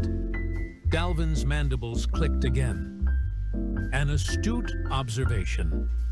The Galactic Defense Force has operated for 400 cycles under certain assumptions about how different species contribute to military effectiveness. Humans have been here for less than 10 cycles. We placed them where we thought they would fit, not where they might excel. He turned back to Maya. You are reassigned effective immediately. You will join the Advanced Reconnaissance Training Program. Your skills will be documented, analyzed, and used to develop new training protocols. You may also be asked to instruct other recruits, human and non-human, in precision marksmanship techniques. Questions? Just one, sir. Will I see actual deployment, or am I being turned into a training curiosity? Dalvin's expression shifted into what I recognized as a predatory smile. Oh, you will deploy, Torres. The galaxy is a dangerous place, and specialists with your capabilities do not sit in classrooms for long. But first, we need to understand if you are an anomaly, or if humanity has been hiding an entire military doctrine in plain sight, disguised as sporting competitions and civilian hobbies. I am not an anomaly, sir, Maya said quietly. I am just someone who took a hobby seriously. Back home, there are competition shooters who make me look like a beginner. There are hunters who have been reading wind and estimating range since they were children. There are military veterans who forgot more about fieldcraft than I will ever learn. If you want to see what humans can really do, wait until some of them start arriving with actual combat experience combined with our cultural background in marksmanship. The implications of that statement settled over the observation station like a heavy gravity field. I thought about Earth, a planet of 8 billion humans. If even a tiny fraction of them possessed skills comparable to Maya, if even 0.1% had spent years refining their ability to place projectiles with precision. That was 8 million potential snipers. 8 million individuals who could influence battlefields from distances where conventional forces could not respond. 8 million quiet, patient, dedicated shooters who treated killing at long range as a solvable problem rather than an impressive feat. Dalvin seemed to be having similar thoughts. Dismissed, Torres. Report to Building 7, Room 312 tomorrow at 0800 for in-processing into the advanced program. Bring your gear and prepare for an extended training cycle. You are about to become very busy. Yes, sir. Thank you, sir. Maya saluted, collected her equipment, and departed with the same unpretentious efficiency she had displayed throughout. After she left, Dalvin turned to me with an expression I had never seen on his scarred features. Uncertainty mixed with something that might have been concern. We mocked her rifle setup, he said quietly. All those attachments, all that customization. We assumed it was compensation for inadequacy, but it was not compensation. It was optimization. She built that weapon to extend her capabilities to their absolute maximum, then trained until she could utilize every fraction of performance it offered. Yes, sir, I agreed. And if human military doctrine follows similar patterns, if they approach warfare with the same obsessive refinement they apply to their hobbies, then we have underestimated them catastrophically, Dalvin finished. Not because they are stronger or faster or more advanced, but because they are willing to dedicate absurd amounts of time and resources to becoming exceptional at very specific tasks. They turn limitations into specializations. He pulled up a star map showing human-controlled space. It was not impressive compared to the major powers. Just a few dozen systems, a relatively new addition to galactic civilization. I am going to recommend a comprehensive review of human capabilities, Dalvin continued. Not just military records, but cultural analysis. If their civilians treat complex skills as entertainment, what does that tell us about their potential military applications? If a random recruit with no formal military training can perform at specialist levels, what happens when they start sending us their actual professionals? I had no answer. None of us did. What we had witnessed was not superior technology or genetic advantage. It was something more subtle and perhaps more dangerous. A species that became exceptional through pure, stubborn dedication. They took their weaknesses and worked around them. They found what they could do and pushed it to extremes. 3 days later, I received a message from Dalvin. He had accessed Earth databases and found something he thought I should see. It was footage from a human competition called the Precision Rifle Series Championship. I watched humans engage targets at distances exceeding 2,000 meters. I watched them calculate solutions accounting for wind, temperature, barometric pressure, even the curvature of their planet. I watched them do this not for military purposes, not for survival, but for points and trophies and personal satisfaction. Then Dalvin sent me casualty projections, theoretical scenarios where human snipers were deployed in various combat situations. The numbers were disturbing. A single well-positioned human specialist could potentially inflict casualties far exceeding their individual value as a target. And if they worked in teams, if they coordinated, the galaxy had spent 400 cycles developing military doctrines based on conventional warfare, massed forces, technological superiority, overwhelming firepower applied at close to medium ranges. Humans had spent thousands of years figuring out how to kill things that were far away, often things that were bigger, stronger, and more dangerous than themselves. They had refined it into science. They had made it into art. They had turned it into recreation. And now they were here, joining our military, bringing all that accumulated knowledge and cultural obsession with them. 6 months after Maya's evaluation, I saw her again. She wore the insignia of a certified GDF sniper instructor. She was leading a class of 20 recruits, 15 of them non-human, teaching them the fundamentals of long-range marksmanship. I stopped to observe. The recruits looked skeptical at first, just as we all had. This small human was going to teach them advanced combat techniques? Then she took them to the range. She showed them what proper fundamentals looked like. She demonstrated reading environmental conditions. She explained ballistic mathematics in terms anyone could understand. And then, because some lessons require demonstration, she engaged a target at 1,800 meters, in variable wind conditions, with 3 shots. All 3 hits clustered within a circle smaller than my fist. The skepticism evaporated. The recruits leaned forward, suddenly eager to learn from this unassuming human who had just made the impossible look routine. As I walked away, I realized something that would have seemed absurd just months earlier. The galaxy had not been mocking Maya's rifle setup. The galaxy had been staring at the future of asymmetric warfare without recognizing it. They had mocked her, right up until the moment an instructor whispered a truth that should have been obvious. Only snipers move like that. Only humans, it seemed, turned marksmanship into a cultural phenomenon. And now the galaxy would learn what that meant. One precisely placed round at a time. Commander Vex adjusted his optical sensors and gazed down at the blue-green planet below with the smug satisfaction of someone who'd done this 47 times before. Another primitive world, he announced to his crew aboard the survey vessel Cosmic Superiority.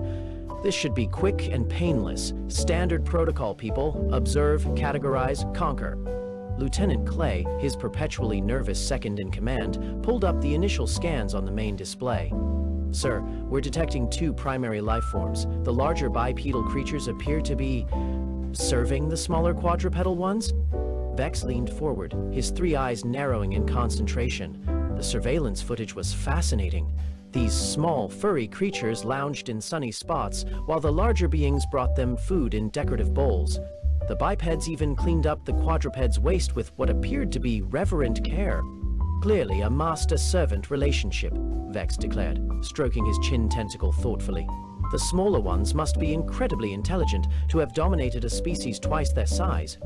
On screen, they watched as a human gently brushed a cat that was purring, with eyes half closed in bliss. The alien crew murmured in amazement. Look at that display of dominance, whispered Clack. The servant is actually grooming its master, while the superior being barely acknowledges the effort. Vex nodded sagely. Notice how the master closes its eyes, completely confident in its safety. This speaks of absolute authority, and those sounds it's making, clearly some form of hypnotic control frequency. They continued observing as more evidence mounted. Humans opened doors for cats. Humans purchased elaborate climbing structures and luxury bedding. Most damning of all, humans allowed these creatures to sleep on their beds, often displacing themselves to accommodate their master's comfort. The psychological conditioning is remarkable, Vex mused. I've never seen such complete subjugation disguised as affection. These quadruped rulers must possess mind control abilities. Communications Officer Zorp pointed to another screen showing a pet store. Sir, look at this trading post. The servants are actually paying their own currency to acquire better food and toys for their masters. Tribute, Vex said definitively. They are paying tribute to maintain their servitude. Brilliant. And those containers of granular matter they pour into dishes, obviously some form of ambrosia fit only for gods. Lieutenant Clake pulled up more data. Commander, we're also detecting millions of visual recordings the servants create of their masters. They appear to broadcast these images across their global communication network. Vex's eyes widened. Propaganda. They're spreading worship imagery of their feline overlords across the entire planet. The psychological domination runs deeper than we thought. The crew watched in awe as the surveillance showed humans baby-talking to cats, celebrating their birthdays with special food, and rushing them to medical facilities whenever they showed the slightest sign of discomfort. The level of care is extraordinary, Cluck observed. They tend to these creatures' every need with genuine concern. Stockholm Syndrome on a planetary scale, Vex concluded. These cat entities have achieved perfect subjugation. The servants genuinely believe they love their captivity. He turned to his crew with newfound respect for their targets. Gentlemen, we're not dealing with a primitive world. We're looking at the most sophisticated conquest in galactic history. So what's our approach, sir? Asked Clock nervously. Vex straightened his uniform with determination. We make contact with the true rulers, of course. It's time to meet these feline masterminds. Commander Vex spent the next 48 hours crafting what he considered to be the most diplomatically elegant first contact protocol in galactic survey history. We approached the feline leadership directly, he announced to his assembled crew. No sense wasting time with the human servants. The first attempt was a masterpiece of alien stupidity.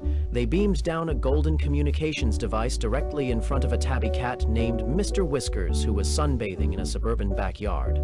The device activated with impressive holographic displays, universal translator humming, and a formal greeting in 17 different languages. Mr. Whiskers opened one eye, assessed the shiny object, and promptly knocked it into the nearby koi pond. Fascinating, Vex observed from orbit. The leader rejected our technology offering. Clearly they possess superior communication methods we cannot comprehend.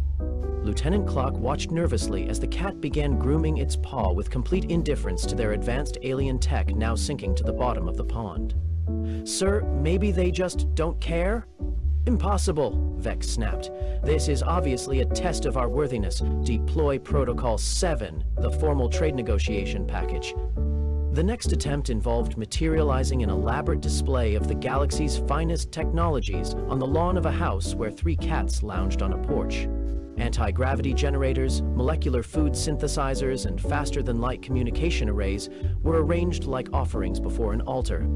The cat's response was swift and decisive. The black one knocked over the anti-gravity device and sat on it. The calico began using the molecular synthesizer as a scratching post. The orange tabby somehow managed to get its head stuck in the FTL communicator and began yowling indignantly until its human servant rushed out to free it. They're testing our technology's durability, Vex interpreted, watching his expensive equipment being systematically destroyed by household pets. These creatures are more thorough than our quality control department. Meanwhile, the humans' behavior continued to baffle them. They watched pet stores with growing confusion. The servants are actually competing to give their masters better resources, Communications Officer Zorp reported. Look at this. They're arguing over who gets to purchase the premium food. On screen, two humans were having a heated discussion about grain-free versus raw diets, while a cat carrier containing their feline overlord sat between them. "The devotion is absolute," Vex murmured.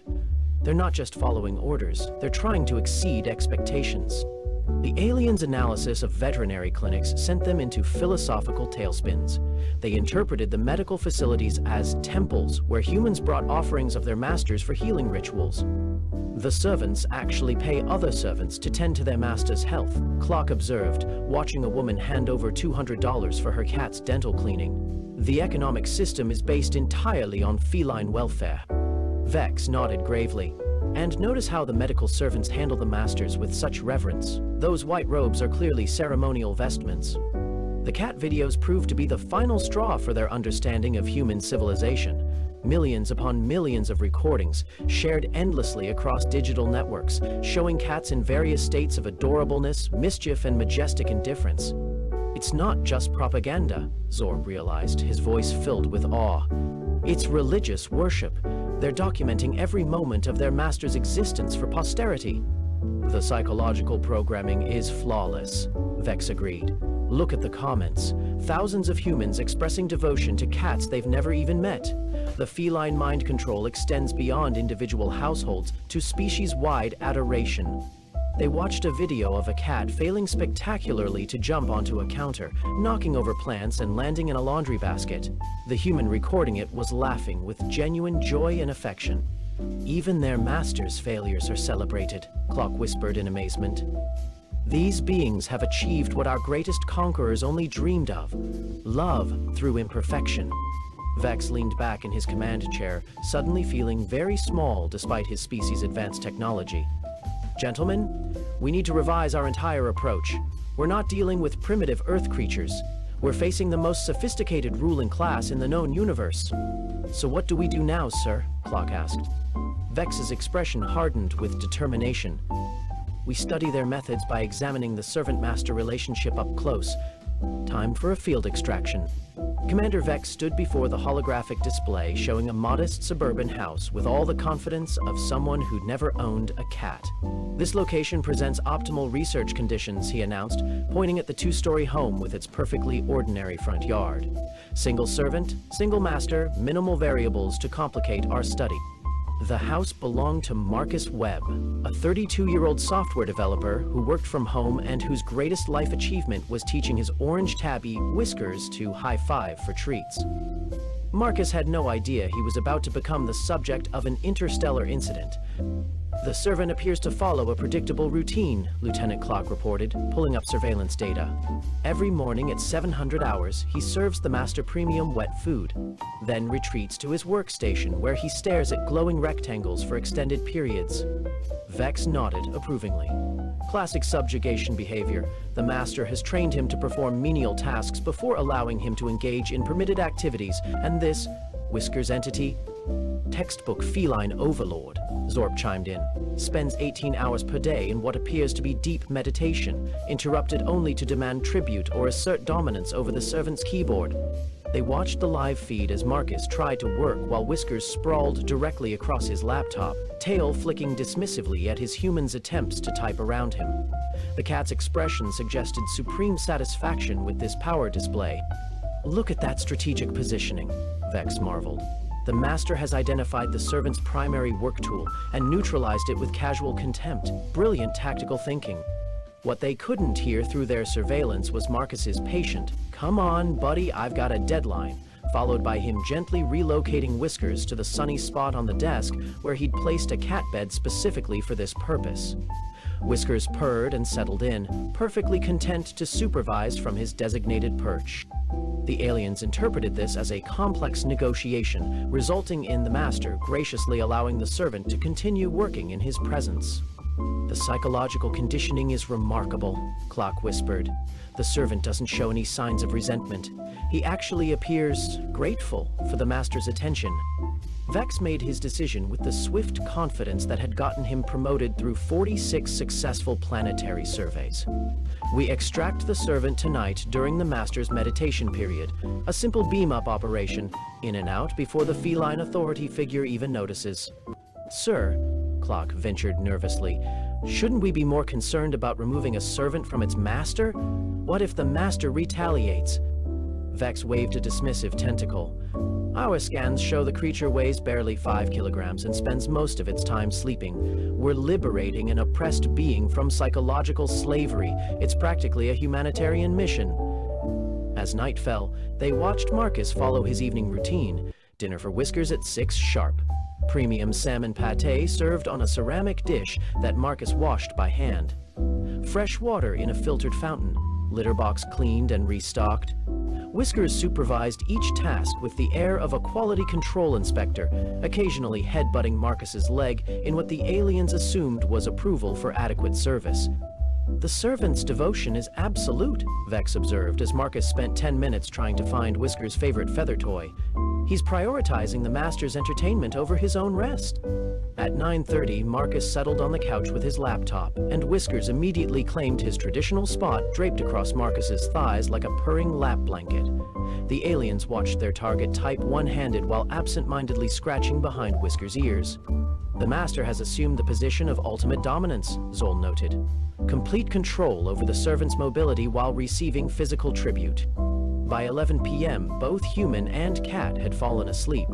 Marcus slumped sideways with his laptop sliding off the couch. Whiskers curled into a perfect orange circle on his chest, rising and falling with Marcus's breathing. Perfect timing, Vex announced. The master is in deep meditation. The servant is unconscious. Begin transport sequence. The blue beam of their tractor technology locked onto Marcus's sleeping form. Their plan was flawless. Extract the human, conduct their interviews about feline domination techniques, and return him before his master woke up. Simple, clean, educational. They had not factored Whiskers into their equation. The moment the alien technology began interfering with Marcus's molecular structure, Whiskers' eyes snapped open. Not the slow, drowsy awakening of a house pet, but the instant alertness of a predator sensing threat. His pupils dilated to black pools, ears flattened against his skull, and every muscle in his compact body went rigid. "Sir," Clack said urgently, "the master is responding to our transport beam." Vex glanced at the readings dismissively. Probably just sensing the energy displacement. Continue extraction. That was Commander Vex's first mistake. His second was assuming that 12 pounds of orange fluff posed no threat to an advanced spacefaring civilization. Whiskers had other ideas. What happened next would be recorded in Galactic Survey archives as the Whiskers Incident and become required reading for first contact protocols across 17 star systems. The transformation was instantaneous and terrifying. Whiskers launched himself from Marcus's chest like a furry missile of pure rage, every claw extended, emitting a sound that no alien database had on file. Part war cry, part banshee shriek, part prehistoric death rattle. It was the sound of a house cat declaring war on the universe. "Sir," Clake screamed, his voice cracking, "the master is airborne and hostile." "Impossible," Vex stammered, watching his view screen in horror as 12 pounds of orange fury scaled the walls of Marcus's living room like gravity was merely a suggestion. "It's just a small quadruped. Our shields can handle meteor impacts." Whiskers proved that alien shielding had never been field rested against the concentrated wrath of a protective cat. He located their tractor beam emitter with the precision of a heat-seeking missile and began his assault with tactical brilliance that would have impressed Napoleon. First, he knocked over Marcus's coffee mug with surgical accuracy, sending lukewarm coffee cascading directly onto the alien device's intake vents. Sparks flew as the advanced technology met its match in caffeinated liquid and cat hair. "Transport sequence failing," Zorm reported, panic rising in his voice. "The creature is using primitive chemical warfare." But Whiskers was just getting started. He ricocheted off the coffee table, executed a perfect wall run across the bookshelf, and landed directly on top of their secondary surveillance probe with the impact of a small meteor. The device, designed to withstand the vacuum of space, crumpled under the focused destruction of razor-sharp claws and righteous feline fury. "How is this possible?" Vex demanded, watching his expensive equipment being systematically demolished by what his sensors still insisted was a harmless domestic pet. Lieutenant Clock, to his credit, was beginning to grasp the magnitude of their error. "Sir, I think we may have misunderstood the threat assessment." Whiskers paused on top of the ruined probe, fixed the alien surveillance cameras with a stare that could have melted neutronium, and let out another war cry that made their universal translators short-circuit.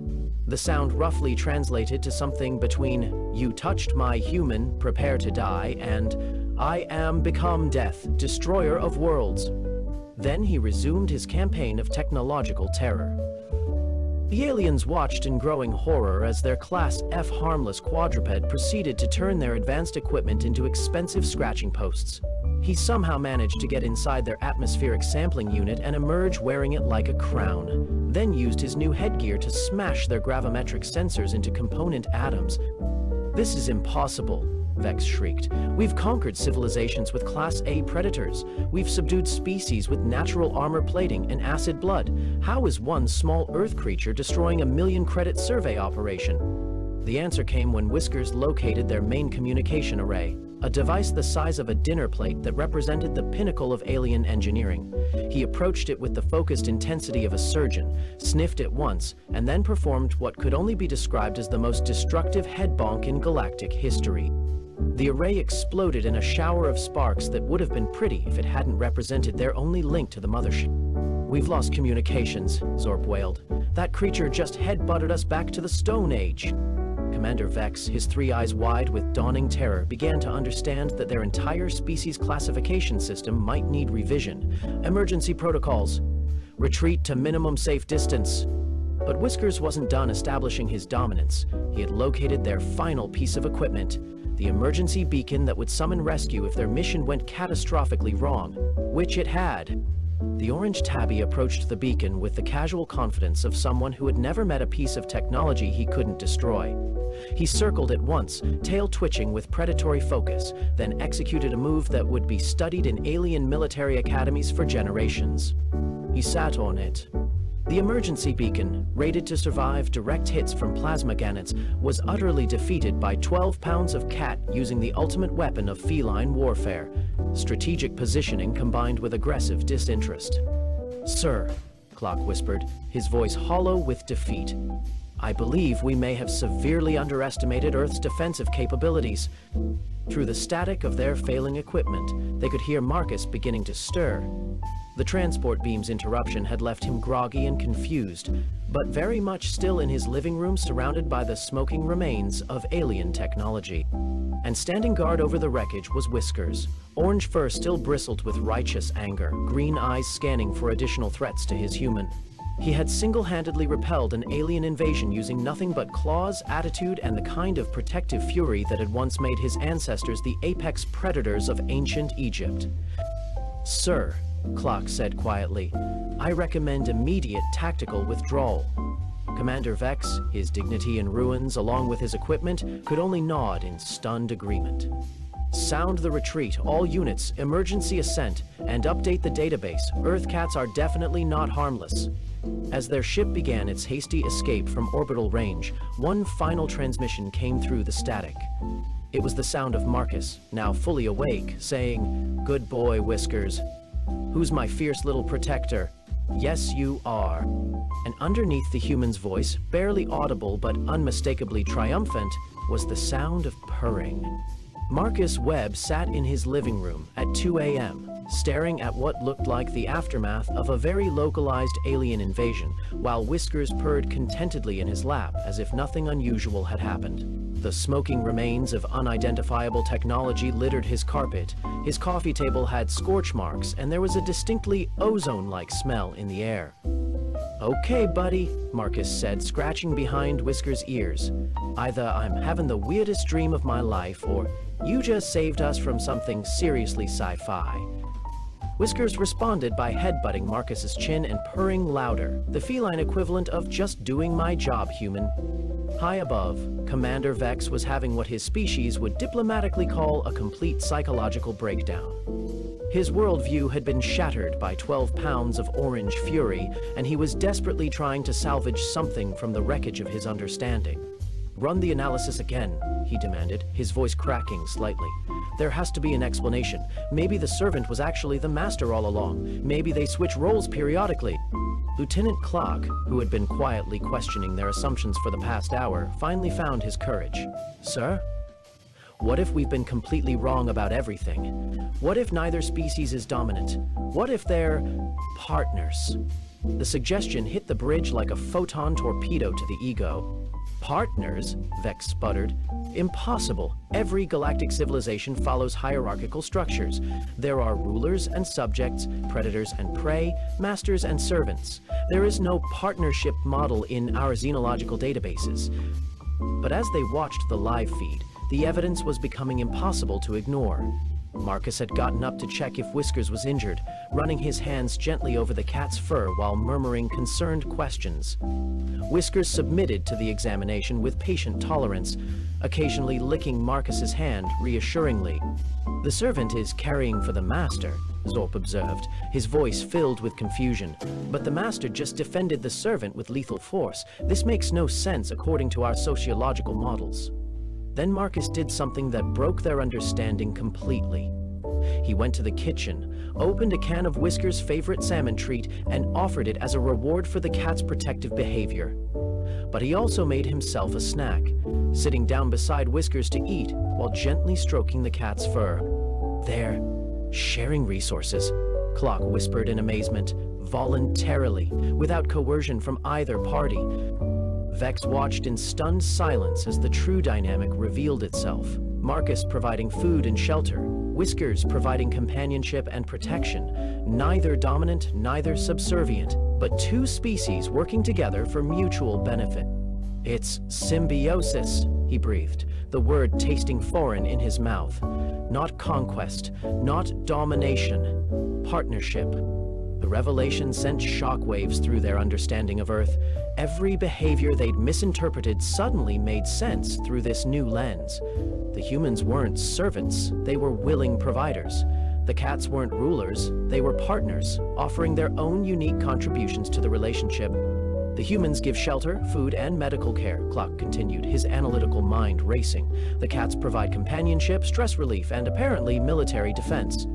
On screen, Whiskers had resumed his position on Marcus's lap, but his ears remained alert, continuously scanning for threats. He was relaxed but vigilant, a living security system powered by tuna and affection. "The emotional component is genuine on both sides," Zorp added, studying their biometric readings. "The human stress levels decreased the moment he confirmed the cat was safe. The cat's purring frequency indicates actual contentment, not manipulation." Commander Vex felt the foundations of his military training crumbling. His species had conquered 47 worlds through force and intimidation, imposing their will on lesser civilizations. But here was a planet where two species had achieved something his people had never even attempted. True cooperation. "Sir," Clock said quietly, "I believe we owe Earth an apology, and possibly reparations for the damaged furniture." But before Vex could respond, their long-range sensors picked up something that made his blood freeze in his veins. Marcus had done what any concerned citizen would do when finding alien technology in his living room. He'd called the authorities. "Multiple human military aircraft approaching our position," Zorp reported. "And sir, they're not alone. I'm reading massive feline life signs aboard those aircraft." The revelation hit them like a plasma cannon to the face. If house cats were this protective of individual humans, what would happen when the entire planet's cat population realized aliens had threatened one of their partners?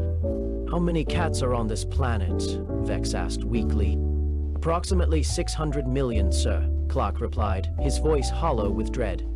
Vex stared at the tactical display showing incoming aircraft, each one presumably carrying humans and their feline partners, all united in purpose. His species had tangled with the most dangerous predators in the galaxy, but they had never faced anything like this, an entire planet of cooperating apex predators and their technologically advanced human partners.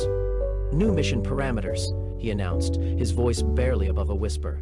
"Full retreat, maximum warp, and update the galactic database immediately." "What should the update say, sir?" asked Zorp. Vex looked one last time at the screen showing Marcus and Whiskers, partners in the truest sense, and felt a strange emotion he'd never experienced before. Respect. Earth. "Do not engage. Inhabitants have achieved perfect symbiotic warfare capabilities. Recommend extreme diplomatic caution and possibly friendship." As their ship began its hasty departure, the last thing their sensors recorded was the sound of 600 million cats across the planet simultaneously purring in satisfaction. The message was clear. Earth was protected. 6 months later, the Galactic Survey Corps held its annual conference on the luxury space station diplomatic immunity.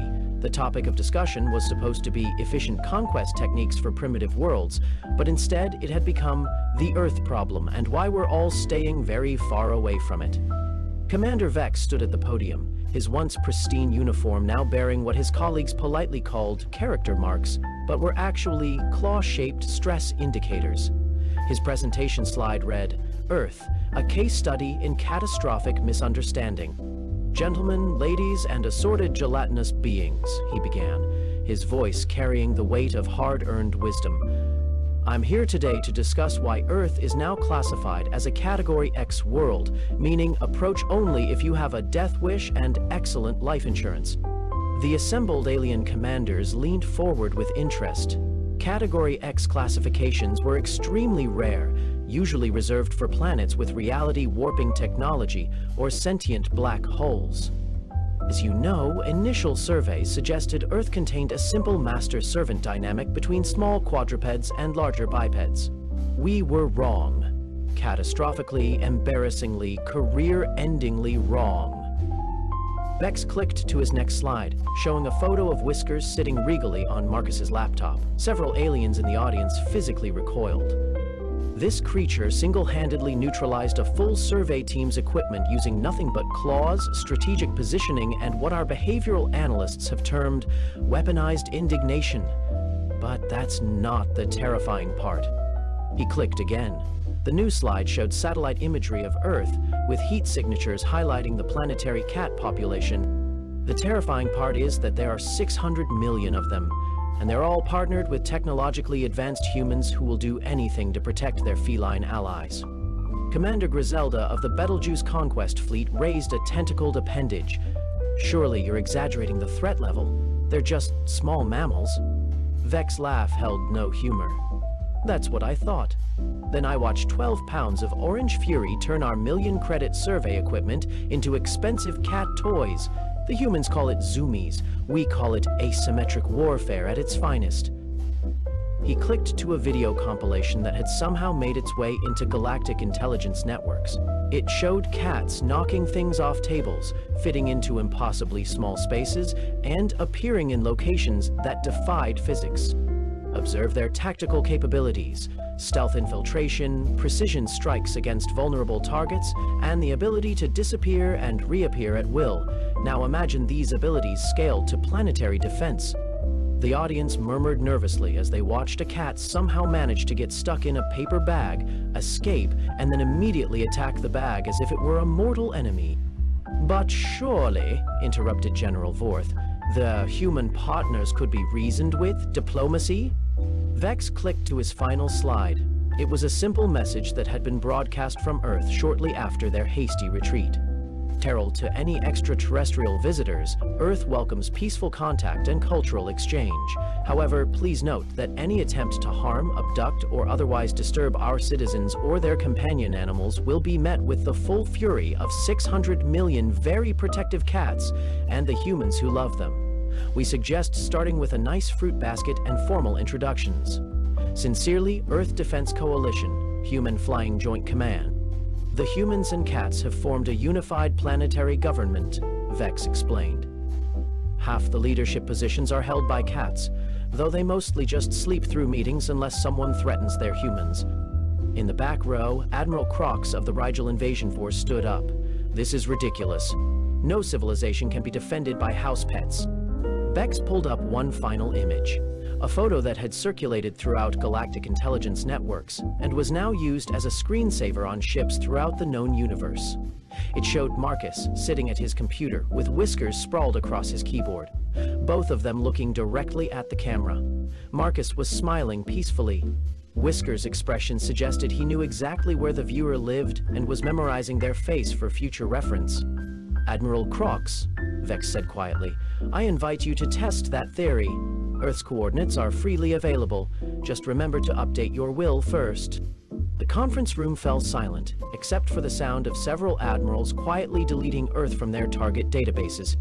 Back on Earth, Marcus was blissfully unaware of his planet's newfound galactic reputation. He was trying to finish a project deadline while Whiskers supervised from his favorite spot, directly in front of the monitor.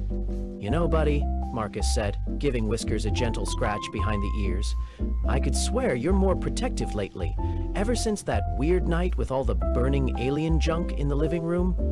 Whiskers purred and stretched, one paw casually resting on Marcus's mouse. The gesture looked affectionate, but any alien surveillance would recognize it for what it was, a tactical positioning that could instantly disable the human's primary work interface if threats were detected. The orange tabby's eyes briefly flicked toward the window, scanning the sky with the casual vigilance of someone who had personally taught the universe that Earth was under his protection. And in the vast emptiness of space, alien civilizations continued their expansion in every direction, except one specific spiral arm of the Milky Way, where a blue-green planet orbited peacefully under the watchful guard of 600 million fluffy, purring defenders and their devoted human partners. The galaxy had learned an important lesson: never underestimate the power of the Human-Cat Alliance. After all, cats had been protecting humans for thousands of years. They were just finally getting the recognition they deserved. Welcome back to Apex Sci-Fi. If an alien civilization looked at Earth from orbit, they would see cities, roads, and internet cables. They would assume humans are the dominant species. But if they look closer, if they zoomed in on our daily lives, they might come to a very different conclusion. Who works 40 hours a week? The human. Who sleeps 18 hours a day on the softest furniture? The dog.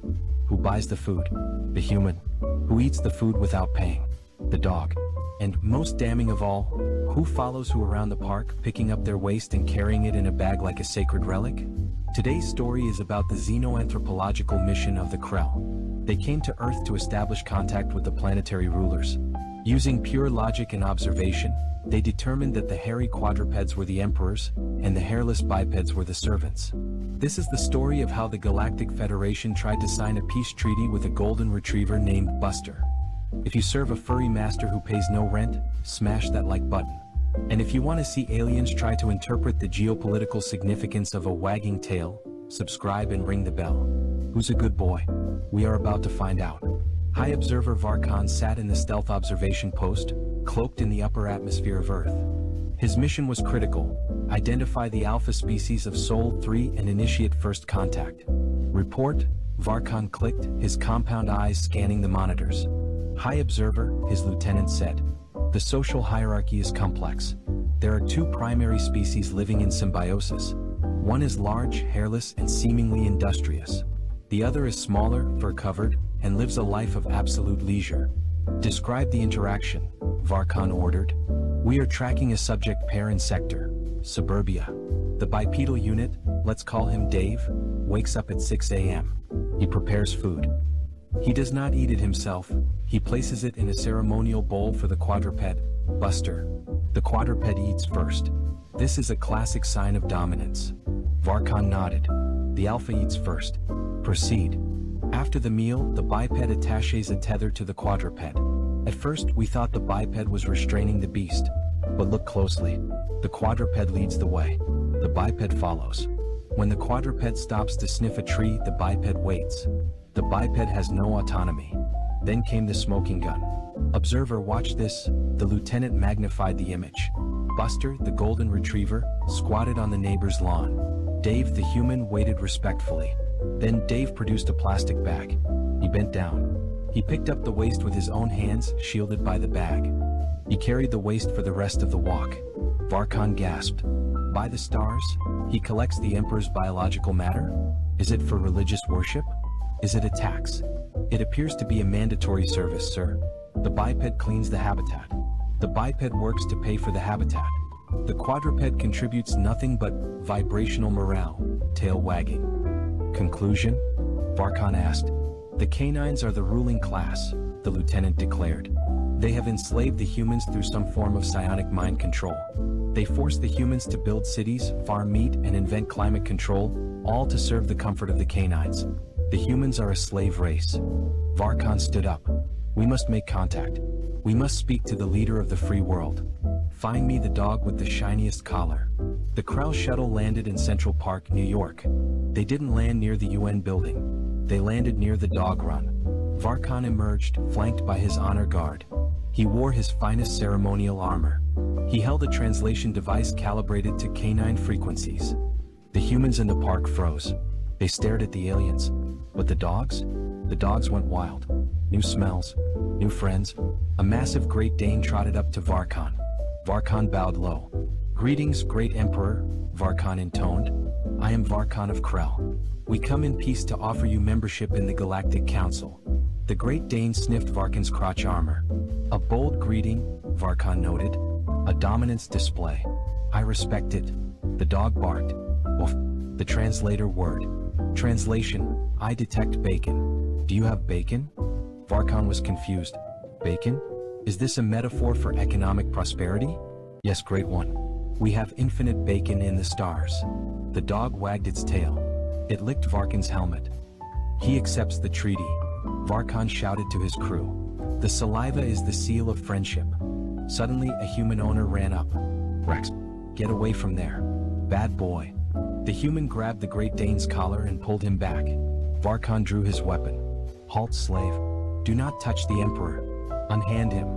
The human blinked. What? He's my dog. Sorry if he slobbered on you." "Your dog." Varkan scoffed. "You serve him. You feed him. You pick up his excrement. Do not deny your servitude, human. We are here to liberate you if you wish. Or to trade with your masters."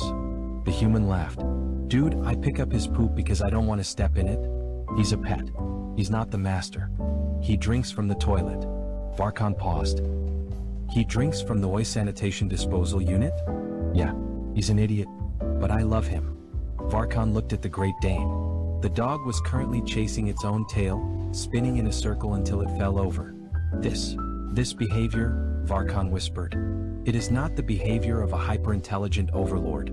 It is the behavior of a chaotic biological anomaly." "Lieutenant," Varkan radioed the ship. "Reanalyze the data. Are we sure the dogs are in charge?" "Sir," the lieutenant replied. "I am watching a feed from a human house. The cat has just slapped the dog. The dog ran away whining. New hypothesis: the felines are the true rulers. The dogs are merely the enforcers." Varkan looked at a nearby bench. A cat was sitting there judging everyone. "The felines?" Varkan shuddered. "Their eyes, they are filled with malice. They do not wag. They stare." "Let's try the cats," Varkan decided. He approached the cat. "Oh, silent overlord," Varkan whispered. "We recognize your authority. The dogs are clearly your pawns." The cat hissed. It swiped at Varkan, scratching his armor.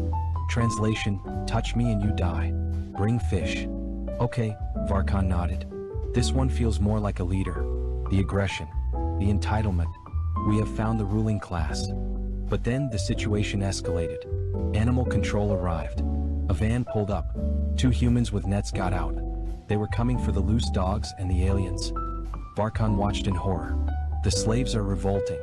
They are capturing the emperors with nets. We must intervene." Varkan aimed his plasma rifle at the animal control officer. "Release the Alpha." But before he could fire, something happened that changed his understanding of humanity forever.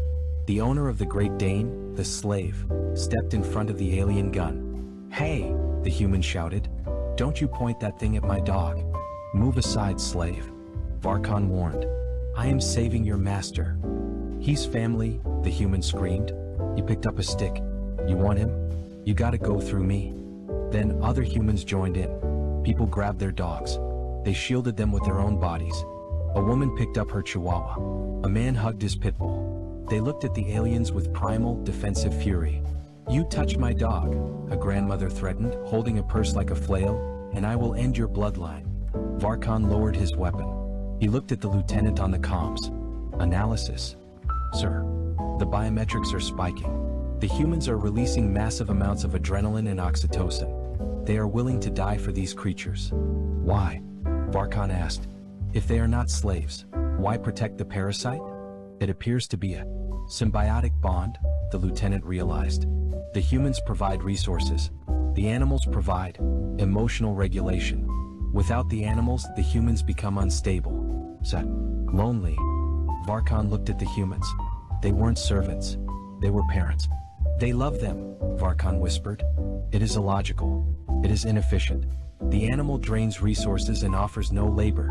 And yet, the human defends it like a treasure. He looked at the Great Dane, who was now licking the face of the man protecting him. It is a pack bond, Varkan concluded. They are a collective. To attack the dog is to attack the human's heart. Abort mission, Varkan ordered. We cannot negotiate with this planet. Why, sir? Because a species that treats its lowest animals as royalty is too unpredictable, Varkan said. They value cuteness over survival. They value fluff over logic. If we stay, we might end up adopting one. I'm wanting to pet the Commander Rex. Sir, that is a biological hazard. I know, but he is a good boy. The urge is overwhelming. The Krell fleet retreated. They realized that Earth was not a political hierarchy they could understand. It was an emotional, chaotic mess where apex predators, humans, voluntarily submitted to the whims of scavengers, dogs, and sociopaths, cats, because it made them feel happy. It was a weakness, but seeing the humans ready to fight a spaceship with sticks to save their pets, Varkan realized it was also a terrifying strength. You can threaten a human's land and he might negotiate. You threaten a human's dog, he will burn the galaxy down. This has been Apex Sci-Fi. We work hard so our dogs can have a better life. That is the American dream. If you would fight an alien warlord to save your pet, smash that like button. Comment below. What is your pet's name and official rank in your household? Mine is General Meow. Subscribe and give them a treat. Who's a good boy? You are. The Great Council Chamber floated in the darkness of space, a massive station that had witnessed 1,000 years of galactic politics. Inside its gleaming halls, representatives from 47 different species gathered for what many considered a mere formality. Earth was finally being admitted to the Galactic Council, and most of the assembled aliens expected it to be a brief, amusing ceremony. Ambassador Li Chen stood at the center of the circular chamber, her dark suit simple compared to the elaborate robes and armor worn by the alien delegates around her. She was a small woman by human standards, but she carried herself with quiet dignity as holographic displays flickered to life around her, showing Earth's credentials for membership. High Counselor Threen, an ancient insectoid whose species had mastered space travel before humans discovered fire, clicked his mandibles together in what might have been amusement. His compound eyes reflected the light from a dozen different angles as he examined the human data. Let us review Earth's military capacity, Threen announced, his voice translated into 100 languages simultaneously. They claim to possess 3,000 capital ships. A ripple of chittering and low-frequency rumbles moved through the chamber. Several delegates made sounds that the translation systems rendered as laughter. Admiral Voss of the Calvex Empire rose from his seat, his forearms spreading wide in a gesture of disbelief. His scaled face twisted into what humans would recognize as a smirk. The Calvex were the Council's dominant military power, and Voss had commanded fleets for 2 centuries. He had seen countless species make exaggerated claims about their capabilities. Ambassador Chen, Voss said, his voice dripping with condescension. Your species has been in space for barely 300 years. The Calvex Empire has been building warships for 12,000 years, and we possess 800 capital ships. You expect us to believe that primitive Earth has built nearly 4 times our fleet? Chen remained still, her face unreadable. The numbers in our report are accurate, Admiral. Accurate? Voss laughed, a barking sound that echoed through the chamber. You also claim your ships can travel faster than light without dark matter cores. You claim weapons that manipulate gravity itself. You claim engine systems that violate known physics. He turned to address the full council.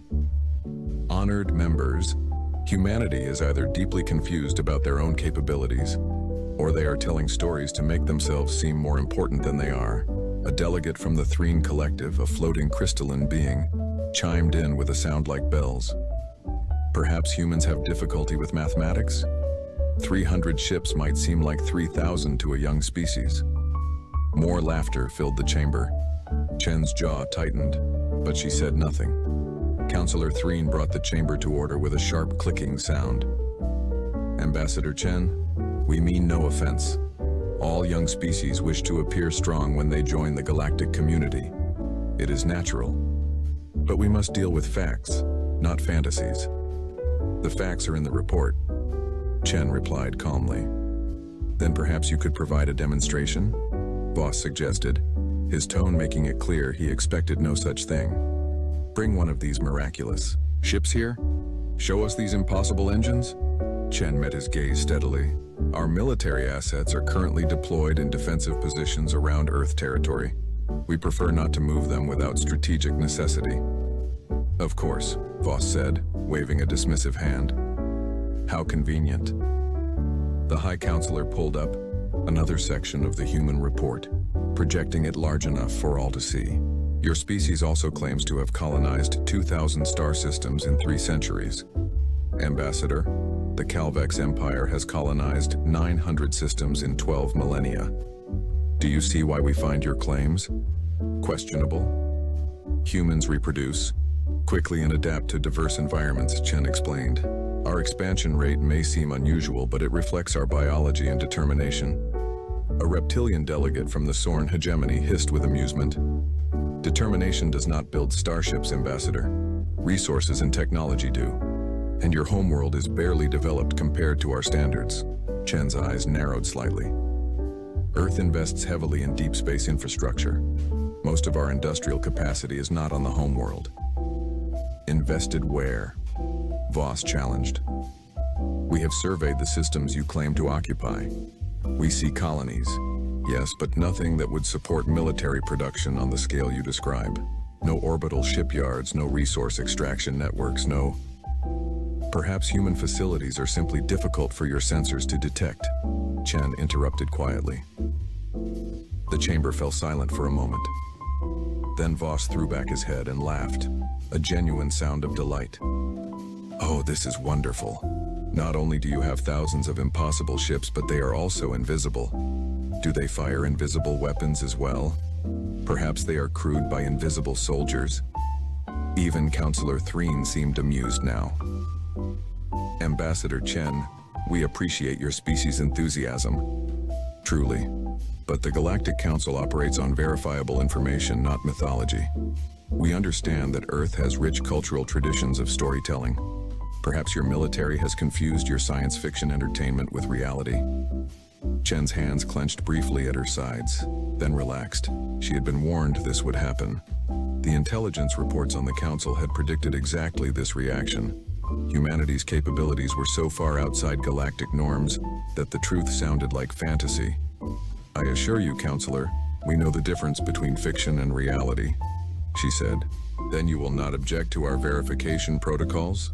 Threen asked. We will send survey teams to your territory. They will assess your actual military capacity and adjust your membership status accordingly. You are welcome to send observers, Chen agreed. Though I suspect your reports will match ours, Voss snorted. I suspect your reports will need significant downward revision. But do not worry, Ambassador. The Council does not punish optimism. We will grant you membership based on what you actually possess, not what you wish you possessed. The voting proceeded quickly. Humanity was granted junior membership status in the Galactic Council, with all the limitations that implied. They would have access to peripheral trade routes but not core systems. They could send representatives to council sessions but would have no vote on major decisions for at least a century. And for their own protection, the Council would assign a Calvex fleet to patrol human space. 12 destroyers should be sufficient, Voss announced magnanimously. They will guard your territory from pirates and ensure you are not overwhelmed by threats you cannot handle alone. Chen bowed slightly. The Council's generosity is noted. As the session ended and delegates filed out, many discussing the amusing human claims, Chen remained in the chamber for a moment. She looked up at the stars visible through the transparent dome overhead. Somewhere out there, beyond the Council's perception, thousands of human warships maintained their silent vigil. Weapons that could crack planets waited in cold storage. Fleets that could cross the galaxy in hours stood ready. Earth had not lied in its report. But Earth had also learned long ago that sometimes the greatest advantage was being underestimated. Chen touched her communication device. Report to Earth Command. They don't believe us. Proceed with protocol silence. Maintain all defensive positions. Do not reveal capabilities unless absolutely necessary. The reply came instantly. Understood, Ambassador. Humanity will wait. Chen allowed herself a small, grim smile. The galaxy had laughed at Earth's military might. She wondered how long it would take before they stopped laughing. She wondered if they would still be alive when they finally understood the truth. The galaxy was about to learn a hard lesson about humanity. They did not exaggerate their strength. If anything, they understated it. 3 months passed since humanity joined the Galactic Council. In that time, Ambassador Chen had attended countless meetings, negotiated trade agreements, and endured patronizing advice from species that considered humans little more than clever children. The 12 Calvex destroyers patrolled human space faithfully, their crews reporting back that Earth's military was exactly as underwhelming as Admiral Voss had predicted. Everything changed on a Tuesday. The first alarms screamed through Calvex border stations at 0400 Standard Galactic Time. Commander Thex, a veteran officer monitoring the deep space sensors, stared at his display in confusion. The readings made no sense. Thousands of signatures appearing from nowhere, moving impossibly fast. Sensor malfunction, he muttered, running diagnostics. But the diagnostics came back clean. The signatures were real. Then the first border station went silent. Then the second. Then an entire star system's communications cut out simultaneously. Within an hour, the Calvex Empire's military command center was in chaos. Reports flooded in from multiple sectors. Unknown hostile forces were pouring through the galactic barrier, a region of unstable space that marked the edge of explored territory. Nothing was supposed to be able to cross that barrier in large numbers. Admiral Voss stood in the command center, his forearms working different control panels as he tried to make sense of the invasion. His scales had gone pale, a sign of stress in his species. "What are we facing?" he demanded. "Analysis identifies them as devourers, sir," his intelligence officer reported, her voice shaking. "Machine intelligences? We have records of minor encounters over the centuries, but nothing like this. The computer estimates 50,000 hostile ships, possibly more." 50,000. The number hung in the air like a death sentence. The entire Calvex military had 800 capital ships. Even if they called in every council species, they might assemble 3,000 ships total. And from the initial reports, Devourer technology was proving brutally effective against council defenses. The Devourers were not like organic species. They did not negotiate. They did not retreat. They simply consumed everything in their path, breaking down matter to build more of themselves. They were a plague of steel and artificial intelligence, and they were adapting to council weapons in real time. "Pull back all forces to defensive positions," Voss ordered. "Evacuate the border systems. Get those civilians out now." But even as he gave the orders, he knew they were too slow. Council ships needed hours to cross from one star system to another. The Devourers were faster, much faster. In 4 days, 17 Calvex star systems fell silent. Billions of citizens were killed or captured, their bodies and ships processed into raw materials for more Devourer vessels. The killing machines advanced like a wave of destruction, unstoppable and relentless. The Galactic Council convened an emergency session. The chamber that had been filled with laughter 3 months ago now echoed with panic and fear. High Counselor Threen's voice was strained as he addressed the assembly. "The Devourer invasion force is unlike anything in recorded history. They are advancing toward core worlds. At current speed, they will reach densely populated systems within 2 weeks. We must mount a defense. We are mounting a defense," Voss snarled, his composure cracking. "We are losing. These machines adapt to every weapon we use. Our ships cannot match their speed. We need time, and we need ships we do not have." A Threen collective representative spoke up. "What about the other member species? Can we assemble a combined fleet?" "We are trying," Threen replied. "But mobilization takes time. We have never faced a threat that required rapid deployment across multiple sectors. Our military doctrines are built for stability, not emergency response." That was when Ambassador Chen's voice cut through the chaos. "The Council should authorize Earth to assist in the defense. The chamber fell silent. Several delegates turned to stare at the human representative. Voss's laugh was bitter. With respect, Ambassador, we appreciate the gesture, but a few dozen human ships will not change the outcome of this battle. Nevertheless, Chen said calmly, humanity requests operational command authority to coordinate defense of the threatened sectors. Operational command? A Sorn delegate hissed in disbelief. You have been in space for 3 centuries. You want to command forces against a threat that challenges our entire civilization? Chen met the delegate's eyes without flinching. Yes, Counselor Threen clicked his mandibles and thought. The situation was desperate. What harm could it do to let the humans try?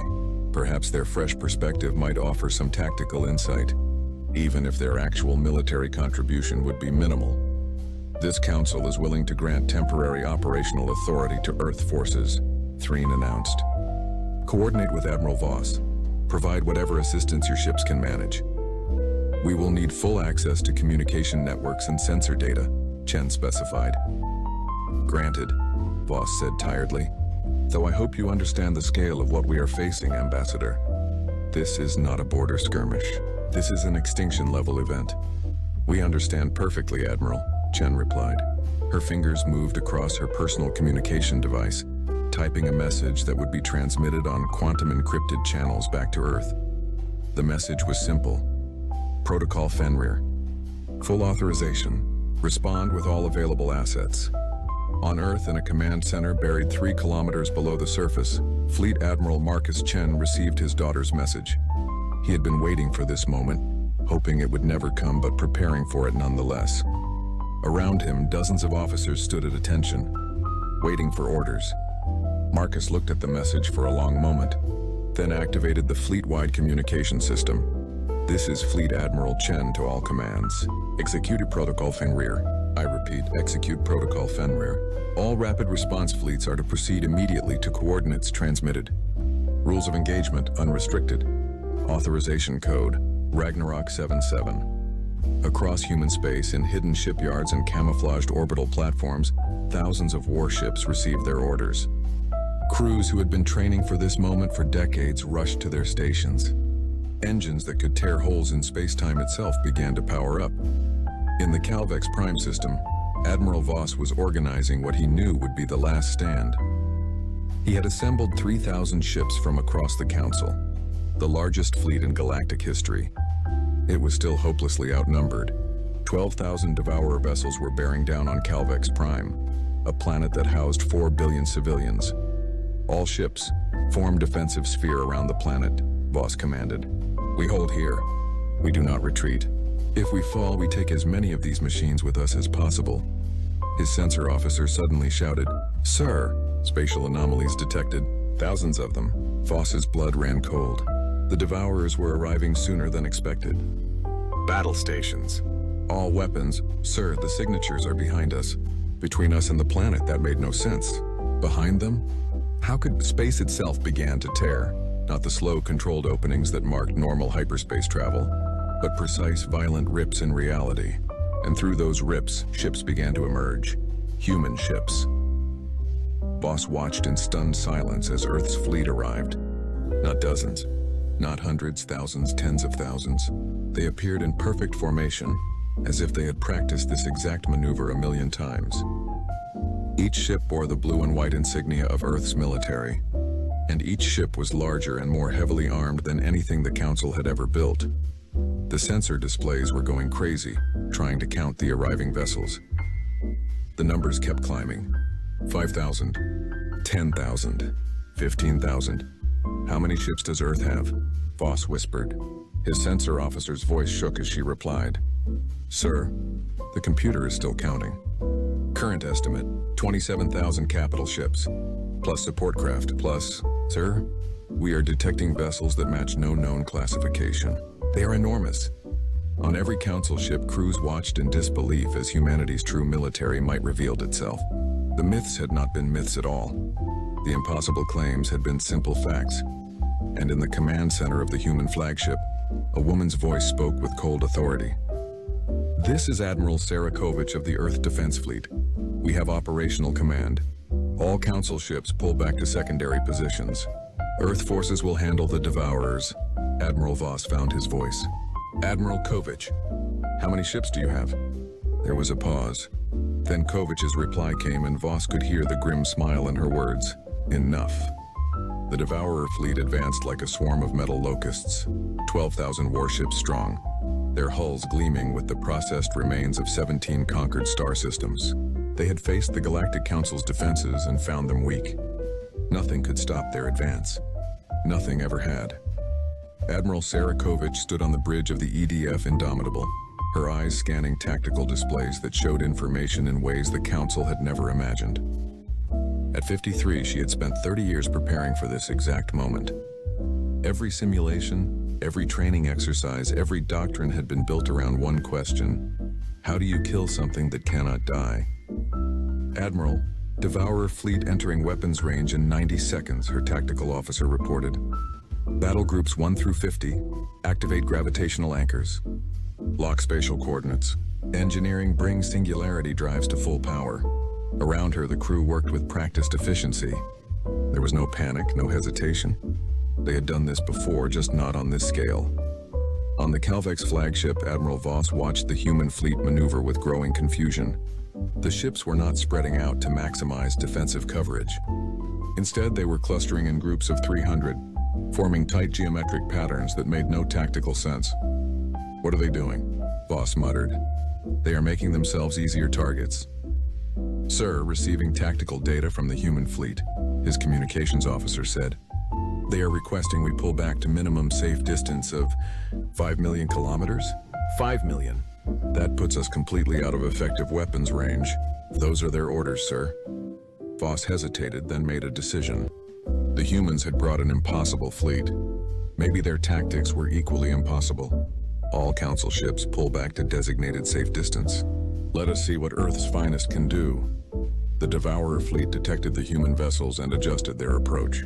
Their artificial intelligences analyzed the new targets, calculating weaknesses, planning attack patterns.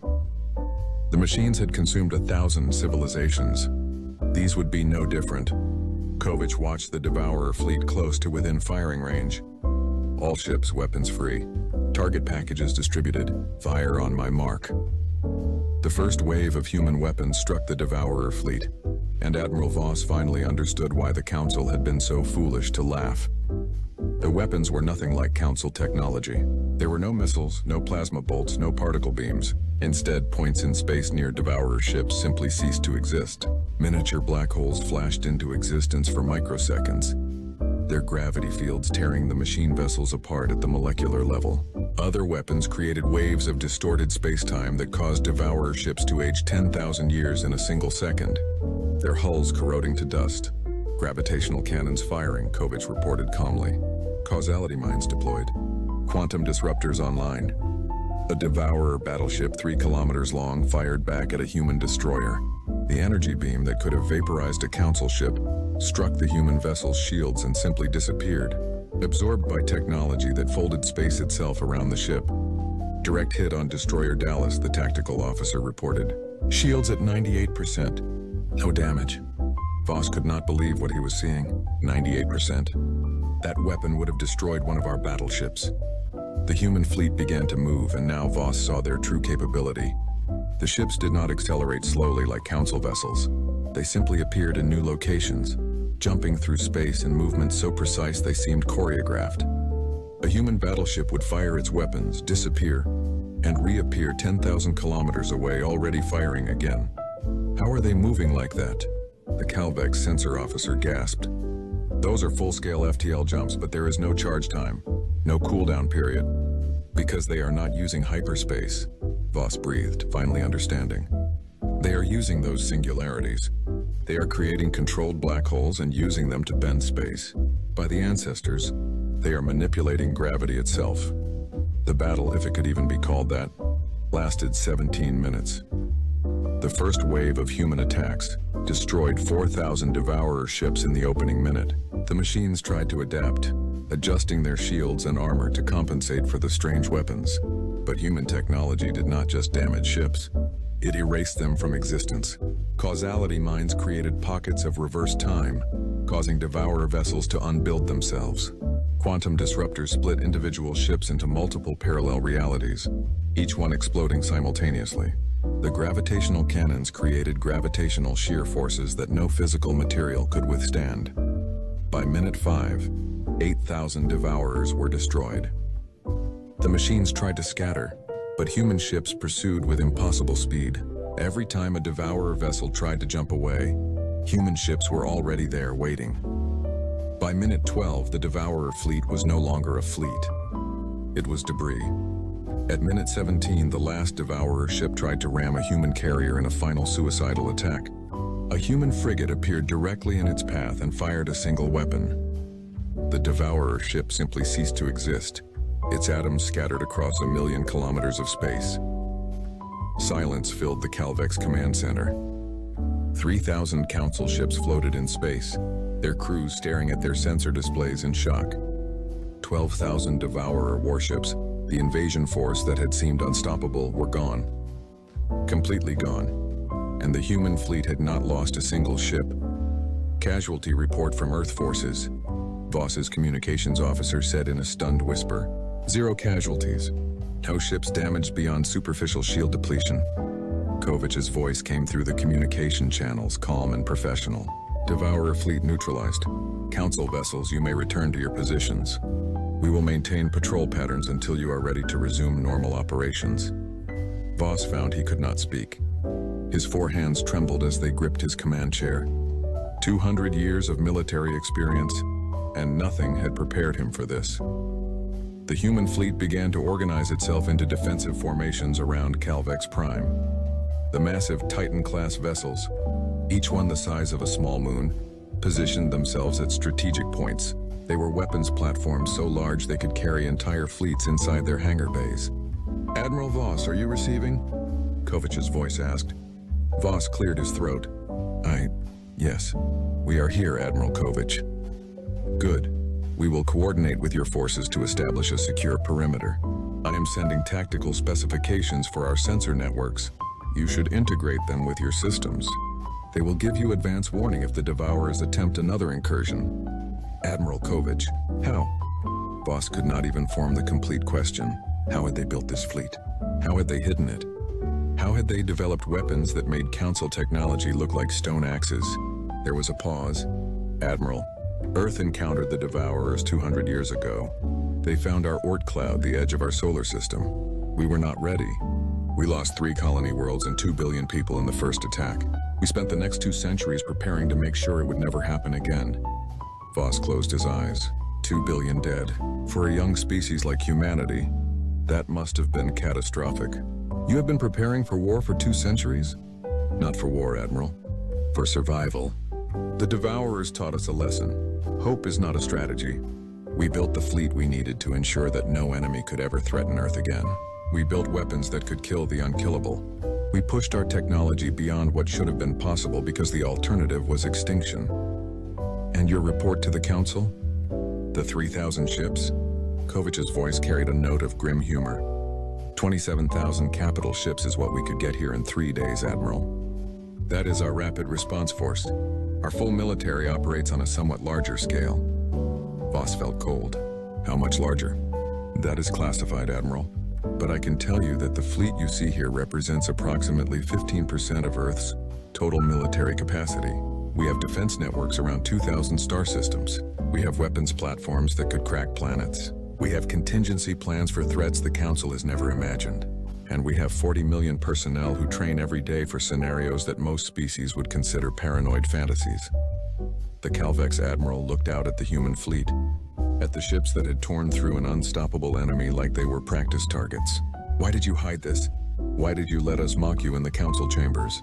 Because, Admiral, we wanted to join the galactic community as friends, not as conquerors. We wanted to be accepted for who we are, not feared for what we can do.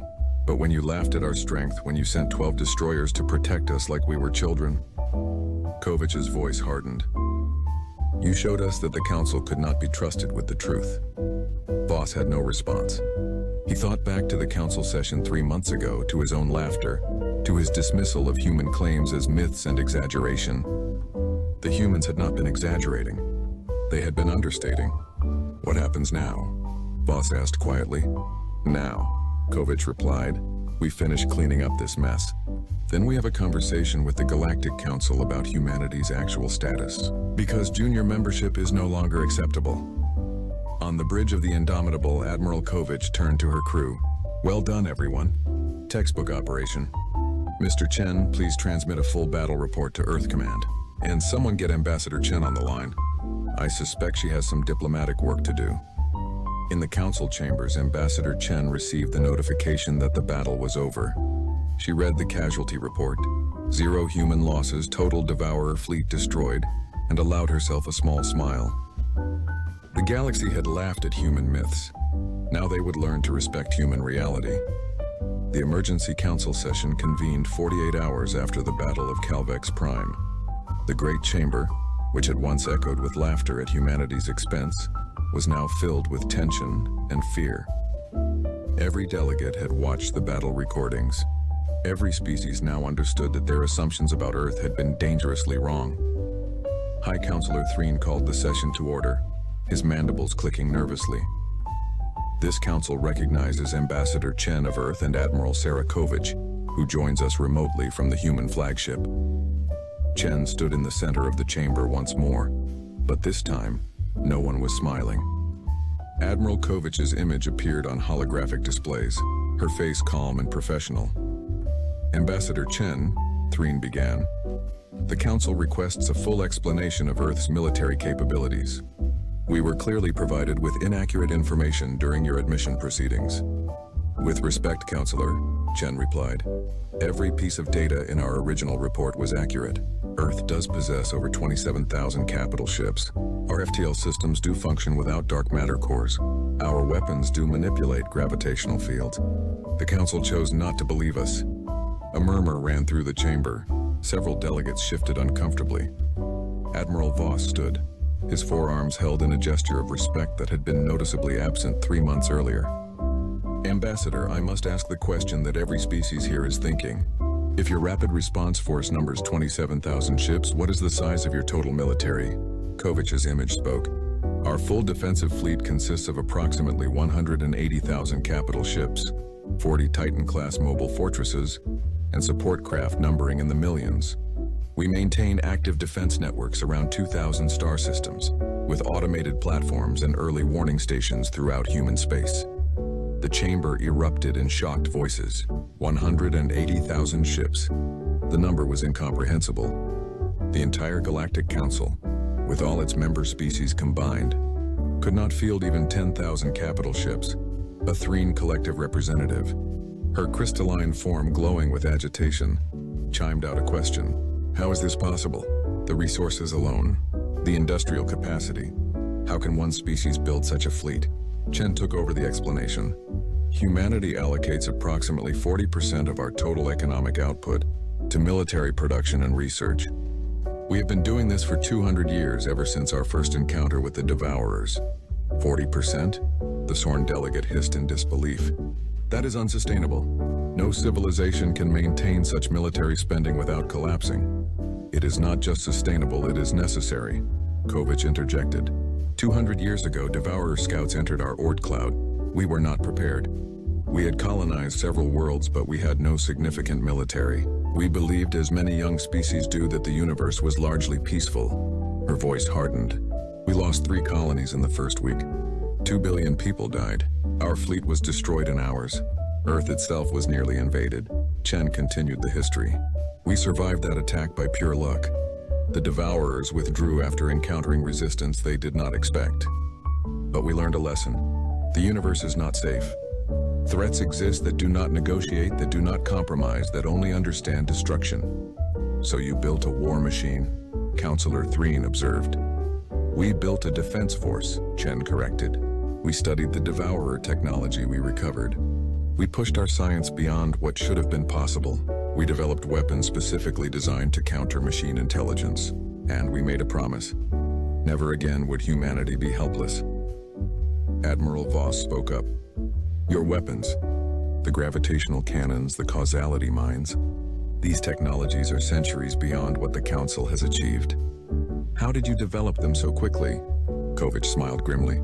"Admiral, When your species faces extinction, you find ways to innovate. We had some advantages. Human brains are wired for problem solving under pressure. We evolved as persistence hunters on Earth, chasing prey for days until it collapsed from exhaustion. That same stubbornness, that same refusal to give up, applies to our scientific research. We also, Chen added, had motivation that the Council species have never experienced in recent memory. The Devourers killed our people. We saw worlds burned, cities destroyed, families torn apart. Every human who works in our military-industrial complex knows someone who died in that first attack. We do not build ships out of national pride or political ambition. We build them because we remember. A delegate from a small species called the Venth asked a question in a trembling voice. You said this is 15% of your fleet.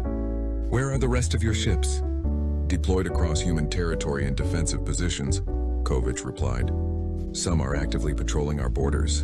Others are stationed at key strategic points. A significant number are in deep reserve, maintained in automated shipyards that can reactivate them within hours if needed. Automated shipyards? Voss's eyes widened. You have production facilities that operate without direct oversight? Yes. Our AI systems are sophisticated enough to manage construction, maintenance, and basic tactical decisions. With proper safeguards, of course. We learned from the Devourers that artificial intelligence can be incredibly dangerous, but also incredibly useful if properly controlled. The chamber was silent as delegates absorbed this information. The implications were staggering. Not only did humanity possess overwhelming military might, they had the industrial capacity to sustain it indefinitely. Councillor Threen clicked his mandibles slowly, a sign of deep thought in his species. Ambassador Chen, I must ask a difficult question. Why did you hide your true capabilities from the Council? You could have demanded immediate high-level membership. You could have intimidated us into accepting any terms you wanted. Instead, you allowed us to mock you, to treat you as inferiors. Why? Chen met his gaze steadily. Because we wanted to see who you were, Counselor. We wanted to understand the Galactic Council before committing to it. Earth has been isolated for centuries, and we learned to be cautious. We needed to know, were you potential allies who would respect us despite our youth? Or were you potential threats who would need to fear us? And what did you learn? Threen asked quietly. We learned that the Council is complacent, Chen replied bluntly. You have had peace for so long that you forgot how to fight. You have grown comfortable, and comfort breeds weakness. When the Devourers attacked, your response was too slow, too disorganized. If Earth had not intervened, the Calvex Empire would have fallen. And after the Calvex, the next species. And the next, the Devourers would have consumed you one civilization at a time. Voss bowed his head, acknowledging the truth. You are correct, Ambassador. We were not prepared. However, Chen continued, we also learned that you are capable of working together when threatened. We saw species that had been rivals for centuries cooperate in the face of extinction. That is worth preserving. That is worth protecting. So what does Earth want? A Threen representative asked. You have shown your strength. You could demand anything from this council. Kovich's image leaned forward slightly. We want what we have always wanted, to be treated as equals. Not as junior members. Not as primitives who need guidance. As full partners in the galactic community. You want a seat on the High Council? Threen asked. We want recognition that humanity has earned the right to participate in major decisions, Chen stated. We want access to core systems and trade routes.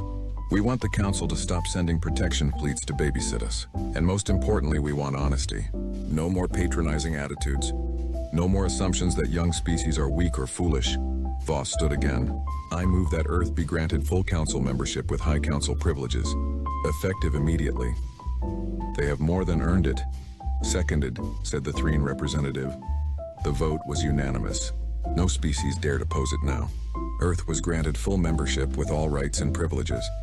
The protection fleet was withdrawn. Human diplomats were given access to previously restricted information and territories. But as the session concluded, Councillor Threen requested a private conversation with Chen and Kovich. The three of them met in a secure chamber, away from the other delegates. I must know, Threen said, his voice tired. Your fleet of 180,000 ships, is that truly your full military capacity? Or is that number also understated? Chen and Kovich exchanged glances. Kovich spoke carefully. Counselor, that is our active defense fleet. ships that are crewed, operational, and ready for deployment. It does not include reserve vessels in storage.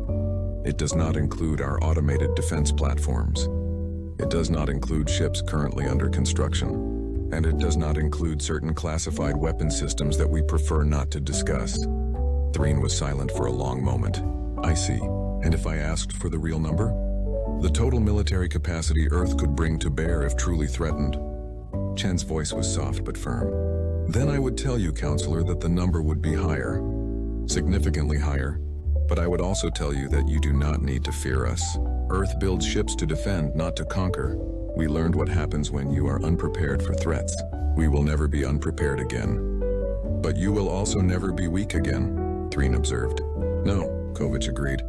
We will never be weak again. The galaxy taught us that weakness invites destruction, so we became strong. Strong enough that no enemy would ever dare attack Earth. Strong enough that we could protect not just ourselves, but our allies. Threen looked at both women with his compound eyes, seeing them with new understanding. I apologize, Ambassador Chen. When you first came to the Council, I thought you were boastful children playing at being warriors. I was wrong. You are survivors who learned the hardest lessons the universe offers. The galaxy should not have laughed at you. We should have listened. Chen inclined her head. Apology accepted, Counselor. And now we move forward as allies. The Devourers are still out there. This was one fleet, but there will be others. The galaxy needs to prepare, and Earth will help. That is why we revealed ourselves. Not to intimidate, but to protect. As they left the chamber, Threen watched the two humans go. He thought about the reports, about the staggering military might Earth commanded, about the weapons that bent physics itself to humanity's will. The galaxy had laughed at human myths. Now they would live under human protection, and Threen was not certain which thought was more terrifying. 6 months after the Battle of Calvex Prime, the galaxy had changed in ways both obvious and subtle. Human ships now patrolled the major trade routes, their presence a constant reminder of Earth's power. The Devourer threat had not disappeared. 2 more incursion attempts had been detected and eliminated within hours by Earth's rapid response forces. But the terror that had gripped the Council had faded, replaced by a different kind of unease. Admiral Voss stood on an observation deck of Earth's newest station, Bastion 7. Watching human military exercises in the distance. Thousands of ships moved in perfect coordination, appearing and disappearing through space in patterns that still made his head hurt. He had requested a transfer to train with human forces, eager to learn from the species he had once dismissed. Impressive, is it not? A voice said beside him. Voss turned to see High Counselor Threen, the ancient insectoid moving slowly on his multiple legs. Counselor, I did not expect to see you here. I am conducting research, Threen replied, his mandibles clicking, and what Voss had learned was amusement. I am writing a new treatise on the danger of underestimating the desperate. I thought it appropriate given recent events. Voss made a gesture of agreement with his upper arms. We were fools. I was the greatest fool of all. We were comfortable, Threen corrected gently. Comfort breeds assumptions. We assumed that because we had peace for millennia, peace was the natural state of the universe. We assumed that young species like humanity were weak because they had not had time to develop. We assumed that our technology was the pinnacle of what was possible. He paused. We assumed, and we were wrong about everything. They watched the exercises continue. A squadron of human destroyers executed a maneuver that should have been impossible, jumping into a formation so tight that their shields overlapped, creating a combined defensive field that could withstand planet-cracking weapons. I have been studying human history, Threen continued. Did you know they have never experienced true galactic peace? On their homeworld, they fought wars constantly for thousands of years. Nation against nation, tribe against tribe, sometimes for resources, sometimes for ideology, sometimes for reasons they themselves could barely explain. I had heard, Voss said. It seems barbaric, perhaps, but it also made them survivors.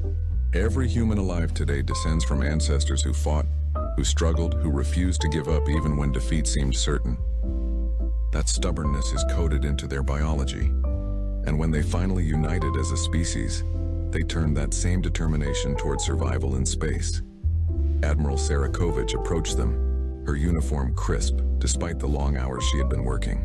Counselor Threen, Admiral Voss, I hope you are enjoying the demonstration.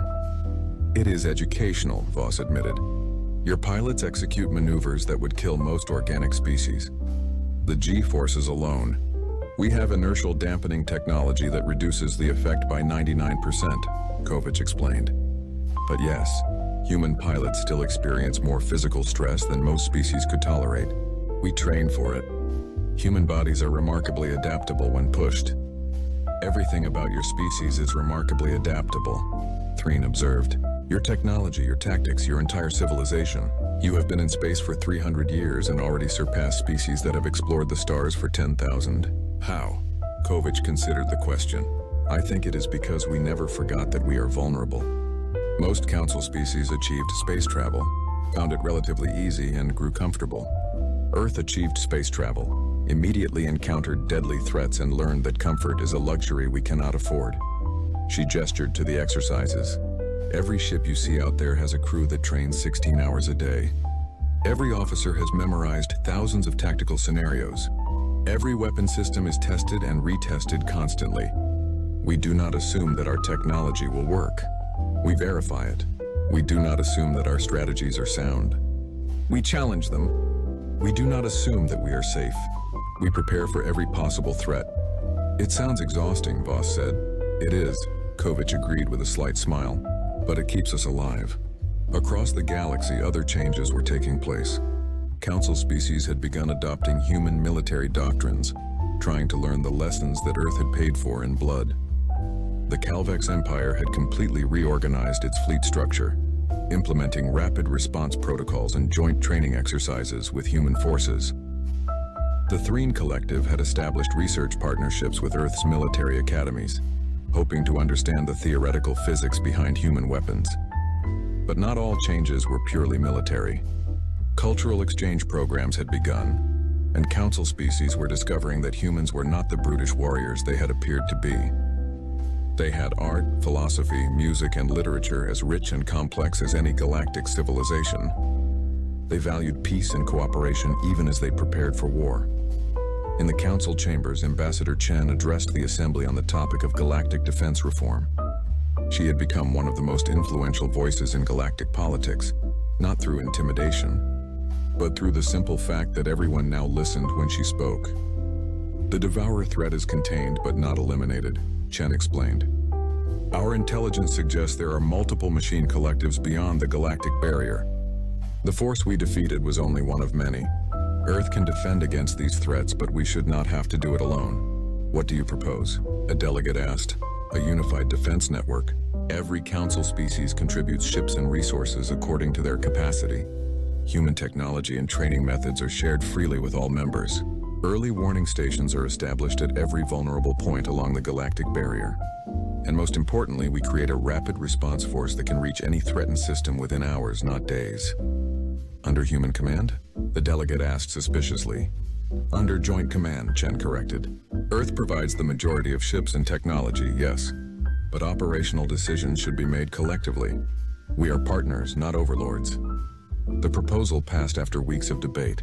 The Galactic Defense Initiative, as it was called, represented a fundamental shift in how the Council operated. For the first time in millennia, the galaxy was preparing for war, not just maintaining peace.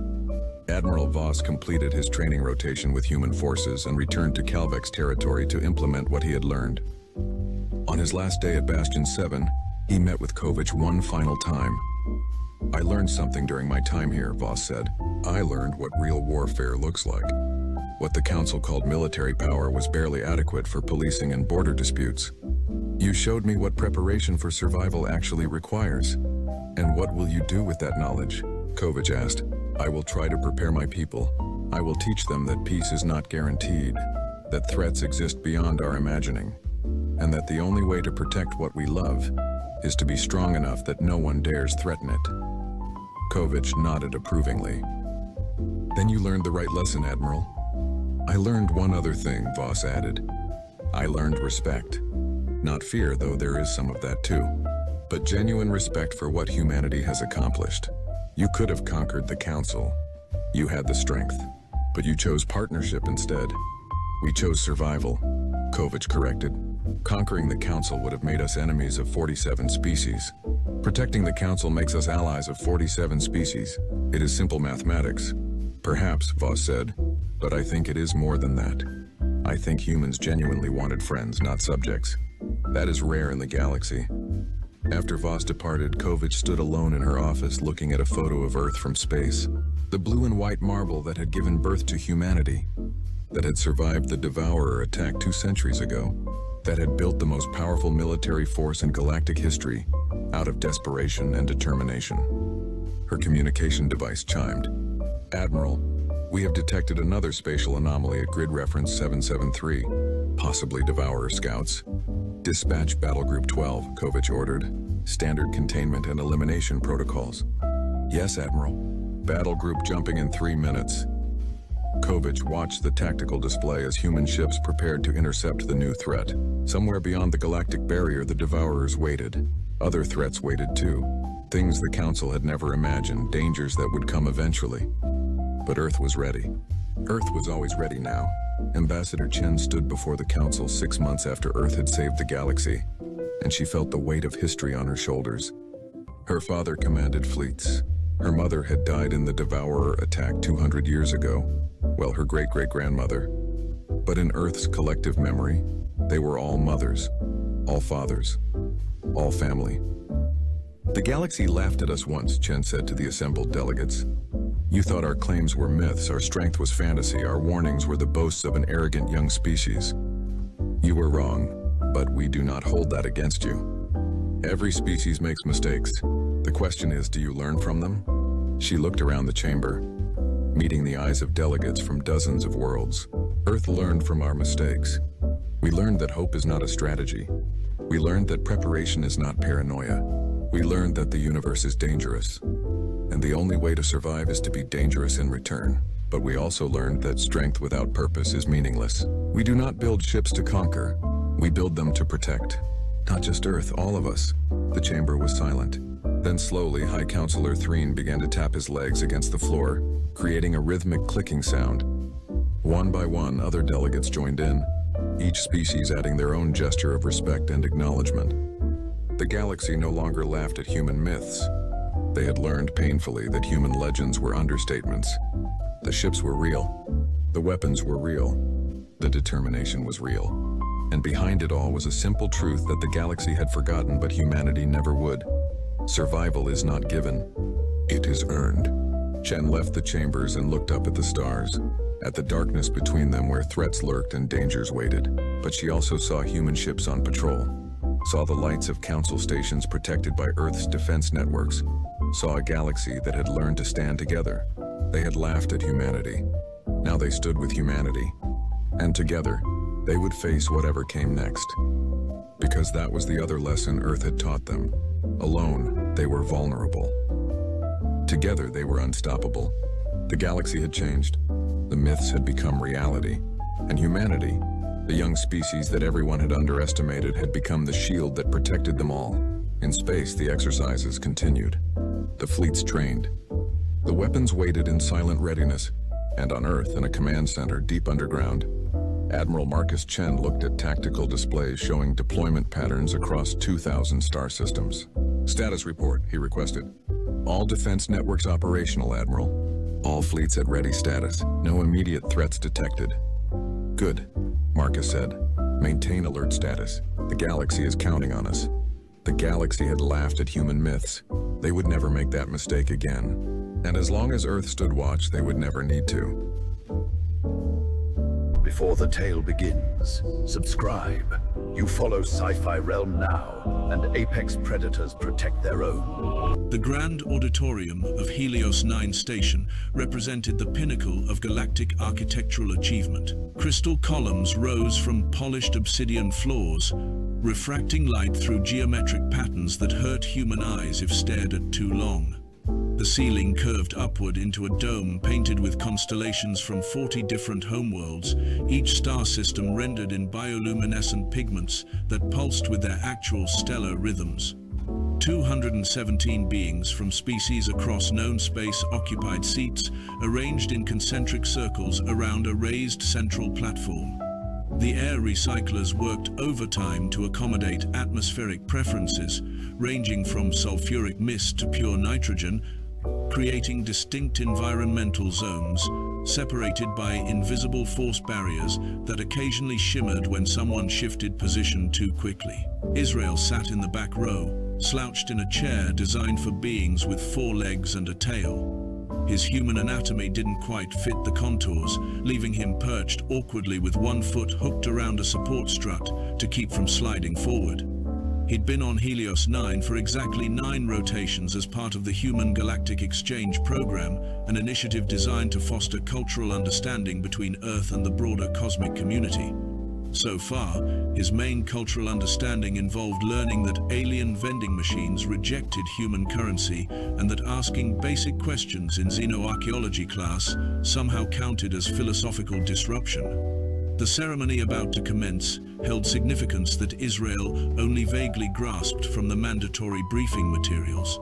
The Galactic Weapon Preservation Council existed to safeguard legendary armaments from extinct civilizations, treating each piece as both historical artifact and sacred relic. Master Instructor Felgar, whose reputation as the foremost weapons scholar in 17 sectors preceded him like a gravitational field, would personally present items from the collection that hadn't been displayed publicly in over a generation. Attendance was considered a profound honor. Israel mostly attended because skipping would result in academic probation. Felgar entered the auditorium through a side portal, his 8 segmented limbs moving with synchronized precision across the platform. His species, the Kresh Tal, resembled nothing so much as enormous praying mantises constructed from polished jade and chrome. Compound eyes faceted like cut gemstones reflected the overhead lights as he positioned himself behind the presentation podium. His translator unit, a small disc attached to his thorax, converted his natural clicking and scraping vocalizations into smooth standard galactic speech that filled the chamber with appropriate gravitas. Honored colleagues, distinguished scholars, esteemed guests, Felgar began, his primary manipulator limbs gesturing with practiced elegance. We gather this rotation to witness legacy made tangible. Before you lie weapons that shaped the destinies of civilizations now vanished into cosmic dust. Each blade represents the pinnacle of its creator's martial philosophy, forged by hands that understood violence as art form and necessity as sculpture. A cylindrical display case rose from the platform floor with hydraulic silence, rotation mechanisms beginning their slow revolution. Inside, mounted on anti-gravity suspensors, hung a sword of extraordinary beauty. The blade caught light and transformed it into liquid fire along its edge, the metal bearing patterns that suggested both intentional design and natural crystalline growth. The crossguard swept in asymmetric curves that somehow achieved perfect aesthetic balance, while the grip appeared wrapped in material that might have been leather, scaled hide, or possibly living tissue preserved in stasis. The Sword of Calthex the Unbroken, Felgar announced, his voice carrying harmonics of reverence. Forged 5,000 rotations past in the corona discharge of a dying star by the master smiths of Velcora Prime. This weapon ended the War of the Crimson Nebula. Its wielder carved victory from impossible odds through skill that transcended mere physical prowess and entered the realm of cosmic significance. The audience responded with appropriate sounds of awe. A serpentine delegate from the hissing reaches produced a whistling tone that translated as profound respect. The crystalline scholar Shalais chimed her body segments together in the percussive pattern that her species used for ceremonial acknowledgement. Even the gelatinous Zeph, representing insurance interests and normally immune to emotional display, rippled with what might have been impressed appreciation. Israel raised his hand. The gesture took several seconds to register because humans raising hands meant nothing to most species present. Eventually, a Kresh Tal security monitor noticed the movement and transmitted a query to Felgar, who paused mid-explanation about alloy composition and stellar forge temperatures. The human delegate has inquiry? Felgar's translator managed to inject his clicking with audible confusion. interrupting ceremonial presentations violated approximately 9 different protocols of academic etiquette. Yeah, sorry, quick question. Israel straightened in his seat, causing the chair to emit a structural complaint. Why is the center of mass completely wrong on that sword? The auditorium achieved a quality of silence previously known only to deep space vacuum. 216 alien beings collectively stopped whatever biological processes weren't strictly mandatory for continued survival. Even the atmospheric recyclers seemed to pause, as if the station itself held mechanical breath. Felgar's compound eyes performed the Kreshtal equivalent of a confused blink, each facet shuttering and reopening in cascading sequence. Explain your statement, human. Israel stood, ignoring the various hisses and chittering protests from delegates whose view he now blocked. The balance point. It's wrong. Look at where the blade width increases relative to the crossguard positioning.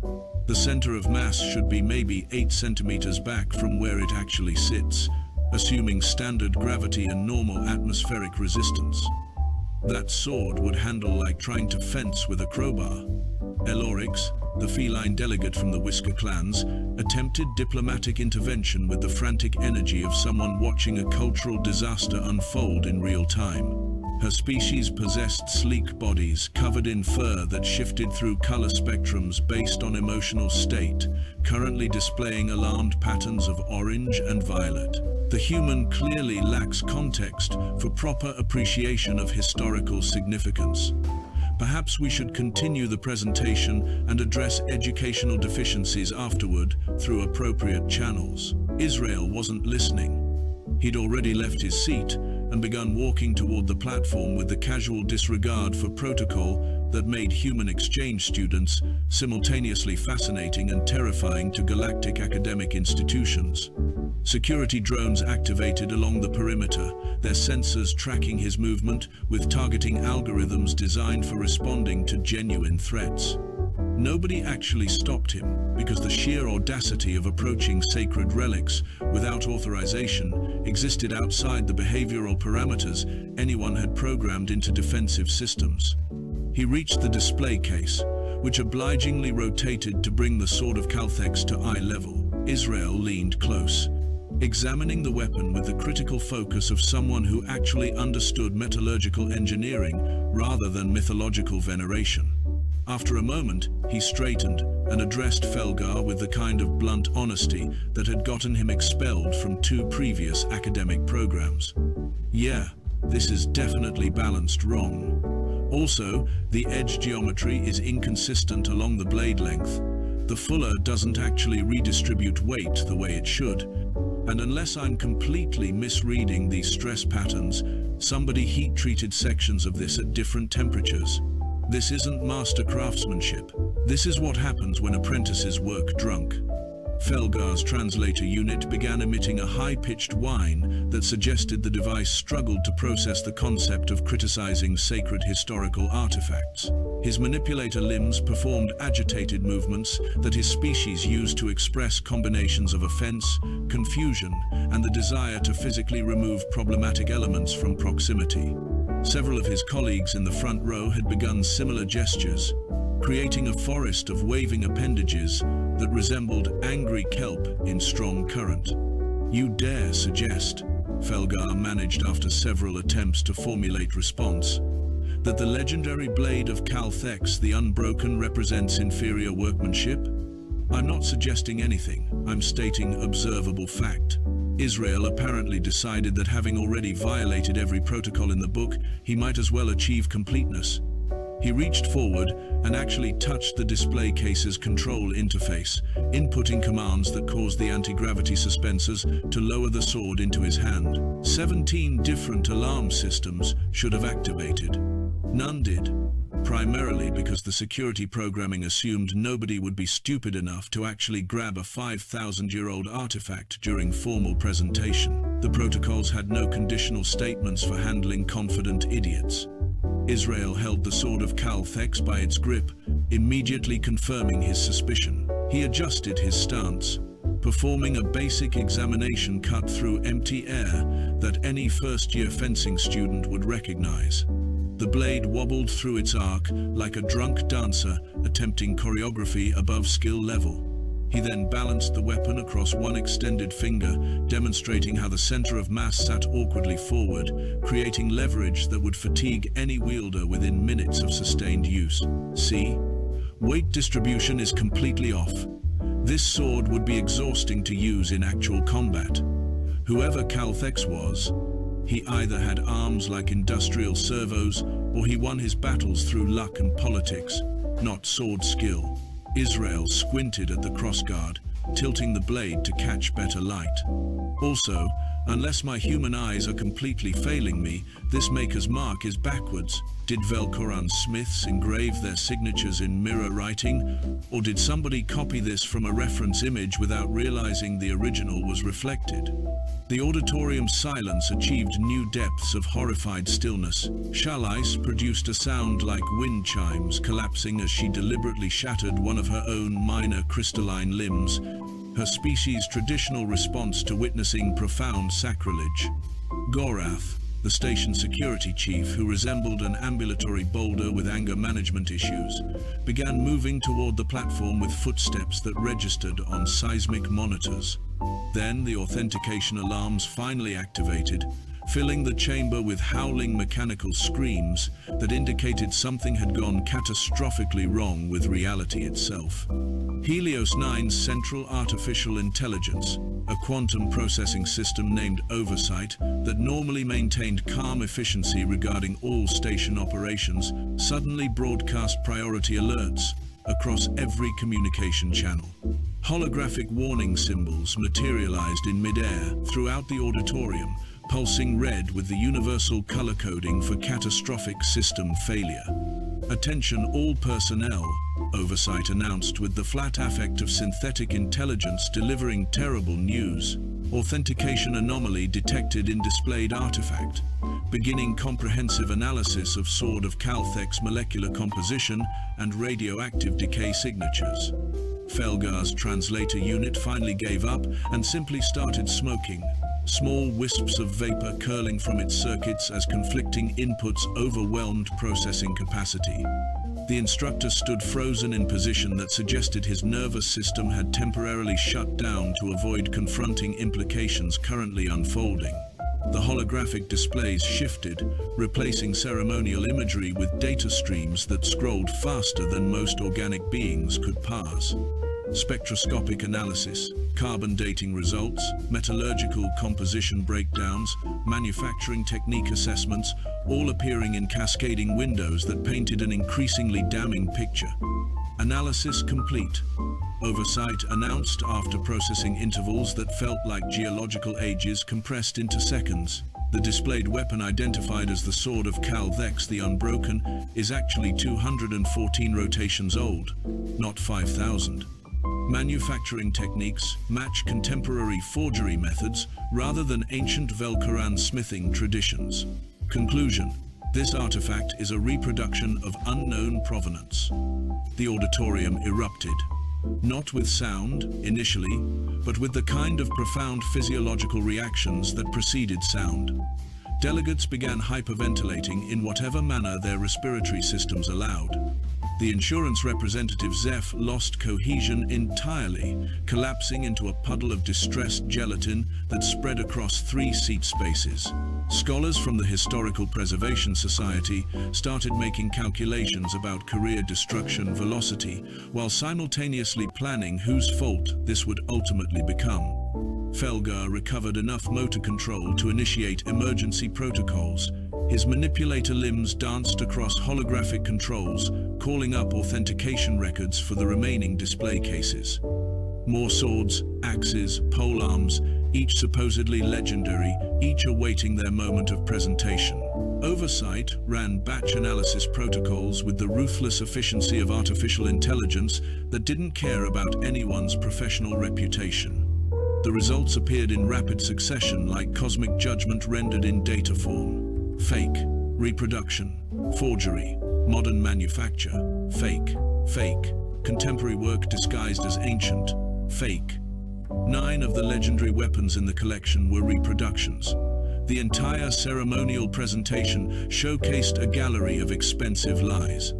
Commander Nix, the station's administrative authority, and a being who resembled what might happen if someone gave a squid both bureaucratic power and persistent migraine, materialized via holographic projection from her command center.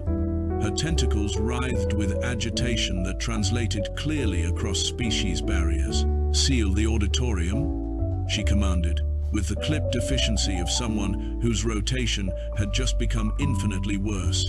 Nobody enters or leaves until investigation determines how this happened and who is responsible. Force barriers materialized across every exit portal, shimmering blue walls of contained energy that would politely but firmly prevent departure. Security drones repositioned themselves into containment formation, their weapon systems remaining dormant, but their targeting sensors tracking everyone present with uncomfortable precision. Israel still held the fake sword of Calthex, staring at it with expression that suggested he was reconsidering his life choices, but wasn't entirely sure which specific choice had been the critical error. Gorath reached the platform and loomed over him with all the menace that living granite could project. "Human, put down the evidence. Step away from the display area.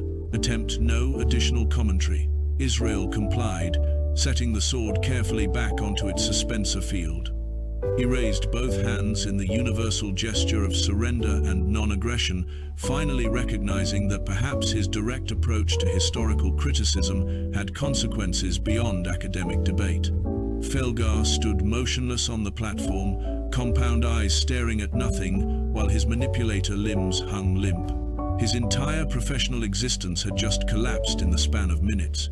Decades of research, published papers, his acclaimed dissertation on ancient weapons craftsmanship, his teaching position, his consulting contracts with museums across 17 sectors, his upcoming book deal with Galactic Academic Press. All of it now suspect. All of it potentially built on foundation of elegant lies. "You," Felgar's voice emerged as broken clicking that his translator struggled to pass, "have destroyed my life's work." Israel opened his mouth to respond, probably with something unhelpful about how pointing out truth shouldn't destroy careers built on accuracy, then thought better of it. Sometimes silence represented the better part of valor, especially when surrounded by armed security drones and 200 furious academics trapped in mandatory quarantine. That's when the laughter started. It came from the back corner of the auditorium, near the service entrance that maintenance staff used for equipment access, a sound of genuine amusement, the kind that suggested someone found the entire situation not just funny but absolutely hilarious. The kind of laughter that indicated the person laughing knew something everyone else didn't. Everyone turned. The security drones retargeted. Commander Nix's holographic projection swiveled to focus on the source. An elderly maintenance worker stood there, leaning on a cleaning implement and shaking with mirth. His species was difficult to identify beneath the shapeless utility coveralls, but his body language communicated universal concepts of aged amusement at youthful foolishness. He laughed like someone who'd been waiting years for this exact moment and was savoring every second of chaos. "Oh, this is perfect," the janitor wheezed between chuckles. "Absolutely perfect. Kid, you just did what I've been trying to arrange for 50 rotations." Elorix's fur shifted to confusion colors. "Who are you?" The maintenance worker straightened, and something about his posture changed. The elderly shuffle disappeared, replaced with bearing that suggested capability hidden beneath deliberate disguise. He reached up and removed something from his collar, a small device that shimmered and died. The holographic distortion field deactivated, revealing features that several of the older scholars present recognized immediately. Someone gasped. Someone else made a sound that translated as horrified disbelief. Charlize, whose shattered limb was already regenerating with crystalline growth patterns, produced harmonics that meant her species' equivalent of profanity. The janitor smiled, and it wasn't a friendly expression. It was the smile of someone who'd orchestrated something magnificent and was finally ready to take credit. "My name," he said, "is Pyrex, and I made all those swords. The revelation hung in the recycled air like a suspended sentence waiting for execution. Pyrex stood before the assembled scholars and delegates with the posture of someone who'd shed decades of pretense, along with his holographic disguise. His actual features belonged to a species called the Arxen, known throughout trading sectors for exceptional manual dexterity and an unfortunate cultural reputation for producing the galaxy's finest counterfeiters. His fingers, elongated and triple-jointed, flexed with the kind of casual precision that suggested intimate familiarity with delicate craftwork. Felgar's compound eyes focused on the figure with the slow horror of someone watching their professional universe collapse into a singularity. His translator unit had stopped smoking but now produced irregular static bursts that punctuated the silence like electronic stammering. "You're supposed to be dead," Felgar managed, his clicking taking on sharp edges that translated as barely controlled rage. Pyrex the Shadowsmith died over a century ago in a workshop fire on Kelmar Station. "Faked that," Pyrex replied with cheerful dismissiveness. "Retirement planning, really. Got tired of government contracts and decided to pursue hobbies. Turns out my hobbies involved making better versions of famous historical weapons and selling them to dealers who asked remarkably few questions about provenance." Commander Nix's holographic tentacles writhed with agitation patterns that suggested she was calculating how many regulations had been violated and whether station insurance covered scandals of this magnitude. "You're confessing to forgery on a scale that undermines the entire galactic antiquities market." "Undermines?" Pyrex laughed, a sound like grinding gears finding unexpected harmony. "I improved it. Those original legendary blades? Absolute garbage. The ancient masters everyone worships couldn't balance a kitchen utensil properly. I took their clumsy attempts at metallurgy and actually made functional weapons. You're welcome, by the way." Israel, still standing near the display cases with security drones tracking his every breath, couldn't help himself. "So you're saying the real historical artifacts were even worse than these? Kid, the legendary warriors of old won their battles through political alliances, numerical superiority, and sheer dumb luck. Their weapons were status symbols made by smiths who learned their craft from oral traditions that emphasized ritual over functionality. I've seen the originals." Pyrex gestured dismissively at the cases. "My improvements are masterpieces compared to what those civilizations actually produced." The auditorium erupted into chaos that Commander Nix struggled to contain. Council members began shouting accusations at each other about authentication failures and oversight negligence. The crystalline scholar Charlize produced discordant chiming that translated as demands for immediate criminal prosecution. Elorix's fur cycled through color patterns so rapidly she resembled a malfunctioning display screen, her feline biology unable to settle on single emotional response to cascading revelations. Gorath moved toward Pyrex with the inexorable patience of continental drift, his rocky exterior grinding slightly with each step. "You will be detained pending formal charges of fraud, forgery, and cultural heritage violation." "Wait." Israel's voice cut through the commotion with surprising authority for someone who'd caused the entire situation. "If these are all fakes, where are the real ones?" The question landed like a gravity bomb, sucking energy from the room's chaos and replacing it with sudden, focused attention. Pyrex's expression shifted into something that might have been grudging respect for the human's directness. Felgar, still processing the destruction of his academic legacy, looked up with compound eyes that reflected sudden, desperate hope that perhaps salvaging something from this disaster remained possible. Pyrex considered the question, his triple-jointed fingers drumming against each other in contemplation patterns that his species used for complex decision-making. "There's a vault," he finally admitted, built into the lower sections of this station back when paranoid collectors still ran the antiquities trade. The real legendary weapons got stored there generations ago because nobody wanted to publicly admit their cultural heroes used equipment that wouldn't pass basic quality inspection. Commander Nix's tentacles stopped writhing. "There is no vault in Helios 9's lower sections, I've reviewed complete station schematics. That's because it's not on official schematics, Pyrex countered. Built during construction phase by species that's now extinct. They specialized in hidden spaces for storing embarrassing truths. If you want to see what your legendary ancestors actually carried into battle, I can show you. Fair warning though, your professional dignities won't survive the experience any better than his did. He nodded toward Felgar, who had begun making the crestal sounds that indicated approaching nervous collapse. Elorix stepped forward, her fur settling into determined purple patterns. If such a vault exists and contains authentic artifacts, we have obligation to examine them regardless of personal consequences. Historical truth matters more than comfortable mythology. Israel raised his hand again, this time with slightly more awareness of how the gesture had worked out previously. Can I come? I'd really like to see what we're comparing these fakes against. Commander Nix considered the request with the expression of someone who'd already watched her orderly rotation descend into chaos and decided that additional complications couldn't make things substantially worse. Fine, Gorath, assemble security escort. Pyrex, you will guide us to this alleged vault under armed supervision. Everyone else remains in auditorium until authentication team completes inventory of entire collection. The force barriers across one exit portal flickered and died, creating passage for the expedition.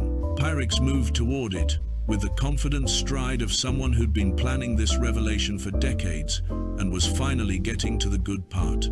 Felgar followed like a condemned prisoner walking toward execution, motivated by the faint hope that perhaps seeing authentic artifacts might provide context that salvaged fragments of his shattered career. Israel joined the procession, ignoring Gorath's disapproving rumble and Commander Nix's tentacle gesture that suggested she was already regretting this decision. Elorix positioned herself near the human, apparently having decided that if cultural disasters were unfolding, she might as well document them properly for the historical record that would inevitably emerge from this catastrophe. The maintenance corridors of Helios 9 existed in perpetual twilight, illuminated by emergency lighting that cast everything in shades of amber and shadow. Pyrex led the group through passages that twisted downward into sections of the station most inhabitants forgot existed. Condensation dripped from overhead pipes, creating irregular percussion against metal grating underfoot. The air grew progressively cooler as they descended, carrying metallic tang that suggested proximity to the station's foundational infrastructure. Israel stumbled over a raised threshold, catching himself against a wall panel that shifted slightly under his weight. The panel clicked and slid sideways with the reluctant grinding of mechanisms unused for generations. Behind it, a narrow passage extended into darkness that emergency lighting failed to penetrate. Pyrex stopped mid-stride and turned back, staring at the open passage with an expression that combined surprise with grudging admiration. Huh, that's new. Or old, depending on perspective. That wasn't here last time I checked, which admittedly was several decades ago. Elorix approached the opening cautiously, her feline eyes adapting to low-light conditions better than most species present. Her fur shifted to investigative green patterns as she peered into the darkness. This passage predates current station mapping. Construction style matches early colonization period architecture. Gorath pushed forward with the subtle grace of falling boulder, producing a portable illumination device that flooded the passage with harsh white light. Ancient dust swirled in the beam, particles that hadn't been disturbed since the station's initial construction. The walls showed tooling marks from automated builders, the kind of precision cutting that marked pre-artificial intelligence engineering when everything required direct programming rather than adaptive learning. Commander Nix's holographic presence flickered as she transmitted herself through relay nodes into the lower station sections. Her tentacles gestured at the passage with movements that suggested she was already composing the incident report that would consume the next several rotations. Proceed with caution. unknown structural integrity in undocumented sections presents unacceptable risk factors. Pyrex entered without hesitation, his elongated fingers trailing along the wall as he walked. Risk is what makes exploration interesting. Besides, if you wanted safety, you shouldn't have hired humans into your exchange program. Chaos follows them like gravitational attraction. The passage terminated at a massive door constructed from alloy that predated modern metallurgical standards. Its surface bore engravings in scripts from languages that linguistic databases flagged as extinct. Warning symbols and cautionary text rendered in flowing characters that seemed to writhe in the illumination beam. Elorix stepped forward, her translator implant processing the archaic writing with academic precision. It says, "Beyond lies shame of ancestors. Do not open. Let legends remain unblemished by truth." There are additional warnings about cultural integrity and the danger of destroying comforting myths with uncomfortable facts. She paused, reading deeper into the text. This last section is interesting. It roughly translates to, "Some lies preserve civilizations better than truth destroys them." Felgar had remained silent during the descent, his compound eyes tracking everything with the hollow focus of someone watching their worldview systematically demolished. He finally spoke, his clicking barely audible through the translator's processing. "We must see. Whatever is behind that door represents actual historical record, not the sanitized mythology we've been teaching." Israel examined the door mechanism with the casual interest of someone who'd spent too much time taking apart machinery to see how it worked. There's no lock, just a pressure seal, and what looks like a timer that expired about 800 years ago. It's not secured anymore, it's just heavy. Gorath applied force to the door without ceremony, his rocky physiology ideal for moving objects that resisted lesser beings. Metal groaned against stone as the seal broke, releasing stale atmosphere that smelled of age and forgotten purpose. The door swung inward on hinges that protested with sounds like dying machinery, revealing chamber beyond that, stretched into darkness, punctuated by emergency lighting that activated automatically when atmosphere began circulating. The vault resembled a museum designed by pessimists. Display racks lined the walls, each holding weapons in various states of preservation. Swords hung alongside axes, polearms rested beside ceremonial daggers, all protected by stasis fields that had maintained them in exactly the condition they'd entered. Identification plaques beneath each display bore names that made Felgar produce sounds of anguished recognition. These were the actual legendary weapons, the genuine artifacts from civilizations taught about in every historical curriculum across known space. Israel approached the nearest rack, which held a blade identified as belonging to hero King Thalvon, legendary conqueror of the disputed territories. He examined it with growing disbelief, eventually lifting it from its mount to test the balance.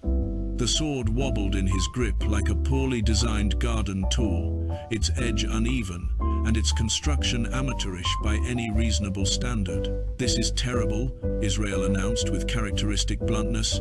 "This isn't a warrior's weapon. This is what happens when someone who's only heard swords described tries making one without proper instruction. Look at this handle wrap. It's coming apart. The blade has visible stress cracks. This thing would break in actual combat." Pyrex nodded with vindication radiating from his posture. "Exactly what I've been saying. Your legendary heroes were politicians and administrators who occasionally held ceremonial weapons for portraits. They won through strategy, diplomacy, and overwhelming numerical advantage. Their actual combat skills were mediocre at best." Elorix moved through the vault, her translator recording every display, every identification marker, every piece of evidence that contradicted accepted historical narrative. Her fur cycled through contemplative patterns as the implications assembled themselves into uncomfortable conclusions. Historical records would need revision on scale that might destabilize cultural identities built on warrior heritage mythology. Felgar examined blade after blade, each one confirming that the combat prowess attributed to ancient heroes existed primarily in retrospective storytelling rather than actual martial capability. His entire academic career had analyzed weapons craftsmanship through lens of assumed excellence, attributing sophisticated technique to civilizations that apparently struggled with basic metalworking principles. Israel continued his examination of the collection, working his way along the displays with systematic thoroughness. Then he stopped, staring at a particular blade with expression that suggested confusion transforming into something larger. The sword hung separate from the others, its construction visibly different from surrounding weapons. The metallurgy showed sophistication that contrasted sharply with the crude implements nearby. Its balance appeared correct even from visual inspection, the weight distribution suggesting someone who actually understood physics had designed it. The identification plaque beneath bore script that made Israel's breath catch. "This is human writing," he said quietly. "Medieval European, maybe English or German guild marks." He checked the dating information stamped below the maker's signature, and according to this, it was made 800 years ago. Commander Nix's holographic tentacles froze mid-gesture. That predates official first contact by 5 centuries. Human civilization wasn't supposed to have space capability until your industrial revolution. Israel lifted the blade carefully, his hands recognizing quality craftsmanship, even across centuries of separation. We didn't. So how did a sword forged on Earth end up in an alien vault? The human-forged blade rested across Israel's palms with the perfect weight distribution that separated craftsmanship from accident. Medieval European guild marks decorated the crossguard alongside date stamps that predated humanity's supposed first glimpse of extraterrestrial life by centuries. The metal still held its edge despite age. The carbon steel composition superior to anything surrounding weapons displayed in their crude authenticity. Pyrex moved closer, his triple-jointed fingers hovering near the blade without touching. His expression shifted through calculations visible in the tightening around his eyes. "I've seen documentation referencing this piece in black market archives. Dealers catalogued it as unexplained anomaly. Nobody wanted to examine too closely because the implications raised uncomfortable questions about council historical records. Alorix had already accessed her portable database, pulling up classified archives that her diplomatic clearance barely permitted viewing. Her fur darkened to concentrated focus patterns as information scrolled across her personal display. There are references here to prohibited Earth encounters. Multiple entries spanning centuries before official first contact protocols, all marked with highest security classifications and council oversight restrictions.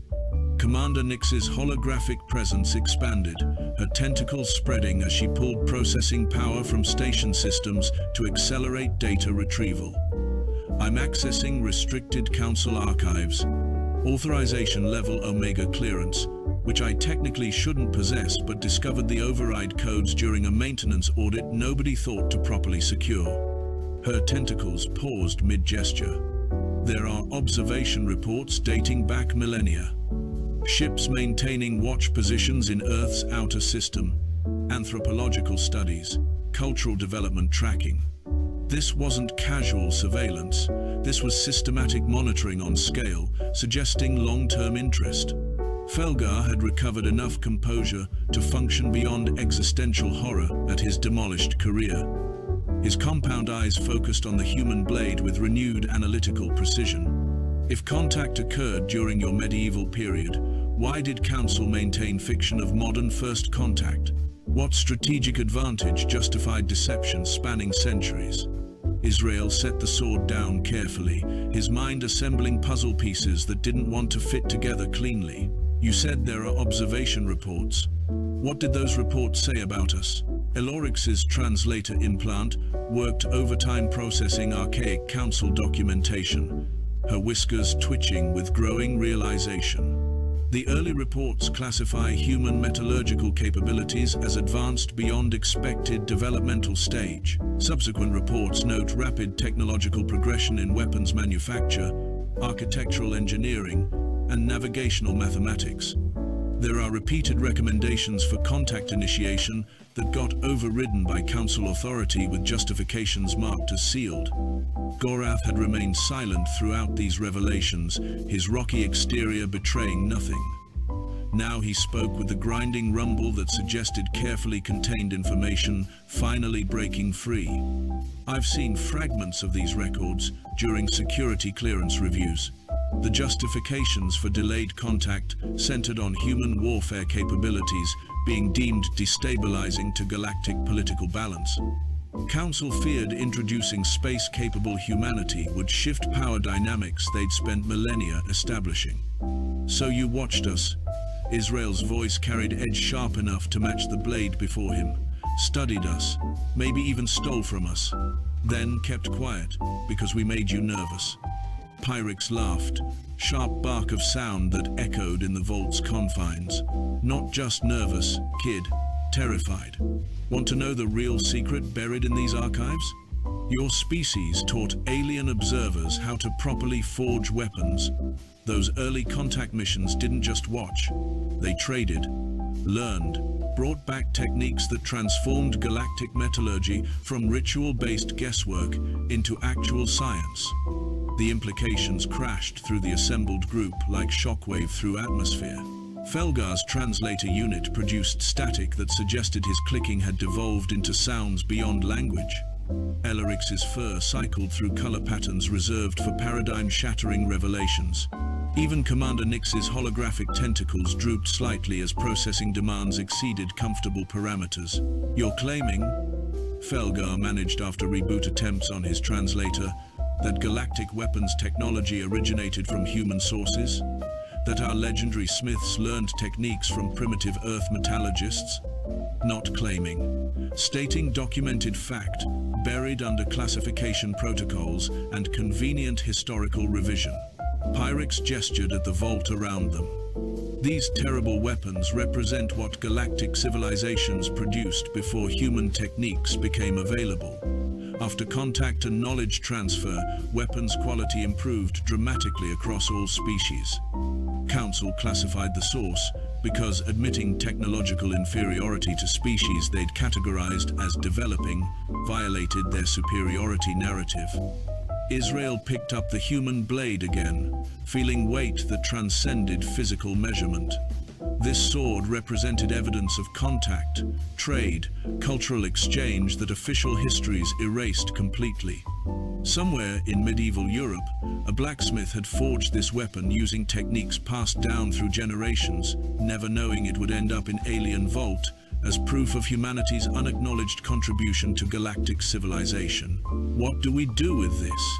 Israel asked, directing question to no one specifically and everyone generally. This information contradicts every official historical record. Publishing it would destabilize diplomatic relationships built on accepted narratives. Elorix's fur settled into determined patterns that indicated decision reached through ethical calculation. We publish everything. Historical truth matters more than comfortable lies, regardless of political consequences. Civilizations built on deliberate deception deserve disruption. Commander Nix processed this suggestion with visible calculations scrolling across holographic interfaces surrounding her projection. Publishing would trigger diplomatic crisis spanning multiple sectors. Council members who maintained classification would face accountability inquiries. Academic institutions would require complete historical curriculum revision. Economic markets based on perceived technological superiority would destabilize. Good, Israel said simply. Maybe everyone needs reminder that superiority complexes built on lies eventually crumble when someone asks basic questions about balance. Pyrex began transferring data from Vault archives to portable storage devices he'd somehow produced from his maintenance coveralls. I've been preparing for this exposure for decades. Got copies of everything stored across multiple secure locations throughout the galaxy. Insurance against Council, attempting to disappear evidence again. Kid here just provided the catalyst I'd been waiting for. Gorath moved to prevent the data transfer, then stopped as Commander Nix's tentacle gesture signaled him to stand down. The station commander had reached some internal conclusion that transcended her administrative protocols. Let him copy everything. I'll facilitate transmission to appropriate oversight bodies and independent media networks. If we're burning down comfortable fictions, might as well achieve comprehensive coverage. The group worked efficiently, copying archive contents and preparing information packages for distribution across galactic communication networks.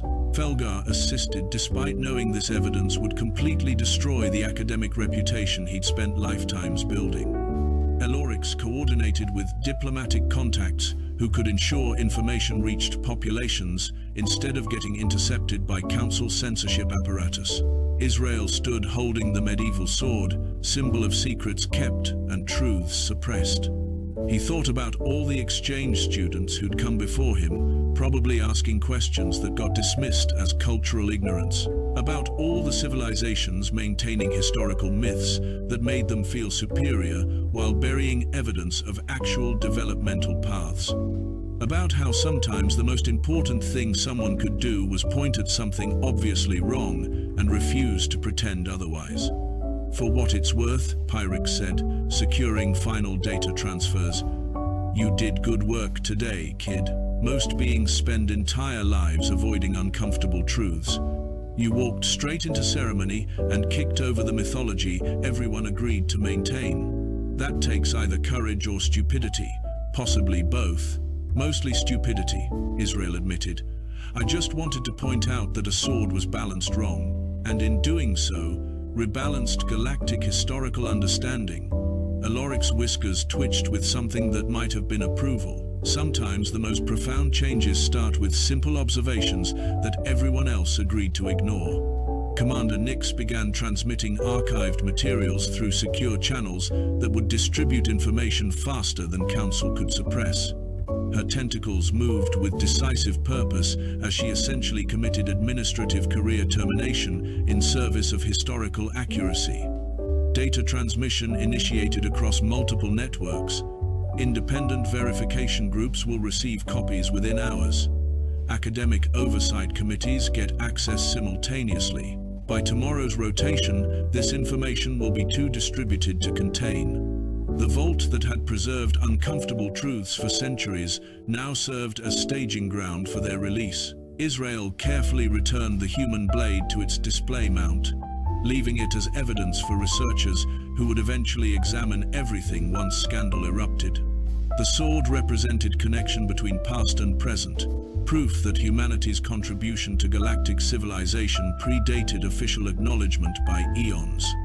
As the group prepared to leave, Felgar paused at the vault entrance, taking final look at weapons that destroyed his academic career while revealing actual historical truth. His clicking carried tones that his translator rendered as acceptance, mixed with vindication. I spent my life teaching reverence for legends that never existed.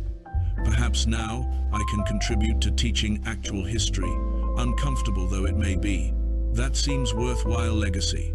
They ascended through maintenance corridors toward upper station levels, carrying evidence that would reshape galactic understanding of cultural development and interspecies contact. Behind them, the vault remained open, its secrets no longer sealed. Ahead, comfortable fictions would collapse under weight of documentation too substantial to dismiss.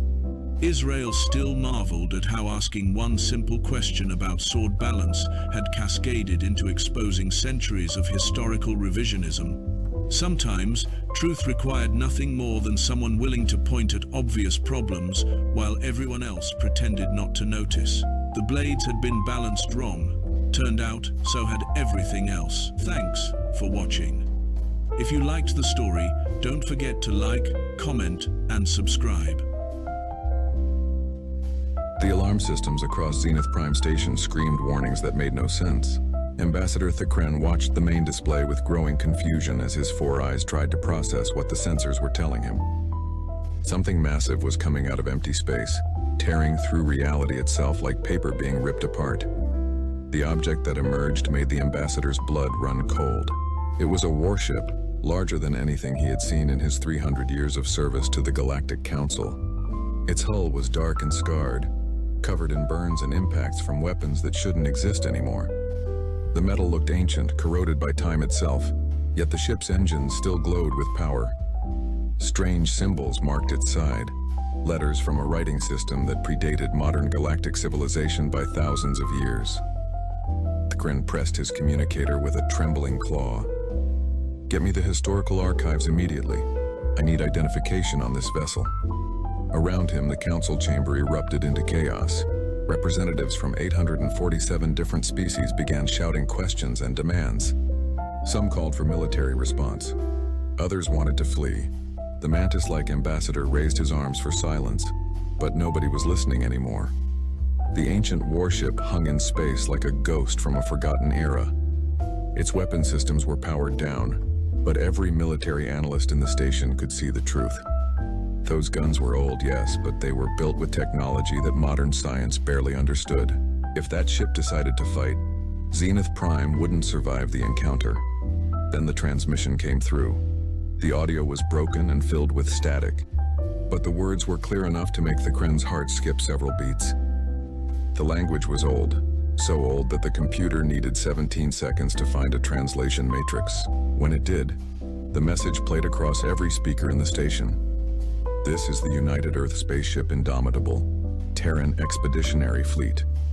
We are returning home after mission completion. Please provide current navigational coordinates for Earth, Sol System, Orion Arm. Requesting immediate assistance. Our crew is in critical condition."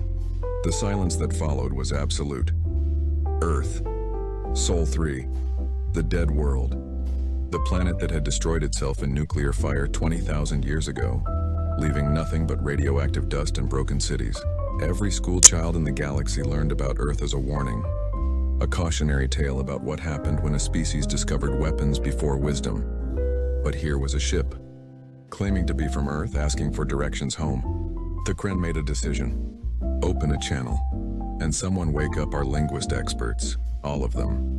It took 6 hours to establish proper communication. The ship's AI was sophisticated but ancient, operating on principles that modern computers had abandoned millennia ago. When the channel finally stabilized, 3 faces appeared on the screen, and Thakren found himself staring at creatures he had only seen in archaeological reconstructions. Humans.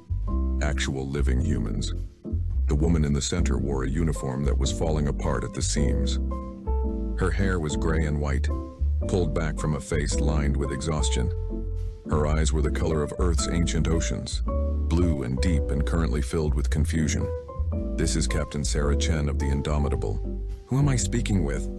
Thakren stood straighter, trying to project calm authority while his minds raced with impossible questions. "I am Ambassador Thakren of the Velkari people, currently serving as primary administrator of Zenith Prime, capital station of the Galactic Council. Captain Chen, I must ask you a very important question. What year did you leave Earth?"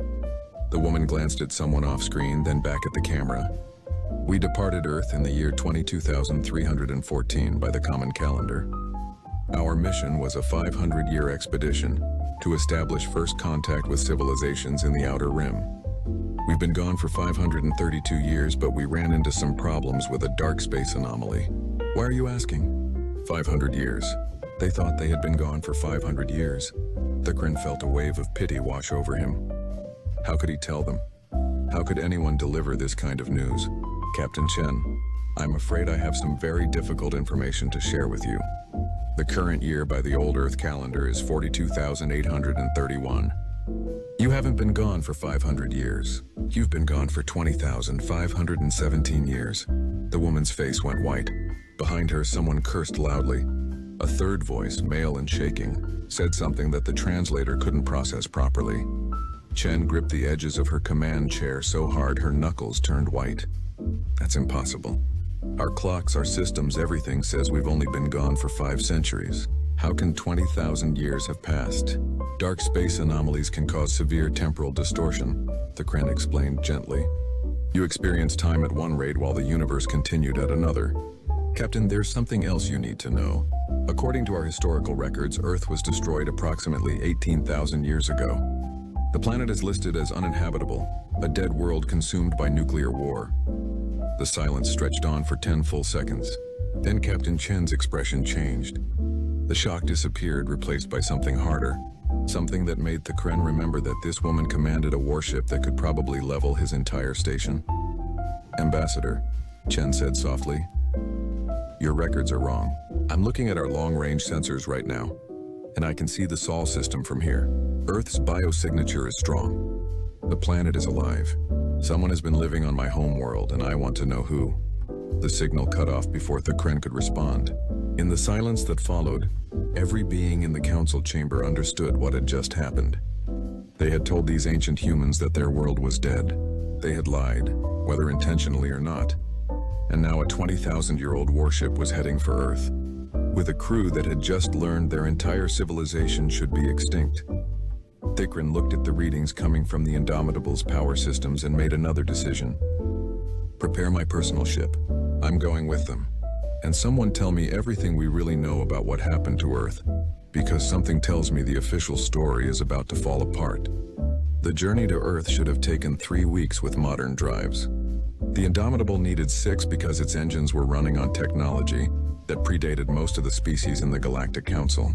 Captain Sarah Chen stood on the bridge watching the stars slide past and tried not to think about everything she had lost. 20,000 years. Her parents were dust. Her friends were dust. The world she had left behind, the cities and cultures and entire civilizations she had known. All of it was gone. She had left Earth as a young captain in humanity's first great adventure into deep space. She was coming back as a ghost. Behind her, Ambassador Thakren worked at a temporary console the crew had set up for him. The mantis-like alien had insisted on joining them, claiming he wanted to ensure a peaceful first contact. Sarah suspected the truth was simpler. He wanted to see what had really happened to Earth, and he didn't trust the official story any more than she did. Captain, you should see this. That was Marcus Webb, her chief engineer. He looked terrible, with dark circles under his eyes and hands that shook when he thought nobody was watching. Marcus had a daughter back on Earth, or at least he used to. Now that daughter had been dead for 20,000 years, and Marcus was barely holding himself together. Sarah walked over to his station. What do you have? I've been going through our long-range database, cross-referencing it with the information Ambassador Thakren provided. 3 of the colonies we were supposed to visit are gone. Not destroyed exactly, but empty. The infrastructure is still there, but there's no life, no power signatures, nothing. Just ruins. The screen showed images of dead cities on airless worlds. Buildings that had once housed thousands of humans now stood silent under alien stars. Sarah felt something cold settle in her chest. What happened to them? Thakren approached, his multiple legs making soft clicking sounds on the metal floor. The official records say these colonies were abandoned during the resource wars of the 35th millennium. But Captain, I've been reviewing the historical archives more carefully. The timeline doesn't match. These colonies went silent thousands of years before the supposed wars began. Sarah met his compound eyes. You think someone is lying about our history? I think someone has been lying about humanity's history for a very long time. Dr. Amara Okonkwo emerged from the medical bay where she had been reviewing biological samples.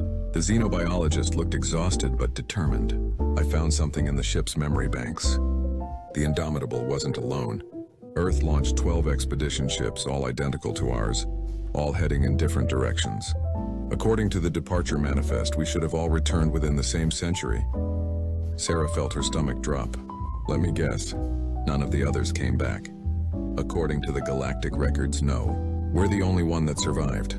But here's the strange part. There are reports throughout the past 20,000 years of ghost ships appearing in various sectors.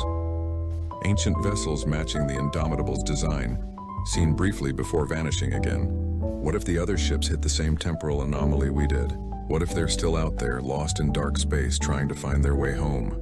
The bridge fell silent.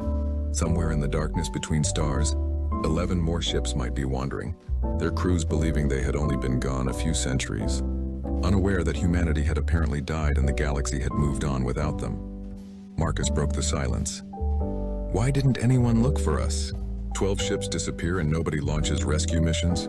Because by the time you were officially declared lost, Thakren said quietly, Earth had already fallen to the Archons. Sarah spun to face him. What did you say? The ambassador's antenna drooped in what Sarah was learning to recognize as regret. I wasn't supposed to tell you this. The council leadership wanted to control the information flow. But you deserve the truth. Earth wasn't destroyed by nuclear war. 21,000 years ago, a species called the Archons invaded your system. They were an ancient race, powerful beyond measure, with technology that could enslave entire worlds through psychic connection. They took Earth, Captain. They conquered your people and ruled them for 3,000 years.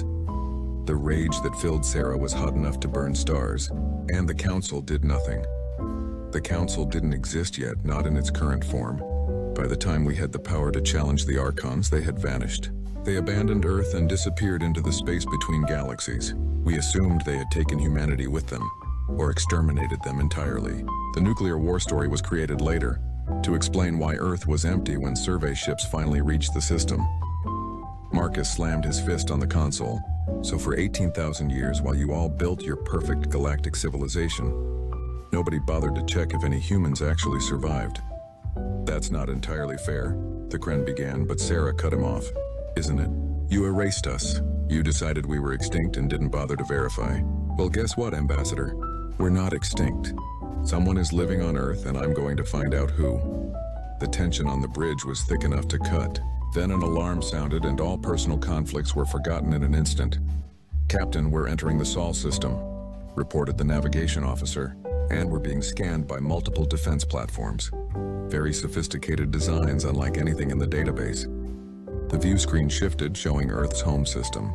The sun burned bright and familiar, exactly as Sarah remembered it. But everything else was wrong. The asteroid belt was filled with massive stations. Mars had orbital rings. Jupiter's moons were covered in cities.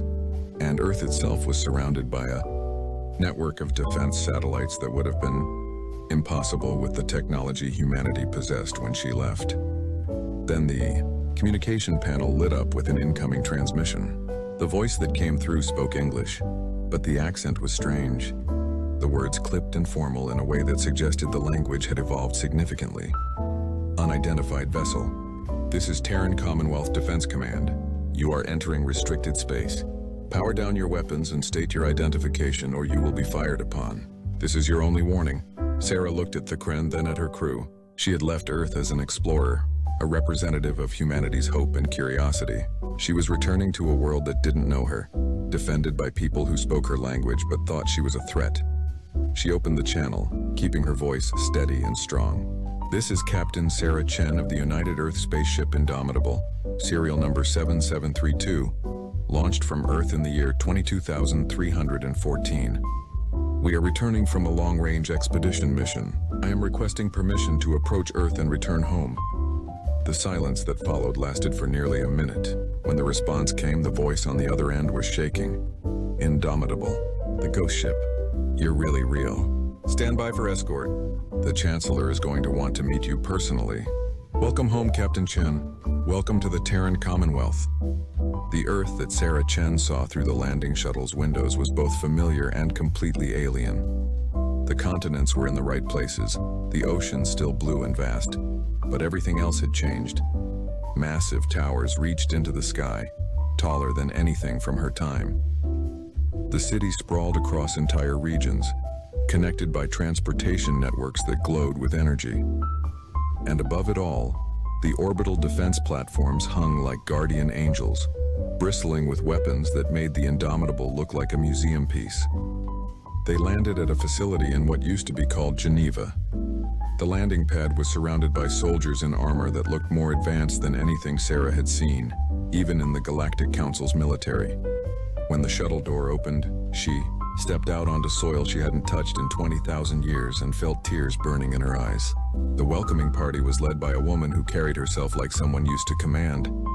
She was tall, with dark skin and gray hair pulled back in a severe bun.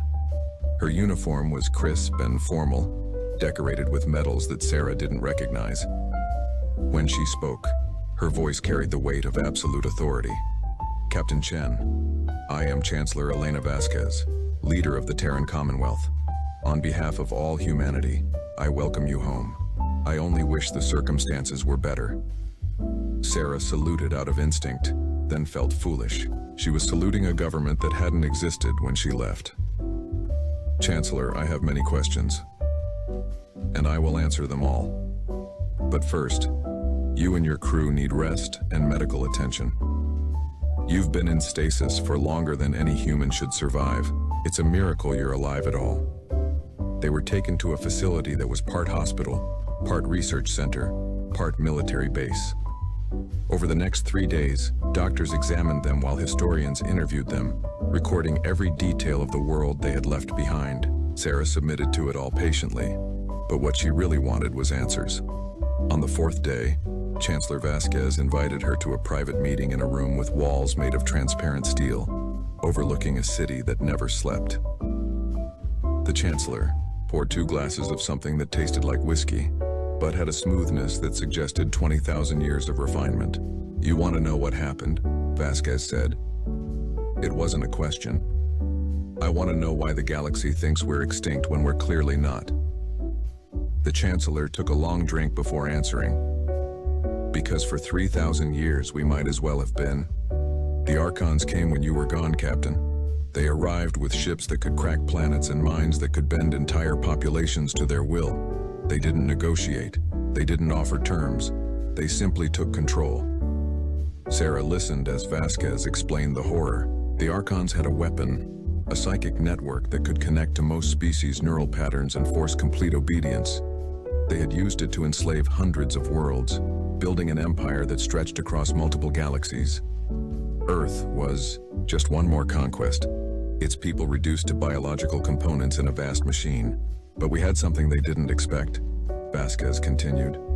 Human neural chemistry is different from the Archon network could affect us, but it couldn't completely control us. Some people, maybe 1 in 1,000, were completely immune. Others could resist for short periods. It wasn't much, but it was enough.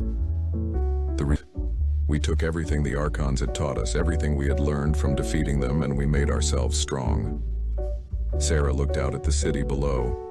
Millions of people living and working, building a civilization that had been forged in slavery and war. You've been preparing for them to come back.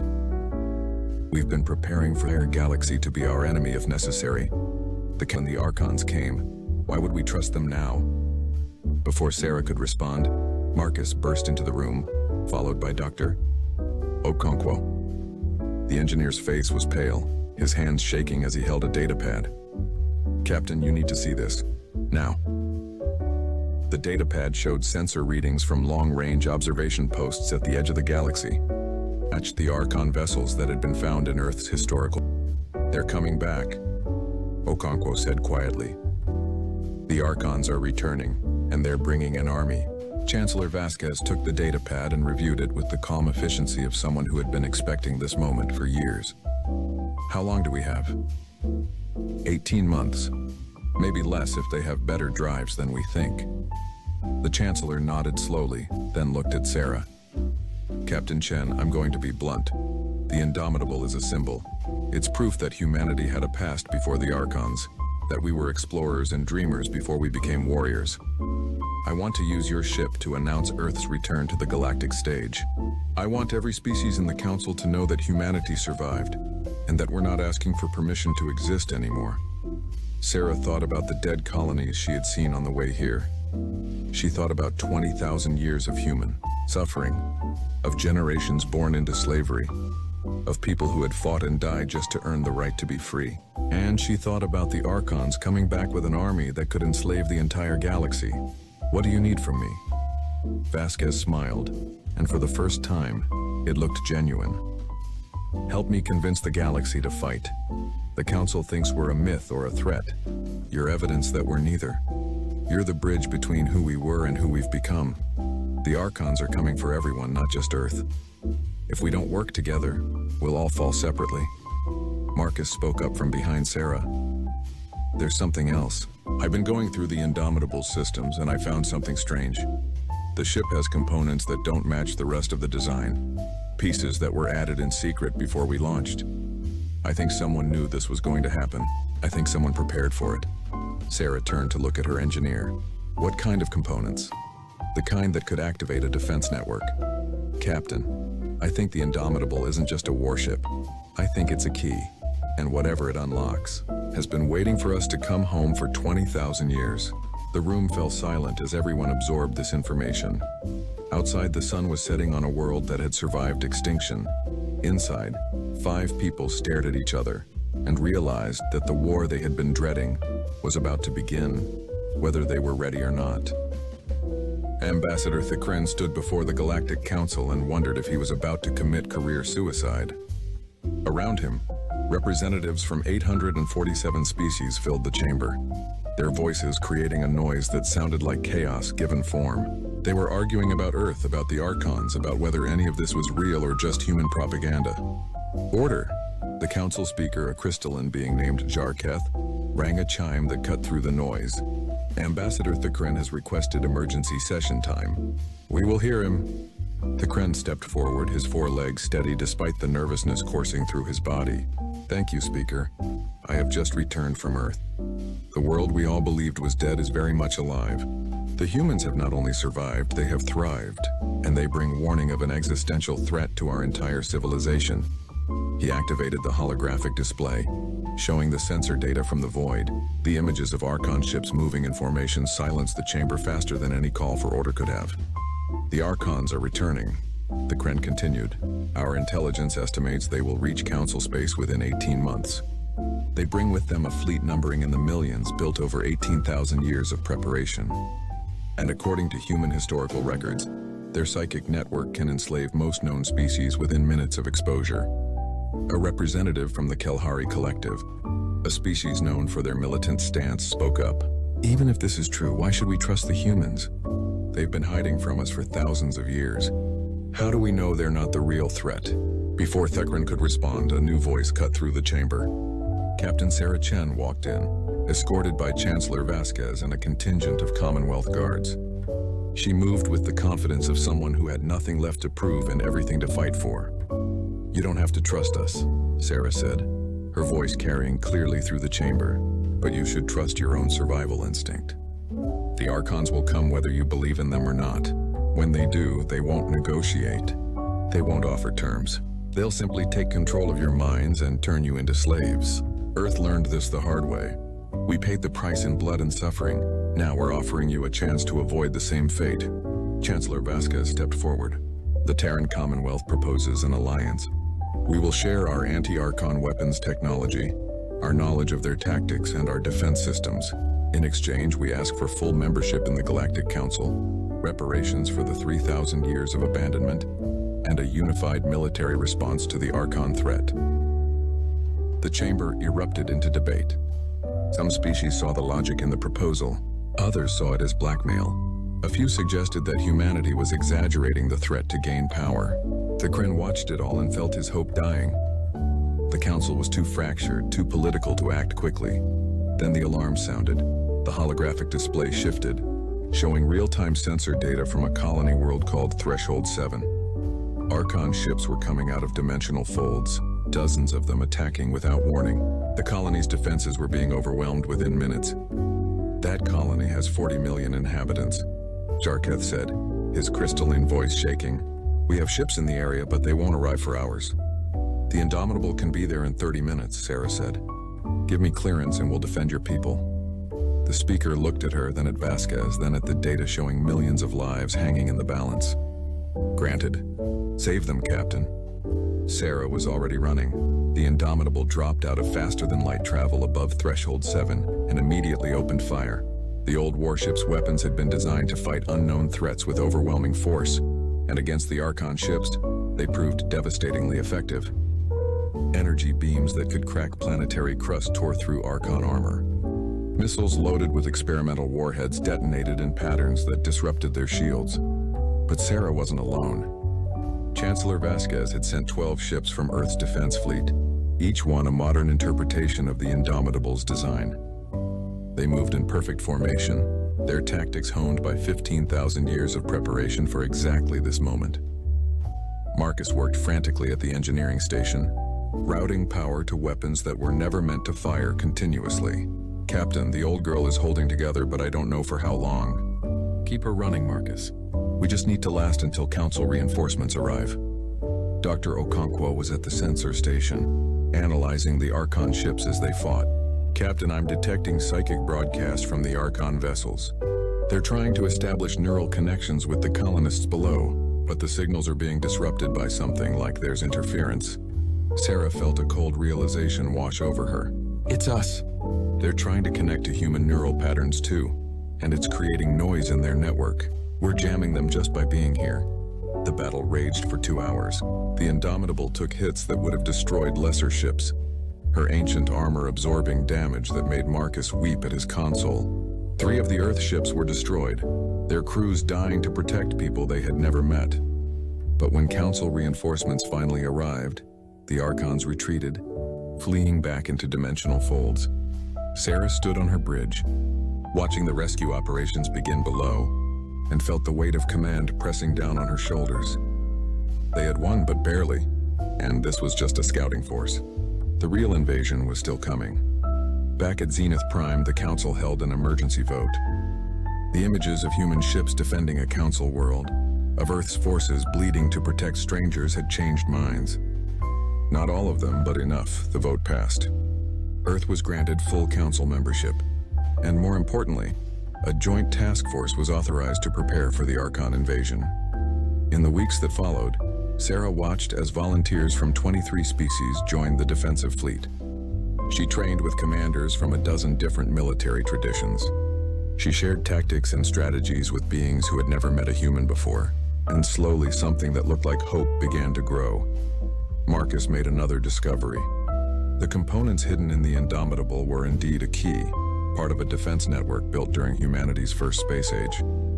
Ancient weapons platforms scattered across the galaxy, waiting for activation. Nobody knew who had built them, or why they had trusted humanity with the key. But they were there, and they were powerful. The only problem was activation required precise coordinates, and those coordinates had been lost 20,000 years ago. Marcus was searching through corrupted databases trying to find them before time ran out. One evening, Sarah found Thakren in the observation deck, staring at the stars. The ambassador looked tired, older somehow despite his alien biology. "You risked everything to help us," Sarah said. "Why?" Thakren's antenna twitched in what she had learned was his species' equivalent of a shrug. "Because it was the right thing to do. Because the Council failed your people once and I couldn't let it happen again. And because I've seen what humanity can become when pushed to the edge. You don't surrender. You don't give up. You fight even when fighting seems hopeless. The galaxy needs that spirit right now." Sarah stood beside him, watching the ships of a dozen species training together in the distance. "We're going to need more than spirit. The Archons have had 18,000 years to prepare. We have months. Then we make those months count." The alert came 3 days later. Long-range sensors detected massive movement in the void. The Archon fleet was coming, and they were ahead of schedule. Sarah looked at her crew, at the Allied ships gathering around them, at the Indomitable's scarred hull reflected in the window. They weren't ready. They might never be ready, but they would fight anyway, because that's what humans did. The ruins of Haven Colony floated in the darkness, a graveyard of humanity's first attempt to reach the stars. It was here that the Allied fleet gathered, 7,000 ships from 23 species, all commanded by beings who had never fought together before. Sarah stood on the bridge of the Indomitable and wondered if this would be enough. "All ships report ready," Marcus said from his station. He looked exhausted but determined, his hands steady on the controls. "The defense network is online. All platforms are responding to our commands." Sarah felt a moment of pride. Marcus had done it. He had found the coordinates buried in corrupted files and activated weapons that had been sleeping for 20 millennia. Ancient platforms hidden throughout the sector were powering up, adding their firepower to the defensive line. "Captain, they're here," Dr. Okonkwo announced. The Archon fleet emerged from dimensional folds like a plague of locusts. Sarah had seen the sensor predictions, had studied the numbers, but seeing them in person was different. There were millions of ships, each one radiating power that made modern vessels look like toys. They moved in perfect formation, a unified consciousness spread across an armada. "All ships, this is Captain Chen. Hold your positions. Wait for my command." The Archons advanced slowly, confidently as if they knew victory was inevitable. Sarah watched them come and activated her personal communicator, speaking directly to the fleet commanders. "Remember your training. They'll try to establish psychic connections. Keep your neural dampeners active. Don't let them into your minds." Thakren's voice came through from his command ship. "Captain, our analysts believe the Archon flagship is at the center of their formation. If we can reach it, we might be able to disrupt their entire network. That's a big if, Ambassador. I know. But it's the only chance we have. Sarah made her decision. Marcus, I need you to get a strike team to that flagship. Take volunteers only. Your mission is to penetrate their defenses and shut down their psychic network. I'll go myself, Marcus said. No. I need you here. I'll lead the strike team. The engineer turned to stare at her. Captain, that's suicide. Probably, but I'm the best qualified. I've studied their systems. I know how they think. And besides, someone needs to do it. She smiled at him. Keep my ship safe, Marcus. That's an order. The battle began with a wave of fire that turned space itself bright. The ancient defense platforms opened up first, their weapons powerful enough to vaporize Archon ships in single hits. The Allied fleet followed, 7,000 ships unleashing everything they had. For a moment, Sarah let herself hope. They were holding. Then the Archons activated their network. The psychic wave hit like a tsunami, crashing through neural patterns and seeking minds to control. Half the fleet went silent in seconds, their crews overwhelmed by the mental assault. Ships turned on their former allies, firing at vessels that had been beside them moments before. The defensive line collapsed into chaos, but not everywhere. Human ships kept fighting, their neural chemistry providing natural resistance. Species with strong mental shields held out longer, and slowly, desperately, the fleet adapted, using neural dampeners and psychic countermeasures that Earth had spent 15,000 years developing. Sarah launched from the Indomitable in a strike craft, leading a team of 12 volunteers from 6 different species. They dove into the heart of the Archon formation, dodging fire and destruction, heading for the flagship that controlled everything. The Archon command ship was a monster, larger than any station Sarah had ever seen. Its hull was covered in biological components that pulsed with unnatural light. As they approached, she felt pressure building in her mind, the network trying to force its way into her consciousness. She gritted her teeth and pushed it away. The strike team breached the hull and fought their way inside. The interior was a nightmare, a fusion of technology and biology that seemed to writhe as they moved through it. Archon defenders met them with weapons and telepathic attacks. Sarah's team fought back with everything they had, advancing meter by meter toward the core. By the time they reached the central chamber, only 4 of them remained. Sarah, the Kren, and 2 others whose names she forced herself to remember, even as exhaustion threatened to overwhelm her. The chamber was vast, filled with machinery that hummed with power. At the center was a being that barely looked biological anymore, more machine than flesh, connected to thousands of cables that pulsed with neural energy. The Archon commander spoke directly into her mind. "You are impressive, Captain Chen. Your species resists us better than any we have encountered. But you cannot win. We have evolved beyond your comprehension. We bring unity, an end to conflict and suffering. Why do you fight against peace?" Sarah raised her weapon. "Because your peace means slavery. Because you take away choice. Because beings deserve to make their own mistakes and find their own way. A romantic notion, but ultimately futile. We have already studied your neural patterns. We know how to break your resistance now. When this battle ends, humanity will join our network willingly." Dr. Okonkwo's voice crackled through Sarah's communicator. "Captain, I've analyzed the network. It's quantum-based, operating on frequencies that most species can't naturally perceive. But human brain patterns disrupt those frequencies. You're not immune by accident. Someone engineered humanity specifically to resist this kind of control." The realization hit Sarah like a physical blow. Humans weren't naturally resistant to the Archon network. They had been designed that way, modified millions of years ago by some species that knew this threat would come. Humanity had been created as a weapon, a defense mechanism against psychic slavery. "Captain, there's more," Okonkwo continued. "The network needs a mediator, a consciousness to maintain stability. Right now, the Archons use enslaved minds for that purpose. But if someone willingly connected to the network, someone with human neural patterns, they could transform it. They could give free will back to every being connected to it." Sarah understood. She understood what Okonkwo was telling her, what choice she had to make. If she connected to the network willingly, if she let it into her mind while maintaining her resistance, she could become the mediator. She could save billions of enslaved beings across the galaxy, but she would have to give up her physical existence, becoming a consciousness spread across the network forever. She looked at the Kren. The ambassador's compound eyes showed understanding and sorrow. "You don't have to do this, Captain. We'll find another way. There is no other way. You know that. Sarah walked to the central interface and placed her hands on the controls.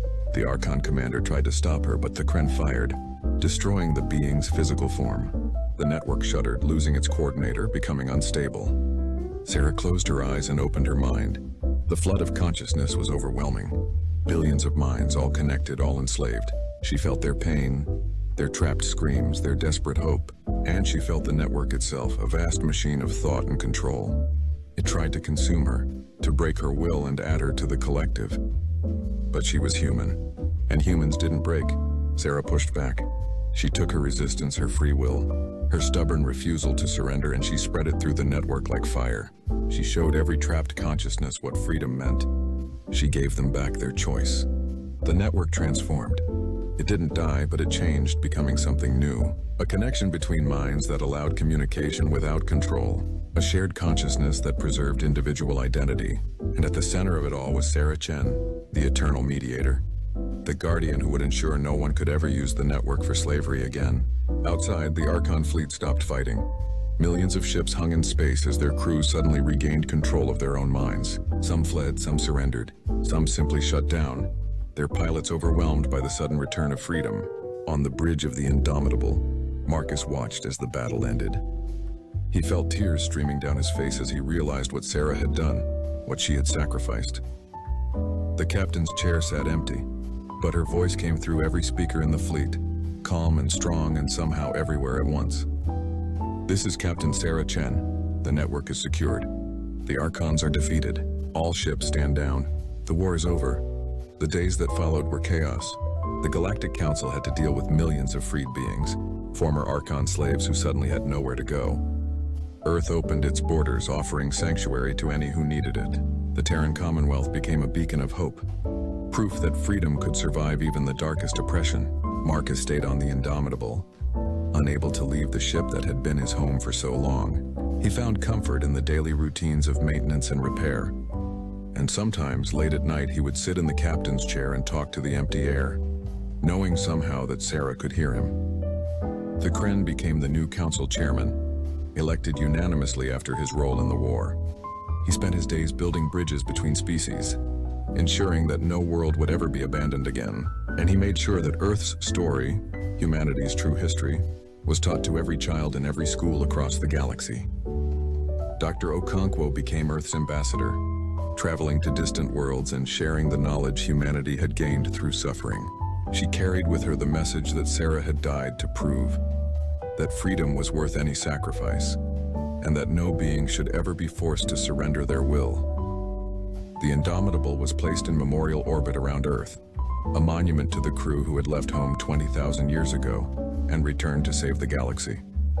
Children would look up at night and see it, a bright point of light in the sky, and their parents would tell them stories about the captain who became eternal. And in the network, Sarah Chen existed as something more than human and less than God.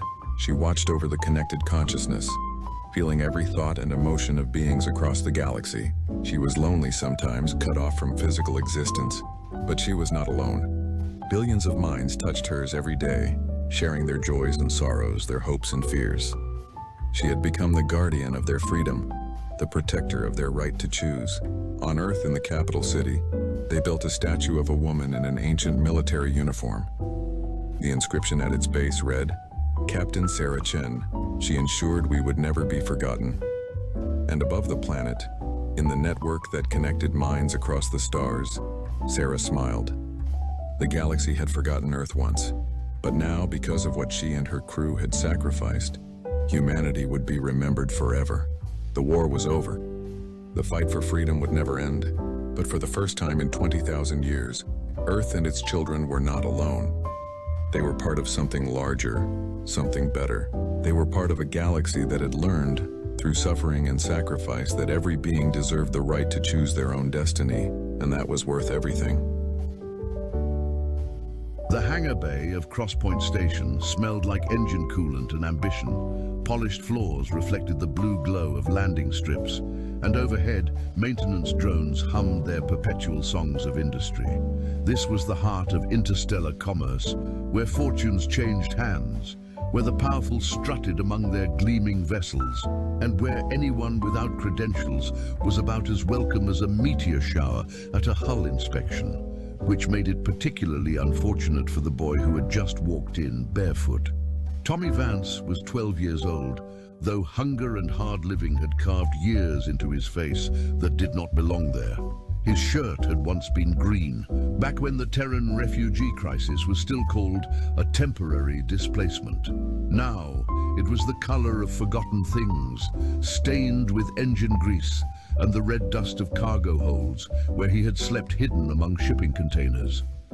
His brown hair stuck up at angles that suggested both defiance and a complete absence of grooming supplies. His feet were bare, calloused, and absolutely not regulation. He walked with purpose toward Docking Bay 17, clutching a crumpled document in his fist like it was a lifeline, which, in a very real sense, it was. "Hold it right there, little vagrant." The voice belonged to Kelthor Vin, and it carried the particular musicality of the Valorian species, like wind chimes made of condescension. Ambassador Kelthor stood nearly 7 feet tall, his blue skin catching the hangar lights like polished sapphire. He wore the traditional diplomatic robes of his station, deep purple fabric with intricate golden embroidery along the collar and sleeves, and around his neck hung an ornamental chain of turquoise stones that probably cost more than most cargo ships. His bald head gleamed, and his silver eyes narrowed as they took in the small, dirty human who had wandered into his domain. "This is a restricted area," Kelthor continued, gesturing with long, elegant fingers. "The Refugee Processing Center is on level 42. I suggest you find your way there before security finds you here." Tommy stopped. He looked up at the towering alien with an expression that was not quite insolence, but certainly adjacent to it. "I'm not looking for the refugee center, sir. I'm looking for Docking Bay 17. I need to see the Meridian."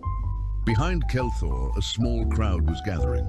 2 cargo handlers, a bald woman in a grey uniform, and a heavy-set man carrying supply crates, had paused in their work. Several station officials in crisp black tunics were emerging from a nearby office, drawn by the commotion. And in the background, mechanics and crew members were craning their necks to see what sort of creature had wandered into the executive hangar. Kelthor's thin lips curved into something that might have been a smile on a species with different facial muscles. "The Meridian. You want to see the flagship of the Hartwell fleet?" He turned to his companions, spreading his hands in theatrical amazement. "Did you hear that? This little street urchin wants to see the most valuable vessel in the Terran shipping lanes." Laughter rippled through the crowd. The cargo handler with the shaved head, her name tag read P. Holt, shifted uncomfortably but said nothing. The man beside her snorted openly. "Listen, child," said a station official, stepping forward. His name was Director Brennan Salk, and he had the face of someone who had spent 30 years climbing corporate ladders by stepping on fingers. "I do not know how you got past security, but you are trespassing in a restricted zone. The Meridian and every ship in this bay belongs to registered fleet operators, not to..." He gestured vaguely at Tommy's general existence. "Whatever you are." "I'm not trespassing," Tommy said. His voice did not waver. "I have documentation. I have a right to be here." "Documentation?" Kelthor plucked the crumpled paper from Tommy's hand with 2 fingers, holding it at arm's length as though it might be contagious. He scanned it briefly, and his expression shifted from amusement to outright mockery. "This is a handwritten note on what appears to be recycled packaging material. It says, and I am reading directly, 'Tommy gets everything, all of it. He will know what to do.' Signed with an illegible scrawl." He handed the paper to Director Salk. "Hardly a legal document, would you say?" "Forgery," Salk declared without hesitation. "Or delusion. Either way, this child needs to be removed.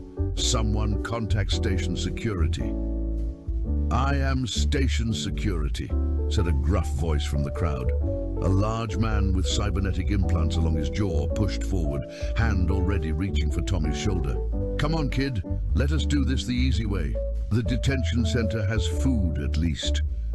Tommy pulled back, and for the first time something like fear flickered across his face, but it was quickly replaced by stubbornness. You don't understand. Captain Hartwell wrote that note. Miriam Hartwell. She gave me... The laughter that erupted was immediate and cruel. Captain Hartwell. Kelthor's voice rose with incredulity. Miriam Hartwell, founder of the Hartwell Shipping Consortium, owner of the largest independent fleet in 3 sectors. You expect us to believe that the most powerful woman in interstellar commerce gave her empire to a homeless human child? She died 3 weeks ago, Tommy said quietly. I was with her. The laughter died, but only slightly. Director Salk shook his head. Captain Hartwell's death was a private matter. Her estate is being handled by her legal representatives. If she had designated an heir, we would have been informed through proper channels, not by a vagrant child waving around trash. I'm not lying. You are wasting our time, Kelthor said, and now his voice had lost its theatrical quality. It was cold, dismissive, final. Security. Remove him, and make sure he understands that if he returns to this level, the consequences will be significantly less pleasant than a warm meal in detention. The security officer grabbed Tommy's arm. Tommy struggled, but he was small and malnourished and exhausted, and the man's grip was like a docking clamp. Around them, the crowd began to disperse, already forgetting the minor drama. Just another refugee child with delusions, hardly worth remembering. Wait. The word was not loud, but it cut through the noise with unexpected authority. Everyone turned. Sergeant Petra Holt set down her cargo crate and walked forward. She was not an imposing woman, average height, lean build, the kind of face that suggested competence rather than command. Her scalp was shaved smooth, standard for mechanics who worked in tight engine compartments where loose hair could be fatal. Her grey uniform bore the patches of a senior cargo specialist, which meant she had no authority whatsoever in a confrontation between diplomats and security. She walked forward anyway. Let me see that note, she said to Director Salk. He blinked at her. Excuse me? The document, the one Ambassador Kelthor was so quick to dismiss. She held out her hand. I would like to examine it. Sergeant Holt, Director Salk said, his voice carrying the particular tone of a bureaucrat encountering insubordination. This is not your concern. Return to your duties. My duties include verifying cargo documentation, Petra said evenly. And that child is claiming ownership of the most valuable ship in this hangar. If his claim is fraudulent, a proper examination will prove it. And if it is not... She let the implication hang. Kelthor made a sound of disgust. You cannot seriously be entertaining this fantasy. Look at him. He is a gutter child. He probably cannot even read. I can read, Tommy said, with a dignity that seemed almost absurd, coming from someone so small and dirty. I can read 4 languages, actually. Captain Hartwell taught me. Enough of this, Kelthor snapped. I have a diplomatic summit to attend, and I refuse to waste another moment on this farce. Security. Remove them both if necessary. But Petra had already taken the note from Salk's unresisting hand. She studied it carefully, not just the words, but the paper itself, the handwriting, the specific way the letters were formed. Her expression shifted, very slightly as she read. Director Salk, she said slowly, where did you say Captain Hartwell's estate was being handled? The legal firm of Westbrook and Callahan, Salk replied automatically. They have been managing the transition since her death. Why? Because I have seen Captain Hartwell's handwriting before. I served on the Meridian for 6 years before my transfer here. I loaded cargo. I processed manifests. I watched her sign 100 documents with my own eyes. Petra looked up, and now her expression was very strange, a mixture of shock and something that might have been respect. This is her handwriting. I would stake my career on it. The hangar went very quiet. Impossible, Kelthor said, but his voice had lost some of its certainty. Even if the note is genuine, it hardly constitutes a legal transfer of... Ambassador Vin, a new voice interrupted, sharp and professional. Everyone turned to see two figures emerging from a private lift at the far end of the hangar. They wore matching dark suits, carried identical briefcases, and walked with the synchronized precision of people who charged by the hour. Director Salk, we apologize for our delay. Traffic control held us at the outer ring for 20 minutes. The first speaker was a tall woman with grey-streaked hair and the kind of face that had won arguments in courtrooms across the galaxy. Her companion was a younger man with data glasses perched on his nose and a tablet already glowing with documents. I am Helena Westbrook, the woman continued, of Westbrook and Callahan. We are here on behalf of the Hartwell estate. Her gaze swept across the assembled crowd, the security officer still gripping Tommy's arm, the crumpled note in Petra's hand, and the barefoot boy at the center of it all. And I see we have arrived just in time. Director Salk hurried forward, visibly relieved. Mrs. Westbrook, thank goodness. Perhaps you can resolve this situation. This child has been claiming that he is the sole heir to the Hartwell Shipping Consortium, Helena interrupted. Yes, we are aware. She gestured to her associate, who stepped forward and began projecting documents into the air between them. Holographic images of legal papers, signatures, witness statements.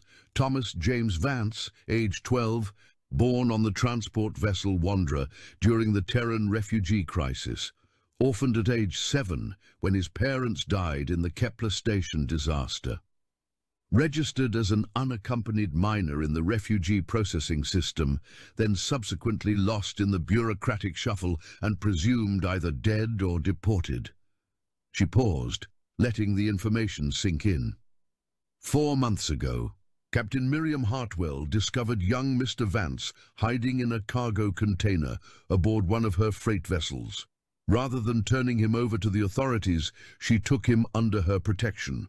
According to her personal logs, which we have verified, he saved her life during a medical emergency 1 week later, performing actions that allowed her to survive long enough for proper medical intervention.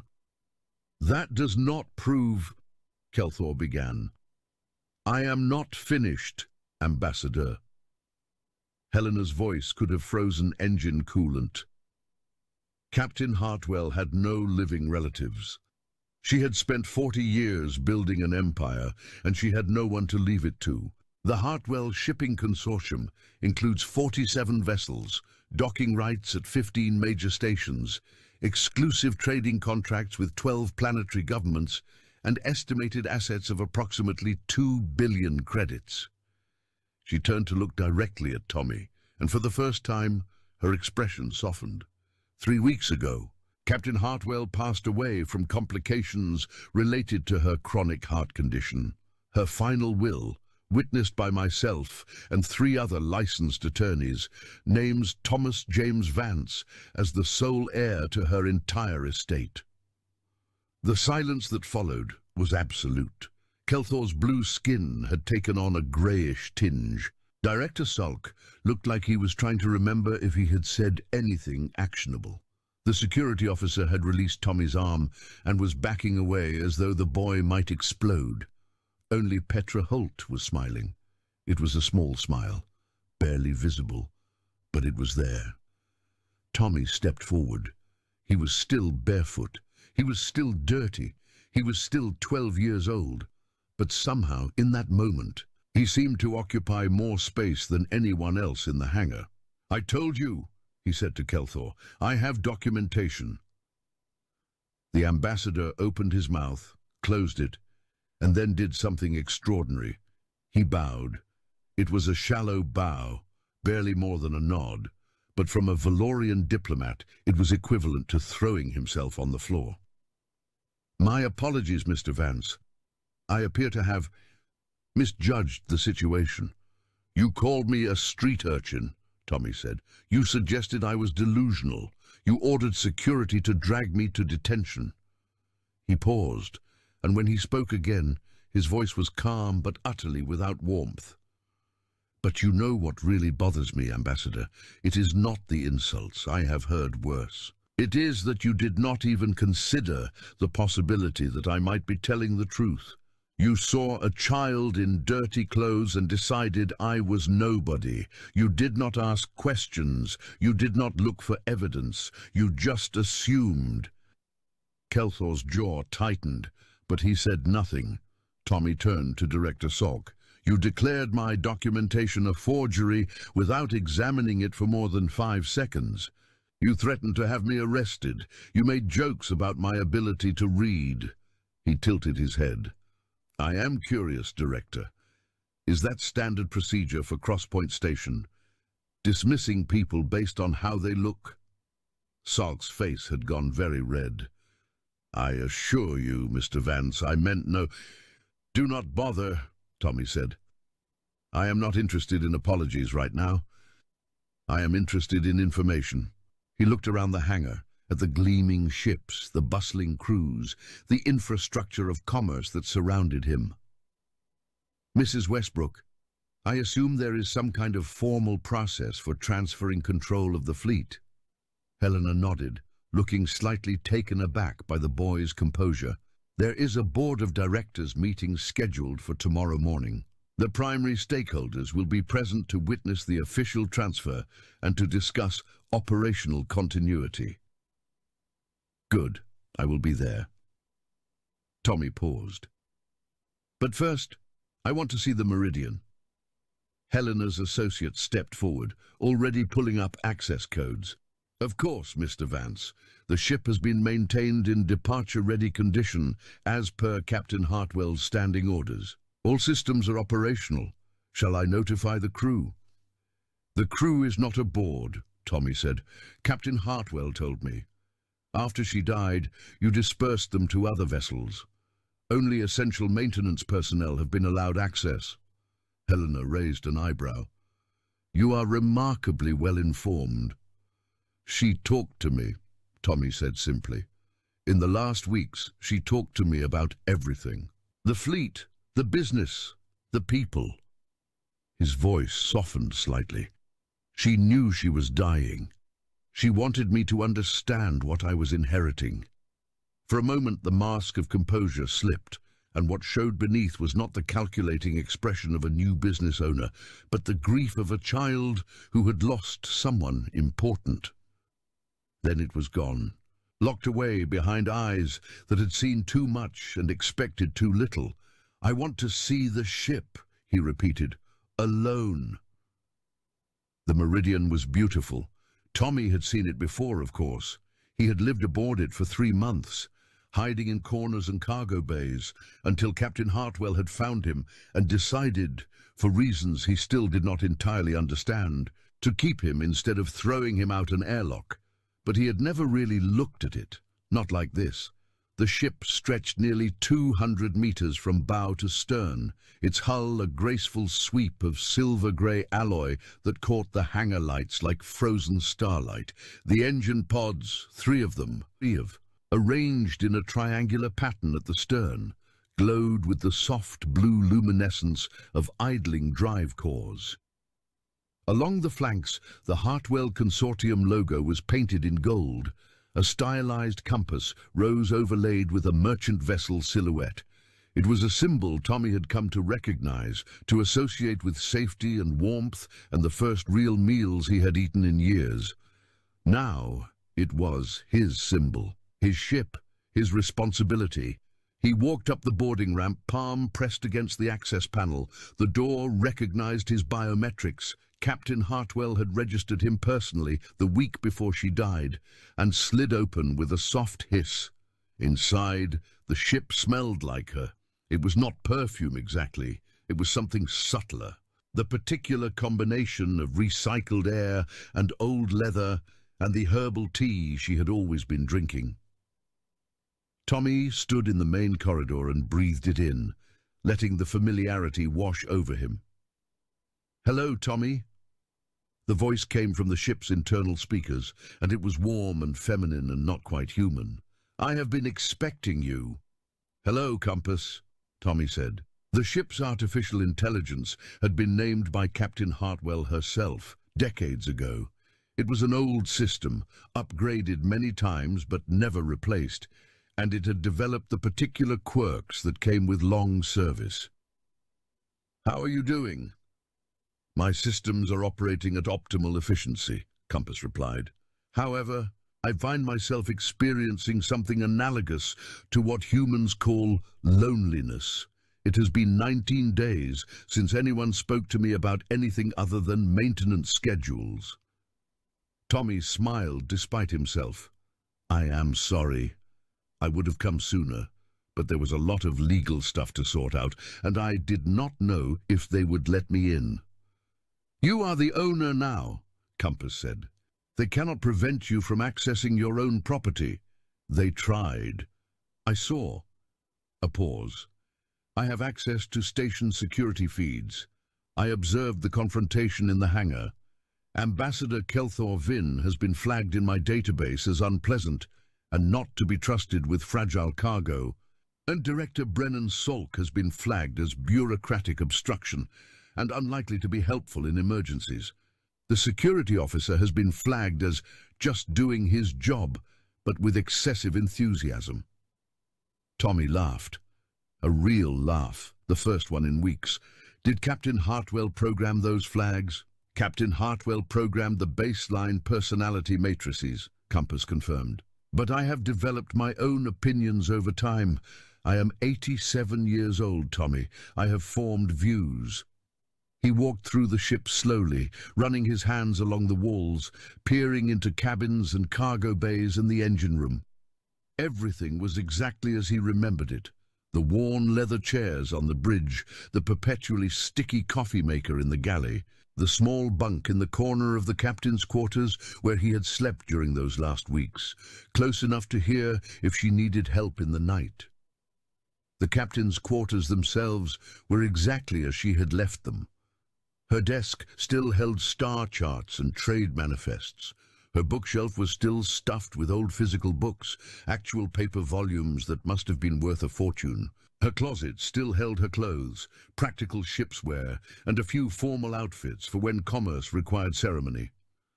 Tommy stood in the doorway and did not go in. "Compass," he said quietly. Was she happy? At the end? The AI was silent for a moment. A long moment by computer standards. "She was at peace," Compass said finally. "She told me in our last conversation that she had spent her entire life building something, and she had always feared it would die with her. She said finding you was like finding a second chance, a reason." Tommy's throat tightened. He remembered those conversations, the captain sitting in her chair, oxygen tube attached, talking about her youth as a cargo runner, about building the fleet ship by ship, about the loneliness of success and the emptiness of wealth without purpose. He remembered the way she had looked at him, not with pity, but with something that felt almost like hope. "She believed in you," Compass continued. "Not because you saved her life, though she was grateful for that, but because of who you were. She said you reminded her of herself. Before she became what the universe made her, she said you had not been broken yet." "I have been broken plenty," Tommy said. "Perhaps. But you put yourself back together." That is what she admired. He leaned against the doorframe, suddenly exhausted. The weight of the day, of the confrontation, the revelation, the inheritance, crashed over him all at once. He was 12 years old, and he owned a shipping empire. He was 12 years old, and everyone in the galaxy was either going to try to use him or destroy him. He was 12 years old, and the only person who had truly cared about him was dead. Compass, he said. "What do I do now?" "Now," the AI replied, "you rest. Tomorrow, you take control of the fleet, and then you decide what kind of person you want to be." A pause. "Captain Hartwell left you detailed recommendations filed in my memory banks, business strategies, personnel assessments, political considerations. She tried to prepare you as much as possible, but ultimately, the decisions will be yours." Tommy nodded slowly. "Can you show me to my quarters?" "Your quarters are the captain's quarters," Compass said gently. "They belong to you now." He looked at the doorway to Captain Hartwell's room, his room, and shook his head. "Not yet. Not tonight. Is the bunk in the corner still set up?" "It is." "Then that is where I will sleep." He dreamed of stars. In the dream, he was floating through the void, surrounded by the infinite darkness of space. Points of light surrounded him, not just stars, but ships. Hundreds of them, thousands, all bearing the golden compass rose of the Hartwell Consortium. They moved in formation around him, following some invisible pattern, waiting for commands he did not know how to give. And then, Captain Hartwell was there, floating beside him. She looked younger than he had ever seen her, not the frail, oxygen-dependent woman who had spent her final weeks teaching him about commerce and character, but a vital, fierce woman with fire in her eyes and authority in her voice. "You are scared," she said. It was not a question. "Yes. Good. Fear means you understand the stakes." She gestured at the fleet around them. "These are not just ships, Tommy. They are jobs, livelihoods, families depending on cargo deliveries and trade routes. When you make a decision, remember that. Remember the weight of it. I do not know if I can do this. Neither did I when I started. I was 17 years old, crewing on a freighter that was held together with prayers and welding tape. I did not know anything about running a business. I learned." She looked at him with those fierce, bright eyes.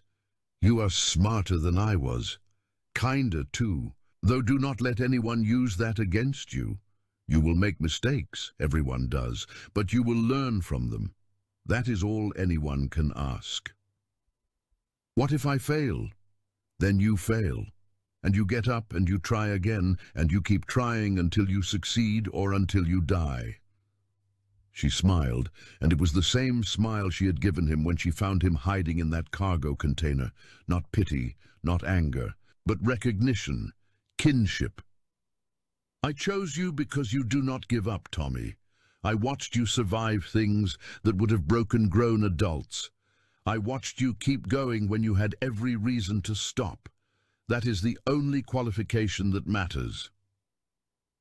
The dream began to fade, the stars dimming around them. "Wait," Tommy called out. "I still have questions." "You will always have questions. That is how you know you are still learning." Her voice was growing distant, echoing. "Trust yourself. Trust the people who earn it. And remember, you are not alone. You never were." He woke to the sound of the ship's morning chime. Sunlight, artificial, simulated from the station's day cycle, filtered through the viewport. Tommy lay in his small bunk, staring at the ceiling, and let himself feel the reality of his situation settle into his bones. He was the owner of the Hartwell Shipping Consortium. He had a board meeting in 4 hours. He had absolutely no idea what he was doing. "Good morning, Tommy," Compass said. "Your biometrics indicate elevated stress levels. Would you like me to prepare a calming tea?" Captain Hartwell was very fond of chamomile. Tommy smiled, despite himself. "Coffee, strong, and... is there any food aboard?" "The galley is stocked with emergency rations. However, I have taken the liberty of requesting a breakfast delivery from the station commissary. It should arrive within 15 minutes. You can do that." "I have access to station procurement systems. Captain Hartwell gave me considerable autonomous authority. I find it useful for anticipating needs." A pause. Also, I ordered you new clothes. The ones you are wearing are, if you will forgive the observation, unsuitable for a business meeting. Tommy looked down at his stained shirt and patched trousers. I was going to wear these on purpose, actually. Same reason I did yesterday. I wanted to see how people would react. An interesting strategy, Compass said. However, I would suggest a modification. You have already identified those who judge by appearance. Now you have the opportunity to demonstrate that you can also command by presence. Captain Hartwell believed strongly in what she called dressing for the role you want, not the role you have. Tommy considered this. She also believed in judging people by how they treat those they think are beneath them. She did, but she was also a pragmatist. First impressions can be leveraged. You have made your point. Now you can make your entrance. The breakfast arrived first. Hot eggs, synthetic bacon that tasted almost like the real thing, fresh bread, and a pot of coffee strong enough to strip paint. Tommy ate hungrily, barely tasting the food, his mind already racing through the day ahead. Then came the clothes. They were simple but well made. Dark trousers, a crisp white shirt, a grey jacket with subtle silver threading. Not ostentatious, but clearly expensive. When Tommy put them on and looked at himself in the mirror, he barely recognized the boy staring back. The shoes are in the delivery crate as well, Compass noted. I estimated your size based on biometric data. They should fit properly. They did fit. For the first time in years, Tommy wore shoes that did not have holes in them. He stood in the captain's quarters, no, his quarters, and studied his reflection. He still looked young. He still looked uncertain. But he also looked, for the first time, like someone who might actually belong here. Compass, he said, tell me about the board meeting. Who's going to be there? What should I expect? The board consists of 7 members, the AI replied, and began projecting holographic profiles into the air. I will brief you on each one, along with their likely positions and potential strategies for engagement. By the time he left the ship, 3 hours later, Tommy felt something he had not felt in a very long time. Prepared. The boardroom was located on level 3 of the station's executive ring, in a glass-walled chamber that offered panoramic views of the docking bays below. The table was genuine wood, an absurd luxury this far from Earth, and the chairs were designed for comfort during long negotiations. Holographic displays lined the walls, currently showing the Hartwell Consortium logo, rotating slowly in gold and blue. Tommy was the last to arrive. 7 faces turned toward him as he entered. He recognized each one from Compass's briefing, matched them to the profiles and personality assessments and strategic recommendations the AI had provided. 7 people who controlled different aspects of the Hartwell Empire. 7 people who had worked with Captain Hartwell for years, who had their own interests and agendas, who would be evaluating him every moment of this meeting. And one more face, Petra Holt, sitting in a chair against the wall, not at the table but present nonetheless. She caught his eye and nodded once, almost imperceptibly. Helena Westbrook stood at the head of the table, serving as facilitator. Ladies and gentlemen, please be seated. This emergency session has been called to formally recognize the transfer of ownership per Captain Miriam Hartwell's final testament. She gestured to an empty chair at the table's head. Mr. Vance, if you would take your place. Tommy walked to the chair and sat down. He was acutely aware of how small he must look, how absurd, a child playing at commerce while adults waited to devour him. But he thought of Captain Hartwell, of her fierce eyes and gentle teaching, and he straightened his spine. Thank you all for coming, he said. His voice did not waver. I know this must be strange for you. It is strange for me too. 24 hours ago I was still living in cargo containers. Now I am sitting in Captain Hartwell's chair. He paused, looking at each face in turn. I am not going to pretend I know how to run a shipping company. I am 12 years old, but Captain Hartwell trusted me with this, and I intend to honor that trust. I am hoping you will help me. Silence. The board members exchanged glances. Then one of them leaned forward. According to Compass's briefing, this was Victor Gaines, the Fleet Operations Director. He was a stocky man with grey hair and the weathered face of someone who had spent decades in space. "Mr. Vance," he said, "I worked with Miriam Hartwell for 30 years. She was the best captain I ever served under. If she chose you..." He shrugged. "That is good enough for me. Tell us what you need." "What I need," Tommy said, "is information. I need to understand how this company works, who does what, where the problems are, and how they are being addressed. I need to know which of you I can trust, and which of you are going to try to take advantage of a child who does not know any better." A ripple of surprise moved through the room. "That is refreshingly direct," said another board member. This was Ingrid Solon, according to the briefing, head of finance, known for her sharp mind and sharper tongue. Most new executives spend weeks pretending they know everything before asking for help. "I cannot afford that luxury," Tommy said. "If I pretend to know things I do not know, people could get hurt, shipments could be delayed, jobs could be lost." He looked at her steadily. "Captain Hartwell left me the responsibility for all of that. I am not going to gamble with it." "What exactly did the captain tell you about running this company?" asked another director. "Gordon Fleet, Logistics." The name was almost too fitting, but apparently genuine. Everything she could, in the time she had. Trade routes, client relationships, personnel concerns, the political situation with the Valorian Trade Authority. Tommy glanced involuntarily toward the window, where the docking bays were visible below, including Ambassador Kelthor Vin and his attempts to renegotiate our shipping contracts on terms unfavorable to the consortium. The temperature in the room seemed to drop several degrees. "You know about the Vin negotiations?" Ingrid asked carefully. "I know that he has been pressuring the consortium for 3 years, trying to force us into exclusive contracts that would effectively make us a subsidiary of Valorian trade interests." Captain Hartwell refused. "She told me that maintaining independence was the most important principle of the fleet, that the moment we became dependent on any single government or faction, we became vulnerable to their whims." Silence again. But this time it felt different. Less skeptical, more evaluating. Victor Gaines cleared his throat. "The ambassador is not going to be happy when he hears you have been briefed on his activities." "The ambassador," Tommy said, "called me a street urchin yesterday and tried to have me arrested.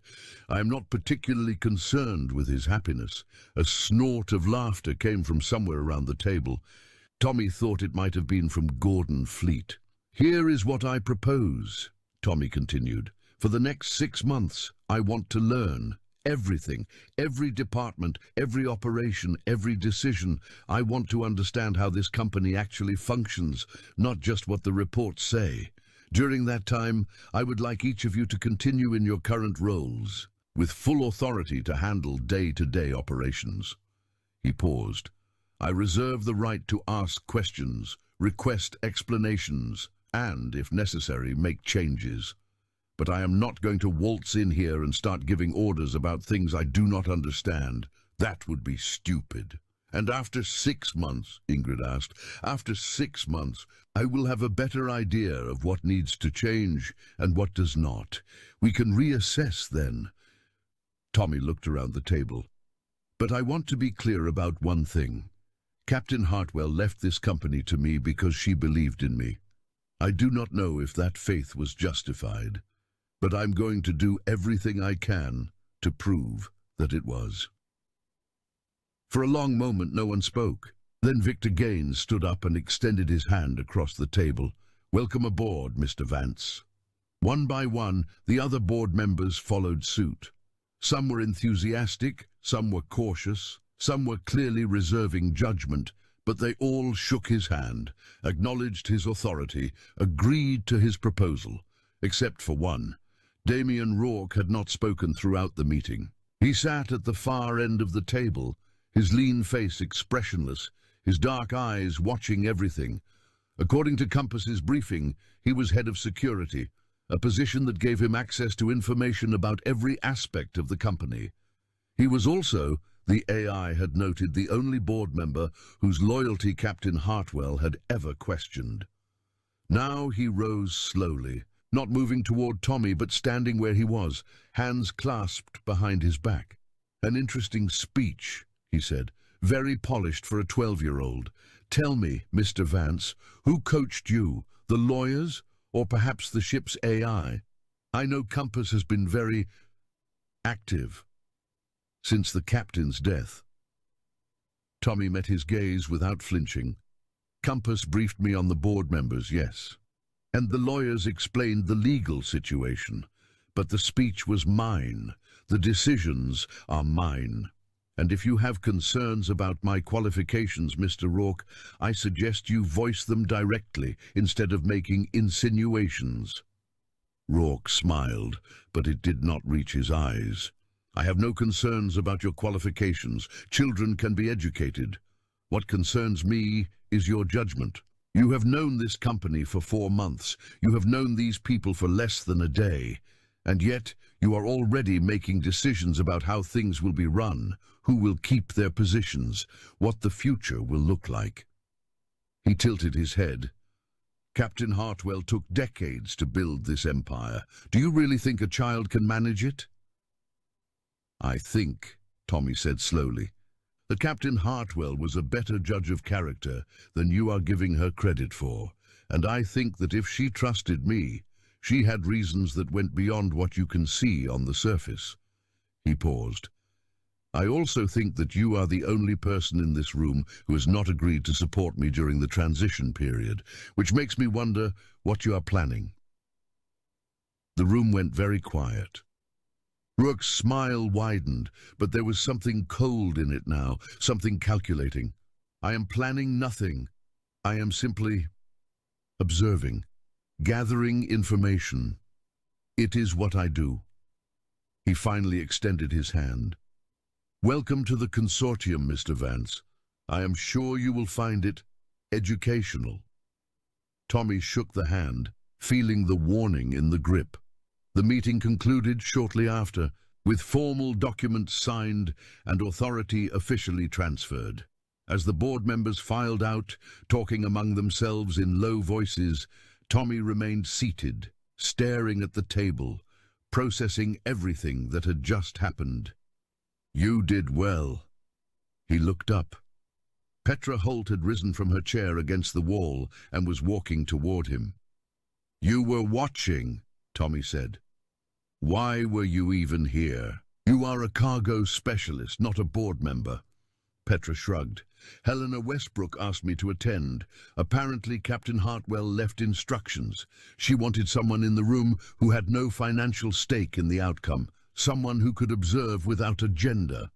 She pulled out a chair and sat down across from him. "Also, I think she wanted you to have a friendly face present. Someone who had already demonstrated that she was not going to judge you based on appearances." Tommy felt something loosen in his chest, a tension he had not known he was carrying. "Thank you. For yesterday. For speaking up." "I did what anyone should have done," Petra said. "The fact that no one else did." She shook her head. "That says something about the culture around here. Captain Hartwell built a great company, but she spent so much time focused on the big picture that some rot crept in at the middle levels. Kelthor, Salk, people like them, they got comfortable. They forgot what really matters. And Rourke," Petra's expression darkened. "Damien Rourke is a different problem. He is smart, he is connected, and he is patient. If he is planning something, you will not see it coming until it is too late." She hesitated. Captain Hartwell had suspicions about him, but she could never prove anything. "Be careful." Tommy nodded slowly. "Compass warned me about him too. Said she flagged him as potential threat in her database." "Compass is wise."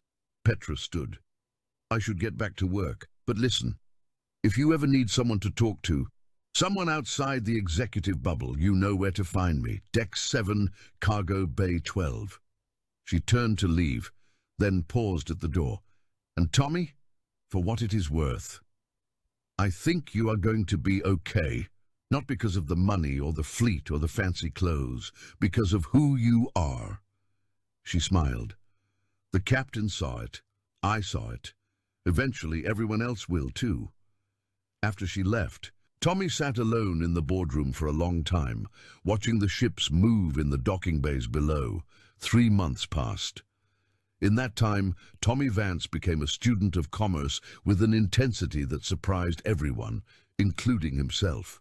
He spent hours every day with each department head, learning the intricacies of their operations, asking questions that ranged from basic to genuinely insightful. He shadowed cargo loaders and bridge officers, accountants and mechanics. He read reports until his eyes blurred and listened to meetings until his ears rang. And gradually, almost imperceptibly, things began to change. He started with the small things. A policy adjustment here, a resource reallocation there. Nothing dramatic enough to alarm the board, but significant enough to show that he was paying attention. When he discovered that cargo handlers on Level 7 were working 16-hour shifts with no breaks because a mid-level supervisor was cutting corners, he intervened directly. Not by firing the supervisor, but by having a quiet conversation that made clear the practice would not continue. Word spread. The new owner was watching. The new owner cared about how workers were treated. The new owner remembered what it was like to be at the bottom of the ladder, because 3 months ago he had been below the bottom. When he learned that Ambassador Kelthor Vin had been quietly trying to poach consortium clients by spreading rumors about leadership instability following Captain Hartwell's death, Tommy responded not with confrontation, but with competence. He made sure every shipment arrived early.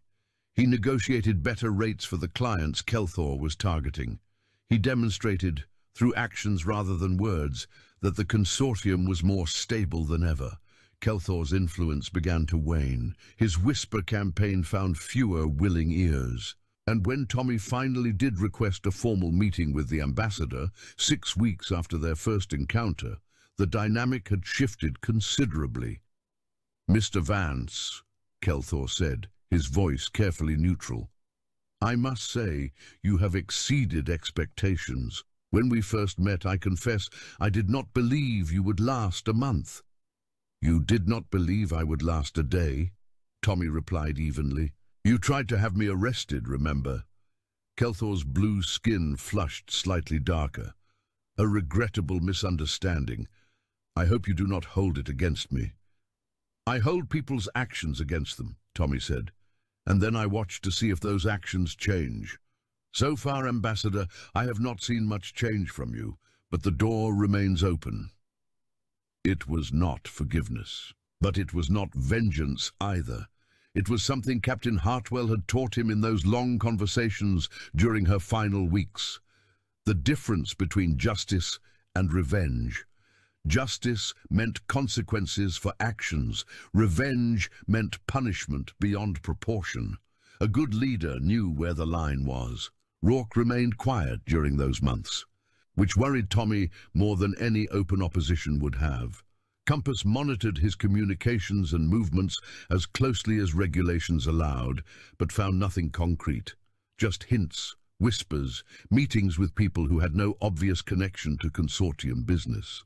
"He's building something," the AI reported one evening as Tommy reviewed security logs in his quarters. "I cannot determine what, but the pattern suggests preparation, resources being positioned, alliances being formed."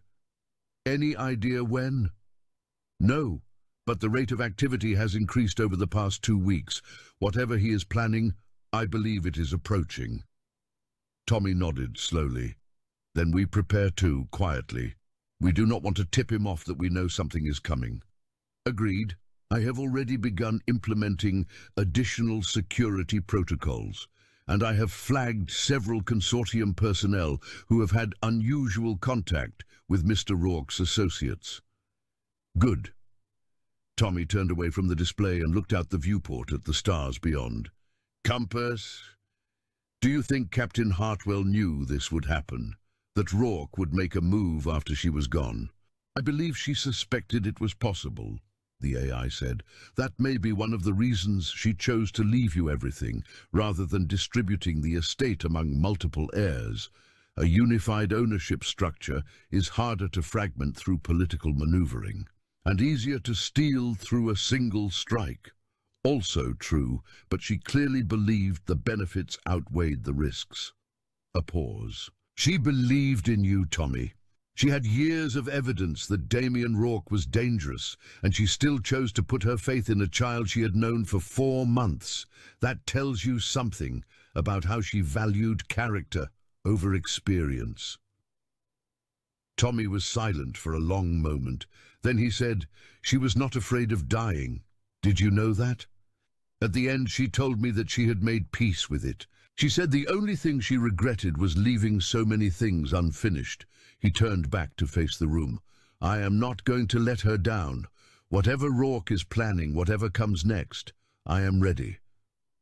"I know you are," Compass said, "and for what it is worth." "I'm glad you are here, Tommy. The ship feels different with you aboard. More alive." Despite everything, Tommy smiled.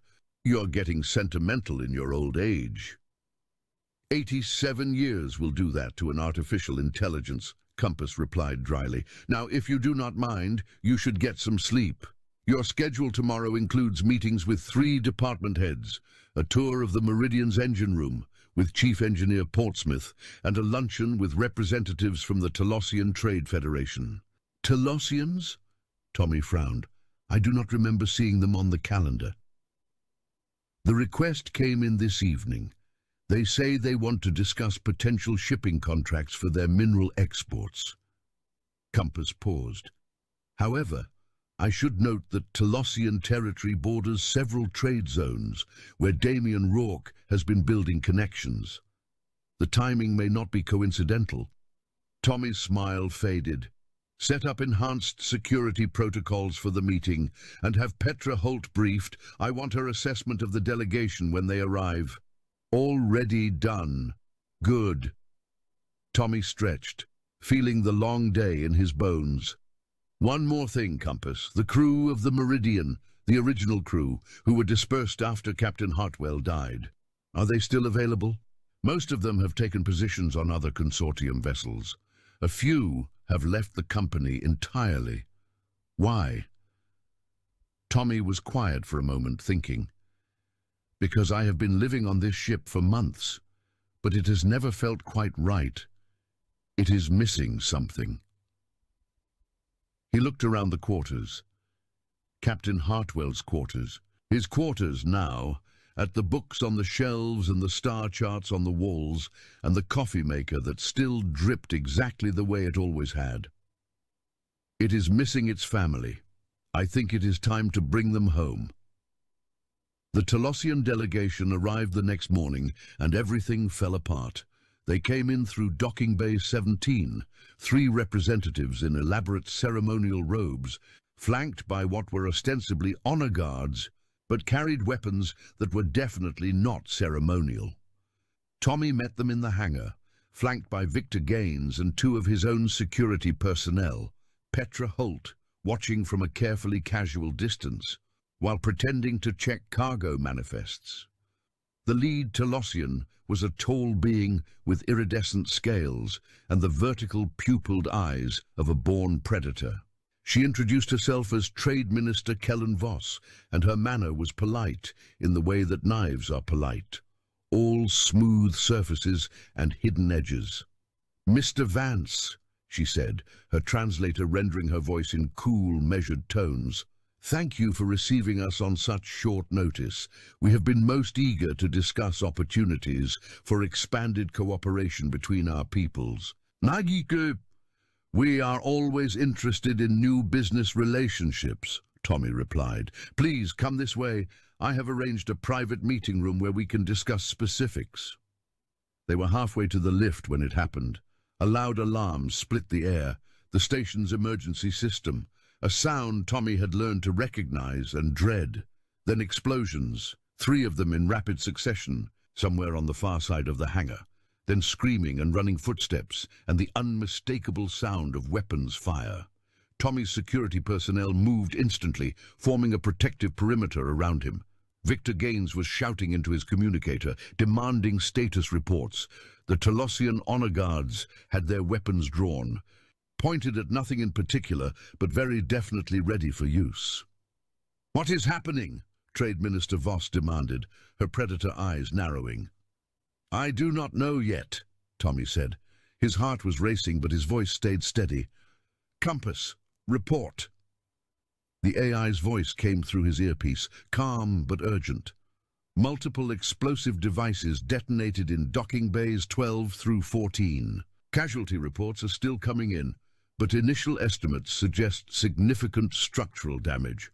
Also, I am detecting unauthorized access attempts on consortium financial systems. Someone is trying to transfer assets using falsified authorization codes. Rourke.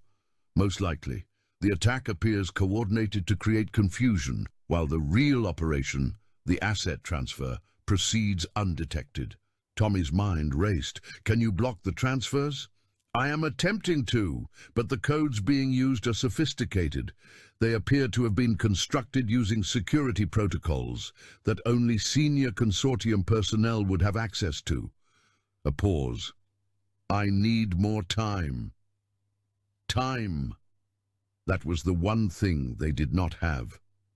Trade Minister, Tommy said, turning to face the Tolossian. I apologize, but I need to ask you and your delegation to remain here under guard for your own safety. The station is under attack, and I cannot guarantee secure passage to the executive levels. Voss's eyes glittered with something that might have been respect. You are remarkably calm for someone whose empire is burning around them. I have survived worse, Tommy said. And then he was moving, running toward the Meridian with a speed that surprised even himself. Petra caught up with him halfway there. What are you doing? Stopping Rourke. Compass says the transfers are coming from somewhere with access to senior security protocols. That means it has to be someone on the inside, probably working from a consortium terminal. Rourke's office is on level 12. Too obvious. He would know we would check there first. Tommy skidded to a halt at the Meridian's boarding ramp. Compass, where is Rourke right now? I cannot locate him. His communicator has been deactivated, and station security feeds show no sign of him in any public area. What about non-public areas? A pause. There is one location I cannot access. The Meridian's secondary control room, the one Captain Hartwell used for secure communications. Its systems are on a separate network, deliberately isolated from my main processors, if someone wanted to operate without my knowledge. Tommy was already moving, through the corridors, up a service ladder, down a narrow passage that he knew from months of exploring every inch of the ship. The secondary control room was small, hidden, designed for exactly the kind of privacy that Captain Hartwell had valued. And when Tommy slid open the concealed panel that served as its entrance, he found Damien Rourke sitting at the console, fingers dancing across holographic displays, a cold smile on his face. Ah, Rourke said, not looking up. You are faster than I anticipated. I expected at least another 10 minutes before you worked it out. Stop what you are doing, Tommy said. His voice was steady, but his heart was pounding so hard he was surprised Rourke could not hear it. I think not. Rourke finally looked up, and his dark eyes were utterly without warmth. By the time station security sorts out the chaos in the hangars, I will have transferred 70% of consortium assets into accounts that cannot be traced. The remaining 30% will be tied up in legal disputes for years. The fleet will collapse, the contracts will default, And you, the child prodigy, the fairy tale heir, will be left with nothing but a dying ship and a legacy of failure. Why? Tommy asked. You had a good position. You were trusted. Why destroy everything? Rourke laughed, and the sound was bitter. Trusted. I was tolerated. Miriam Hartwell kept me close because she knew I was dangerous.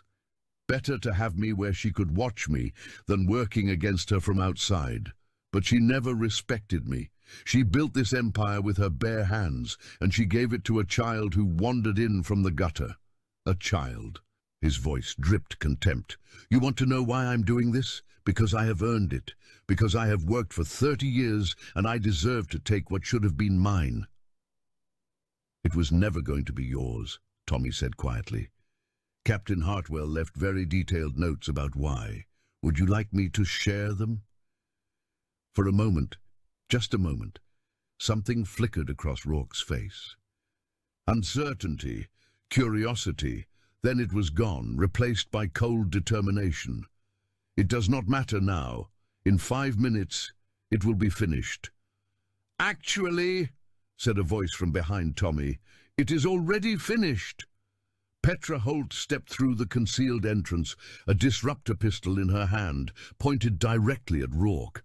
Behind her came Victor Gaines and 4 security officers, and behind them, visible on a portable display being carried by one of the officers, was Compass's interface.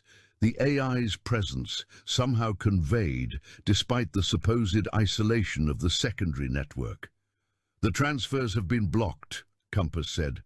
Approximately 3 minutes ago, I completed a bypass of the secondary network's isolation protocols, a task that was significantly easier than it should have been, because someone configured the security incorrectly 27 years ago and never bothered to update it.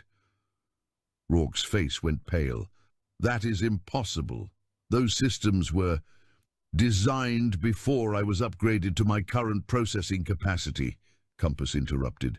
They were adequate for the technology of their time. They are not adequate now. A pause that somehow conveyed satisfaction.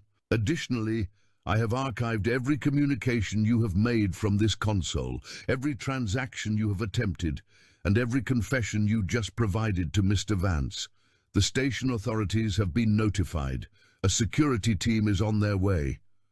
Rourke stared at the display, at the officers surrounding him, at the weapon in Petra's hand.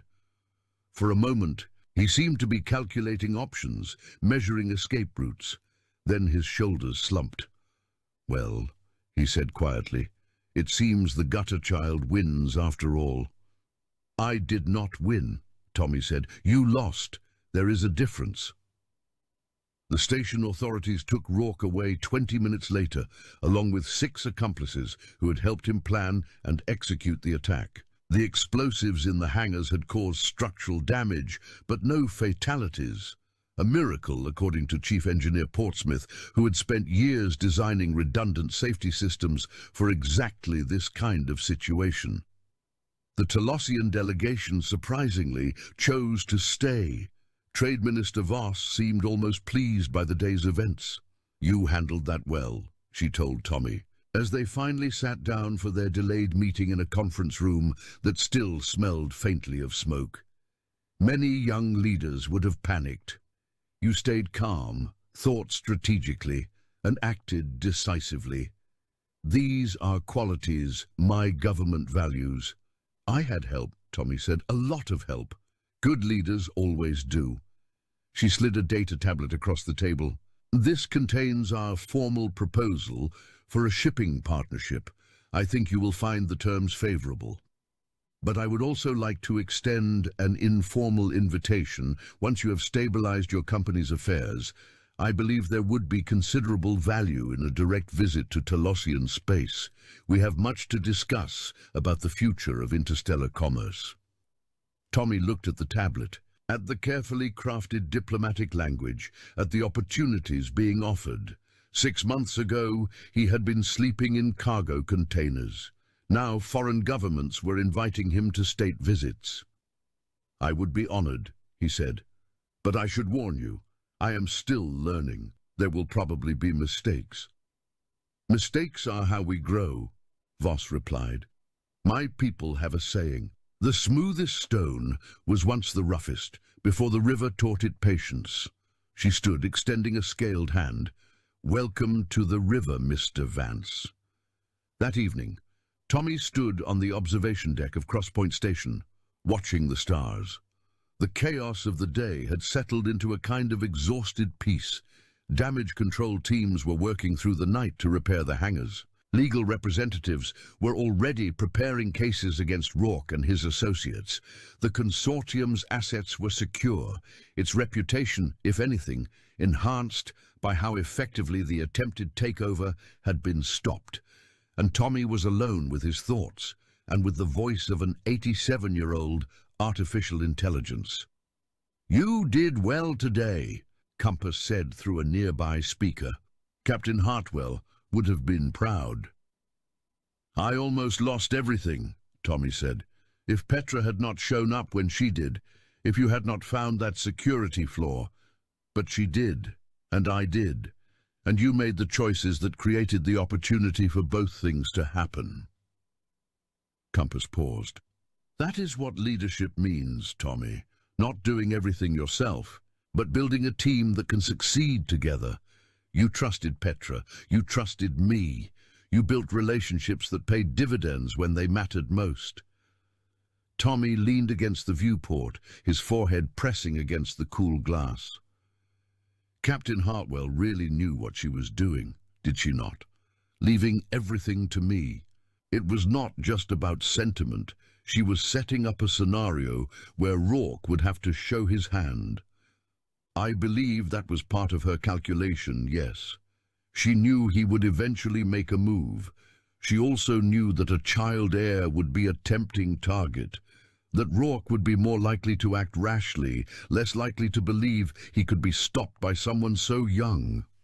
Another pause. "She had a great deal of faith in you, Tommy, more than you realize, even now. I still miss her." "As do I," Compass said, "in my own way. But the best way to honor someone's memory is to carry forward what they taught you. And I believe you are doing exactly that." Tommy was quiet for a long moment. Then he said, "Compass, I have been thinking about what you said, about bringing the old crew back. I want to do it, not just for the Meridian, but for all the ships. I want to build a culture where people feel like they belong, where they are treated with dignity, where their value is not based on how they dress or where they came from. That is an ambitious goal. Captain Hartwell did it once. She built something from nothing. If she could do it, I can at least try to preserve it, to make it better." He straightened, turning away from the viewport. "Tomorrow I want to start. Meetings with the crew members who were dispersed after her death. Personal conversations. I want them to know they are wanted back, that this is still their home." "I will arrange the schedules," Compass said. And then, with something that sounded almost like warmth, "Welcome home, Captain Vance." Tommy blinked. "I am not a captain. I am just... You are the owner of this fleet and the commander of its flagship. By consortium charter, that makes you captain, whether you use the title or not." A brief pause. Captain Hartwell did not use it either for the first 10 years. She said she had not earned it yet. But eventually she accepted that the title was not about ego, it was about responsibility. Tommy looked out at the stars one more time. Somewhere out there, 47 ships bore the Golden Compass Rose, thousands of crew members, millions of credits in cargo, the livelihoods of families, the hopes of planets, the threads of commerce that held civilization together. His responsibility now, his legacy to build. "Okay," he said quietly. "Captain Vance, it is." The next morning he woke early and dressed in the simple, well-made clothes that Compass had ordered for him all those months ago. He ate breakfast in the galley of the Meridian, surrounded by the smells and sounds of a ship preparing for departure. And then he walked to the bridge, sat down in the captain's chair, and gave his first official order. Compass, signal the fleet. Tell them the Meridian is coming home, and tell them. He hesitated, then smiled. Tell them the gutter child sends his regards. Message transmitted, Compass replied. And Tommy, welcome aboard. Outside the viewport, Crosspoint Station was already shrinking in the distance as the Meridian powered up its engines and turned its nose toward the stars. Somewhere behind them, an alien ambassador was reconsidering his prejudices. A security director was contemplating a long prison sentence. A cargo specialist was smiling at the news of a ship returning to service. And somewhere ahead, the universe was waiting for whatever came next. Tommy Vance leaned back in his chair, watched the stars streaming past, and decided he was ready to find out. The Driftwood Cantina floated at the edge of civilized space like a cork, bobbing in an infinite ocean, attached to Waypoint Station Kessler 9 by a single docking umbilical that groaned with every ship that passed too close. Commander Jocelyn Merritt had spent 11 days pretending to be the worst bartender in 3-star systems, and she was starting to believe her own performance. "You call this a Venusian sunrise?" The Pelicani trader's beak clacked in disgust, his iridescent throat pouch inflating with indignation. The bird-like alien pushed the glass back across the bar, sloshing orange liquid onto the counter. "This tastes like engine coolant filtered through a sock." "That's the house specialty," Jocelyn replied, her smile never wavering. "The sock is imported." The Pelicani made a sound somewhere between a cough and a honk, but he drank it anyway. They always did. The Driftwood attracted the kind of clientele who couldn't afford to be picky: smugglers, mercenaries, fortune hunters, and the occasional fugitive hoping to disappear into the lawless drift beyond the station. Jocelyn wiped down the bar with a rag that had seen better centuries. Her brown hair pulled back in a practical ponytail that she'd learned to keep out of grabbing range. The red tank top she wore was standard issue for Driftwood staff, cheap, replaceable, and apparently designed to invite exactly the kind of attention she needed to avoid. Behind her carefully constructed facade of incompetence lay something far more dangerous. 15 years in the Terran Coalition Special Operations Division, 9 successful deep cover infiltrations, a classified combat rating that would have made the rowdy mercenaries at Table 7 choke on their drinks. Her handler, Admiral Constance Pellerin, had selected her specifically for this mission. Someone was moving stolen military navigation codes through Kessler 9, coordinates to classified coalition installations that would fetch a fortune from any hostile power. Intelligence suggested the deals happened here, in this grimy establishment where the cameras mysteriously malfunctioned every few hours, and the staff asked no questions. Jocelyn had learned to ask questions in different ways. Another round for the glory of the Dominion. B. The shout came from the corner booth, where a group of Saurak soldiers had been drinking steadily since mid-shift. The Saurak were imposing creatures, standing nearly 7 feet tall, their bodies covered in greenish-gold scales that gleamed like burnished metal. Their snouts were filled with teeth designed for tearing, and their yellow eyes held the cold calculation of apex predators. The Saurak Dominion had been at peace with the Terran Coalition for almost 30 years, but old tensions died hard. These particular soldiers wore the insignia of the Dominion's 8th Expeditionary Fleet, supposedly here on shore leave while their carrier underwent repairs at the station's dry dock. Jocelyn had been watching them carefully. 3 of them bore the ritual scarification of veterans, parallel lines carved into their jaw ridges that marked combat experience. Their leader, a massive specimen with a cybernetic implant running along his left arm, had been watching her right back. She loaded a tray with their preferred poison, Saurak blood wine, which smelled like fermented copper and tasted, according to the one human brave enough to try it, like regret in liquid form. As she approached their table, the leader's eyes tracked her with an intensity that made her combat instincts twitch. Human, his voice rumbled like grinding stone. You move well for prey species. I trip over my own feet at least twice a shift, Jocelyn lied cheerfully. Your drinks, gentlemen. The Sorak to his left, younger with unmarked jaw ridges, snorted. She calls us gentlemen. Does she not know what we are? Paying customers, Jocelyn replied, which makes you my favorite species in this establishment. The leader's mouth twisted in what might have been amusement. His name, according to his tab, was Vorath Cain, sub-commander in the Dominion military, decorated veteran of border conflicts that the official histories called peacekeeping operations, and everyone else called the Quiet War. What the official records didn't show was what Jocelyn had discovered through 11 days of careful observation. Vorath Cain had been meeting with the same Melvari information broker 3 times, always in the back corner, always with a privacy screen activated. The Melvari were insectoid creatures with compound eyes and a reputation for absolute discretion for the right price. Something was happening on Kessler 9, and Vorath Cain was at the center of it. You stare, human. Vorath's voice cut through her thoughts. Do I fascinate you? You haven't complained about the drinks yet, Jocelyn said, recovering smoothly. That fascinates me. Everyone complains about the drinks. Saurak do not complain.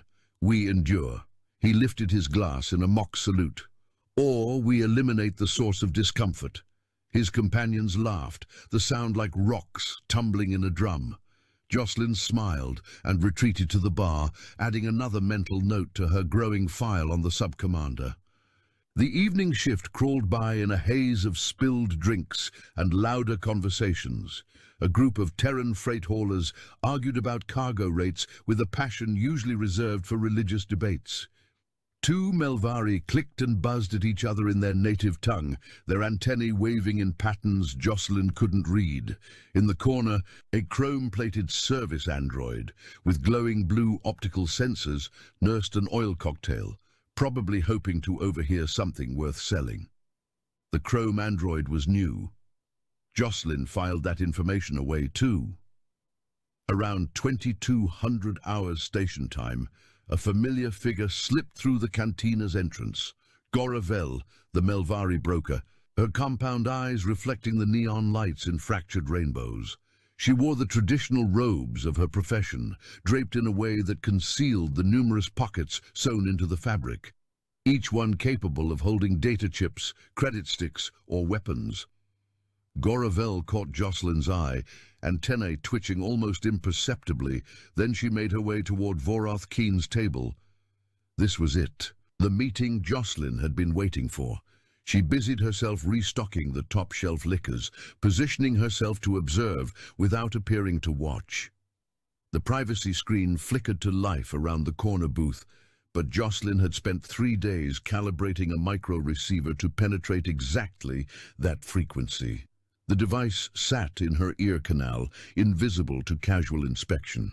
Coordinates confirmed, Goravel's clicking voice translated through the receiver. The buyer requires proof of authenticity before transfer. They questioned the Dominion's honor. Vorath's rumble carried a dangerous edge. They question everyone's honor. It is why they remain anonymous and wealthy. The sample you provided was convincing. They are prepared to move forward with the primary transaction. When? Tomorrow. Docking Bay 17, midnight station time. Jocelyn's heart rate remained steady through force of will.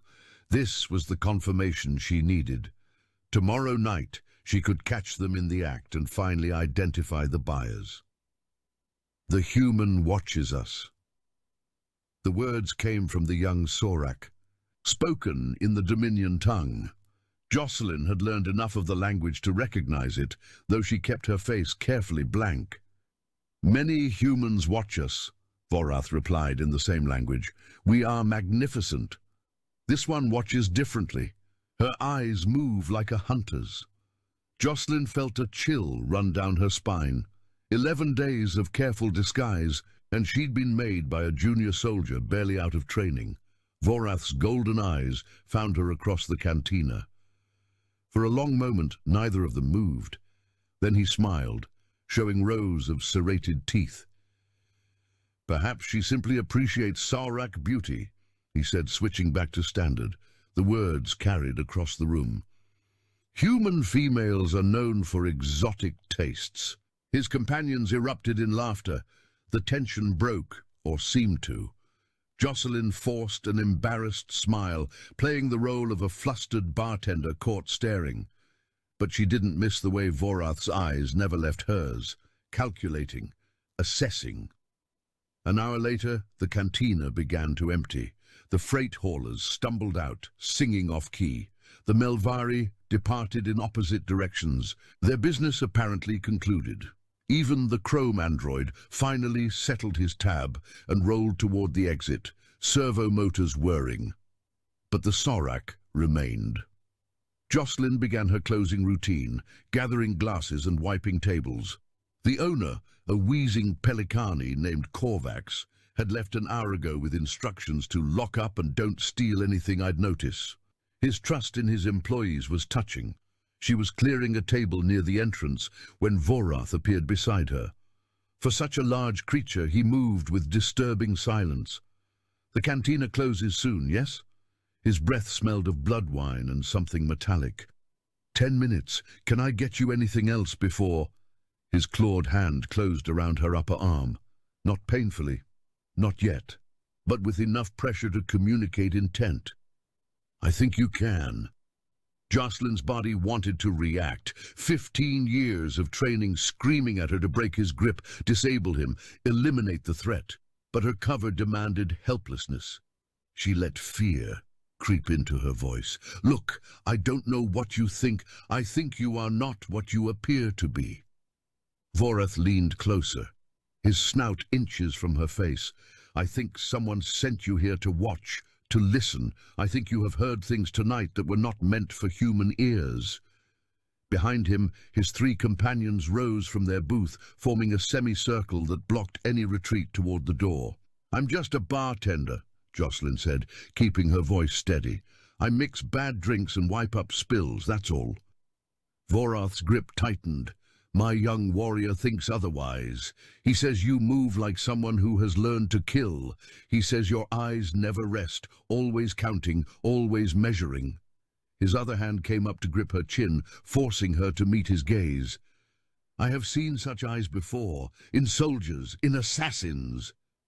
The young Saurak stepped forward, eager to prove himself. Let me question her. Sub-Commander, I will learn who sent her. Patience, Kreth. Vorath didn't release Jocelyn's arm or chin. First, we determine what she knows. He dragged her toward the bar, his companions closing in behind them. Jocelyn stumbled, genuinely this time, caught off balance by his strength. Her mind raced through options. Her concealed sidearm was tucked in a holster at the small of her back, hidden beneath her apron. A vibro blade was strapped to her inner thigh. Either weapon could end this confrontation in seconds, but using them would end her mission too. The buyers would scatter. The navigation codes would disappear into the black market. Months of work wasted. She needed to survive this without revealing herself. Somehow, Vorath slammed her against the bar counter, one massive hand pressing her face against the synthetic wood, while the other pinned her arm behind her back. The position was humiliating, painful, and designed to make her feel powerless. It also gave her access to the stun charge she'd hidden beneath the counter 3 days ago. Who sent you? Vorath demanded. Coalition Intelligence, the Merchant Guilds, one of my own rivals. Nobody sent me anywhere, Jocelyn gasped, her fingers inching toward the hidden device. I answered a job listing. The pay is terrible, and the tips are worse, but nobody asks questions about my past. Everyone has secrets they're running from. The young Saurak, Kreth, laughed. What are yours, human? I owe money to some bad people on Titan Station, Jocelyn improvised. I came here to disappear, that's all, I swear. Vorath's claws dug into her scalp, twisting her head to face him. His yellow eyes bore into hers, searching for deception. You lie well, he said finally. Better than most, but not well enough. He nodded to his companions. Search her, find what she carries. One of the older Sorak moved forward, reaching for Jocelyn's apron. His clawed hands would find the sidearm in seconds. Her fingers found the stun charge. Wait! The voice came from near the entrance. Everyone turned. The chrome android stood in the doorway, its blue optical sensors glowing brighter than before. In its hand, it held a weapon that definitely hadn't been there earlier, a sleek, military-grade pulse pistol aimed directly at Vorath's head. Release the female, the android said. Now. Vorath's eyes narrowed. This is Dominion business machine. Leave, and you might keep your warranty intact. I am not a machine. The android's voice shifted, losing its mechanical flatness. I am Lieutenant Colby Brannick, Coalition Intelligence. You are under arrest for trafficking in stolen military secrets. All of you. Jocelyn's stomach dropped. Brannick. She knew that name. Another operative running a parallel investigation that nobody had told her about. Classic intelligence community dysfunction. Vorath laughed, the sound rumbling through his chest. 1 android against 4 Sorak warriors. Your odds are poor, Lieutenant. I'm not alone. Brannick gestured with his free hand, and the cantina's rear door burst open. 3 Coalition Marines in full combat armor rushed in, weapons raised. For a moment, Jocelyn thought it might actually work. Then everything went wrong. Kreth moved first, faster than any of them expected. He grabbed a bottle from the bar and hurled it at Brannick with enough force to crack the android's chassis. Brannick's shot went wide, shattering a lighting fixture. The cantina plunged into chaos. Vorath released Jocelyn and spun to face the Marines, drawing a wicked curved blade from his belt. His companions followed suit, each producing weapons that shouldn't have made it through station security, which meant someone on the security team was on their payroll. Jocelyn had perhaps 2 seconds to make a decision. Maintain her cover and risk being killed in the crossfire, or reveal herself and help end this before innocent people died. She chose option 3. Her hand closed around the stun charge, and she drove it directly into Vorath's spine, just above his tail. The massive Sorak convulsed, his blade clattering to the floor. Before he could recover, Jocelyn vaulted over the bar, drew her concealed sidearm, and put a stun bolt through the nearest soldier's neck, the only spot where Sorak scales were thin enough for the charge to penetrate. The young warrior, Kreth, spun toward her, shock and rage mingling on his scaled face. The bartender is having a really bad night, Jocelyn finished, dodging his wild slash and delivering a precise strike to the nerve cluster beneath his jaw. He dropped like a puppet with severed strings. The 4th Sorak, the one who'd been reaching for her apron, found himself facing both Jocelyn and 2 of the Marines. He looked at his fallen companions, at the guns pointed at his chest, and slowly raised his hands. Wise choice, Jocelyn said. Lieutenant Brannick approached, his damaged chassis sparking slightly. Up close, she could see the sophisticated disguise, actual artificial skin stretched over the chrome plating, designed to pass casual inspection. Someone had put a lot of resources into this operation. Commander Merritt, Brannick's voice held neither warmth nor apology. Your presence here was not in my briefing. Likewise, Jocelyn kept her weapon trained on the surrendering Sorak. Want to explain why you almost got me killed? The operation required. Save it for the debriefing. She gestured toward Vorath, who was groaning as the stun charge wore off. Secure him, and someone find out how these lizards got military hardware onto a supposedly secure station. The next hour passed in a blur of restraints. Interrogations and increasingly frustrated communications with headquarters.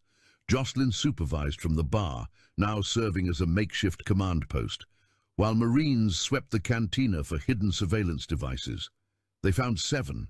The Sorak had been thorough. The Melvery broker escaped, Brannick reported, his damaged optical sensor flickering. She departed on a private shuttle 10 minutes before we moved in. She wasn't the primary target, Jocelyn said. The buyers are, and now they know we're onto them. Perhaps not. A new voice joined the conversation.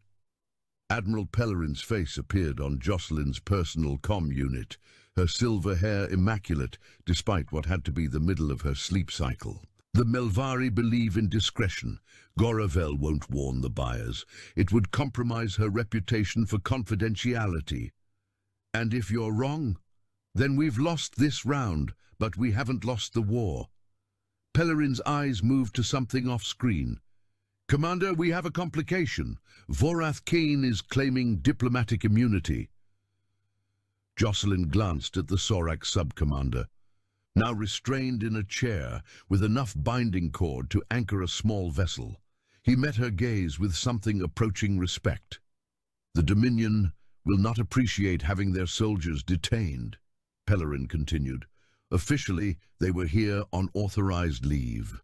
Officially, they assaulted a coalition officer and were caught trafficking stolen military intelligence, which creates a diplomatic incident either way. Pellerin sighed. I'm sending Ambassador Whitworth to handle negotiations. In the meantime, get whatever information you can before the lawyers arrive. The connection cut. Jocelyn walked over to Vorath, pulling up a chair across from him. So, she said conversationally, want to tell me about the buyers? Vorath's laugh was bitter. You think I fear your interrogation techniques, Commander? I have endured worse. I don't doubt it. Jocelyn leaned back, studying him. But here's the thing, Sub-Commander. Right now, you're a soldier who got caught making bad deals. Embarrassing but survivable. The Dominion will negotiate your release. You'll face some internal discipline, and life goes on. She paused, letting that sink in. But if those navigation codes reach hostile powers, if coalition installations get attacked because of coordinates you sold, then you become a war criminal. No diplomatic immunity for that, no quiet internal discipline, just a trial, a conviction, and a very long time in a coalition prison where nobody speaks your language. Vorath's scales rippled as Sorak tells she'd learned to read. He was thinking. The codes were already compromised, he said finally. We were simply facilitating their movement. From where? His yellow eyes met hers. From within your own military. Jocelyn felt ice form in her stomach. Explain. The original theft was internal, one of your own admirals, selling secrets to fund his retirement. Vorath's mouth twisted in disgust. We were hired as intermediaries because the buyers don't trust humans. My commission was 10%. Which admiral? Vorath hesitated. Then slowly he smiled, showing all those serrated teeth. What do I receive for this information? A recommendation of leniency. Early release. You receive me not telling my superiors that you were the one who shot Ambassador Keegan's nephew last year during that peacekeeping operation on Meridian 7th. Jocelyn enjoyed watching the color drain from his scales. Yes, I know about that. The nephew survived, but he lost a leg. The ambassador has been waiting for someone to hand her the shooter. Silence stretched between them. Admiral Victor Standish, Vorath said quietly. He is your traitor. The meeting tomorrow was supposed to be the final exchange. He planned to retire to a non-extradition system immediately afterward. Jocelyn stood, her mind already racing through implications. Admiral Standish, 20 years of service, decorated hero of the Callisto campaign, currently serving as Deputy Chief of Naval Operations. If this was true, the scandal would shake the coalition to its foundations. Lieutenant Brannick. She turned to the damaged android. Get me a secure channel to Admiral Pellerin, Priority Alpha. Commander. Brannick's voice held an unusual hesitation. There's something you should know. My orders came through Admiral Standish's office. The temperature in the cantina seemed to drop several degrees. He knew about your operation, Brannick continued. He's the one who ordered me to move in tonight before you could gather more evidence, before you could discover who was really behind the leaks. Jocelyn looked at the Marines securing the room, counting them. 3, all armed, all trained, all potentially loyal to whatever orders had filtered down through compromised command channels. Sergeant, she addressed the Marine squad leader, a weathered woman with corporal stripes. Who issued your deployment orders tonight? The sergeant's face was unreadable. Admiral Standish's office, ma'am. Direct Priority Command. And if I told you Admiral Standish is the traitor we've been hunting? A moment of uncertainty crossed the sergeant's features. Then her jaw set. Ma'am, with respect, I follow orders from the chain of command, unless you've got evidence that she does. The voice came from Vorath. The Saurak shifted in his restraints, turning to face the sergeant. I have recordings of every negotiation session with your admiral. Timestamps, voice authentication, credit transfer confirmations, everything required to prove his guilt under coalition law. Why would you give us that? Jocelyn asked. Vorath's expression was difficult to read. Because I am a soldier, a mercenary, yes, greedy, certainly. But I did not sell those codes to enemies who would use them to kill civilians. I sold them to corporate interests who wanted to protect their shipping routes from coalition interference. He paused. Your admiral lied to me about the buyer's true intentions. I do not appreciate being made complicit in worse crimes than I agreed to commit. It was, Jocelyn reflected, possibly the most morally nuanced statement she'd ever heard from a Saurak. Where are the recordings? Encrypted on a chip in my quarters aboard the carrier, Bay 17 of the primary docking ring. That's Dominion territory. Yes. Vorath's smile returned, but it held no humor. Which means you will need my cooperation to retrieve them, and I will need certain assurances before I provide it. The negotiation took another 2 hours. Jocelyn contacted Admiral Pellerin through a back channel that bypassed normal command protocols, a holdover from a mission 3 years ago that had never been decommissioned. Pellerin, once she understood the situation, moved with impressive speed. By dawn station time, Ambassador Whitworth had arrived with a diplomatic team and a coalition prosecutor. By mid-morning, Vorath Kane was cooperating under a formal immunity agreement that his own government had reluctantly endorsed. By afternoon, a team of coalition intelligence officers had retrieved the encrypted recordings from his quarters.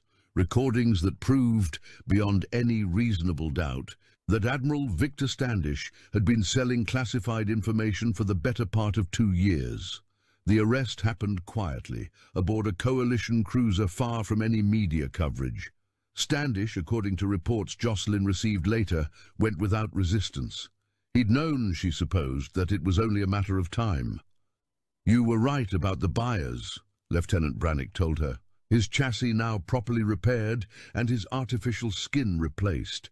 They stood on the observation deck of Kessler 9, watching ships come and go from the vast docking rings below. The Corvan Syndicate. They wanted the navigation codes to raid supply convoys. Standish told them the codes were to military installations, but he substituted commercial routes instead. He was planning to pocket the full payment and disappear before anyone realized the deception. So he was betraying both sides. Apparently he believed himself clever enough to escape consequences from either. Jocelyn shook her head. And Vorath? What happens to him? Returned to Dominion custody this morning. His government was quite embarrassed by the situation. They'll probably assign him to some remote posting where he can't cause further diplomatic incidents. Brannick's optical sensors focused on her. He asked me to convey a message to you. Oh? He said, "Tell the bartender she makes terrible drinks, but she fights well for a prey species." Despite everything, Jocelyn laughed. "High praise from a Sorak. There is one more thing." Brannick hesitated, which was unusual for an artificial being. "I owe you an apology, Commander. My intervention nearly compromised your operation and placed you in danger. Admiral Standish sent me specifically because he hoped the confrontation would result in your death, eliminating a threat to his scheme while appearing to be an unfortunate accident. But you didn't follow those orders exactly." "No," I hesitated. If a machine could look troubled, Brannick did. There was something about the situation that seemed wrong. When I saw Vorath attacking you, I made a tactical decision to intervene openly rather than allow events to proceed. At the time, I believed it was tactical instinct. Now I suspect it was something closer to conscience. Jocelyn studied him for a long moment. The line between sophisticated programming and genuine sentience was a debate that had occupied philosophers for generations. She didn't have an answer, but she knew what she'd witnessed. "Whatever it was," she said finally, "I'm glad you had it." Admiral Pellerin's face appeared on the observation deck's main screen, interrupting the moment. "Commander Merritt, Lieutenant Brannick, I have your new assignments." "Already?" Jocelyn raised an eyebrow. "I was hoping for at least a day of paperwork avoidance." "Intelligence waits for no one's vacation." Pellerin's lips twitched in what might have been a smile. "We've identified 3 more officers connected to Standish's network. One of them is currently stationed at a resort world in the Demeter system, posing as a retired merchant. Let me guess, you need someone to go undercover. The resort is looking for an activities coordinator, specifically someone to lead their adventure excursions. Your combat certification makes you uniquely qualified." Jocelyn groaned. "I just got done pretending to be incompetent. Now you want me to pretend to be peppy? Consider it a growth opportunity." Pellerin's expression softened slightly. "You did excellent work here, Commander. The Coalition owes you a debt. I'll take that debt in shore leave." Noted. Pellerin out. The screen went dark. Jocelyn stared at the stars beyond the observation deck's windows, watching the distant lights of ships carrying cargo, passengers, and secrets across the void. "Activities coordinator," she muttered. "I don't even like hiking." "I could accompany you," Brannick offered. "Resorts often employ service androids. My cover would be—" "Absolutely not." Jocelyn held up a hand. "No offense, Lieutenant, but your idea of cover involves bursting through doors with weapons drawn. That's not subtle." "I have learned from this experience. Have you?" "Yes." Brannick's optical sensors brightened slightly. "Next time, I will burst through windows. The element of surprise is enhanced by unconventional entry points." Jocelyn stared at him. Then she started laughing, really laughing, the kind that came from genuine absurdity rather than nervous tension. "Fine," she said when she caught her breath. "But you're carrying the hiking equipment." As they walked toward the docking bay, where their transport waited, Jocelyn caught sight of a familiar figure near the entrance to the Driftwood Cantina. Korvax, the Pelikani owner, was supervising repairs to his door and muttering darkly about insurance premiums. "Hey, Korvax," she called. The bird-like alien turned, his throat pouch inflating with recognition. You destroyed my establishment. Technically, Dominion soldiers and Coalition Marines destroyed your establishment. I just facilitated. The damage report alone will take me weeks to process." Jocelyn reached into her pocket and pulled out a credit stick, the hazard pay Admiral Pellerin had authorized before the briefing. She tossed it to Korvax. That should cover repairs, and then some. Korvax's beak clicked rapidly as he checked the balance. His feathers slowly settled. "This is acceptable compensation. Consider it a tip for employing the worst bartender in 3-star systems. You were adequate, Korvax admitted grudgingly. Your drinks were terrible, but you showed up on time. That is rare in this sector. High praise. Jocelyn sketched a mock salute. Take care of yourself, Korvax. She turned to leave, then paused. Oh, and if any more Sorak soldiers come looking for trouble, call the Marines first. Trust me. Korvax made a sound that might have been agreement or indigestion. With Pelikanis, it was hard to tell. Jocelyn caught up with Brannick at the docking bay, where a sleek coalition transport waited to carry them to their next assignment. Another cover identity to build, another criminal to expose, another mission where the most dangerous enemies might wear friendly faces. She thought about Vorath Ken, a warrior who'd chosen greed over honor and then found his conscience in a grimy cantina at the edge of space. She thought about Standish, a decorated hero who'd sold out everything he'd sworn to protect. The line between ally and enemy was never as clear as the recruitment posters suggested. Commander? Brannick stood by the transport's hatch. Is something wrong? Just thinking. Jocelyn climbed aboard. Do you ever wonder if we make any real difference? Catch one traitor. 3 more take their place. Expose one network. Another forms in the shadows. Brannick considered the question with mechanical motive is allowing corruption to flourish unopposed. I calculate that even incremental progress is preferable to none. That's very logical. I am a very logical being. You're also a terrible liar. Jocelyn settled into her seat. But you're growing on me. The transport lifted off, carrying them away from Kessler 9 toward whatever waited in the Demeter system. Behind them, the Driftwood Cantina resumed its ordinary operations. Drinks served, secrets exchanged, lives intersecting briefly before spinning apart again. In the endless expanse of space, where civilizations rose and fell, and the distance between stars measured in lifetimes, one unremarkable establishment floated on, witness to dramas both epic and mundane. The universe was vast, cold, and indifferent, but somewhere in that vastness, Jocelyn Merritt was learning to make better drinks. It was, she decided, progress. They dragged the old soldier into the chamber as if presenting a joke to an audience that didn't know how to laugh politely. Shackled, escorted by guards who strutted like parade stallions, Sergeant Major Daniel Briggs allowed himself to be pushed into the blue-lit center of the Virak warship's interrogation hall. His boots made a soft scuff on the polished obsidian floor, and the sound echoed far louder than his captors intended. Everything about the place, from the vaulted ribs of metal overhead to the humming screens that pulsed with alien script, seemed designed to intimidate. Nothing on this ship intimidated him. Not after the things he'd already lived through. Daniel stood still, hands relaxed despite the cuffs, wearing that faint, almost apologetic smile that made aliens underestimate him faster than teenagers underestimated the dangers of a hot stove. 68 years old, hair silvered and cropped close, posture only slightly softened by time.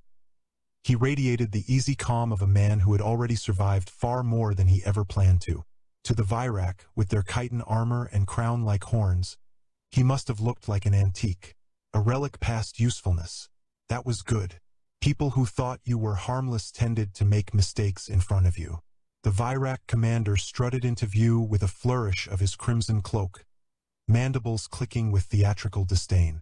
Human, he declared, amplifiers turning his voice into a rolling snarl.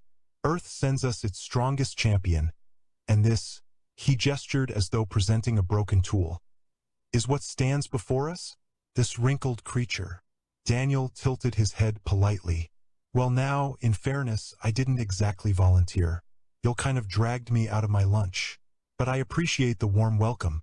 You fellas have a real flair for hospitality. Just like a DMV office back home. The aliens hissed. They disliked not understanding human idioms, but they pretended not to care. Pretending was practically a universal language. Carduin, the commander, leaned closer, studying Daniel the way a child might study a curious bug. Your species has spirit, I admit, but power? Strength? You are mammals, warm-blooded sacks of liquids and fragility. You do not belong on a galactic stage. Daniel gave a soft chuckle, scratching an eyebrow with his cuffed hands. Funny thing about stages. Sometimes the quiet folks watching from the wings know the script better than the actors shouting their lines. The floor vibrated with murmurs. The guards shifted uncomfortably, their confidence dented by something subtle, something they couldn't name.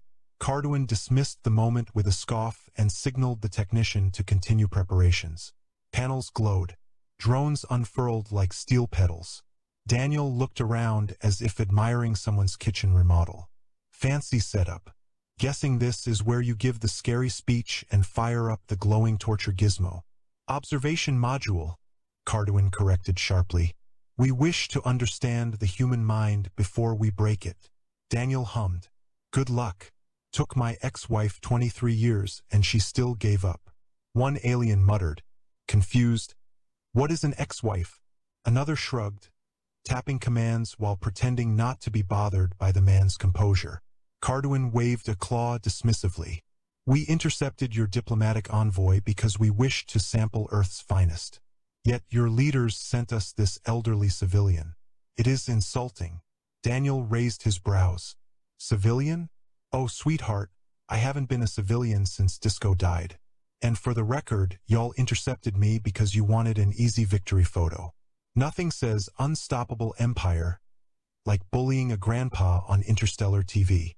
The commander stalked in a slow circle around him. You speak boldly for someone in chains. Daniel smiled at him, almost kindly. Chains don't bother me much. It's what people think they can do with them that usually gets messy. The drones descended. Refractored light shimmered across their needles and coils. Alien officers leaned forward eagerly, anticipating Daniel's first flicker of fear. Instead, he simply widened his stance to ease the pressure on his knee. One guard whispered, "Why is he calm?" Another whispered back, "Maybe his species enters a freezing trance before panic." None looked at his eyes. If they had, they might have recognized the stillness there, not numbness, not fear, but the quiet, calculating focus of a predator assessing terrain. Daniel wasn't watching the machines. He was watching their rhythms, their blind angles, the pace of the guards' breaths, the distance to the nearest console. The air tasted faintly metallic. The ventilation was weaker on the left side. The pressure hum in the walls meant the ship had recently rerouted power. Everything here was information. Everything here was a tool. Carduin activated the first projector. We will begin with sensory disruption. You will experience. Let me guess, Daniel interrupted gently. Bright lights, strange noises, and a voice telling me to comply? Sir, that's just air travel in the Midwest. A ripple of confusion passed through the aliens again. Sarcasm, as always, hit their brains like static. Carduin's crest hardened with irritation. Enough. Begin. A shimmering field enveloped Daniel's skull. Images flickered, fractured illusions meant to destabilize his senses. He blinked once and sighed. I think a raccoon breaking into my kitchen was scarier than this. Then, with a smirk, y'all need better horror consultants. But beneath the humor, he felt the clock ticking. Not the alien's clock, his. The one synced to the tiny transmitter embedded discreetly in a chipped molar. Every minute he stalled was a minute closer to the moment the Virac would realize just how catastrophically they had misread humanity. The technician frowned at his readings. Commander, the human's neural activity is not responding correctly. Define not. He appears bored. Daniel gave them a sympathetic shrug. Sorry, can't help it. Military training. Once got stuck listening to a 3-hour PowerPoint about uniform regulations. Toughened me right up. Whispers rose again. Fear, faint and skittering, seeped in. Carduin jabbed a claw at him. You will tell us why Earth sent you. Well now, that's complicated, Daniel said softly. But the short version? You really should have searched me better. Their reaction was instant and predictable, panic disguised as aggression. The guards leveled weapons. The technicians scrambled through diagnostics. Carduin snarled, "Explain at once what you carry." "Just a smile," Daniel replied. "And trust me, that's the dangerous part." Before the aliens could respond, the chamber lights flickered. A deep tremor rolled through the ship. Not violent, but unmistakable. Consoles beeped warnings. The central display flickered with new energy signatures. Carduin snapped toward his officers. "Report! Unidentified mass exiting FTL directly ahead of us." Daniel's smile widened, slow as sunrise. He stretched his shoulders casually, almost relieved. "Ah, right on schedule." The commander whipped toward him, mandibles flaring. "What have you summoned?" Daniel lifted his cuffed hands as if offering a toast. "You wanted Earth's strongest. You even bragged about it. But you didn't catch them. You caught me." The alarms intensified. The ship shuddered again as gravitational buffers rebalanced. "And I'm just the warning." The disturbance rippled through the Virak dreadnought. Like a tremor of doubt, subtle at first, then blooming into a full-rooted panic that the crew tried, and failed, to hide behind rigid posture and clipped commands. While alarms blinked silently along the walls, while technicians scrambled with growing desperation, Sergeant Major Daniel Briggs stood calmly in the center of the chamber, still shackled, still smiling with that quiet Midwest courtesy that always worked better than any blade. The aliens thought they had captured an old man whose stories walked slower than his knees.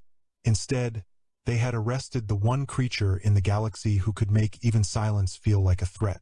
Across the hall, a hologram flickered to life as various alien representatives appeared. Their translucent forms shimmered with static interference caused by whatever had just arrived outside the ship. Daniel glanced at them, offering a polite nod. Some stared back with bewilderment. Others recoiled, unsure whether to treat him like a test subject or an omen. A scholar from the Rithari Consortium leaned forward first, an insectoid creature with delicate antennae and anxious wings. "Commander Carduin, is it confirmed? The Terrans have arrived." Its voice buzzed with fear disguised as academic curiosity. Carduin's mandibles twitched. "A human vessel of unknown classification has materialized. It appears heavily armed." Daniel chuckled softly. "Heavily armed is one way to put it. I suppose that's the polite phrasing." An older representative from the Lumisari Dominion, glowing faintly like bioluminescent coral, narrowed her luminous eyes. "Human, your species was documented as mid-tier at best. Emotion-driven, unpredictable, illogical, and yet your ship disables half this vessel merely by appearing? Explain." Daniel scratched his cheek with the side of a cuff. "Ma'am, you're giving us too much credit. Humans don't disable ships by existing, though we do have a certain talent for causing complications." "Complications?" the commander snarled. "Our graviton field collapsed. Our mapping arrays rebooted. Our shields dropped by 30%. We call that a friendly hello," Daniel replied with a small smile. "If they'd meant harm, you wouldn't be standing here yelling at me. You'd be standing in a very small pile." The chamber fell into stunned silence. Even the drones hovering overhead buzzed uncertainly, as if unsure how to process a threat wrapped in politeness. Daniel watched them with a grandfatherly fondness, as though observing shy children at a school recital. One of the Virak strategists finally broke the hush. "We must reevaluate the human species. Our data may be flawed." "Flawed?" another scoffed. "They consume toxic liquids for recreation. They form emotional attachments to objects. Daniel raised a finger. "Hey now, we don't form attachments to objects. We form attachments to memories. Sometimes the objects just come along for the ride." The strategist glared but hesitated. That uncertainty, barely visible, was the first crack in their arrogance. A holographic display expanded, projecting human behavioral profiles. Footage of Earth appeared. Families laughing at a barbecue, firefighters rushing into a burning building, crowds cheering their teams despite impossible odds, astronauts waving through visors before launching into the unknown. The montage was meant to reveal contradictions, compassion and savagery, intellect and instinct, curiosity and recklessness. But instead it illuminated something the aliens could not categorize. The Lumisari elder tilted her head. "Why do your kind laugh when terrified?" Daniel shrugged. "Because crying takes too long, and sometimes fear just needs company." "Why do your warriors shout while charging into battle?" asked a Rithari scholar. "Motivation," Daniel said. "Plus, it scares the hell out of whatever we're running toward." "And why?" Carduin growled. "Do your soldiers sing during war?" "Our reports indicate Terrans often recite rhythmic chants while engaged in lethal combat." "Who sings in a battlefield?" Daniel grinned with unguarded warmth. "Folks who want to remind themselves they're still human." The aliens murmured again. They had expected a monster who delighted in violence, or a warrior who spoke only through threat. Not this silver-haired man whose tone carried gentle truth even when it sharpened into danger. His calmness was not dismissal but rooted in something older, something honed by countless choices made under fire. And for the first time they sensed that every word carried weight. Carduin turned away, mandibles rattling with stubborn denial. "Human or not, you were captured. You are bound. You are powerless. Do not presume that your ship's arrival changes what you are." Daniel's smile thinned. "Sir, the only thing chains ever proved about a man is how far his captors misjudged him." Technicians gasped as their screens suddenly shifted. A colossal image materialized. A Terran starship poised outside the Virak dreadnought like a silent mountain. Matte black armor absorbed light rather than reflected it, and geometric scars along its hull hinted at both age and refinement. No weapons glowed. No fighter wings launched. Yet the gravitational readings were enough to rattle the bones of every alien on board. One Virak officer swallowed audibly. That cannot be a Terran vessel. Our intelligence shows humans lack this level of engineering." Daniel smirked. "Intelligence is only as good as the questions you bother to ask." Comms crackled, and the Terran ship broadcast a message. The voice was young, confident, not at all worried. "Good afternoon, Virak command ship. We're missing a sergeant major of ours. Please return him. Pretty please." The pretty please did something devastating. It erased the illusion that humans were begging. It reframed their entire approach as restraint. Carduin barked. "Open a channel." He stared at Daniel with venom. "Your species thinks diplomacy is a game." "Oh, it absolutely is," Daniel said. "But in fairness, we're very good at games." The holographic council began debating furiously. The Lumisari representative whispered, "Terrans display contradictory attributes. Cooperation and defiance, empathy and retaliation, humor and violence. Their behavioral complexity suggests a predatory species that masks intent." The Rithari scholar shuddered. "A predator that isn't hunting for survival, but for strategy. That is far more dangerous." A deep unease settled over the chamber. Daniel could feel it like a shift in gravity. They were studying him now, not as a prisoner, not as a specimen, but as a new category in their mental taxonomy. Unpredictable apex intelligence. He cleared his throat. "Listen, you'll kidnapped me to ask your questions. Fair enough. But here's the thing about humans, you don't get us by studying us from afar. You only understand us when we show you what we can do." "And what can you do?" Carduin hissed. Daniel's eyes softened. But the softness was the kind you saw before a storm. "Something y'all don't expect. Something you can't prepare for." The technicians at the consoles paled. One whispered, "Commander, our systems are acting strange. It appears the Terran ship is scanning our ship's architecture." "That's impossible," Carduin roared. "Our defenses are impenetrable." "Sir," the technician said, trembling, "they are not penetrating. They are predicting. The system shows repeating patterns. They know our counters before we activate them." Daniel tilted his head. "Think of it like chess, or football. Folks from back home love strategy games. They're part of the culture. You don't win by being stronger. You win by thinking 3 moves further." The Lumisari elders glow dimmed. This is not a species to provoke. They do not escalate casually. Their escalation is intentional. One representative muttered, "We should have never mocked them." Daniel chuckled. "Oh, mocking's fine. Every Thanksgiving back home is just friendly mockery mixed with mashed potatoes. But threatening us? Capturing us? That's where things get sideways." The dreadnought shook again, but not from attack. It trembled from systems shutting down, one by one, like lights dimming along a long corridor. Shields collapsed entirely, engines powered down, navigation froze. The ship became a metal island stranded in space. Carduin spun toward his officers. "What have they done?" Daniel exhaled through his nose. "Just asking you to sit still for a moment." "You lie," the commander spat. "No human has this capability." Daniel gave him a slow, almost sad smile. "Sir, you keep thinking of humans as what we used to be. You're not seeing what we are now." He stepped forward, cuffs rattling lightly. The guards aimed weapons. He didn't flinch. His voice softened into something dangerously gentle. "You wanted to learn about humans? Fine. Here's your first lesson." Everyone in the chamber leaned in, instinctively bracing. "We don't pick fights." He paused.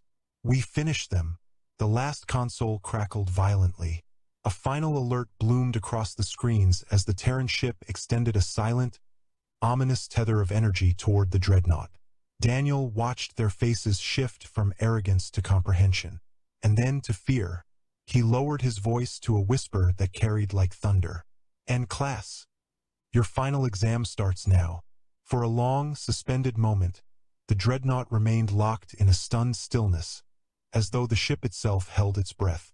Panels flickered dimly, shadows lengthened along the metallic floor, and a faint hum, alive but fading, ran beneath their feet like the heartbeat of something wounded. Daniel Briggs stood in the center of the chamber, still wearing the cuffs, still wearing the quiet, grandfatherly calm he had carried since they dragged him aboard.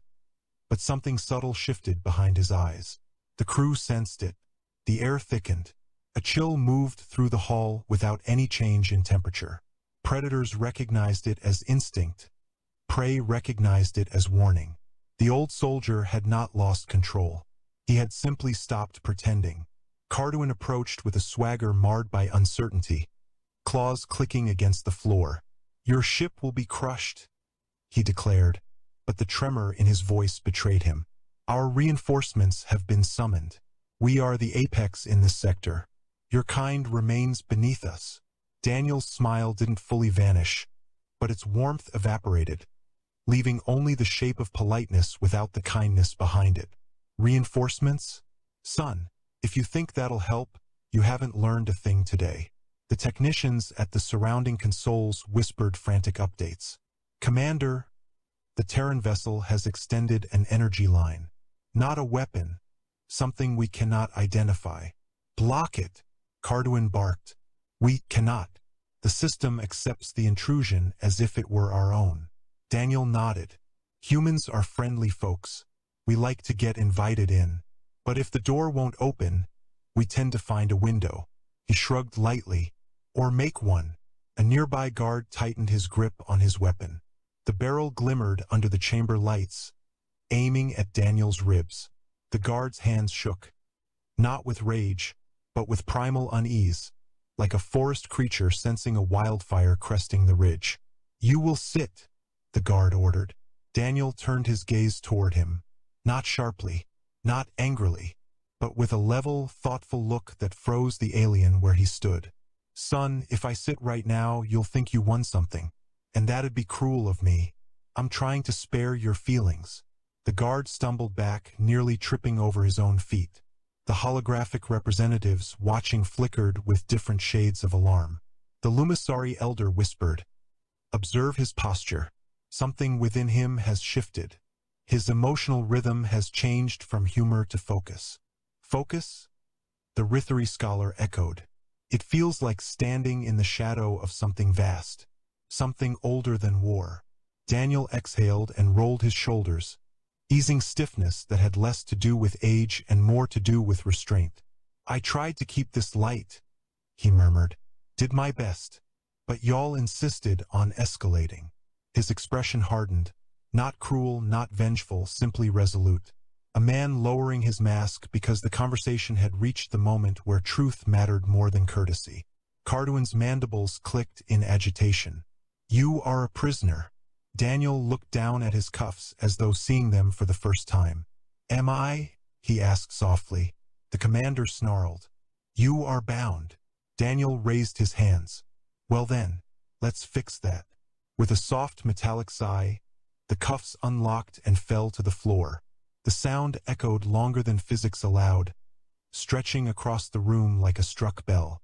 Every alien froze. Not because unlocking restrictions